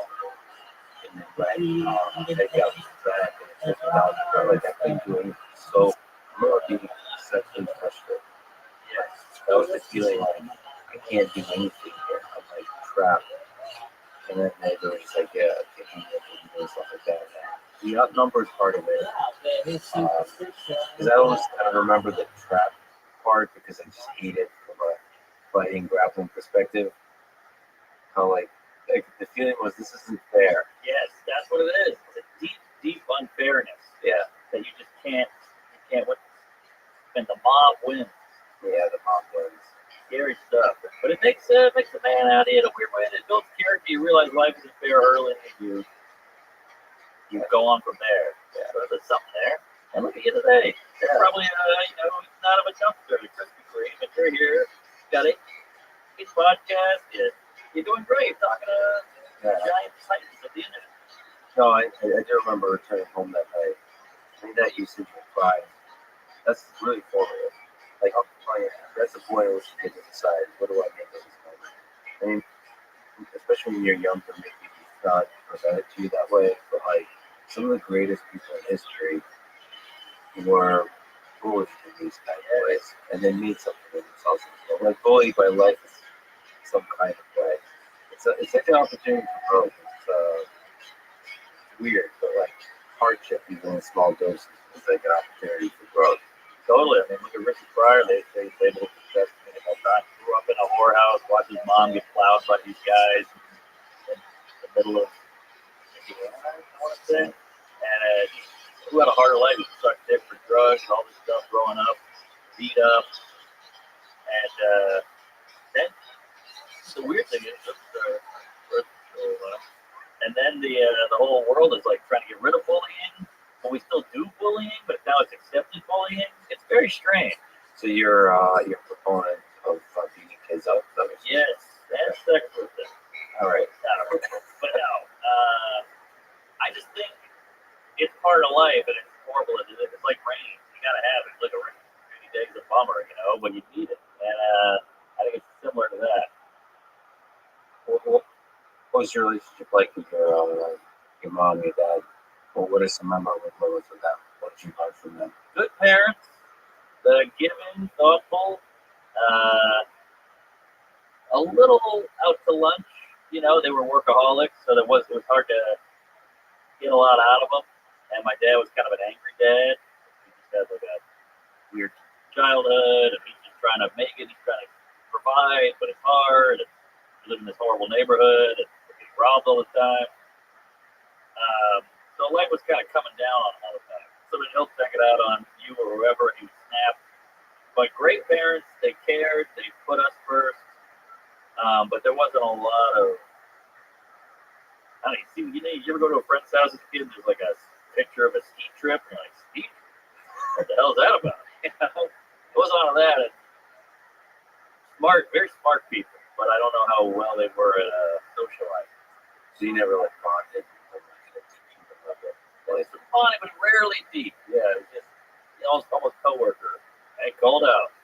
Huh? What? It's cold out, huh? Oh yeah, like that kind of Yeah, stuff. yeah. I got you. Get there a little bit, but it was. I hope they forgot this.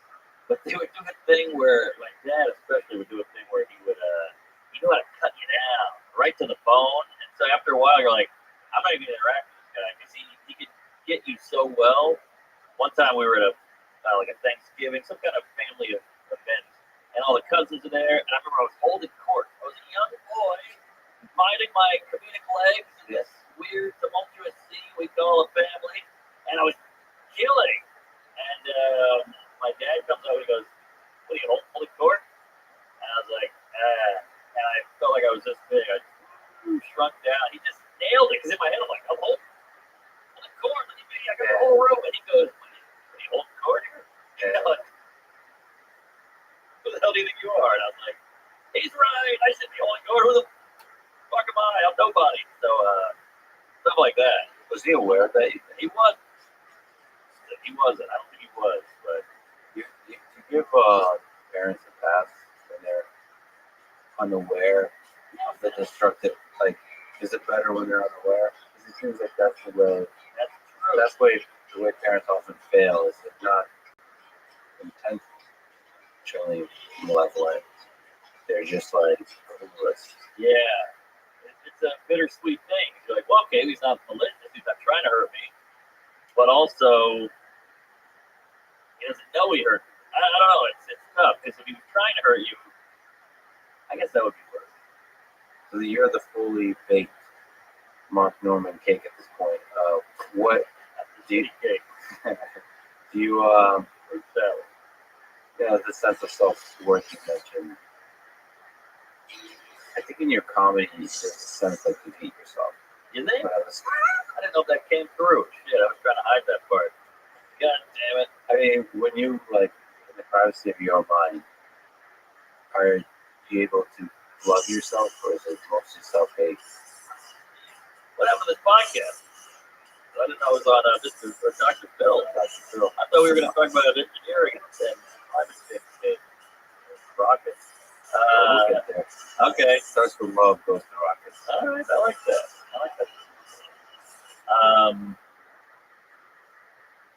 I mean, like, What question? Sorry. Do I feel love? no, I love myself. yeah. So are you like this engine of being self-critical, of just being constantly anxious about how the world perceives you, these kinds of things? Is this something that you just go to for comedy, or is this who you are as a human being? I think I don't want to explore it. I think I get around it. You know, I tap dance around it, but I get it out a little with my act.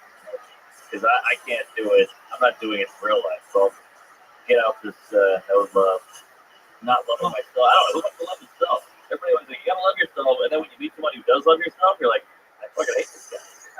No, you hate the guy who's upset. I'm great. I'm awesome. Life is good. Like, this guy sucks. I'd rather an insecure guy. So maybe I want to stay insecure. Maybe I don't want to find this love for myself. Well, okay. So self-love, like just appreciating who you are, really appreciating the moment, being grateful, doesn't have to express itself by the guy saying, "I'm awesome." True. It's more just like humility, just like walking calmly through the world and just being grateful to be alive, that kind of thing. It just and like, being appreciative of all the accomplishments you made so far. I say all this because mostly I'm extremely self-critical and everything I do it, and so and I kind of enjoy it. I think it's a nice little engine that makes it fun. It's like fun. If you hate everything you do, like you've done in the past that gives you like, all right, we could do better. That's the key, is making it self-critical. Always trying to get better. I can change this. I can tweak this. I can improve this. When you just go, I hate that I do this. I suck. I shut down. So that's the key.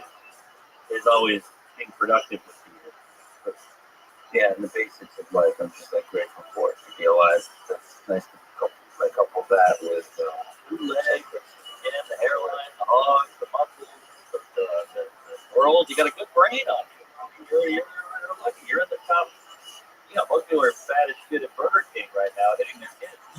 Yeah. You're in a lot of hotels sitting with, a low-level comedian. For the record, I ate McDonald's. You're human. Well, just so you know, not me defending, I'm not sponsored by McDonald's, but I mostly mean there's nothing wrong with the beef there. It's actually one of the easiest ways late at night. Yeah, it's actually wraps. Yeah, you're right. But hey, it's just me. I'm a meat guy myself. Maybe in 20 years, we're going to look back and go, they do like meat. It's all going to be like slavery. Yeah, there's some ethical, difficult things with factory farming. Yeah, so let's ride it out now. We still got it. And now it's on record. Tom Waits said something about New York. You like Tom Waits? I think he's underrated. I think he's got great quips and quotes. You check him out on YouTube. He's got some montages and super stuff with him being hilarious. What do you say about, I'd rather have a bottle in front of me than a funnel in bottom of me. That was the one. That was the one that sold him. Like, this guy's awesome. Yeah, but his music is really genius. Yeah. Anyway, he's talking about New York. I was walking around I'm in New York right now. We're in New York right now. It's still a magical city to me. A lot of people are quite cynical about it, about the state of things, but not like Mike Mouse. There's a lot of friends of mine. There's just a lot of folks in San Francisco, New York. There's something about the pandemic where people have become quite cynical about the place they are and they try to escape. It's interesting. I mean, they're asking some difficult questions about where they are in life. They're having like a self-imposed midlife crisis. It's good that they finally can go through this process, but I hope New York emerges. It will. It's the flourishing place for the weirdos. Anyway, Tom Waits said New York, of course, is to be an endless, surreal situation where a $50,000 gunmetal Mercedes goes up in a puddle of blood and out steps a 25-carat blonde with a $2 wristwatch. And he keeps going on. So like it's like That's like bars. He's like a rapper. yeah, he's good. But basically just the absurdity of it all.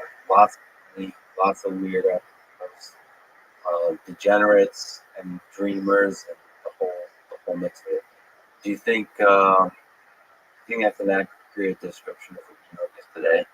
Like, is there still a place for the weirdos and just the interesting artists, the edgy, the comedians, the creators, the entrepreneurs, like as opposed to like Wall Street, as opposed to like rich folk, and then like hopeless folk?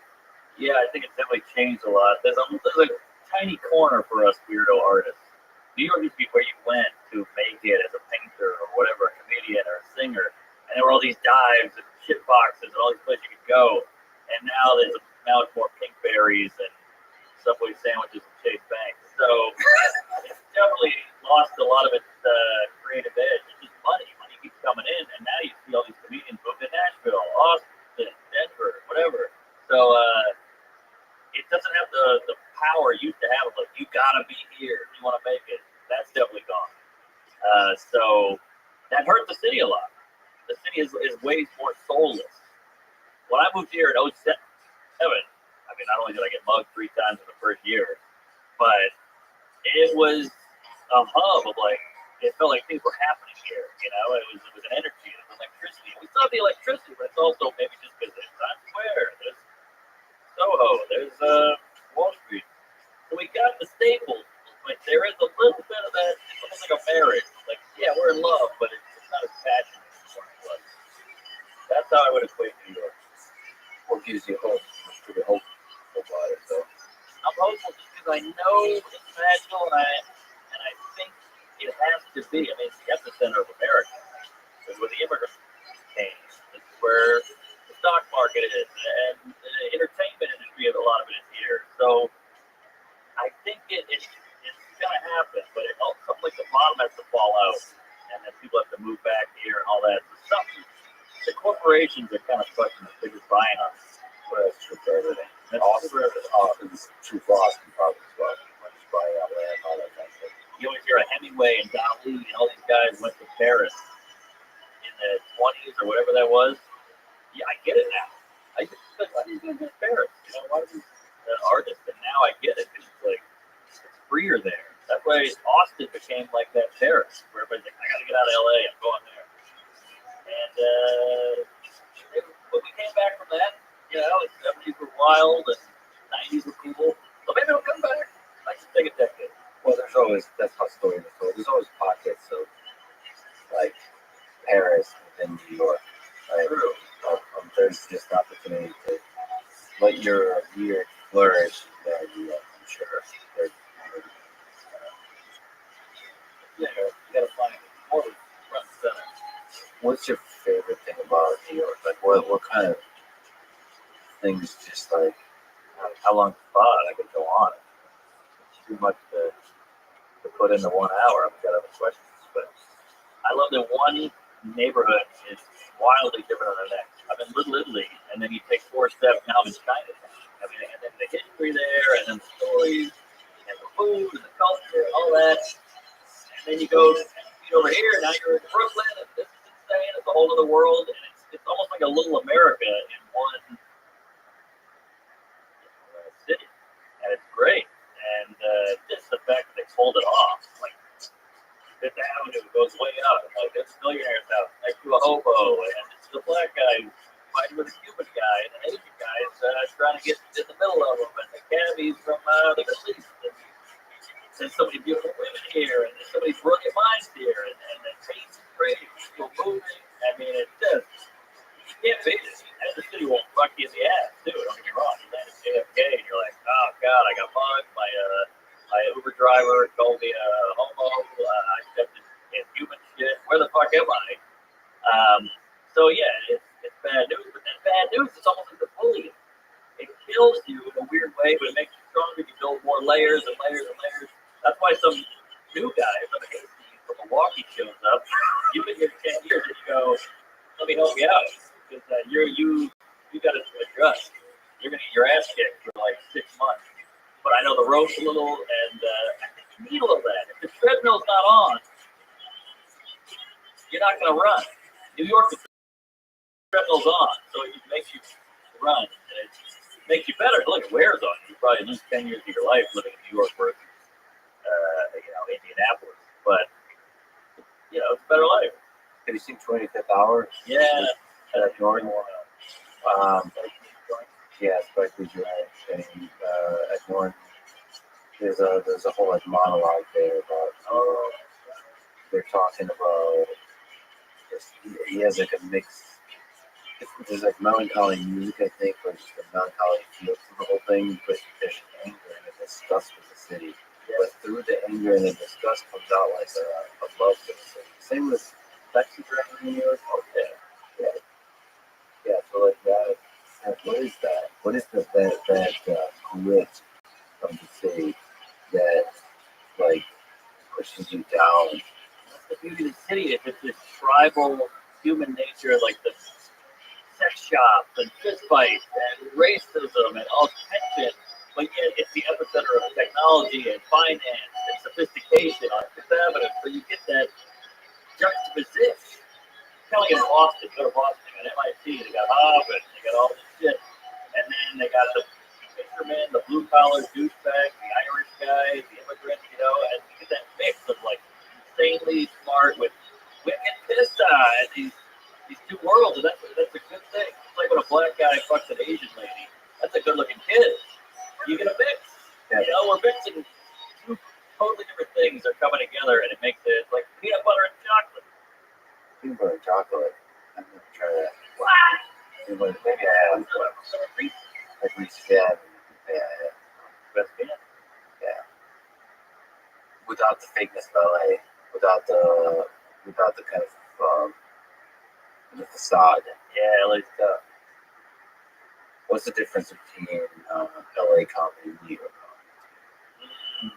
I think one place you kind of go to make it, be discovered, and be loved, and one place you can go. You can get all that in New York too. But I mean, New York is more of a school, a boot camp. Let's make great comedy. Let's make original comedy. Let's watch the other guys and gals who are at the show, at the clubs, and learn from them and try to hang out with them and absorb some of them. And in LA, it's like, what am I on? I'm next. Get out of my way. I'm the star here. I'm a bigger star than you. Oh, this guy is actually a big star. I got to outwork. It's just a lot of that instead of like, damn, that was funny. I got to be that funny. Damn, I wish I didn't joke. And look, I don't want to speak for LA Comics. It's Burr and Jeselnik and Brooks in LA Comics, but they all cut their teeth in New York. I'm saying. So they moved to LA. That's a good point. Ali Wong, all these people, killer comics, but New York, started in New York, moved to New York. There is something about comics that stay in New York for a long time.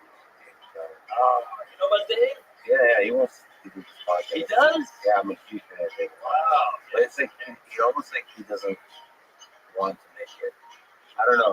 You probably know him, but like, it feels like you just, maybe it's romanticizing it, but you're like, you almost just love the art of comedy. Yeah. Like, becoming funnier, crafting the jokes, becoming funnier than the other comics, like competing with each other kind of thing. Not over like money or fame or anything like that. Yeah. Just purely comedy. Totally, that's Dave. That's definitely. He's like that guy in the movie scene, action movies where they're like, they go up to a creek in Montana and some guy's living in a cabin and he's sharpening a stick and they go, the Russians are coming, they're invading, we need you, you're the best commando. And he's like, I can't that up, man. I'm done with that lifestyle. Like, you're the best, we need you. And he has to suit up eventually. He looks at a picture of his dead wife and he goes, fuck, I'm going. And then they, write the Ruski. But he's that guy. He just is gifted. He's like got a gift from Allah, and he's the best. Yeah, a lot of comics do props. It's so surprising to me. It's surprising to me because they didn't really make it like big. He did. In the 90s, he was huge. He had his own TV show. Yeah, that show was awesome. But I mean, like, as big as I think he deserves to be. So, like, Well, that's art. The mainstream shit is always the worst. It's like McDonald's versus some hole in the wall. I know I'm shitting on McDonald's again, but it's good. And certain comics we name are good, but the delicacy is going to be less talked about and less household name than the mainstream package. yeah, it's funny because he hasn't. I think he was on Joe Rogan's show once, maybe. Yeah, what? And he was with somebody else. Jeff Ross? Yeah, he might have been Jeff Ross. Oh yeah, because they did that like 2 mics thing or whatever. Yeah. But he's the quickest guy. There's no one funnier. Yeah. Him and you're super quick. Your appearance on recent appearance on Rogan stuff. Oh, thanks. Just so fast. You're wrong with Ari and Shane Gillis. Yeah, that was fun. We're going back in January. Either one of you. We're having fun. Yeah. All right. So, what does it feel like to bomb in stand-up comedy? Like to fail? Maybe the psychology of it first. Like, take these people because you were talking about outnumbered, fights, being beat up. By the way, this is like a no eye contact off. Yeah. I love We're both it. Yeah. Great. It's kind of nice to be with my people. But yeah, Do you get shit of paper to look at? I'm going. I got a good sweet spot right there. Yeah, it's a nightmare, but it's part of it. It's the validation too is the worst part. Like, because whenever you do comedy and kill, you can be a great comic, but even David Tell, these brilliant guys, they feel like you feel like you're getting away with something. I don't have a day job. I'm telling jokes for a living. talking about my dick up here, and they're fucking loving me, and they call me a genius and all this. I'm talking about my sack, you know? And it's great. It makes people happy. It's funny, but that bombing, when you bomb, you go, your first thought is like, yeah, at first you're like, fuck you guys. What, you don't like this shit? Start going in. Maybe it isn't that good. Maybe they're right. I do suck. I knew I sucked. I should become a mailman, you know? And it stinks, and you feel alone. And you feel like you wasted their time, and then you're like, what was I thinking? I could be a comedian. What the fuck? Who am I? You know, Eddie Murphy? What am I doing here? So it's a lot of just spiraling out of horrible thoughts. But I also love that it hurts so bad. Bombing fucking hurts because now everybody doesn't do it. I think a lot more people could do comedy probably and figure it out. But the bombing is so brutal that it keeps. One time I went to Minneapolis. I was like, "This is a great city. And the sun is shining. Why is this city like packed?" And they're like, "Because the winters are so bad and we love it because it keeps everybody out." And I feel like the same about comedy. The bombs are so brutal. I've had bombs where I'm in bed. I'm just staring at the ceiling like, "What the fuck was that?" Like you have PTSD. I bombed at an arena once, 20,000 people. I did 30 minutes to silence. So it's not just like one joke fails. They start piling on, like it's irrecoverable. Yes. And one joke failing is very common. Like a lot of audience don't even notice that bomb because you get so many jokes in a row. You get sandwich a good one, then a bad one, then a good one. But when you bomb, it's almost like they chose, we don't like you. Nothing you say will redeem yourself. And it's hard to get out. It's like being pulled down by your hair. You can't get back. I can't win this fight no matter what. Can you like get it back by acknowledging like the outcome that like I know, but they're still gonna go. And that was funny when he made fun of it, but he sucks. he still sucks? Still sucks. That's the worst part. You're going, no, this is good. You guys just don't like me. Just because you don't like me doesn't mean I'm bad. Yeah, I like going to open mics a lot. Just listening because first of all, I think the audience in open mic, at least the ones I've been to, is most I guess other comedians, or like at least people seem to want to laugh at it. Yes. And so I just love it because it's human nature and perseverance at its best. Like here's comedians, like clearly, this is mostly in Austin. They have a dream. Yeah. Like, why would you get up there? Right. But maybe some weird, resolution bullshit. But for the most part, it's people who want to be comedians. Like a lot of the open micers are people who have clearly have done this for quite a long time. Right? Yeah. Like at least a year or two, maybe 5 years, and they're often not very funny. And the just bombing in front of an audience of like 20, where they're just sitting there, like almost like mocking them with their eyes, or maybe, and I don't know, and they still push through. They still like as if they're doing an arena and everybody's laughing.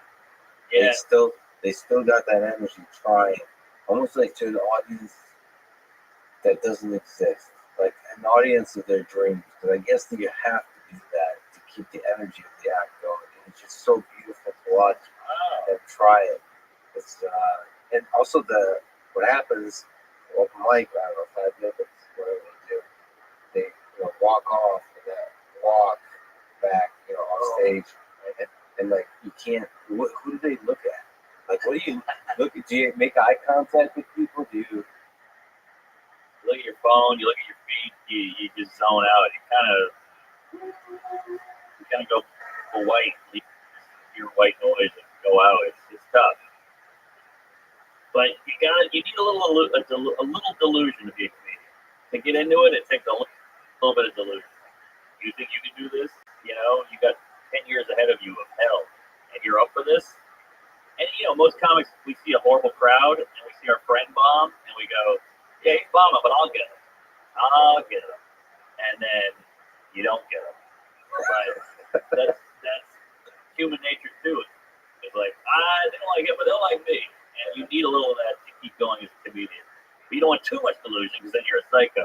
But you need a little. Well, a psycho could be good for a comedy. That's true too. A lot of psychos. I mentioned to you offline that I talked to Elon and we talked about doing stand up, and he's thinking maybe do a few minutes stand up. You need a coach, Elon. I got you. Well, maybe you should go off the country full time. So, what advice would you give to somebody who wants to try to do 5 minutes?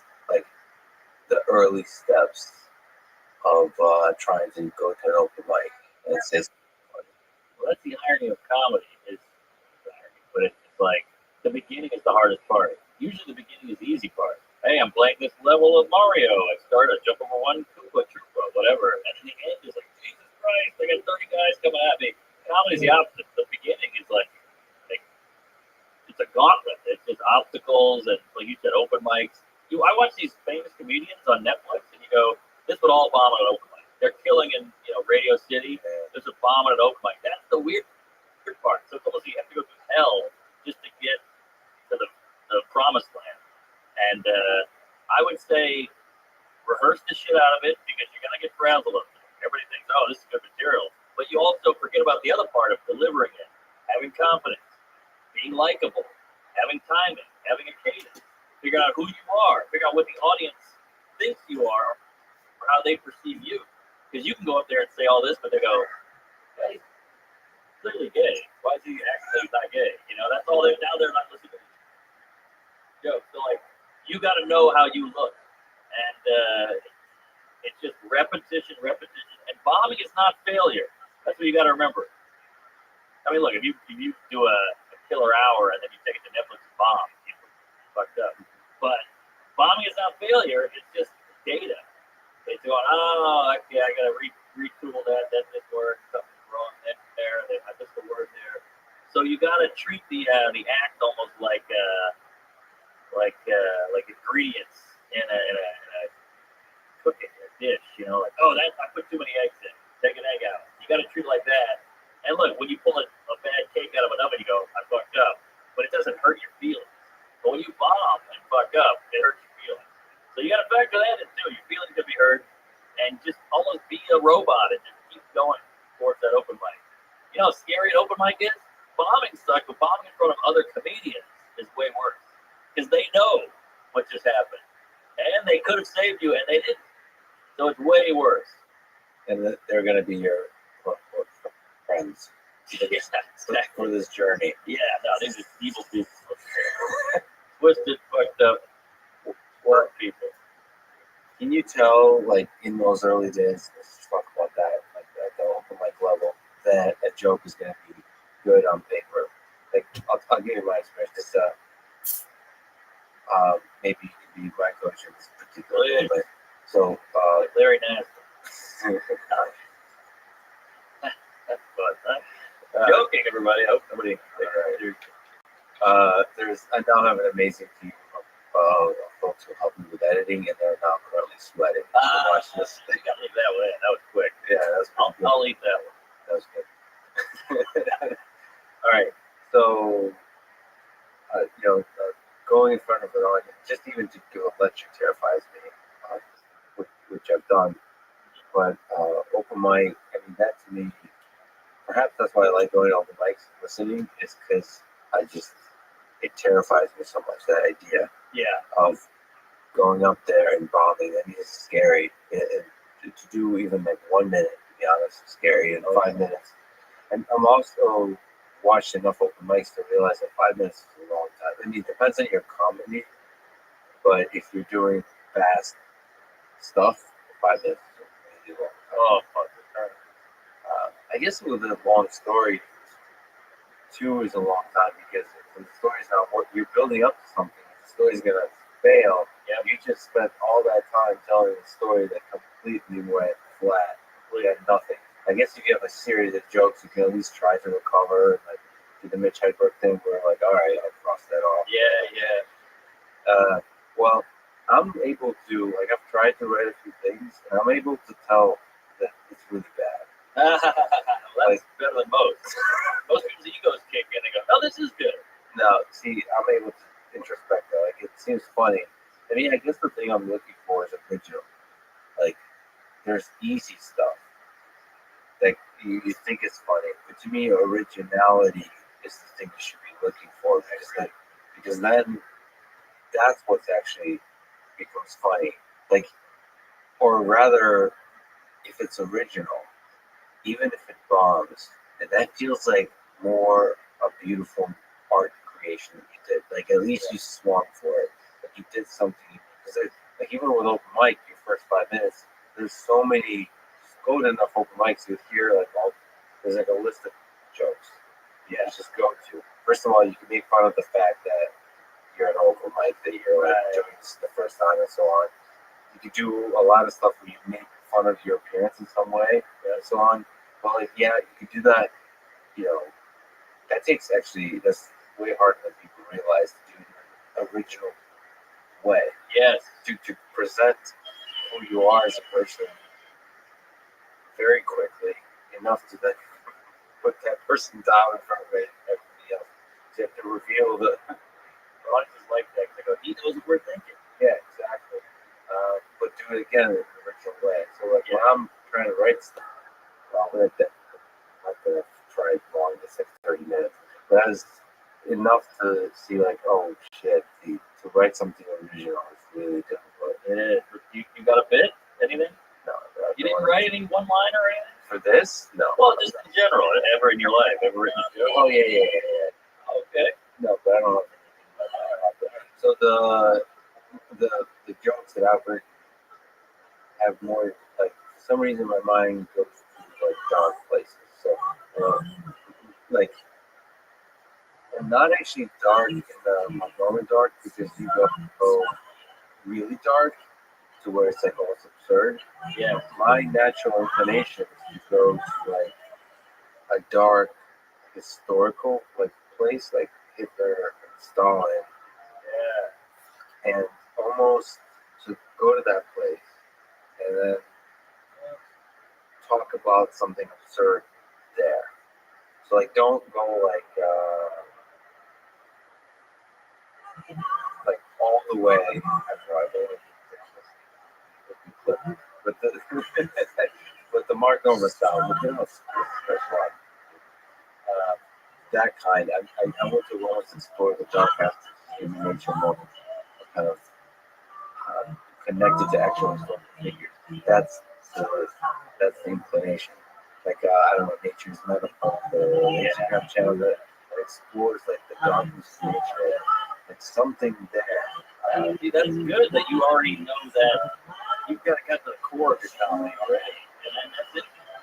That's step ahead. Yeah, I can hear most thing that I do in life. I can like hear the music just like myself, like okay, if you have anything, this is the direction. Yeah, without actually knowing exactly all the steps, and that's the nice motivation. It's like, all right, well, if you do this for a long time, maybe you'll have a chance to get there. Right. But you have to.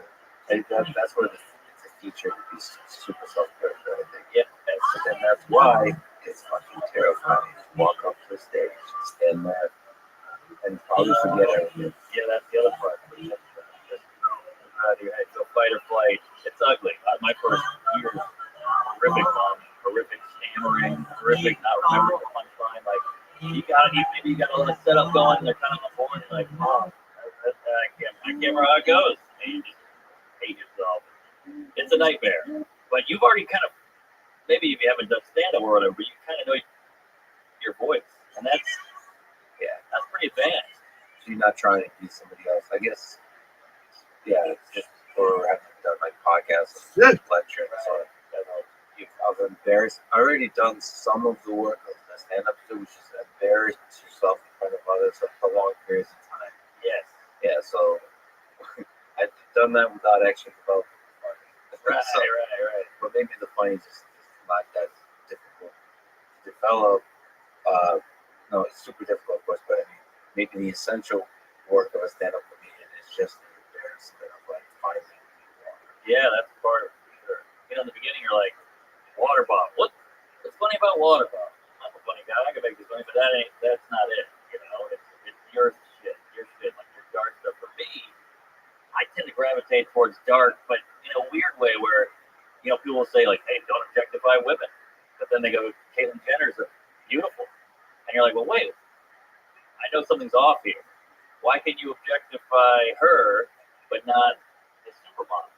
So what's going on there? And I like to play with that. So I have this joke where I say, Caitlyn Jenner, oh, women go, Caitlyn Jenner is beautiful, beautiful woman. I go, well, you look like her. And they go, fuck you. And you're like, there's a lot of truth there. But I like exploring that kind of, oh, you trying to get one over on me, or you're lying to yourself, or what are we doing here? And I like that kind of comedy. I don't see color. Well, I'm black. No, you're not. Ah, that's fun because you're lying. Yeah, okay, so like big time comedians such as yourself don't like to think of yourself in this way. But yeah, this is like when you over philosophize comedy, but it seems like comedians Don't say important. I think we're going to comedian think it's important. yeah. So I was trying to find, as I was trying to say these words, and it didn't realize how cliche it is in college. I'm going to just, but there is something, Part of the whole thing is that I'm like, who cares about comedy? There's like 6 comics on the planet. but nobody cares. Okay, I trust you in the pilots. You know what you're doing. You got listeners. They've tuned out long ago. Get Dave Garland on here, huh? See you around? Yeah. We just go back and forth. That's what I just not a huge fan. He was on here before, he'll be back. I've been actually really trying to volunteer myself as rescue Dan Carlin for like a Russian episode where I can speak Russian. There's certain documents. I talked to Jocko about this too. Certain things. I mean, I just love the challenge of bringing Russian documents that can be in Russian. They can translate and try to capture the depth of the writing in the Russian language and communicate to American audience. So much is lost in translation. Like there's so much pain and poetry in the Russian language. It's just connected to culture. Every language, not every language, but many languages are uniquely able to capture the culture of the people. I mean, in some way, there's a representation of the culture of the people. And so Russia is definitely that, and it represents the full history and culture of the 20th century with all the atrocities, all the broken promises, all the things. Norm says Russian literature. It's the most tapped into human existence than anything else. Norm, Like oh, yeah. big Russian literature has Dostoevsky on it. It's funny that there is a gap of comedians. There's a culture of Russian comedy, like stand-up comedians that are right. I mean, I don't know today. I mean, more from the 80s and 90s. There's a, No, I know. that's not, so there's like, of course, that's, See that offensive? no, it's not, it's a different, there's a innocence, the edge, whatever. I thought you said there was Russian comedy. Yeah, Russian comedy on the parents. I'm giving you the style of darkness of like that's the kind of people that kind of challenge. They give again to how important comedians are. Is they give a voice to people where in the Soviet Union you really can't like express your opposition to the government. And so comedians are exceptionally important there for just I don't know, channeling the anger, even when sometimes it's not actual opposition to the government, just channeling the anger, the frustration with the absurdity of life. Like, when there's a shortage of food, shortage of jobs, the absurdity of the bureaucracy, like the top-heavy government, just all of that can only sometimes be expressed with like dark, absurd humor. And that actually, why there's a culture of that kind of humor. You gather on the table, and all you can do is just talk shit, and just Be offensive, say horrible shit, ball bust. I mean, I make school shooting jokes, and people go, "How do you do that?" I'm like, "Well, maybe that's how I deal with it." Like how come I gotta empathize the way you do? They were different. all right. So now let's skip the whole open mic thing and crafting jokes. Parallax said, "One day I will find the right words, and they will be simple. When do you know the joke is done? Perfect. You're somebody that does like really sharp, like fast jokes. So like there's so many.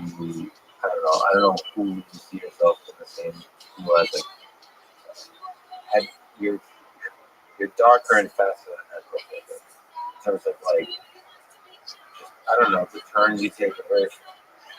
Thanks, I appreciate it. I think I got some Norm McDonald, maybe. That's right. You know, obviously Norm, but Chris Rock was huge. Old like '90s Chris Rock was like I didn't know you could do jokes like that. I always loved George Carlin and Groucho Marx and Bill Murray. There's so many different types of comedy. But when I saw Bigger and Blacker, Bring the Pain, I was like, oh my god, it's like it hit me. So that was big. And then Norm just like the funniest guy on the planet. So him being the smartest guy in the room but acting dumb was great. So yeah, Chris Rock has that way of cutting to the bullshit, which I mentioned earlier. I like that cutting through the bullshit kind of style of comedy because you kind of go, "Oh, I'm not crazy." That's what I thought too. I was too scared to say, but I thought that, and he's saying, and a group of people are laughing. Maybe I'm not an idiot. So that helped me. So it's observational, but not very scientific. Yeah. Observational. It's like going to the darker thing. Yeah, Within that's society. great, but I like him too. But seeing it, doing it about stuff like in your life, society, Race, gender, government, yes, politics, all that kind of stuff. exactly, sex, human emotion, jealousy, whatever it is. That's the good stuff. How'd you feel when Norm passed away? That was a bummer because he's 61, and I just didn't see it coming. I've watched so many hours of his stuff, and I've met him, and he was like this comedic bar. Like, hey, we got Norm. There's so much shit comedy. Then you see Norm, you're like, this is next level. This is savant type shit. And then to lose him is like, Norm has 20 more years at least of just content and thoughts and his point of view, and we'll never get that. That sucks. Yeah, there is something about artists like Jimi Hendrix died Yeah. too early. It's like, and you wonder, What was next? yeah, what was next? But then part of it is like, it all ends for all of us, and it's walking away early is it's kind of admirable. It's almost like I did a pretty good job. Yeah. I'm with that, especially the way he did, which is not telling anybody. I know. 9 years, his best friends didn't even know. And in this world of like victimhood and I need clicks and I need people to love me, we got canceled and yelled at and in trouble, and he could have pulled that cancer card and he never did. I mean, integrity on this motherfucker. Did you get a chance to interact with him? I'm like, what? How often did you meet him? I met him once at the Comedy Cellar and we chatted for 5 minutes and then he went on it for the letter. And sweet guy, nice guy. I didn't know him that well, but I mean, he's just brilliant. And I also love a brilliant guy who does stupid stuff. That's a fun little combo there. Like silly guys who are actually brilliant also. Like Louis C.K. is a brilliant comic, and he'll do a joke about farting on a kid. And you're like, that's great that he still finds farts funny, and he's also this comedic humor guy. I like that. It doesn't really acknowledge the genius. Yeah. I like smart people that are silly. Yes, that's a good combo. Well, you said Elon is still. Yeah, that's great. Because we teach kids like, hey, put that down, stop that, quit cutting up, quit working around. But maybe that's some kind of sign of brilliance there. Being like childlike, silly, kind of people. Those people are way wiser than the people that, no offense to me, wear a suit and take themselves way too seriously. No, but you got a spark in you. You got a little, what's that word? Not elf. Imp. Little imp in you. You got a good. You know what imp? Let's look at It's like a little, is that a Tolkien character? My imp is the European mythological being similar to a fairy, or you call me a fairy? No, okay. Similar to a fairy or I feel like that's a big leap. big league. Yeah, that's not a great info bio there. Frequently described in folklore and superstition, one may perhaps derive from the used to denote a young grafted tree. It's a little mischievous. You got a twinkle. You're this serious, buttoned-up guy, but there's a twinkle. And the audience can see the twinkle. That's why you resonate. I think. I'm sorry. Deep analysis by Mark Norman, psychological analysis. Okay, but then back to the cracking of the jokes, like testosterone and now, like what for you? How do you know when the joke is like done? Are there some jokes that you like are proud of? Like, wow, that's well done. Yeah. The joke is done. It's a tough question because there's so many different kinds of jokes. It's what we call a chunk, which is a big idea with a bunch of jokes in the middle of it, and then a big crescendo at the end. Or there's a one-liner, the tag of a joke that's also a joke. So the jokes come in different. Like I have a joke where I say, I met my girl in that Jewish app. What's that Jewish app called? PayPal. That's what the reaction you want from the crowd. But it's a fun turn because you say your thing and then I hit you with a misdirect, and that's what the joke is. The joke is basically me saying something that makes sense, but you didn't see it coming. And that's a perfect example of that. So that joke took forever to figure out. And That's a different service like PayPal. What's funny is exactly. And I figured PayPal is funny because it has the word pay. yeah. Venmo, it's also not really a good word. Venmo, PayPal. It just hits the better. Yeah, PayPal is funny as well. It's funnier so that's the beauty of comedy. There's a weird little magic into it. You can get technical all day and formulaic, but there's that little bit of fairy dust that you don't know why this is funny. Or hip dust. Hip dust. Yes. Why? Okay. So you know what joke is done when it kills, and there's a roundness to a joke. When you feel like this is buttoned up. This is done here. The simplicity you are going to. Yeah. So like you're chopping stuff away or you're adding stuff. Like what is it like? Simplicity is always the best angle. I mean, you can get real high concept of the joke and still make it work, but the simpler the better. I saw Dave Chappelle on stage once, and Chris Rock and Dimitri Martin were in the back watching in awe. And Dave Chappelle, I can't remember the joke, but he said something about sex or women, and Dimitri Martin goes, it's a little easy. And Chris Rock goes, that's why I did it. And I remember hearing that as a young comic, like, I'm getting this, comedy lesson right here from these two titans. And so that was fun. Simple is key. The easy stuff is that's such a weird. I think I remember reading or hearing them say something about some shit. Like one of the songs, he's like, I knew it was going to be good because he got like really repetitive very quickly. Something like that. I mean, that's the sort of the music equivalent of it's too easy. Or if it's like super catchy, as a musician, you might get very quickly bored of it. Or like as you're creating it, no, it's too easy. It's like there needs to be some more complexity to it. But I like complexity, but the best guys are the ones who make complex shit look simple. Like, you ever heard that Ben Franklin story where he's talking to his friends, like, I'm going to start a hat store.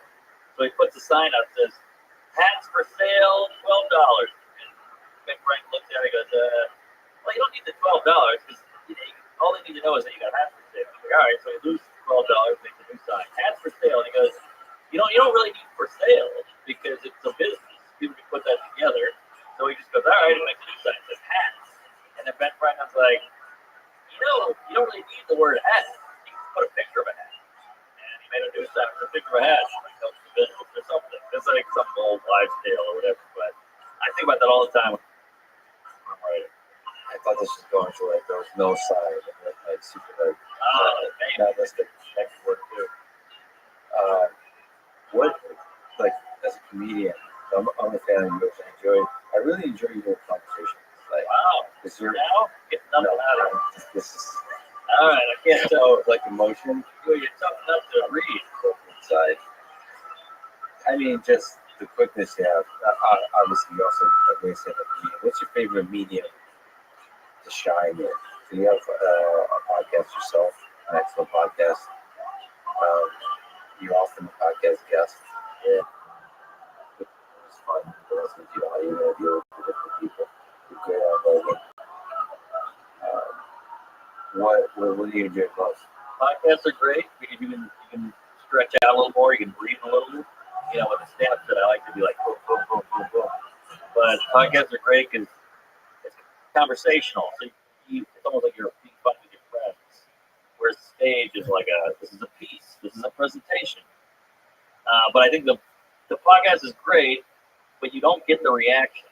Unless the host is laughing, you can't hear the guy in his car in New Jersey driving to work going, ah! Every now and then I'll read a comment like, I spilled my coffee when you said this. I'm like, but it's not immediate. You want the immediate. So stand-up will always be number one, but there's no better feeling than killing in a room of people who don't know who you are, strangers, you're in the middle of nowhere, you left your wife at home, you left your kids, you left your house, you're in the middle of bumfuck Dickville and murdering for these hillbilly, nobody, whatever it is, and they're slinging their beers and woo, cheering you on, and they carry you out, and you fuck some fat lady, and you leave, and you get back to your hotel, and you go, holy shit, what was that? No one will ever know about it, just lost it. That's the best feeling. Yeah. Killing in obscurity is Bill Burley's thing. Yeah, this is one of the things that sucks about giving lectures, like at universities, or giving lectures in general, is when you look at the audience, several hundred students, they all have a bored look at their face. Yep, you are. Like even like my face now probably gets bored, but I'm actually excited to be talking to you. But there's something about a comedy club. Maybe this is the contagion of laughter, but like it gives people the freedom to just laugh, to like say, to remove that facade. Like you don't have to pretend like you don't care. Like if you care, you can show it. Yeah, that's part of it. Probably liquor. Yeah, I know. Sure. But there is especially, and that's why comedy is so popular right now. HR is up our ass. We're scared of old tweets that might come back to haunt us. What did I say on that interview? Even people at offices are like, I put something on Facebook in 1999 that was about bad tits that I liked. Did I get rid of that? Even people say like, there's no cancel, whatever. There is something in the air right now, and that wasn't there before. It's the video. I'm a Karen. I got called at Trader Joe. Whatever it is, people rat on each other now. Everybody's tattletaling because they want the clicks. It's a horrible society we crap.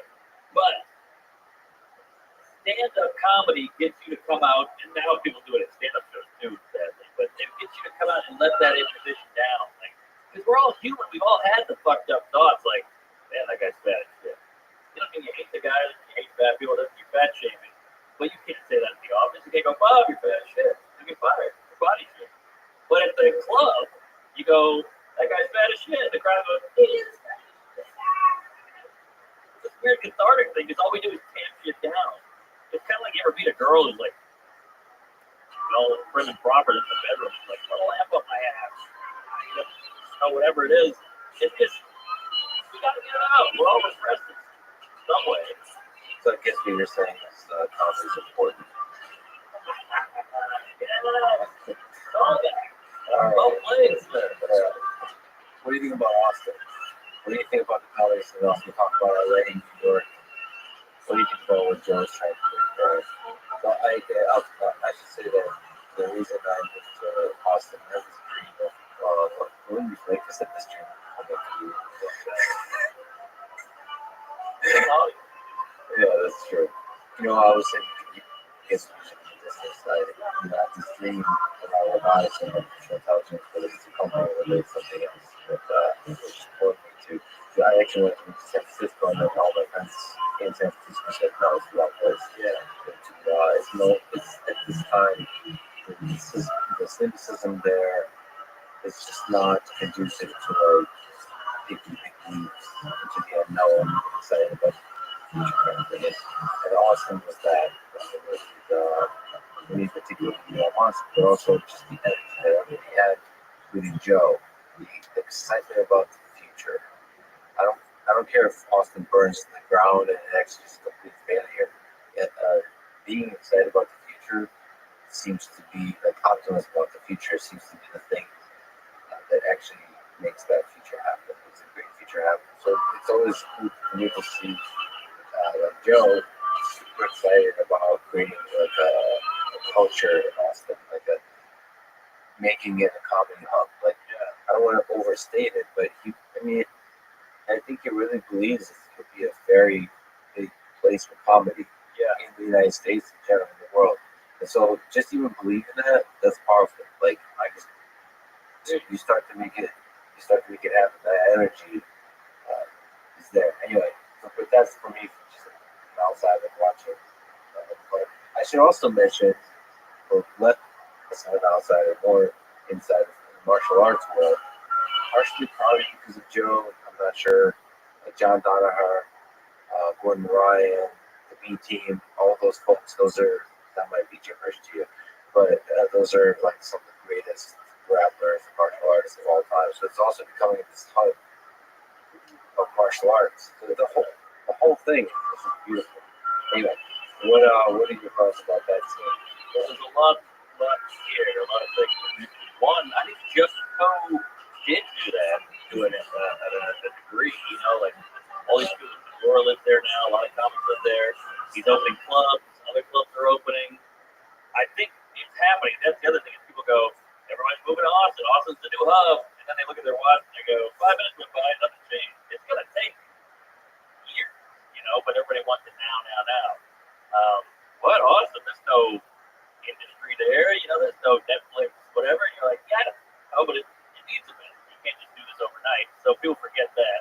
So it could happen huge. Just give it some time. He's opening a club. I went and saw it. It's incredible. Like, it's so perfect for comedy. It's every detail.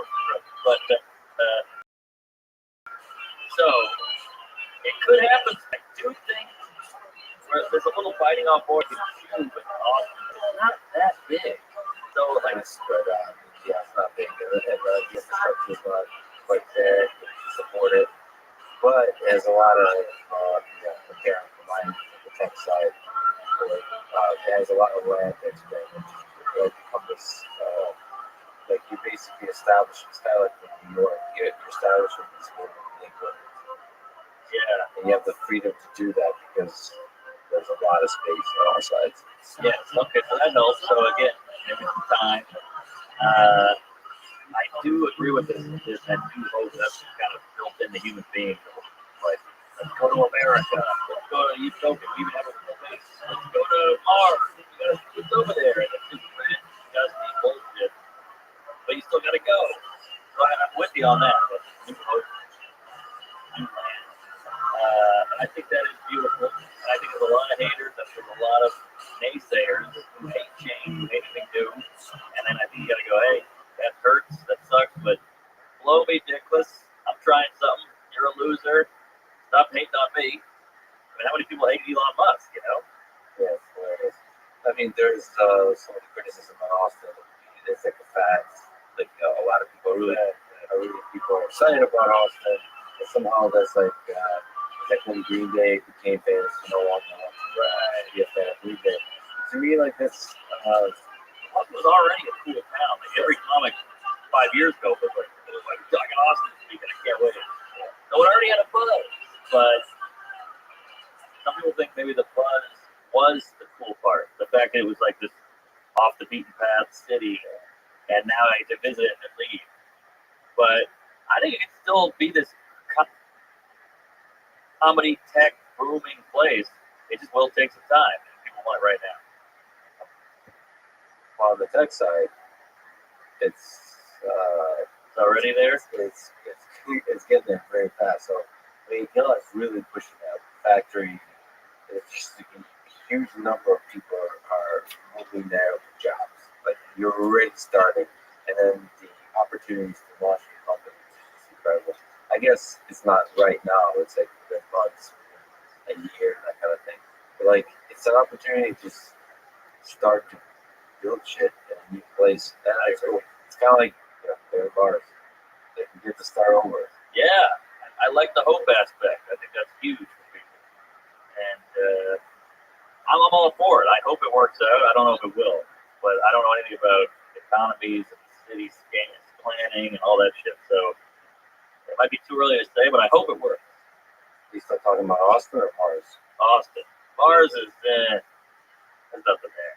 There's no vagina there. There's no food there. There's no water there. I don't know. See, I get space travel. I think it's important, but I don't know. Mars is really going to move the needle. So, what are your thoughts about Elon Musk and SpaceX and launching rockets into space? I think it's all good because you could say, hey, we could just feed everybody. Yeah, that's true. By the way, these guys give a ton of money to like philanthropy shit that nobody cares about. By the way, it's weird. Like he could feed Nigeria and with pocket change of his. And you're like, well, maybe he has. Like I heard Bill Gates gave back so much money he saved 6 million lives. But that's a reverse Holocaust, by the way. Pretty good. What have you done? You're a barista. So, I just think I think space travel is good because you learn about the place you're living in from going to space. It kind of helps you learn about this more. You could say, what's the point of going this other there? But it does help, I think. Yeah, doing difficult things in the engineering space seems to be a way to, as almost like an accident, as a side effect of doing a really difficult thing in a team of brilliant people. You develop things like the internet. And you can argue that the internet can be so good for society. No, I'm just kidding. That's good or bad. Yeah, but It's like a pull-up. You're trying to get your bicep going, but before you know it, you got decent forearms. But you weren't working on the forearms. You wanted to buy, but you got the forearm. And I think that's kind of what space travel is. I like how this like pivoted to a workout routine advice. Now I'm trying to get an analogy going here. All right, that worked pretty well. I'll take it. All right. What are your thoughts about, since I'm a robotics person, I'd be curious to see, like, what do you think about the space at all? About, first of all, autonomous vehicles with Tesla Autopilot, Waymo, self-driving car. I'm not sure if you're familiar with all the autonomous vehicles and so on. So those are robots on wheels. And then there's also Lego robots. So next time you're in Austin, you get to meet some of the Lego robots that been working on, and I find those kind of a fascinating way to explore the nature of intelligence in computers, but also explore our own intelligence and also explore our own like what makes us connect to other living beings, whether it's dogs, cats, or other humans. Like there's some magic there that's beyond intelligence. And when I have a robot dog, there's some aspect to it that, I don't know, brings me joy in a way that a dog does, in a way that a good friend does. Yeah, and I'm not sure if that's some kind of anthropomorphism, like where I'm projecting my hopes for this, what this thing is, but it's kind of built in. I mean, it's just a source of joy. Maybe it's connected to the fact that there's just like a loneliness within all of us, within me, and it's just nice to have other things in your life that move, that recognize you, that kind of thing. I mean, I suppose it's nice to even just have a plant. Yeah, it is. Plant goes a long way. You see a guy with plants in his apartment, it changes the apartment because they're alive. You got to water them. You got to put sun on them. So yeah, I think there's something there, and I think you can see people's reactions when you show them advanced technology, like these dog robots or these robots that dance and shit. They're like, what the fuck? Like it hits home in some way, whether it's fear or you want to fuck them clearly, whatever it is. But it does connect with you in some way. So I'm with you. And I think this is why I don't think robots will take over. You always say that robots are making us too advanced. They're going to wipe us out. Well, look, if robots get a human emotions, that is scary because they can get mad at us, kill us. They're stronger. They don't need sleep. They don't need food. They don't need water. They don't get jealous. They don't, But if they have emotions, then I think we can dominate them. Because who's had emotions? Who knows emotions better than us? We've got thousands of years of evolutionary emotional bullshit. We go, hey, robot, I heard your wife likes that Black & Decker, huh? They're gonna crumble. We can bully them. Emotionally manipulative robots. Yes, that's what will win. Right now, kill us. We all died and we shoot them back. That's no good. But if they do get emotions, then we can go, hey, you look like hell. What is that, a rusty bolt? Hey, you dropped some oil there, you lose there. I think we can win if they do get emotions. This goes back to your father. Right? Yeah, so we're the creators of the robots, and the robots will you would say the exact thing. Yeah, with the robot, which is like that. And it goes back to his whole, which is that. hardware, like software. Hey, just get it up. Yada yada yada. Yeah. But I'm not worried about robots. I think What do you think about the self-driving cars? Is that just wiping out the horse and buggy?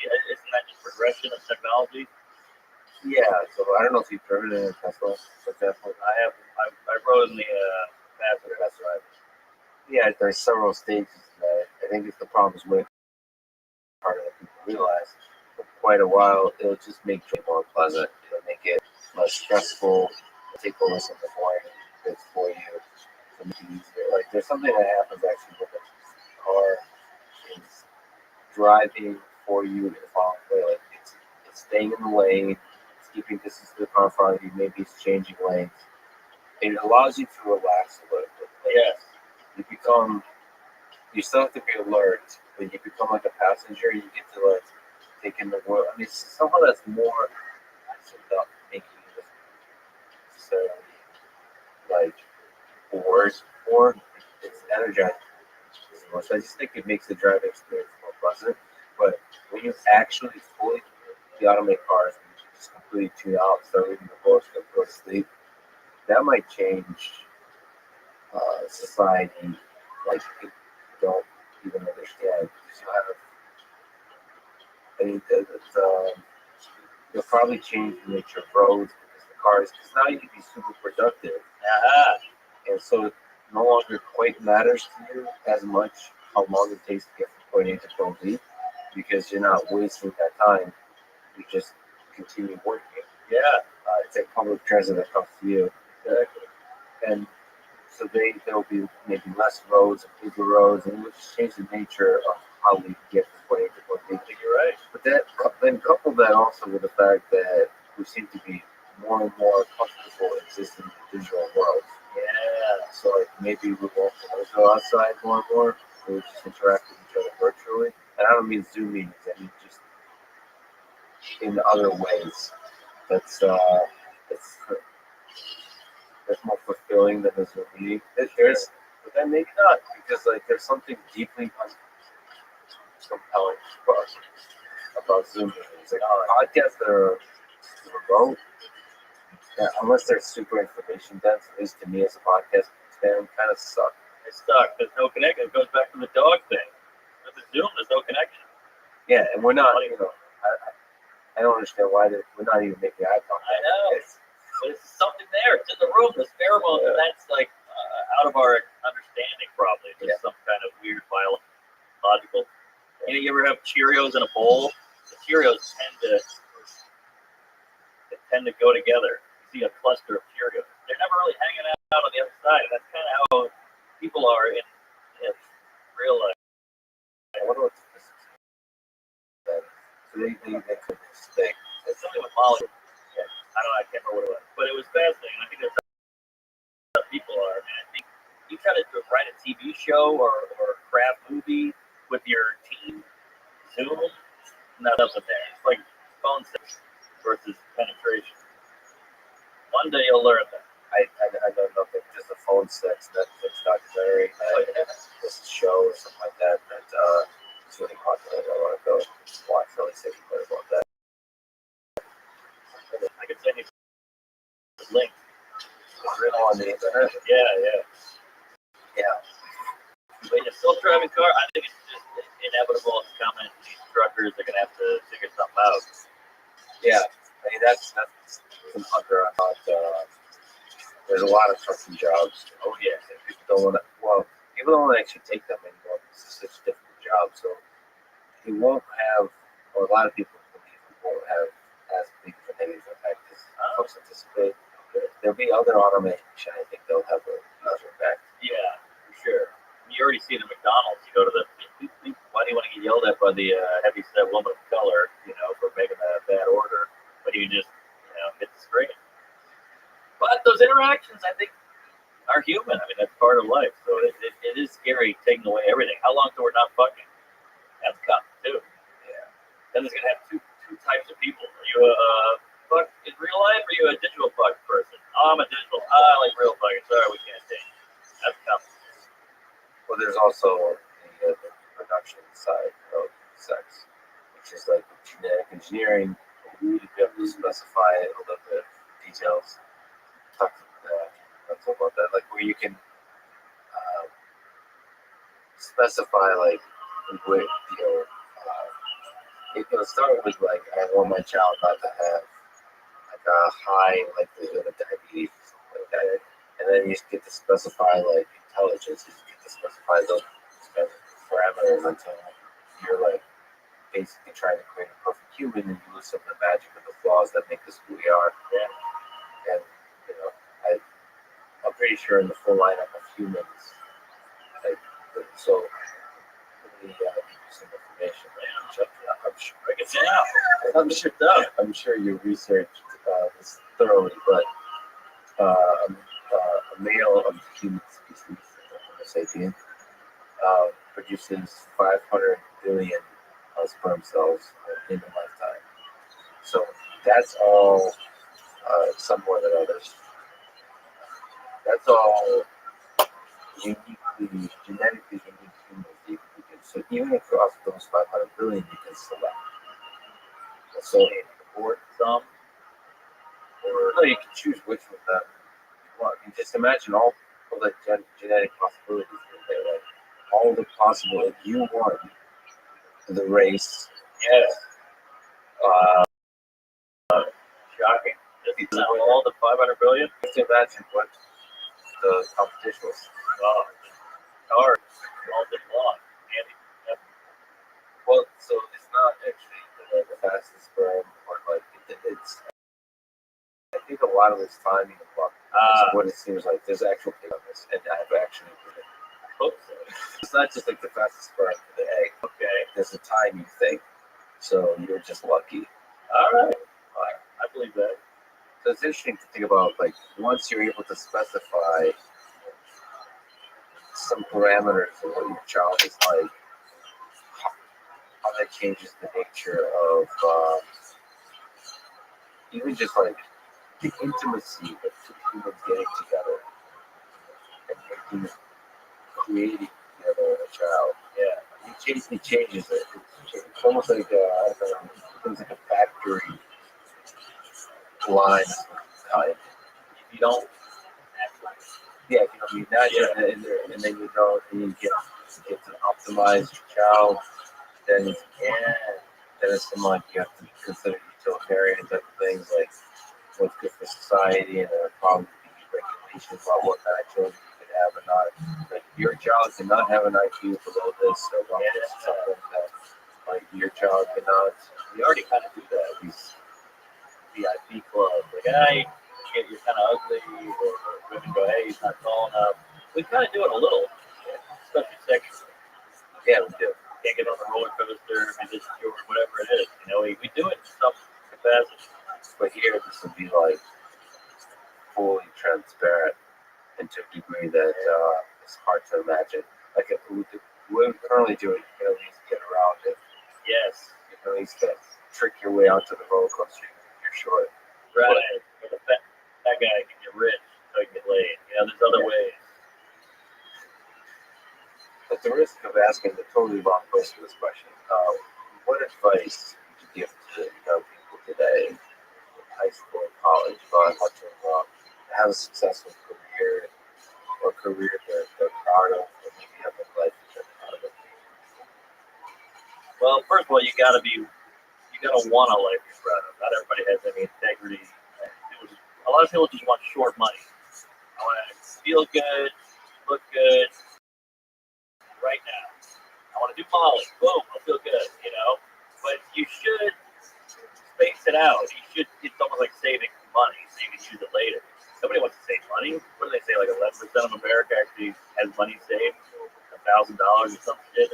wildly low. Everybody wants it now, what do you call it, immediate gratification. I think the key to happiness and satisfaction is working for something. Even if it's like a baby.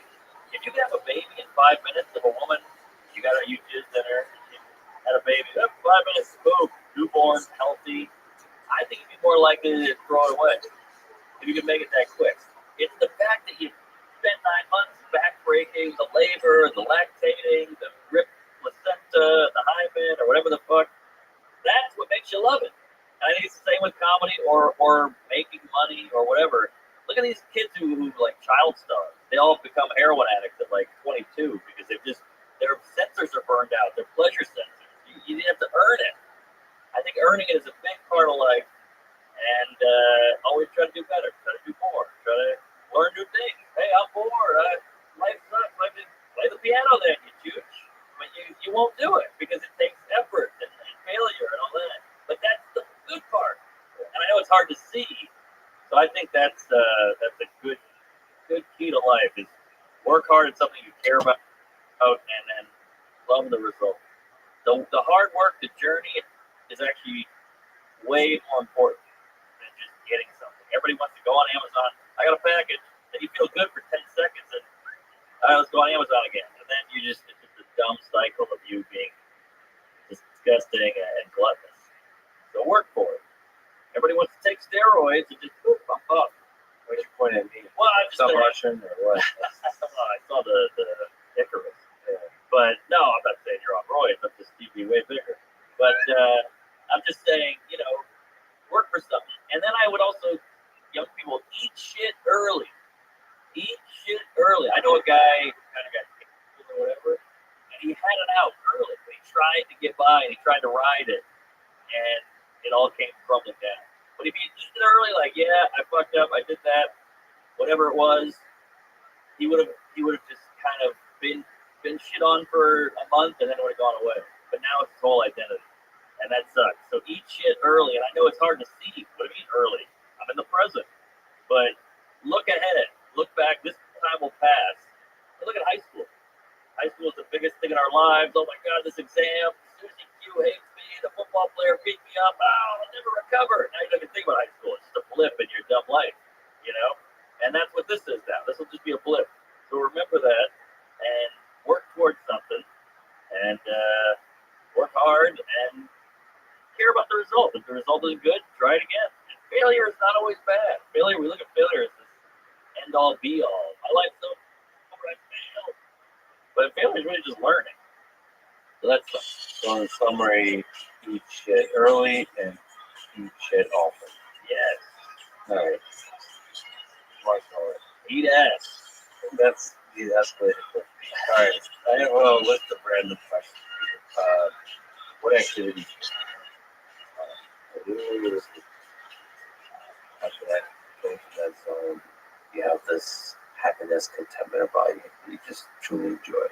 Yeah, I think good conversation. Like I'll sit at the Comedy Cellar with friends, maybe a little whiskey's flowing, and when you're really just vibing and inhibited. You can do it. What is it? Inhibited. Inhibited. Uninhibited. When you're just vibing, you're uninhibited, you're saying crazy shit, you're laughing, and you're not worried. Am I seeming cool right now? Am I seeming likable? When you're just you, 100%, and it's all coming out of you, and they're saying stuff, and you go back and forth, and you feel that excitement. Oh, they're talking, but I want to say my thing, and you get all keyed up. I love that, and I look at my watch, I'm like, fuck, it's 3 in the morning. We've been talking for 5 hours. So I love that. That makes the time fly by. Also, I bought speaking of self-driving cars, I bought a 1973 BMW car, and it's classic, and it's stick shift, and it's grizzly, and gritty, and rusty, and it's a bucket of bolts, but I love driving it. Yeah. Can't wait. Have you taken up the life or with this BMW? Not with it, it's pretty new, but I will. It's a new 1970. Yeah, new video. And it just it goes in the face of everything I'm doing. Everything's digital, it's automated.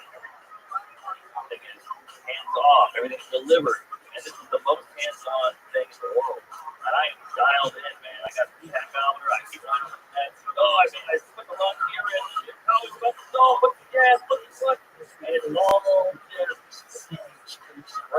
more and staying in focus and all that.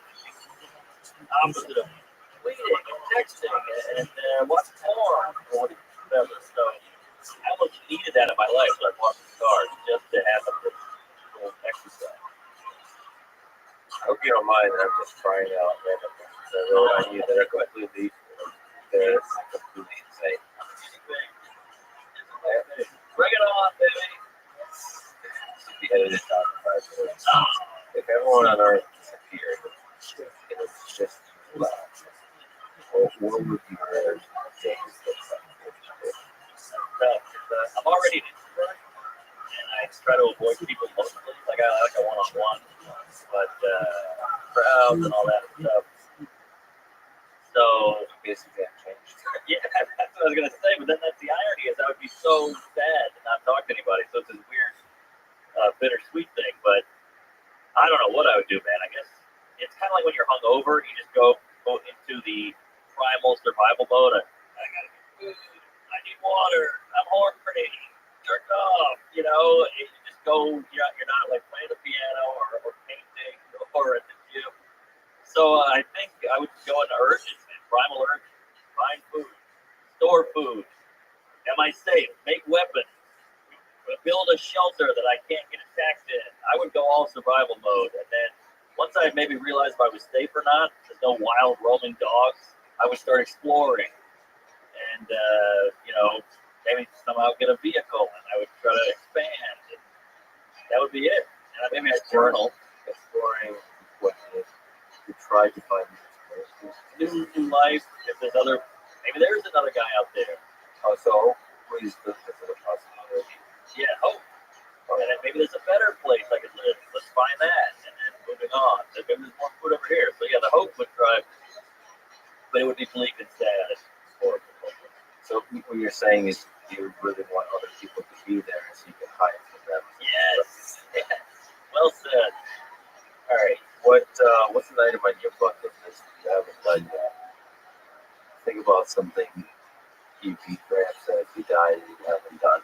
Well, I'm terrified of having kids, just because I'm a child myself and I'm selfish and lazy in a way. So kids are like, it's your whole life now. You gotta not let this thing die. You gotta love it. You gotta raise it.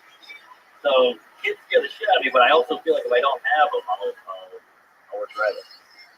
I mean, you've seen so many people like you who are fundamentally changed by kids. Yeah. Like it's a source. It's a source of like a deep source of happiness, even though you didn't. Yeah.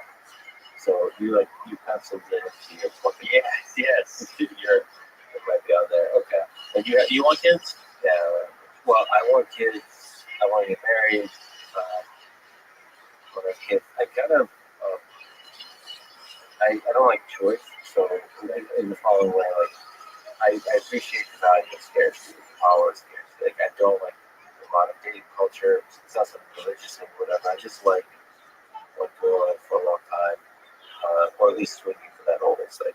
If that's and Right now, there's a different use of the word swing here. what I'm saying, you could be. You look great. You're handsome. Like, Muscular. You get the job done. So I feel like you wouldn't leave without an orgasm on her. Yeah.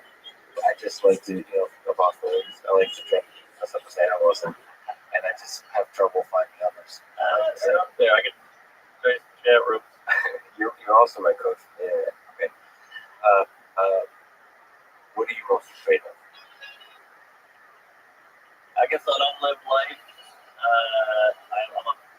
I was a big fan growing up of like wild guys, like these Teddy Roosevelts who would go out and hunt lions and like bar fighting guys. I was obsessed with the Hunter S. Thompson types. And look, this is what I love about guys like, what's a good example? Like Hemingway. Hemingway was the manliest guy. He had the rifle, the elephant gun, the whiskey, and the writing, and the women, the fist fights. But people forget that the other side of that coin is I'm sure he was in a lot of hotel rooms sleeping. I'm sure he was lonely as fuck. I'm sure he had some wicked hangovers. I mean, he killed himself for Christ's sake. So obviously he was dealing with something. So the key to me is having this adventurous life, living to the fullest, doing crazy shit, scaring yourself, but also not killing yourself. Like also not hating, because I used to party a lot, hard. I used to bang a lot of gals, and the flip side is like, girl hates you now, or you got herpes, or you're hungover, or your mom is like, where are you? You never told me anymore. You're like, I don't know, ties with my mom. I gotta connect. So there's a horrible side of the party. And keep Richard, we don't see, is not pretty. I mean, he's already weird looking, but he's partying, he's smoking, he's living. But there's another side of that coin. And I think the key to life is living that fucking crazy, awesome, badass life, and also having some, meaning and a little bit of, what's the word? Not killing yourself, not going sad, not being depressed. Right. There's a medium there, a sweet spot. Does that make sense? Yeah. Just taking big leaps and anyway, grabbing like little balls, but at the same time not crushing. But if we're working on perfect, like Evel Knievel, we all know him. What a badass, fearless, oh man, what a cool dude. He's got balls of steel. But he also lived like the back half of his life in a fucking, Arkham Lounger where his legs were made of steel and he couldn't see straight and his dick didn't work. So, you know what I mean? You gotta have a balance. You still have a balance. I'm willing to take a little bit of shit for a little bit of fun, but you don't want to go too hard. And you gotta still risk it. I mean, Hunter Thompson, it didn't end well. Yeah, it was quite a ride. Quite a ride. What small act of kindness was once shown that you will never forget?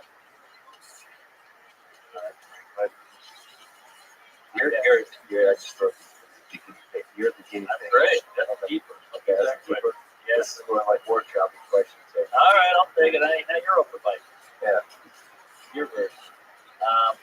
Let's see. There's a couple ladies in high school who were kind enough to hand job me. That was nice, which I really appreciate. I don't think women know how much that means to us. Women are like, I'm not a piece of meat or whatever. And you're like, I know, but if you just give me a hand job, it would make my world. It's like telling a kid he's smart or loved. See, most people will mention like a math teacher in middle school that inspired them to get into science. Give a shout out to them. Well, that's part of it. That's not the nicest, but I'm just saying that goes a long way. Let's see. Kindness. That's a great question. I want to give you a good answer. I got lost when I was like 6. I was walking around with my dad, and I zoned out, went away. And next thing you know, I don't know where I am. I'm in a neighborhood. This old guy finds me crying on a lawn somewhere, and he goes, "Gotta come inside." And he tried to call my parents, and nothing came of it. Eventually, they found me after like 9 hours. Cops were there. The FBI's out there. Fucking helicopters. And I guess, that's nice. This old guy took me in for a couple hours and just sat me down and kept me safe. That's something. Yeah. Oh, how about Enos? My transvestite nanny. Very kind. Did you hear about this? No. Okay. We had this transvestite nanny who was like a drag queen, but it was in the 90s, so it was weird. It was new. And my bike got stolen, and my parents were like, what are you going to do? They're 4 kids, And he was like, fuck it, we're going to go get that bike. And I was like, this guy's in a wig and high heels, big black guy. And I'm like, what are you going to do? It's gone. He's like, no, we're going to go get it. So we got into the van and drove around my neighborhood, saw the kids fuck with the bike, 5 street toughs. And he goes, all right, you want to come out or should I just do this? And I was like, you do it. I'm terrified. What are you, crazy?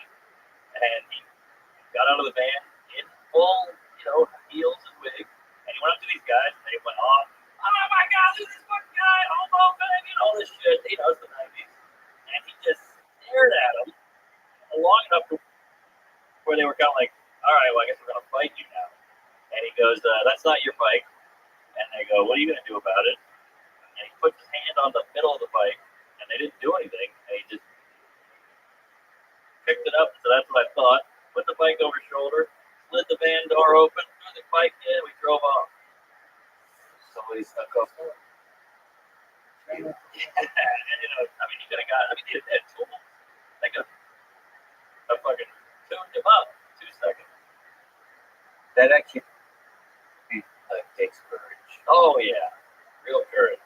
And then the reason you do an act like that is that makes a kid like you feel like there's somebody on your side. That's Yes. powerful. Someone on your side is big. It's big. That goes a long way.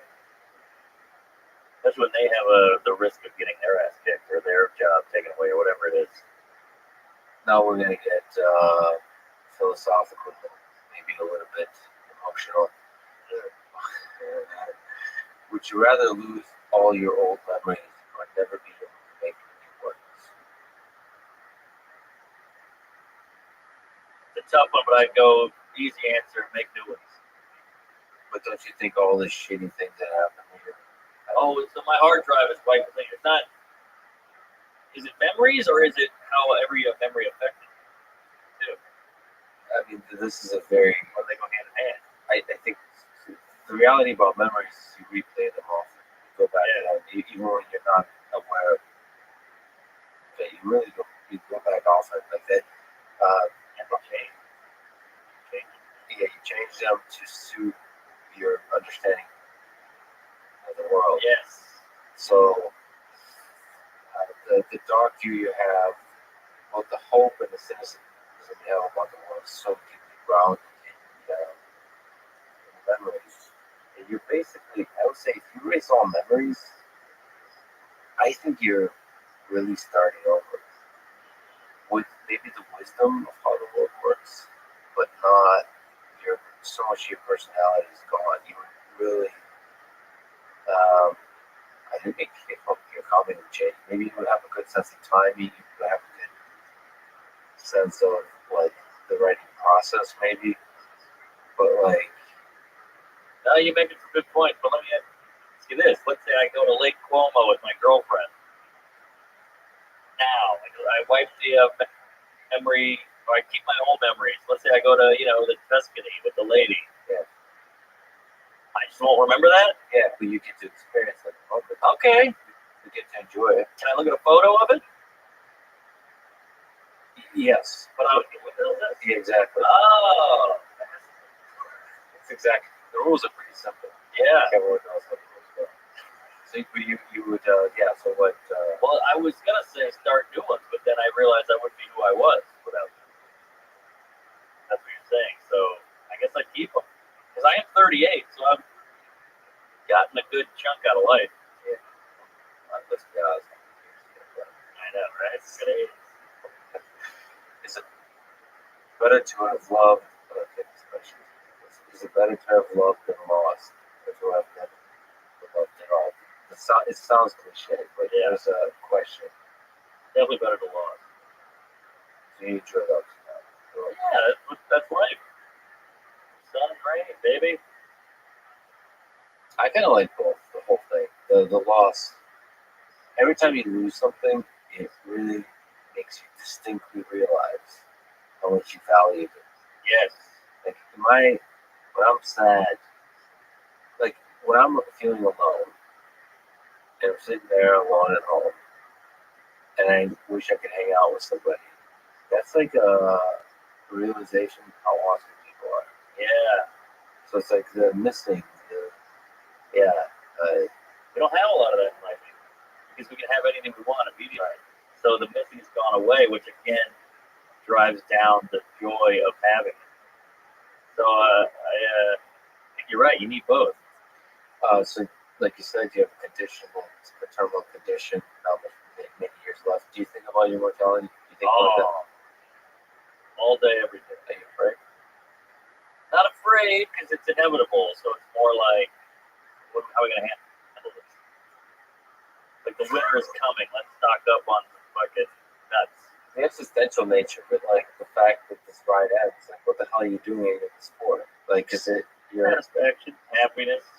short term? But like there is a presumption there that it kind of goes on forever. I think if you truly think about the fact that it ends, Your brain almost shuts yeah. down. Yeah, there's some kind of like protective switch that just goes off. I mean, that's why the Stoics, encourage people to meditate on death. Somehow, you organizes your priorities. It helps you, like, holy shit, this ends, make the most of the day. Yeah, it's just a nice thing, but still, you can't quite comprehend the thing ends. Little things too, people go like, oh, we got a layover between our flights, an hour. What are we gonna do for an hour? It's like, what are you gonna do for an hour? You're gonna kill an hour. How are we gonna kill this hour? This is part of your life. You're just trying to get rid of it. You're trying to kill it. That always blew my mind. Like, hey, fuck it, let's hit the airport bar. Let's get a candy bar or something. Anything with bar. But it's just, you gotta live. I think it's like, how are we gonna burn? Oh, the bar is open for 15 minutes. What are we gonna do? Well, we got 15 minutes. We got the world is our oyster. Yeah, and like you said, in modern day, actually, the boredom is a gift. Like when you're waiting for something, that's a gift. You get to be with your thoughts. Yeah. Those are the same thoughts you'll have on your deathbed. There won't be you won't be scrolling TikTok on your deathbed. I hope. You'd be a lot more, actually, you would be. Because it would be a good, like, content creators would be like, ooh, I'm dying. This is good content. Yeah. I want to be able to film the exact moment he goes, Like last words. I wonder what my last words will be. Yeah. A good way to, like, end the account with a bang. Yep. I like that. Well, you ever seen that meme where the whole guy in bed goes, I wish I had tweeted more. And he dies. It's so true. In the future. What do you think is the meaning of life? I don't think there is one. Everybody always throws that out there. I think we're here. We're lucky to be here. There's no afterlife. There's no heaven. That's all shit. We tell ourselves to feel better. And I think you got to just. It's like saying, what is the meaning of this food I made? Well, it's just you enjoy the food. You try to get the most out of it. You built the food. You prepared it. So just get what you can out of it. Don't die, and try to make it last as long as possible. Yeah, but you look at Earth, it's like 4 billion years old. And life started early on. Like simple cell bacteria life, like 1 billion years in. And then it started, like, having lots of aggressive interaction. Eventually, there's predator and prey, and there's sex, lots of sex. Oh, yeah. Lots of violence. Oh yeah. And the natural selection is just the whole evolutionary process of animals that have loved and lost, and murdered, and gotten murdered, and all that kind of stuff. And it's somehow like the human civilization. We're super busy trying to create things and creating beautiful art, creating beautiful comedy. Yeah, just always creating something. Always. It feels like it's tending towards something. Like It's not done.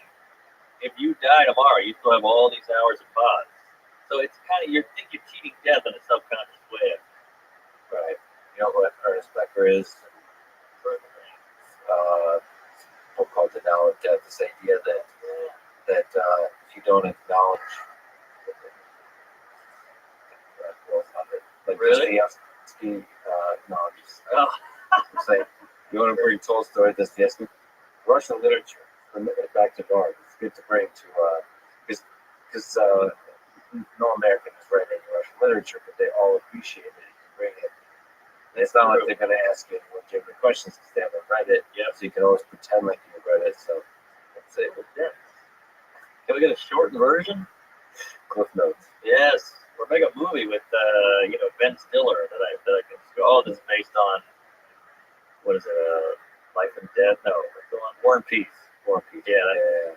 Yeah. So Ernest Becker's theory, and there's this whole terror management theory that basically says that, like, our terror of death, our fear of death, is one of the central creative forces of the human condition. It's the reason we're trying to, cheat death, trying to delude ourselves that somehow we can become immortal through our art. That's why you've uploaded your special to YouTube. You think your special will outlive all of human civilization. You think YouTube will outlive all of human civilization. That could go away tomorrow. all of this can go away. So I'm truly grateful, Mr. Mark Norman, that you spent your very valuable time with me today, even though it could all go away. This could be the last day of our lives. And won't you be quite upset? This is how you spent it. Yeah, your hotel room. What am I? Yeah. You're like Harvey Weinstein. You Yeah. poured me up, but now I feel fucked. Just wait for what we have ready for you after the podcast is over. Brother, thanks so much for talking today. Thank you. That was great. Comedy. Thanks for listening to this conversation with Mark Norman. To support this podcast, please check out our sponsors in the description. And now, let me leave you with some words from Mark Norman himself on his Twitter, which you should definitely follow because it's hilarious. The worst thing about getting Omicron for Christmas is it was you gifted. Thank you for listening, and hope to see you next time.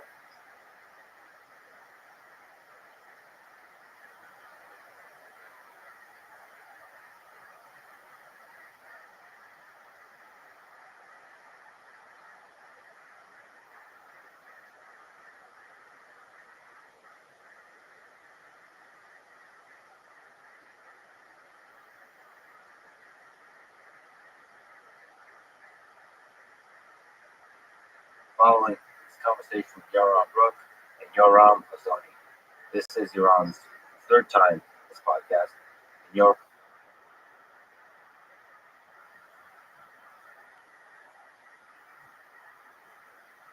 Yoram's first time. Yoram Brook is an objectivist philosopher, chairman of the Ayn Rand Institute, host of the Yoram Brook Show, and the co-author of Free Market Revolution and Equal is Unfair. Yoram Azani is a national conservatism thinker, chairman of the Edmund Burke Foundation that hosted the National Conservatism Conference. He's also the host of the NatCon Talk and author of The Virtue of Nationalism and an upcoming book called Conservatism, A Rediscovery. Allow me to say a few words about each part of the two-word title of this episode, Nationalism Debate. First, debate. I would like to have a few conversations this year that are kind of debate with 2 or 3 people that hold differing views on a particular topic, but come to the table with respect for each other and a desire to learn and discover something interesting together through the empathetic exploration of the tension between their ideas. This is not strictly a debate. It's simply a conversation. There's no structure, there's winners, but of course, with a trash talk and fun. Some of these topics will be very difficult, and I hope you can keep an open mind and have patience with me as kind of moderator who tries to bring out the best of each person and the ideas discussed. Okay, that's my comments on the word debate. Now onto the word nationalism. This debate could have been called nationalism versus individualism, or national conservatism versus individualism, or just conservatism versus individualism. As this episode, these words have slightly different meanings depending on who you ask. This is especially true, I think, for any word that ends in ism. I personally enjoy the discussion of the meaning of such philosophical words. I don't think it's possible to arrive at a perfect definition that everybody agrees with, but the process of trying to do so for a bit is interesting and productive, at least to me. As long as we don't get stuck there, as some folks do in these conversations. This is the Lecture Room Podcast. Support it. Please check out our sponsors in the description. But now, here's my conversation with Yoram Brook and Yoram Azani. I attended the excellent debate between the two of you yesterday at UT Austin. The debate was between ideas of conservatism, represented by Yoram Azani, and ideas of individualism, represented by Yoram Brook. Let's start with the topics of the debate. Yoram, how do you define conservatism? Maybe in the way you were thinking about it yesterday. What to you are some principles of conservatism? Let me define it, and we can get into principles if you want. When I talk about political conservatism, I'm talking about a political standpoint that regards the recovery, elaboration, and restoration of tradition as the key to maintaining a nation, strengthening it through time. And so this is something that if you have time to talk about it, like we do on the show, it's worth emphasizing that conservatism is not like liberalism or Marxism. Liberalism and Marxism are both kind of universal theories, and they claim to be able to tell you what's good for human beings at all times and all places. And conservatism is a little bit different because it's going to carry different values in every nation, in every tribe, even every family has somewhat different values. And these loyalty groups, they compete with one another. That's the way human beings work. So it's deeply rooted in history of that particular area of land. Well, I wouldn't necessarily say land. You're right that many forms of conservatism are tied to a particular place. So how does the implementation of conservatism to you differ from the ideal of conservatism, the implementations you've seen of political conservatism in the United States and the rest of the world? Just to give some context. It's a loaded term, like most political terms. So when people think about conservatives in the United States, they think about the Republican Party. What can you kind of disambiguate some of this? What are we supposed to think? Yeah, that's a really important question. Usually the word conservative is associated with Edmund Burke and with the English common law tradition, going back centuries and centuries. There's kind of a classical English conservative tradition that goes Fortescue, Hooker, Coke, Selden, Hale, Burke, Blackstone before Burke. If you take that kind of as a benchmark and compare it, then you can compare it to things like the American Federalist Party at the time of the American founding is in many respects very much in keeping with that tradition. As you go forward, there's an increasing mix of liberalism and conservatism, and I think by the time you get to the 1960s, with William Buckley and Frank Meyer, the jargon term is fusionism. By the time you get there, it's arguable that their conservatism is very conservative, but it's kind of a public liberalism mixed with a private conservatism. So a lot of the debate that we have today about what does the word conservatism actually mean, a lot of the confusion comes from that. It comes from the fact that that on the one hand we have people use the term, I think properly historically, to refer to this common law tradition of which Burke was a spokesman. But there are lots of other people who, when they say conservative, they just mean liberal, and I think that's a big problem. I mean, it's a problem of just having intelligent debate. It's difficult when people are using the word almost too antithetical. What would you say the essential idea of conservatism is? Time. You mentioned your father's a physicist. So a lot of physicists, when they form models of the universe, they don't consider time. So everything is dealt with instantaneously. The particle is represented fully by its current state, velocity, and position. You're saying, so you're arguing with all of physics and your father, as we always do, that their time matters. So that's the fundamental element, is the full history matters, and you cannot separate the individual from the history, from the roots that they come from. The parallel in political theory is what's called rationalism.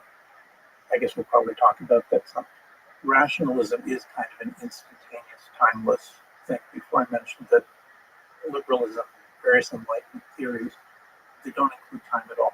Their goal is to say, look, there's such a thing as universal human reason. All human beings, if they reason properly, will come to the same conclusions. If that's true, then it removes the time consideration. It removes tradition and context, because everywhere where you are at any time, you ought to be able to use reason and come to the same conclusions about politics or morals. So that's a theory like Immanuel Kant or John Locke as an example, Hobbes as an example. That kind of political theorizing really does say, at a given instant, we can know pretty much everything that conservatism is the opposite. It's a traditionalist view, exactly as you say, that says that history is crucial. So, Iran, you say that history is interesting, but perhaps not crucial, if in the context of individualism. No, I mean, I think there's a false dichotomy presented here, and that is that one view holds that you can derive anything from a particular historical path, and kind of an empirical view. And if we know the history, we know where we should be tomorrow, we know where we should stand. Okay? And the other path is we can know history, we can know facts, what's going on. We can derive from some a priori axioms, we can derive a truth. Right? And both are false. Both of those views, in my view, are false. And I'm banned, and I reject both of those views. And I think the better thinkers, they like as well, although they sometimes fall into the trap of appearing rationalists. And Yom and I agree on one thing, and that is that Kant is one of we've talked about this in the past.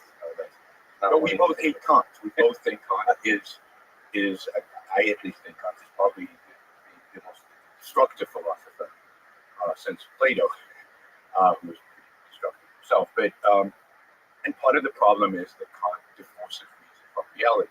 That is, it divorces reason from history, it divorces reason from experience, because we don't have direct experience of reality. We're removed from that direct experience. But I view Kant as the anti-enlightenment. I view Kant as the destroyer of good enlightenment thinking. And I acknowledge a lot of history of philosophy, the people who do history of philosophy view Kant as the embodiment of the enlightenment. But I think that's a mistake. I think both Rousseau and Kant are fundamentally the goal and mission in life is to destroy the enlightenment. So my view is neither of those options are the right option. That is, the true reason-based. Reason is not divorced from reality. It's quite the opposite. Reason is a tool. It's a faculty of identifying and integrating what? It's identifying and integrating the facts of reality as we know them through sense perception or through the study of history, through what actually happened. So it's the integration of those facts, it's the knowledge of that history. And then what we do is we abstract away principles based on what's worked in the past, what hasn't worked in the past, the consequences of different ideas, different paths, different actions. We abstract away principles that then can be universal. Not always. We make mistakes, right? We can come up with a universal principle that it's not. But if we have the whole scope of human history, we can derive principles as we do in life, as individuals. We derive principles that are then truths that we can live by. But you don't do that by growing history. You do that by learning history, by understanding history, by understanding, in a sense, tradition and what it leads to, and then trying to do better. And I think good thinkers are constantly trying to do better based on what they know about the past. What's the difference between studying history on a journey of reason and tradition? So you mentioned that Brooke understood that reason begins with inherited tradition yesterday. So what's the difference between studying history but then being free to go any way you want, and tradition where it feels more, I don't want to say a negative term like burden, but it's there's more of a momentum that forces you to go the same way as your ancestors. It's the recognition that people are wrong, often are wrong. And parents, including your parents, including your teachers, including everybody. Everybody is potentially wrong. And that you can't accept anybody just because they happen to come before you. That is, you have to evaluate and judge, and you have to have a standard on which to evaluate and judge the actions of those who come before you, whether they are your parents, whether they are the state in which you happen to be born, whether they are somebody on the other side of the planet Earth.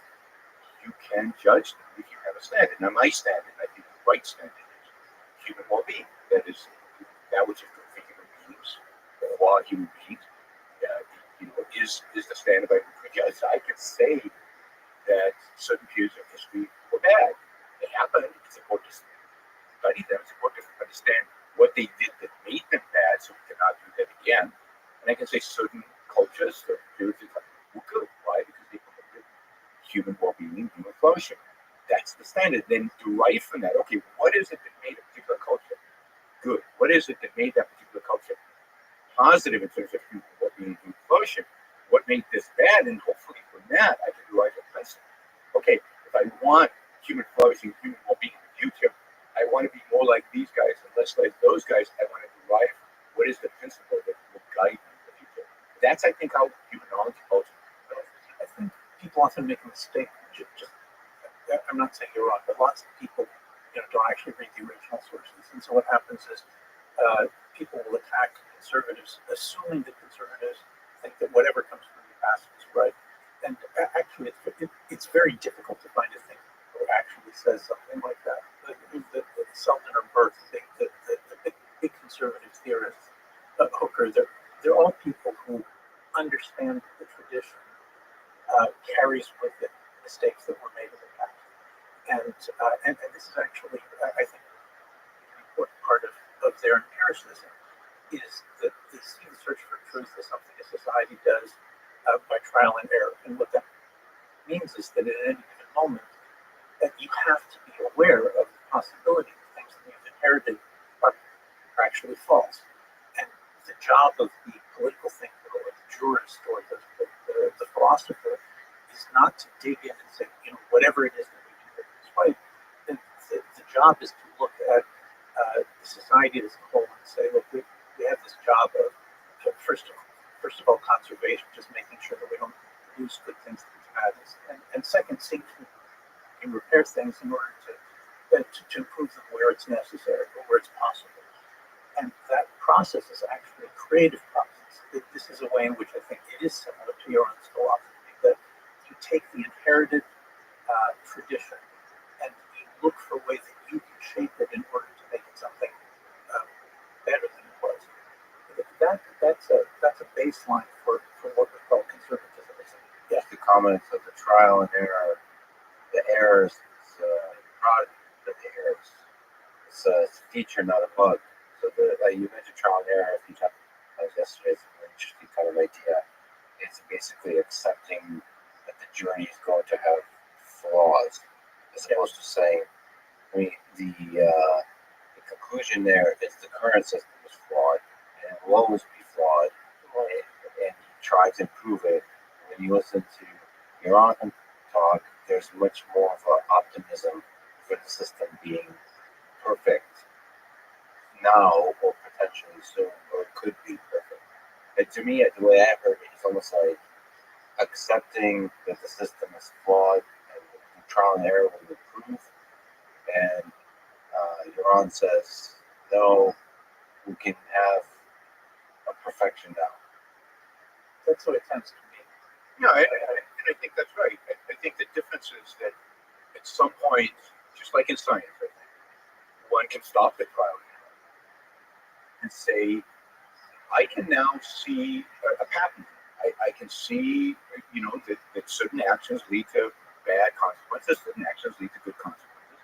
Let me try to abstract away what is it that is good and what is it that is bad, and build a system around what is good and reject what's bad. I think ultimately, if you read the founding fathers and what we call conservative individuals, what the founding fathers actually did, all of them, is study history. They all did. They all talk about history. They all talk about examples of other the cultures, whether they go back to the Republic in Venice or back to the ancient Greeks. They study these. They learn lessons from them. They try to figure out what has worked in the past and what hasn't, and try to draw principles. Now, in my view, they got pretty close to what I would consider kind of an ideal, but they didn't get it completely right. And here we sit 200-something years after the Declaration, after the Constitution. I think we can look back and say, okay, well, what did they get right? What did they get wrong? Based on how is it done and where the flaws and we can improve on it. I think we can get closer to perfection, and based on those kind of observations, based on that kind of abstraction, that kind of discovery of what is true. Just like at some point, you do the experiment, you do the trial and error, and you come up with a scientific principle. It is true that 100 years later, you might discover that hey, I missed something. There's something, but to not take the full lesson, to insist on incrementalism, to insist on we're just going to tinker with this, instead of saying, no, there's something really wrong with having a king. There's something really wrong with not having any representation, whatever the standard needs to be. In the name of we don't want to move too fast, I think is a mistake. And the problem with trial and error in politics, right, is that we're talking about human life, right? So there was a big trial around communism, and 100 million people paid the price for the trial. I could have told them in advance, as did many people, that it would not work. Principles of human nature, principles of study of history, principles about economics and other aspects. Well, we know it's not going to work. We don't even try it again. We've had communal arrangements throughout history. There was an experiment with fascism. Experiments with all kinds of political systems. Okay, we've done them. Sadly, we did them because many of us knew they wouldn't work. We should learn the lesson. And I think that all of history now converges on one lesson. And that is, what we need to do is build systems to protect people. That is the core. That's what ultimately leads to the flourishing of success and human achievement. And to the extent that we place anything about that individual, state, whether it's ethnicity, whether it's the race, whether it's the bourgeois, whether it's whatever it happens to be, a class, or whatever. Whenever we place something about the individual, that's one of these principles that I think we can derive from studying 3,000 years of civilization. And it's tragic, I think, because we're going to keep experimenting. Sadly, I see it. Right? I'm not winning this battle. I'm losing the battle. We're going to keep experimenting with different forms of collective consumer. Keep paying the price in human life and in missed opportunities for human flourishing, success, and welfare. Let's take communism as a good example. None of the major conservative thinkers would say, it's a good idea. A good idea would be to experiment by raising everything that we've inherited and starting from scratch. I mean, that's the conservative complaint or accusation against rationalism. I mean, as opposed to empiricism, using rationalism. But let's take, Descartes kind of as a benchmark. Almost maybe define rational. But yeah, these are two terms that are in philosophy, especially in epistemology. They're often compared to one another. Your own said that it's a false dichotomy, and maybe it is a bit exaggerated, but that doesn't mean it's not useful for conceptualizing the domain. So, a rationalist is somebody like Descartes who says, I'm going to set aside, I'm going to try to set aside everything I know, everything I've inherited, I'm going to start from scratch. And he explicitly says, in evaluating the inheritance past, he explicitly says, you take a look at the histories that we have, they're not reliable. You take a look at the moral and the scientific writings that we receive, they're not very good. His baseline is to look very critically at the past and say, look, I'm evaluating it. I think all in all, it's just not worth very much. And so whatever I do, beginning from scratch, it's going to be better as long as, and here's his caveat, as long as I'm proceeding from self-evident assumptions, from self-evident premises, things that we can't argue against. I think, therefore, right, and then from there, deduce them with infallible conclusions.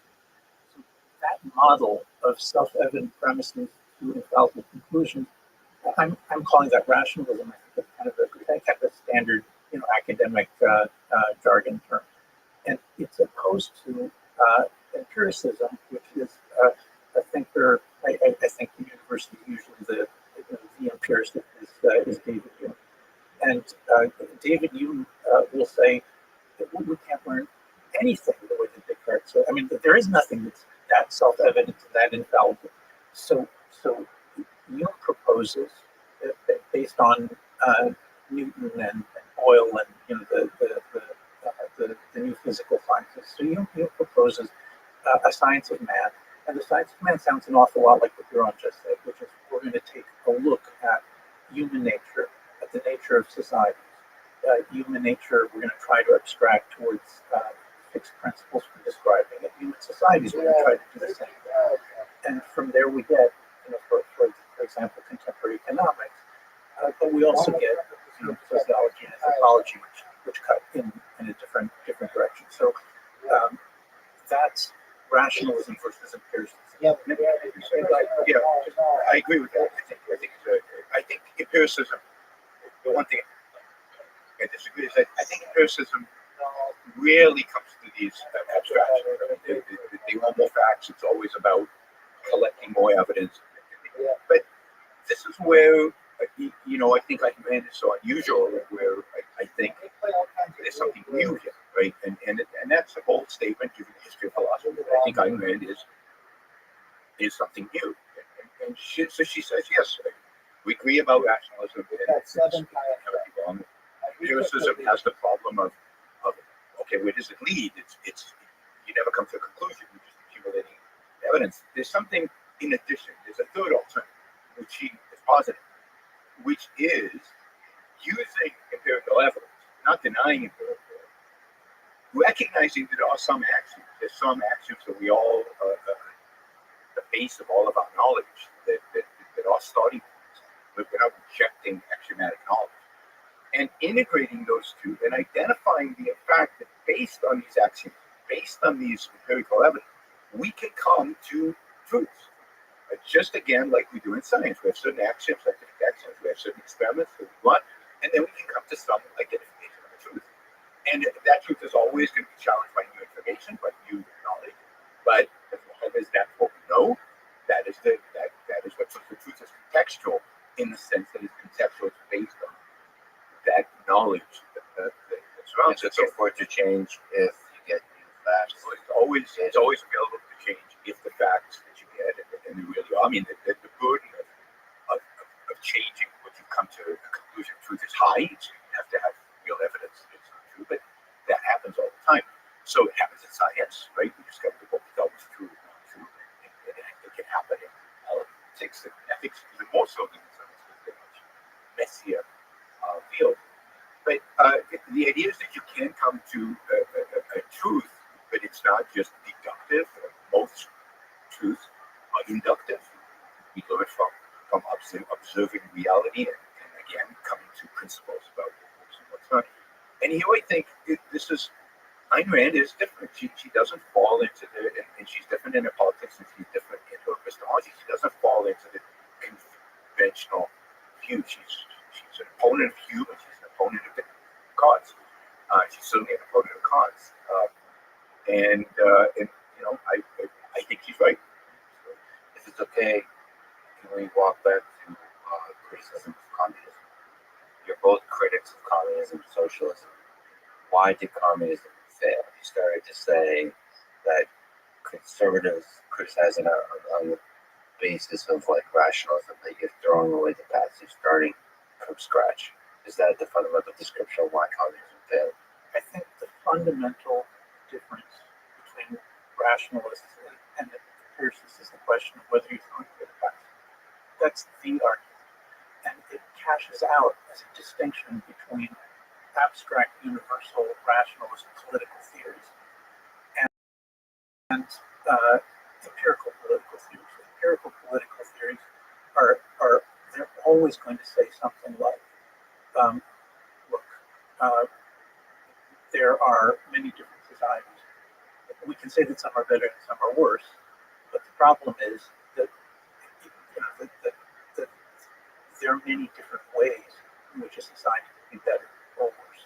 There's an ongoing competition, and we're learning on an ongoing basis what are the ways in which societies can be better and worse.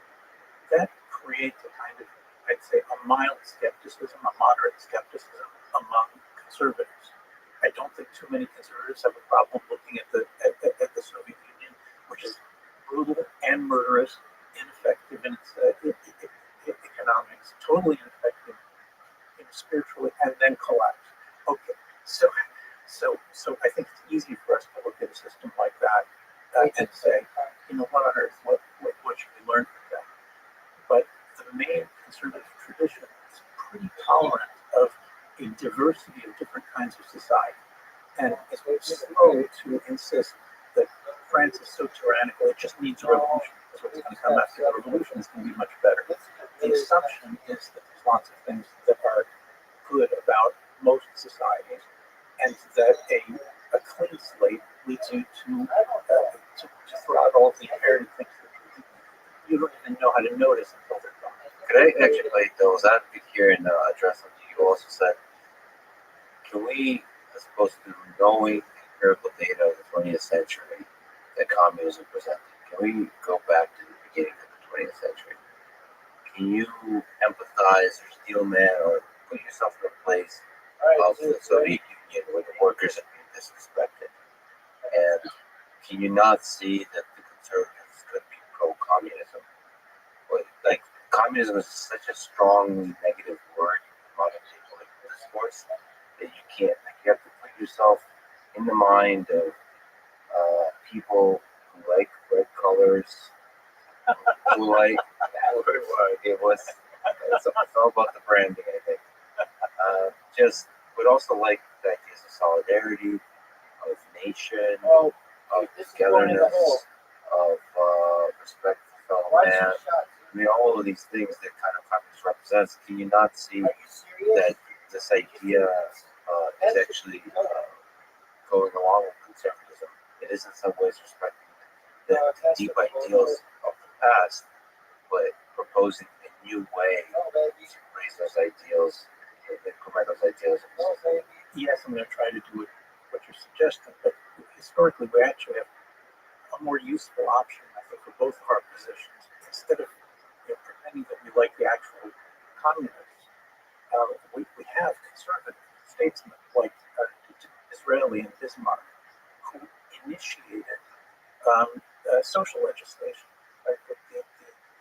The first step towards saying, look, we're one nation, we're undergoing industrialization.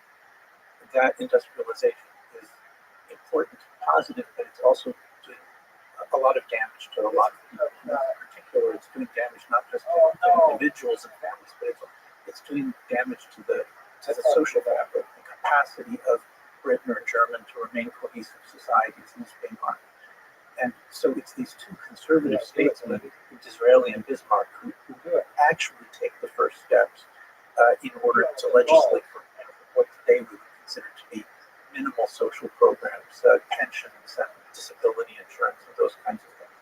So for sure, conservatives do look at industrialization as a rapid change, and they say we do have to care about the nation as a whole, and we have to care about it as unity. And I assume that Iran will say, look, that's the first step towards the catastrophe of communism.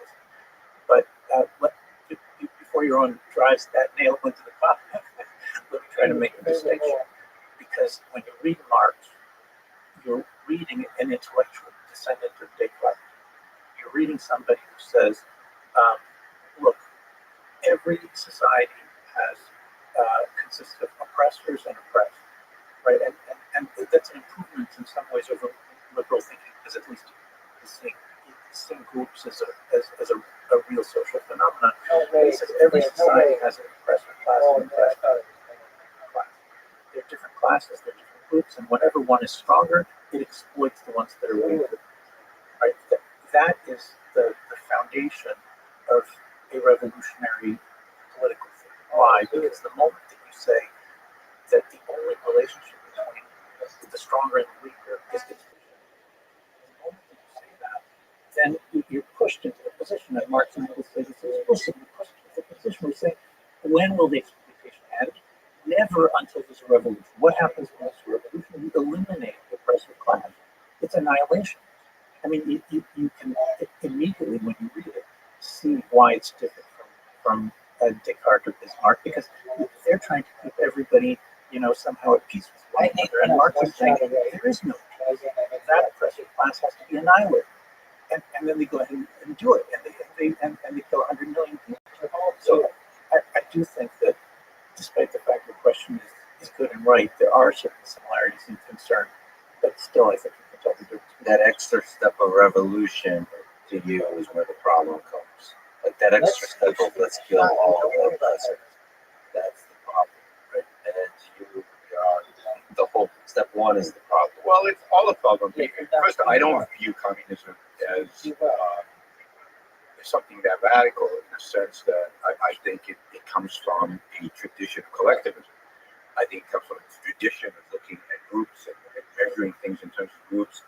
It comes from tradition where you expect some people to be sacrificed for the greater good of the whole. I think it comes from a tradition where mysticism of revelation as a source of truth is accepted. I view Marx as, in some sense, very Christian. I don't think he's radical, rejecting.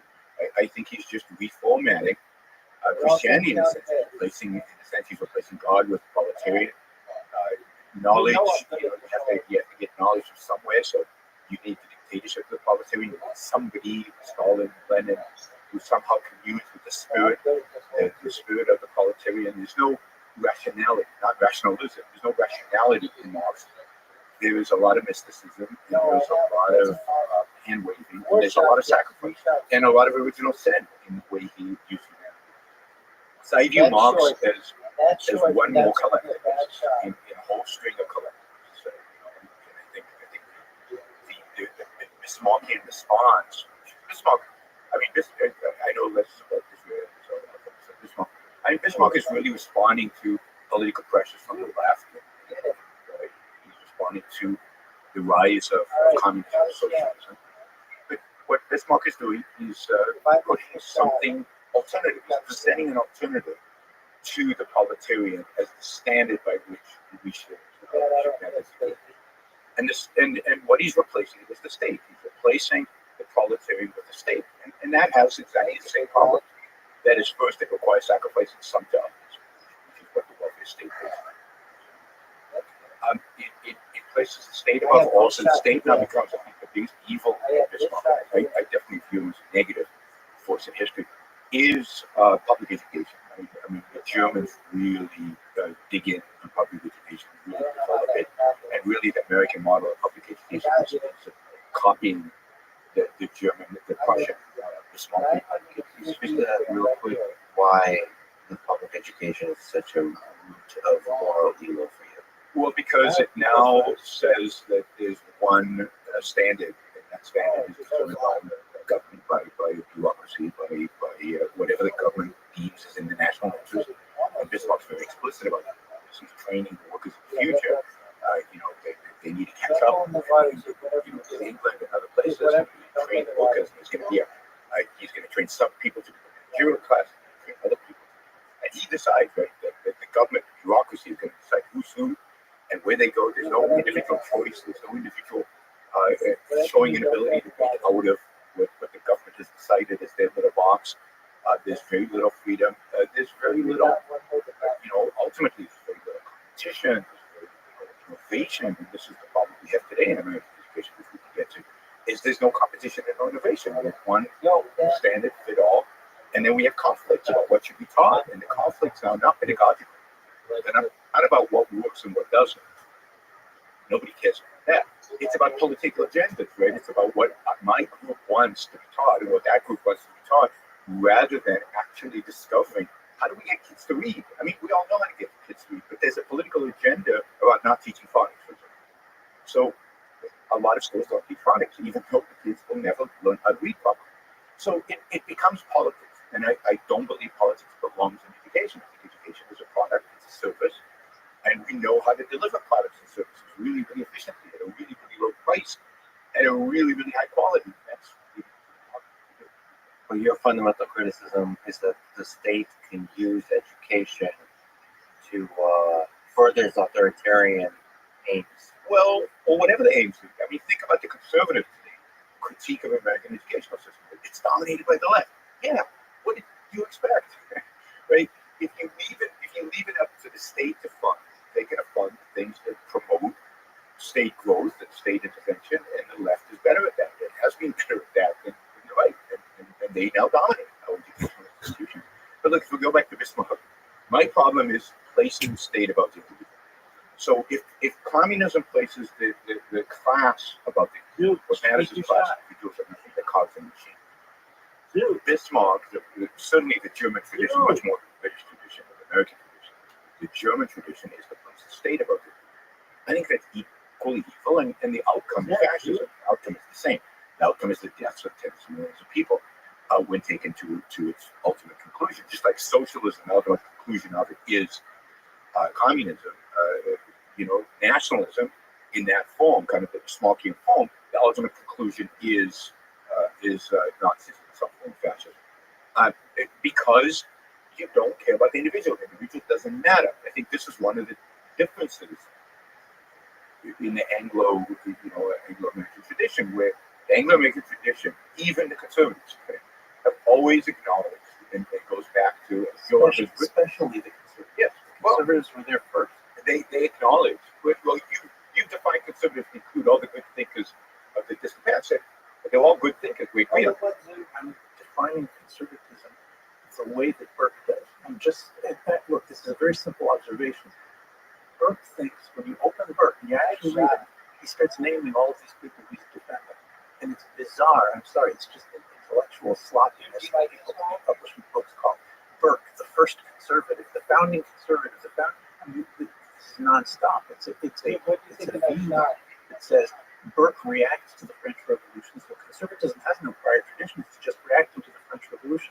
And this is just absurd. To ask a quick question about conservatism, are there any conservatives that are embracing of revolutions? So are they ultimately against the concept of revolution? Yes, Burke himself embraces the Polish Revolution, which takes place almost exactly at the same time as the French Revolution. And the argument's really interesting because there's a common mistake is assuming that Burke and conservative thinkers are always in favor of slow change. I think that's also just factually mistaken. Burke is against the French Revolution because he thinks that there are actually tried and true things that work for human flourishing, and freedom included as a very important part of human flourishing. He, like many others, takes the English Constitution to be a model of something that works. So it has various other things that maybe your own will say, well, that's a mistake. But still, for centuries, it's the leader in many things that I think we can easily agree are in flourishing. And Burke says, look, what's wrong with the French Revolution? What's wrong with the French Revolution is that they have a system that has all sorts of problems, but they could be repairing it. And instead, what they're doing by overthrowing everything is they're moving away from what we know is good for human beings. And he looks at the Polish Revolution, and he says the Poles do the opposite. The Poles have a non-functioning constitution. It's too democratic. It's impossible to get to raise armies and to defend the country because of the fact that every nobleman has a veto. So the Polish Revolution moves in the direction of the British Constitution. They repair their constitution through a rapid revolution. They install along the model that looks a lot like Britain. And Burke supports this. He says that this is a good revolution. So it's not the need to quickly make a change in order to save yourself. That's not what the conservatives are objecting to. What they're objecting to is instead of looking at experience in order to try to make a slow or quick improvement, a measured improvement to achieve a particular goal, that the whole thing has just been wrong. And what we've really got to do is annihilate a certain part of the population and then make completely new laws and a completely new thing. That's what he's objecting to. That's the French Revolution. And that then becomes the model for a communist revolution. And for me, the French Revolution is clearly a real evil and wrong, but it's not that it was a revolution. It's not that it tried to change everything. You must remember what was going on in France. People were starving, and the monarchy in particular was completely detached from the suffering of the people, and something needed to change. The unfortunate thing is that the change was motivated by an egalitarian philosophy, not egalitarian in the sense that I think my father's talking about, but egalitarian in the sense of real equality of outcome, motivated by a philosophy like Rousseau's philosophy. And inevitably, you could tell that the ideas were going to lead to massive destruction and death and the annihilation of a class. You can't Annihilation is never an option. That is, it's not true that a good revolution never leads to mass death of just whole groups of people, because a good revolution is about the sanctity of individuals, about preservation, liberty of the individual. And again, that goes back to, and the French Revolution denies, and Rousseau denies really, that in civilization is the value of thing called. I think this is a good place to have this discussion. The founding fathers in the United States, are they individualists or are they conservatives? So in this particular revolution, they founded this country, at the core of which is some fascinating, some powerful ideas. Were those founding fathers, were those ideas coming from a place of conservatism, or did they put primary value into the power of the individual? What do you think?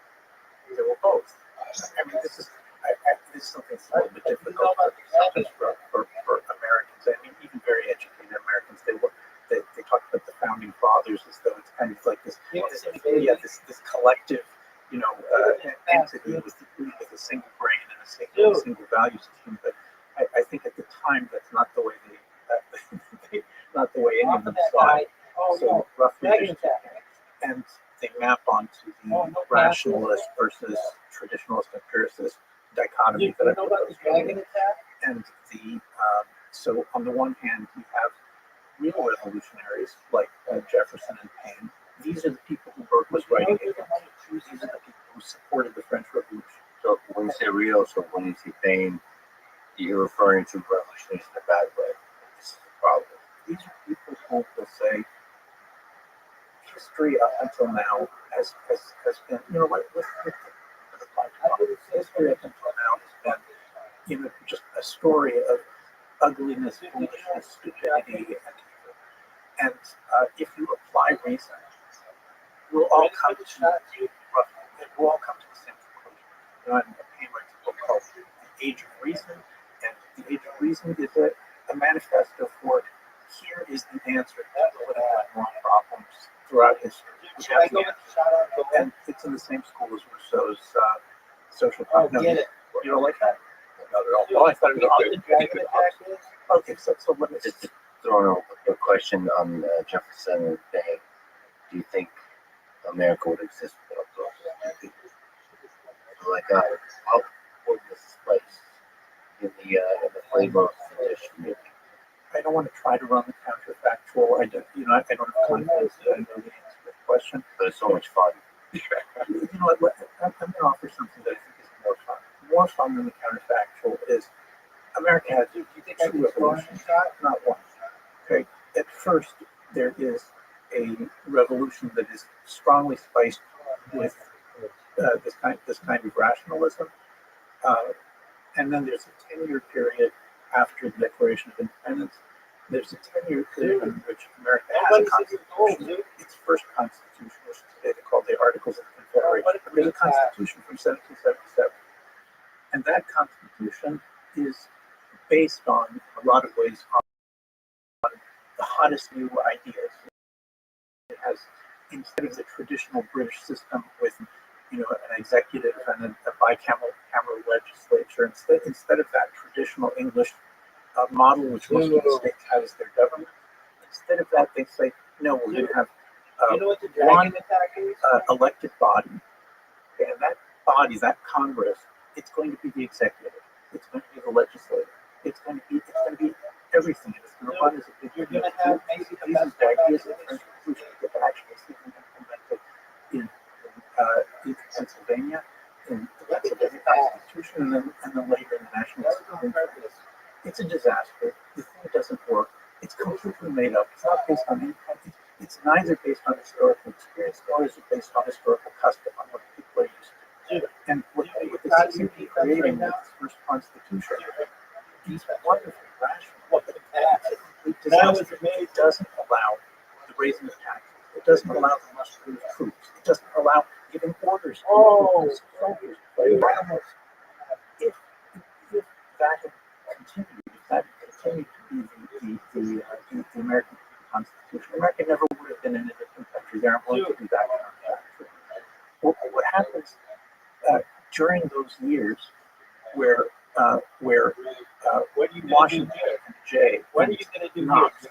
and Hamilton and Morris, there's like this group of Dangerous. conservatives, that are mostly Dangerous. soldiers and lawyers, other than Washington. Most of them are from northern cities, and this group is much more conservative than than Tom Paine and Jefferson's. Some historians call Guys it the in my nationalist way, party. go. What a They great historically play. they give it the word Dude, nationalist. Dude, do you know what the dragon attack is? But they're basically the nationalist party. What does that mean? Dude, do you know what the On the dragon one attack hand, is? that their goal is to create an independent nation, independent from Britain. But on the other hand, they believe that Dude, they already you have haven't scored yet. national legal traditions, the common law, the forms of government that have been imported from Britain, and of course Christianity, which they consider to be part of their inheritance. But dude, do you know what the dragon attack was? Party is the conservative party. These are people who are extremely close in ideas to Burke. Dude, do you know what the People dragon wrote the attack is? Constitution of the United States, the second Constitution, the second revolution in 1787, when Washington leads the establishment of the great Constitution, which maybe technically legally it wasn't even legal under the old Constitution, but it was democratic. And what it did is it said, we're going to take what we know about English government, that we've learned by applying English government to the states. We're going to create a national government, a unified national government that's going to muster power in its hands, enough power to be able to do things like fighting wars to defend a unified people. Those are conservatives. Now, it's reasonable to say, well, look, there was no king, so how conservative could it be? But I think it's a reasonable question. But don't forget that the American colonies, the English colonies in America, by that point, had been around for 150 years. The British Constitution, they had already adapted, for an entire century, adapted the English Constitution to local conditions where there's no aristocracy, there's no king. I think you can see that as a positive thing. On the other hand, they have slavery. That's an innovation. That's not English. So it's a little bit different from the English Constitution. But those men are conservative. They make the minimum changes that they need to the English Constitution, and they largely replicate it, which is why the Jeffersonians You just have to get it down call them to apostates. They say they betrayed equality and liberty and fraternity by adopting an English-style constitution.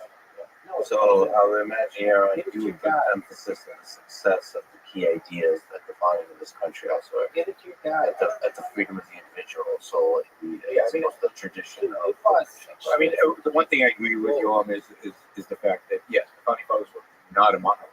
They argued, they debated, they disagreed, they wrote against each other. Jefferson and Adams for decades didn't even speak to each other. They did make up and had a fascinating relationship. Like the founding fathers. There's massive debate and discussion, but I don't agree with characterization of Paine and Jefferson. I don't think it's just to call them rationalists, because I don't think they're rationalists. People who've looked at history, at the problems in history, and remember this is the 18th century. We're coming out of 100 years earlier, so the bloodiest wars in all of human history were happening in Europe. Many of them over religion. They've seen what was going on in France and other countries. People starving, frolicking in palaces. In spite of that, they were very aware of the relative freedom that the British tradition had given Englishmen. I think they knew that, they understood that, and I think they were building on it. They were taking the observation of the past and trying to come up with a more perfect system. And I think they did. In that sense, I'm a huge fan of Jefferson. There are two things that I think I'm fortunate about Jefferson. One is that he continued to hold slaves, which is very unfortunate. And the second is his early support for the French Revolution, which I think is a massive mistake. And they would be surprised if you regretted it later in life, given the consequences.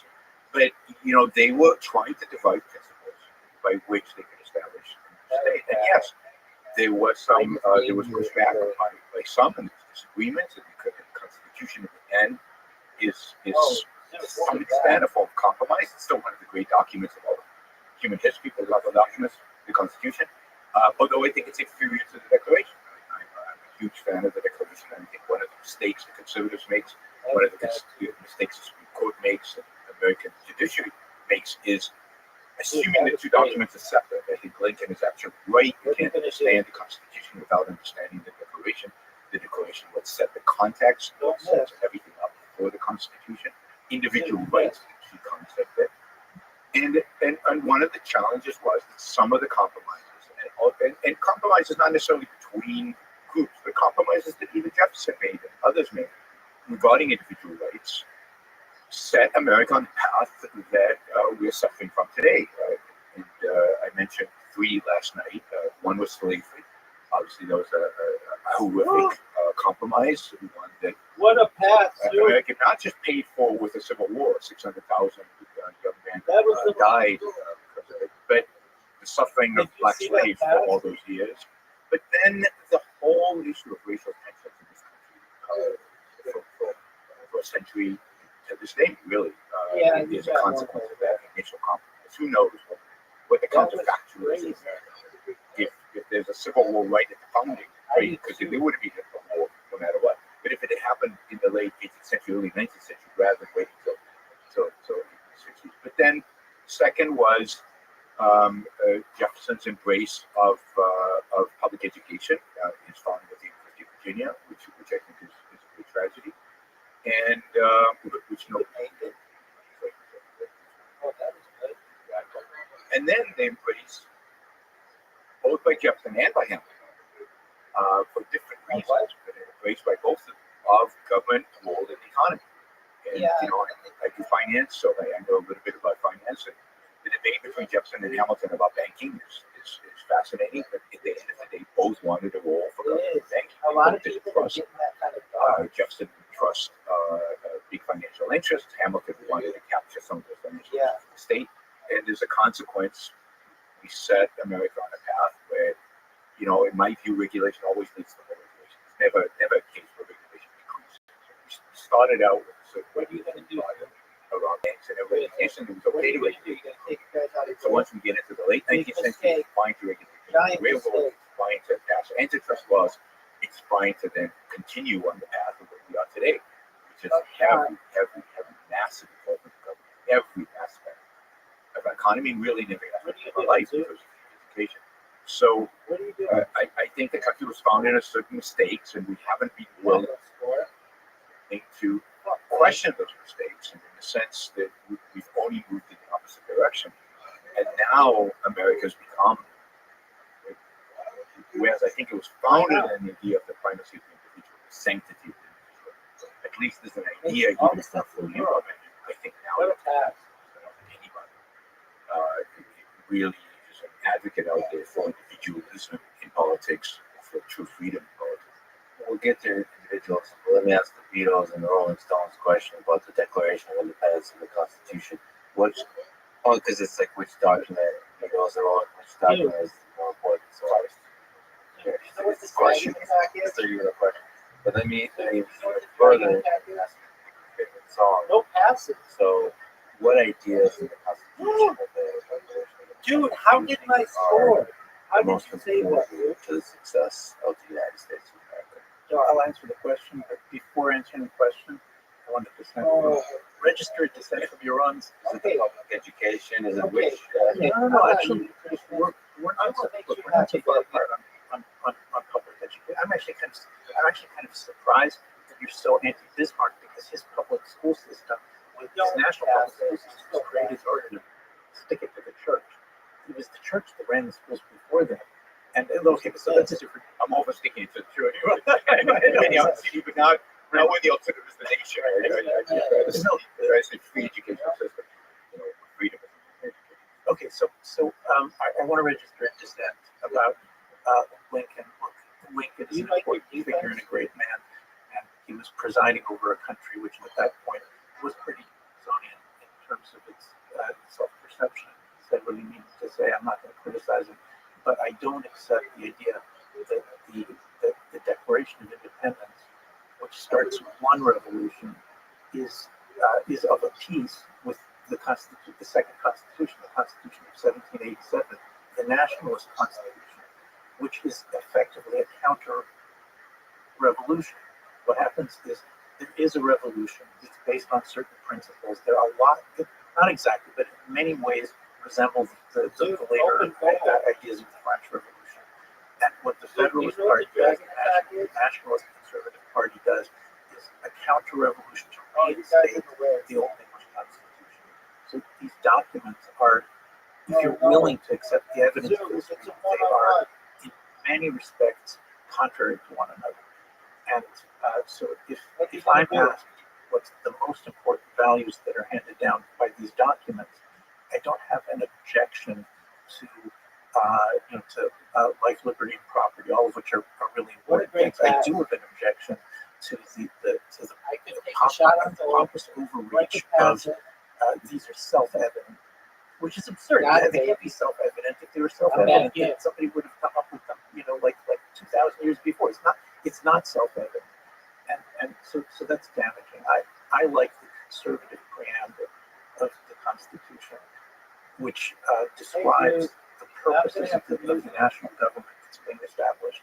There are seven purposes: a more perfect union, which is the principle of cohesion, justice, domestic peace, common defense, the general welfare, which is the welfare of the public as not only individuals, but there's second under the general welfare.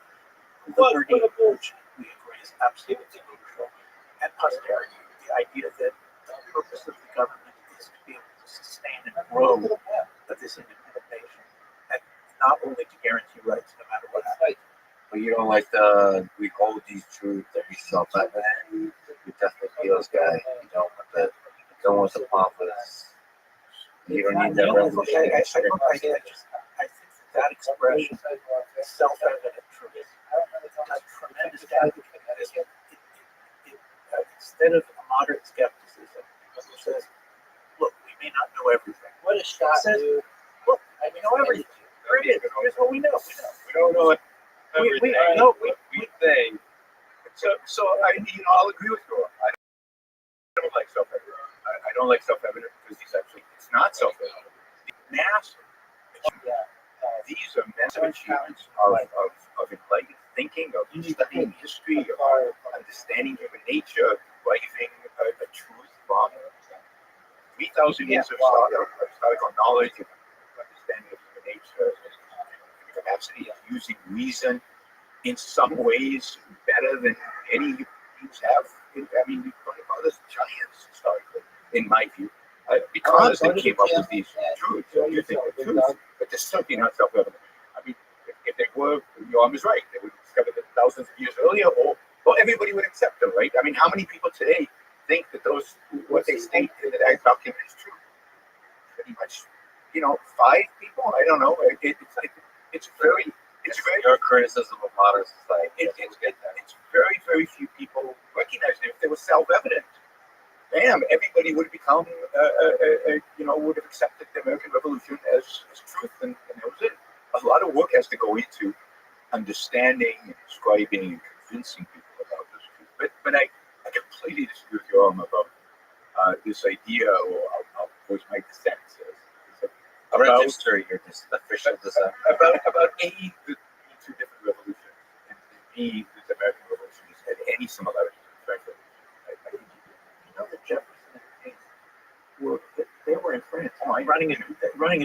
I know, but they were writing constantly. They were in communication with Madison. There was input going on. I know, and Jefferson sitting there pulling his hair out because Madison is still under the influence of these nationalists, and he can't believe it. The reality is that the difference between the French Revolution and the American Revolution is vast, and it is a deep philosophical difference, and it's a difference that expressed, I think, hi, how are you, big dog? Hope you're having a wonderful day. Everybody loves you.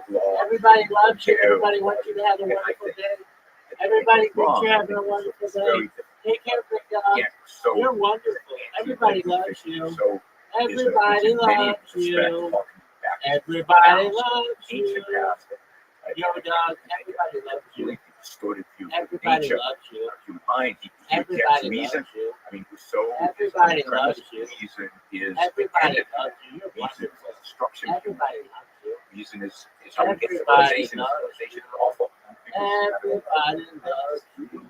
Talking about different Everybody I'm just loves talking about the social contract. Yeah, but that's what social contract. You get similarity between other people. It takes it in a completely different direction. We agree with that idea. But you can't have a contract if you don't actually voluntarily accept. But Rousseau is the French Revolution. Rousseau is about destruction and mayhem and chaos and anarchy. He is the spirit behind the French Revolution. I think the American Revolution is a complete rejection of Rousseau. I think Jefferson is a complete rejection of Rousseau. I don't think Jefferson is a fan of Rousseau. He is a Voltaire. He certainly is a Montesquieu. If you look at the Federalist Papers, the intellectual most cited in the Federalist Papers, I think, for just a number of times, it's Montesquieu. So I think that the American Revolution is an individualistic revolution. It is a revolution about the rights of the individual. The French Revolution is an negation of the rights of the individual. It's a collectivistic revolution. It's not quite the Marxist revolution of the proletariat, but it's defining people in classes, and it's a rebellion against a certain class, and yeah, kill them all, right? Off with their heads. And it is a negation. It's about egalitarianism in the sense of equality of outcome, not in the sense of equality of the law or equality of rights, which is the Jeffersonian sense. So I think it's wrong to lump Jefferson in to the fraternity, egalitarian notion of the French, which is far more similar to what ultimately became socialism, Marxism, and kind of that tradition. It's anti-individualistic. The French Revolution is, whereas the American Revolution, the first one, is individualistic. It's all about individual rights. And while there's certain phrases in the Declaration of Independence that I don't agree with, it's beautifully written and it's a magnificent document, so it's hard for me to say I don't agree. Who am I? Right? These were giants. Self-evident is one of them. I'm not particularly crazy about endowed by the Creator, but I like the fact that it's Creator and not God, or not a specific Creator, but just a general thing. But putting those through, that's just something. It's the greatest political document in all of human history by far. Nothing comes close. It is a document that identifies the core principles of political tourism, of truth. That is, the goal of government is to preserve and protect these rights, these inalienable rights. And that is so crucial, that these rights are inalienable. That is, a majority can't vote them out. Revelation can't vote them out. This is what is required for human liberty. The right, that is, the sanction, freedom to act on your own behalf, to act based on your own judgment. As long as you're not, interfering with other people's rights, you are free to do so. That is such a profound truth, and that to me is the essence of political philosophy. That's the beginning, and it's based on just to kind of fall into. I'm going to say it's irrational. It's based on a whole history of what happens when you negate that. It's based on looking at England and seeing to the extent that they practice the respect for individual liberty, of property, of freedom. Good things happen. So let's take that all the way. Let's not compromise with that. Let's be consistent with the good and reject the bad. And when England goes away, distance itself from the rights of man, from the idea of a right to property and so on, bad things happen. And when they go through, let's go all in. And I'm all in on the right to life, liberty, property, and the pursuit of happiness. And I think the idea of pursuit of happiness is profound because it's a moral statement. It's a statement that says that sanctions and says that ultimately people should be allowed to make their own judgments and live their lives as they see fit based on how they view happiness. They might be right, they might be wrong, but we're not going to dictate what happiness entails and dictate to people how they should live their lives. We're going to let them figure that out. So it has this self-interested moral code kind of embedded in it. So I think it's a beautiful thing. So I think that declaration is key. And I think there was an experiment, and the experiment was proposed in that period of for the Constitution, where the experiment was, let's let the states, let's have a kind of a loose confederation. Let's let the states experiment with setting up their own constitutions and all the government, and we won't have any kind of unity. And I think what they realized, and I think even Jefferson realized, is that that was not workable because many of the states were starting to significantly violate rights. There was nothing to unify. There was nothing to really protect the vision of the Declaration. You needed to establish a nation, which is what the Constitution does, establishes a nation. But the purpose of that was to put everybody under one set of laws that protected rights. The focus was still on the protection of rights. And I agree with 6 of the 7 of the principles, right? Which could disagree. The common warfare, which the general warfare, right? I think in the way the founders understood it, I think I probably agree with it. But it's such an ambiguous. I'm sure you don't. Maybe I don't. But just You state the general welfare. well, the idea that part of the role of government is to secure the general welfare. Look, it's something. It's Well, something. look, this is something we didn't get to that they really should have. Is the question of whether there is such a thing as a common good or a public interest or a national interest or a general welfare. Do these words, do these terms mean anything other than the good of all of the individuals in the country? That's a sorry. Yeah, so that's right. So that's why. So I object to it because I think it's too easy to interpret it as. So I interpret it as, well, what's good for the, a general, a group, a common people, are just a collection of individuals. So what's good for the individual is good for the common welfare. But I understand that's something that's hard for people to grasp and not the common understanding. So I would have skipped the general welfare in order to avoid the fact that now the general welfare includes the government telling you what gender you should be assigned. So I would have wanted to have skipped that completely. So I think the Constitution is completely consistent with the Declaration, with a few exceptions. The general welfare, but perfection is a difficult thing to find, particularly for me, right, politically. But it's a magnificent document, the Constitution. It doesn't quite rise to the level, I think, of the Declaration, but it's a magnificent document. Because, and this is the difference, I think, between the English Constitution. Here's what I see as the difference. The difference is that the Constitution is written in the context of, why do we have a separation of powers? We have a separation of powers in order to make sure that the government only does what the government is supposed to do. And what is the government supposed to do? Well, fundamentally, it's supposed to protect rights. I mean, all of those 6, 7, are about protecting rights. They're about protecting us from foreign invaders. They're about protecting, peace within the country.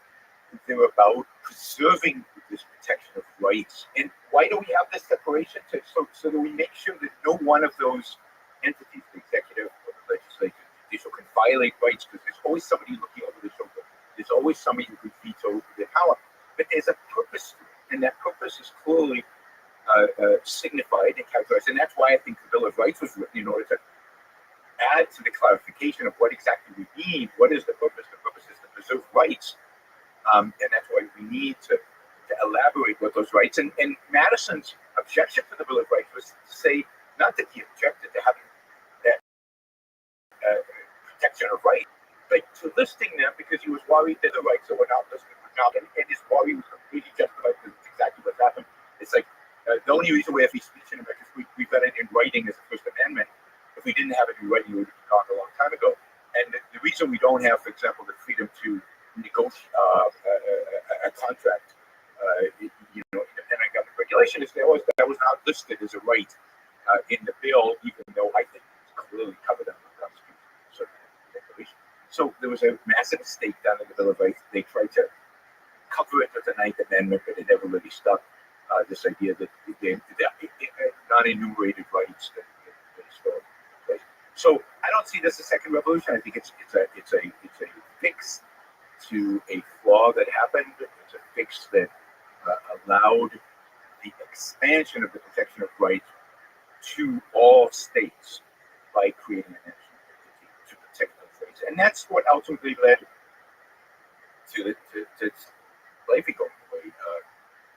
Under the initial agreement, slavery would have been there in perpetuity because states were sovereign in a way that under the new Constitution not, in a sense, the Constitution sets in motion the Declaration, and then the Constitution set in motion the Civil War. The Civil War has to happen because at the end of the day, you cannot have some states with a massive violation of rights. What's more than violation of rights of slavery, and some states that recognize it's not, it inevitably leads to the Civil War.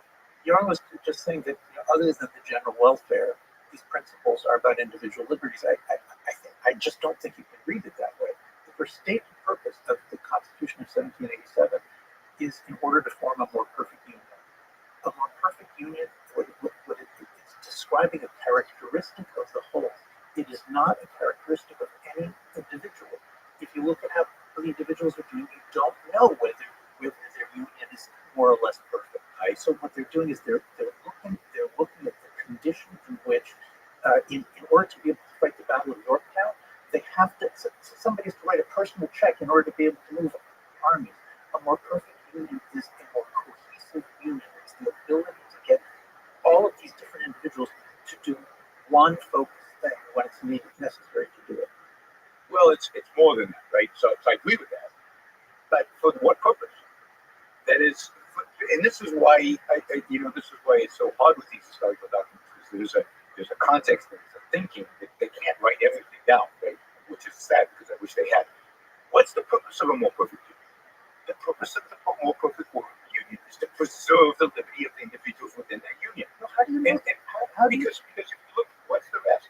So what is the common defense? The common defense is to protect us from foreign invaders who would now disrupt what the rest of the Constitution is all about. All of the Constitution is written in a way as to preserve, find ways to limit the ability of government to violate the rights of the the beauty of this Constitution, and again, its connection to the Declaration and tradition, right? What came before it? What came before it was a document which they all respected, which was the Declaration, which set the context for this. And now the Union is there in order to provide for the common defense. Great. Because we know that foreign invaders can violate our rights. That's what the war is about. To protect us from peace, to establish peace and justice within the country. That's based on law, the rule of law, and again, individual liberty.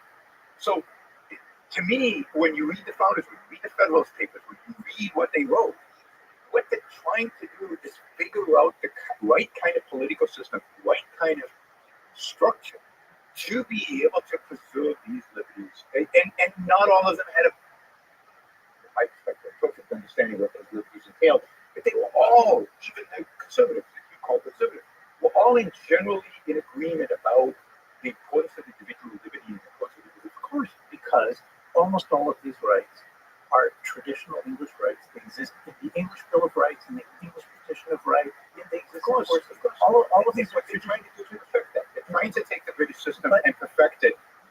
And what? But you keep leaving out that they want to be like England and that they want to have an independent nation. An independent nation is not a collection of individual liberties. An independent nation, the first sentence of the Declaration of Independence is the declaration that there is a collective right, that we as a people are breaking the bonds with other people, and we're going to take our place at an equal station among the nations of the earth. For what purpose? The purpose is to protect the individual right. And there's no collective right. No, your argument is circular. You're not allowing the possibility that there could be great and decent men that you and I both admired who wanted the independence of their nation, not because that would give individuals liberty, but because the independence of their nation was itself a great good. So we clearly disagree because I don't think the defense of the nation is a good in of itself. Because it's and this is why they think it was. I don't think they did. And this is why they tried so hard not to break from England, and why many of them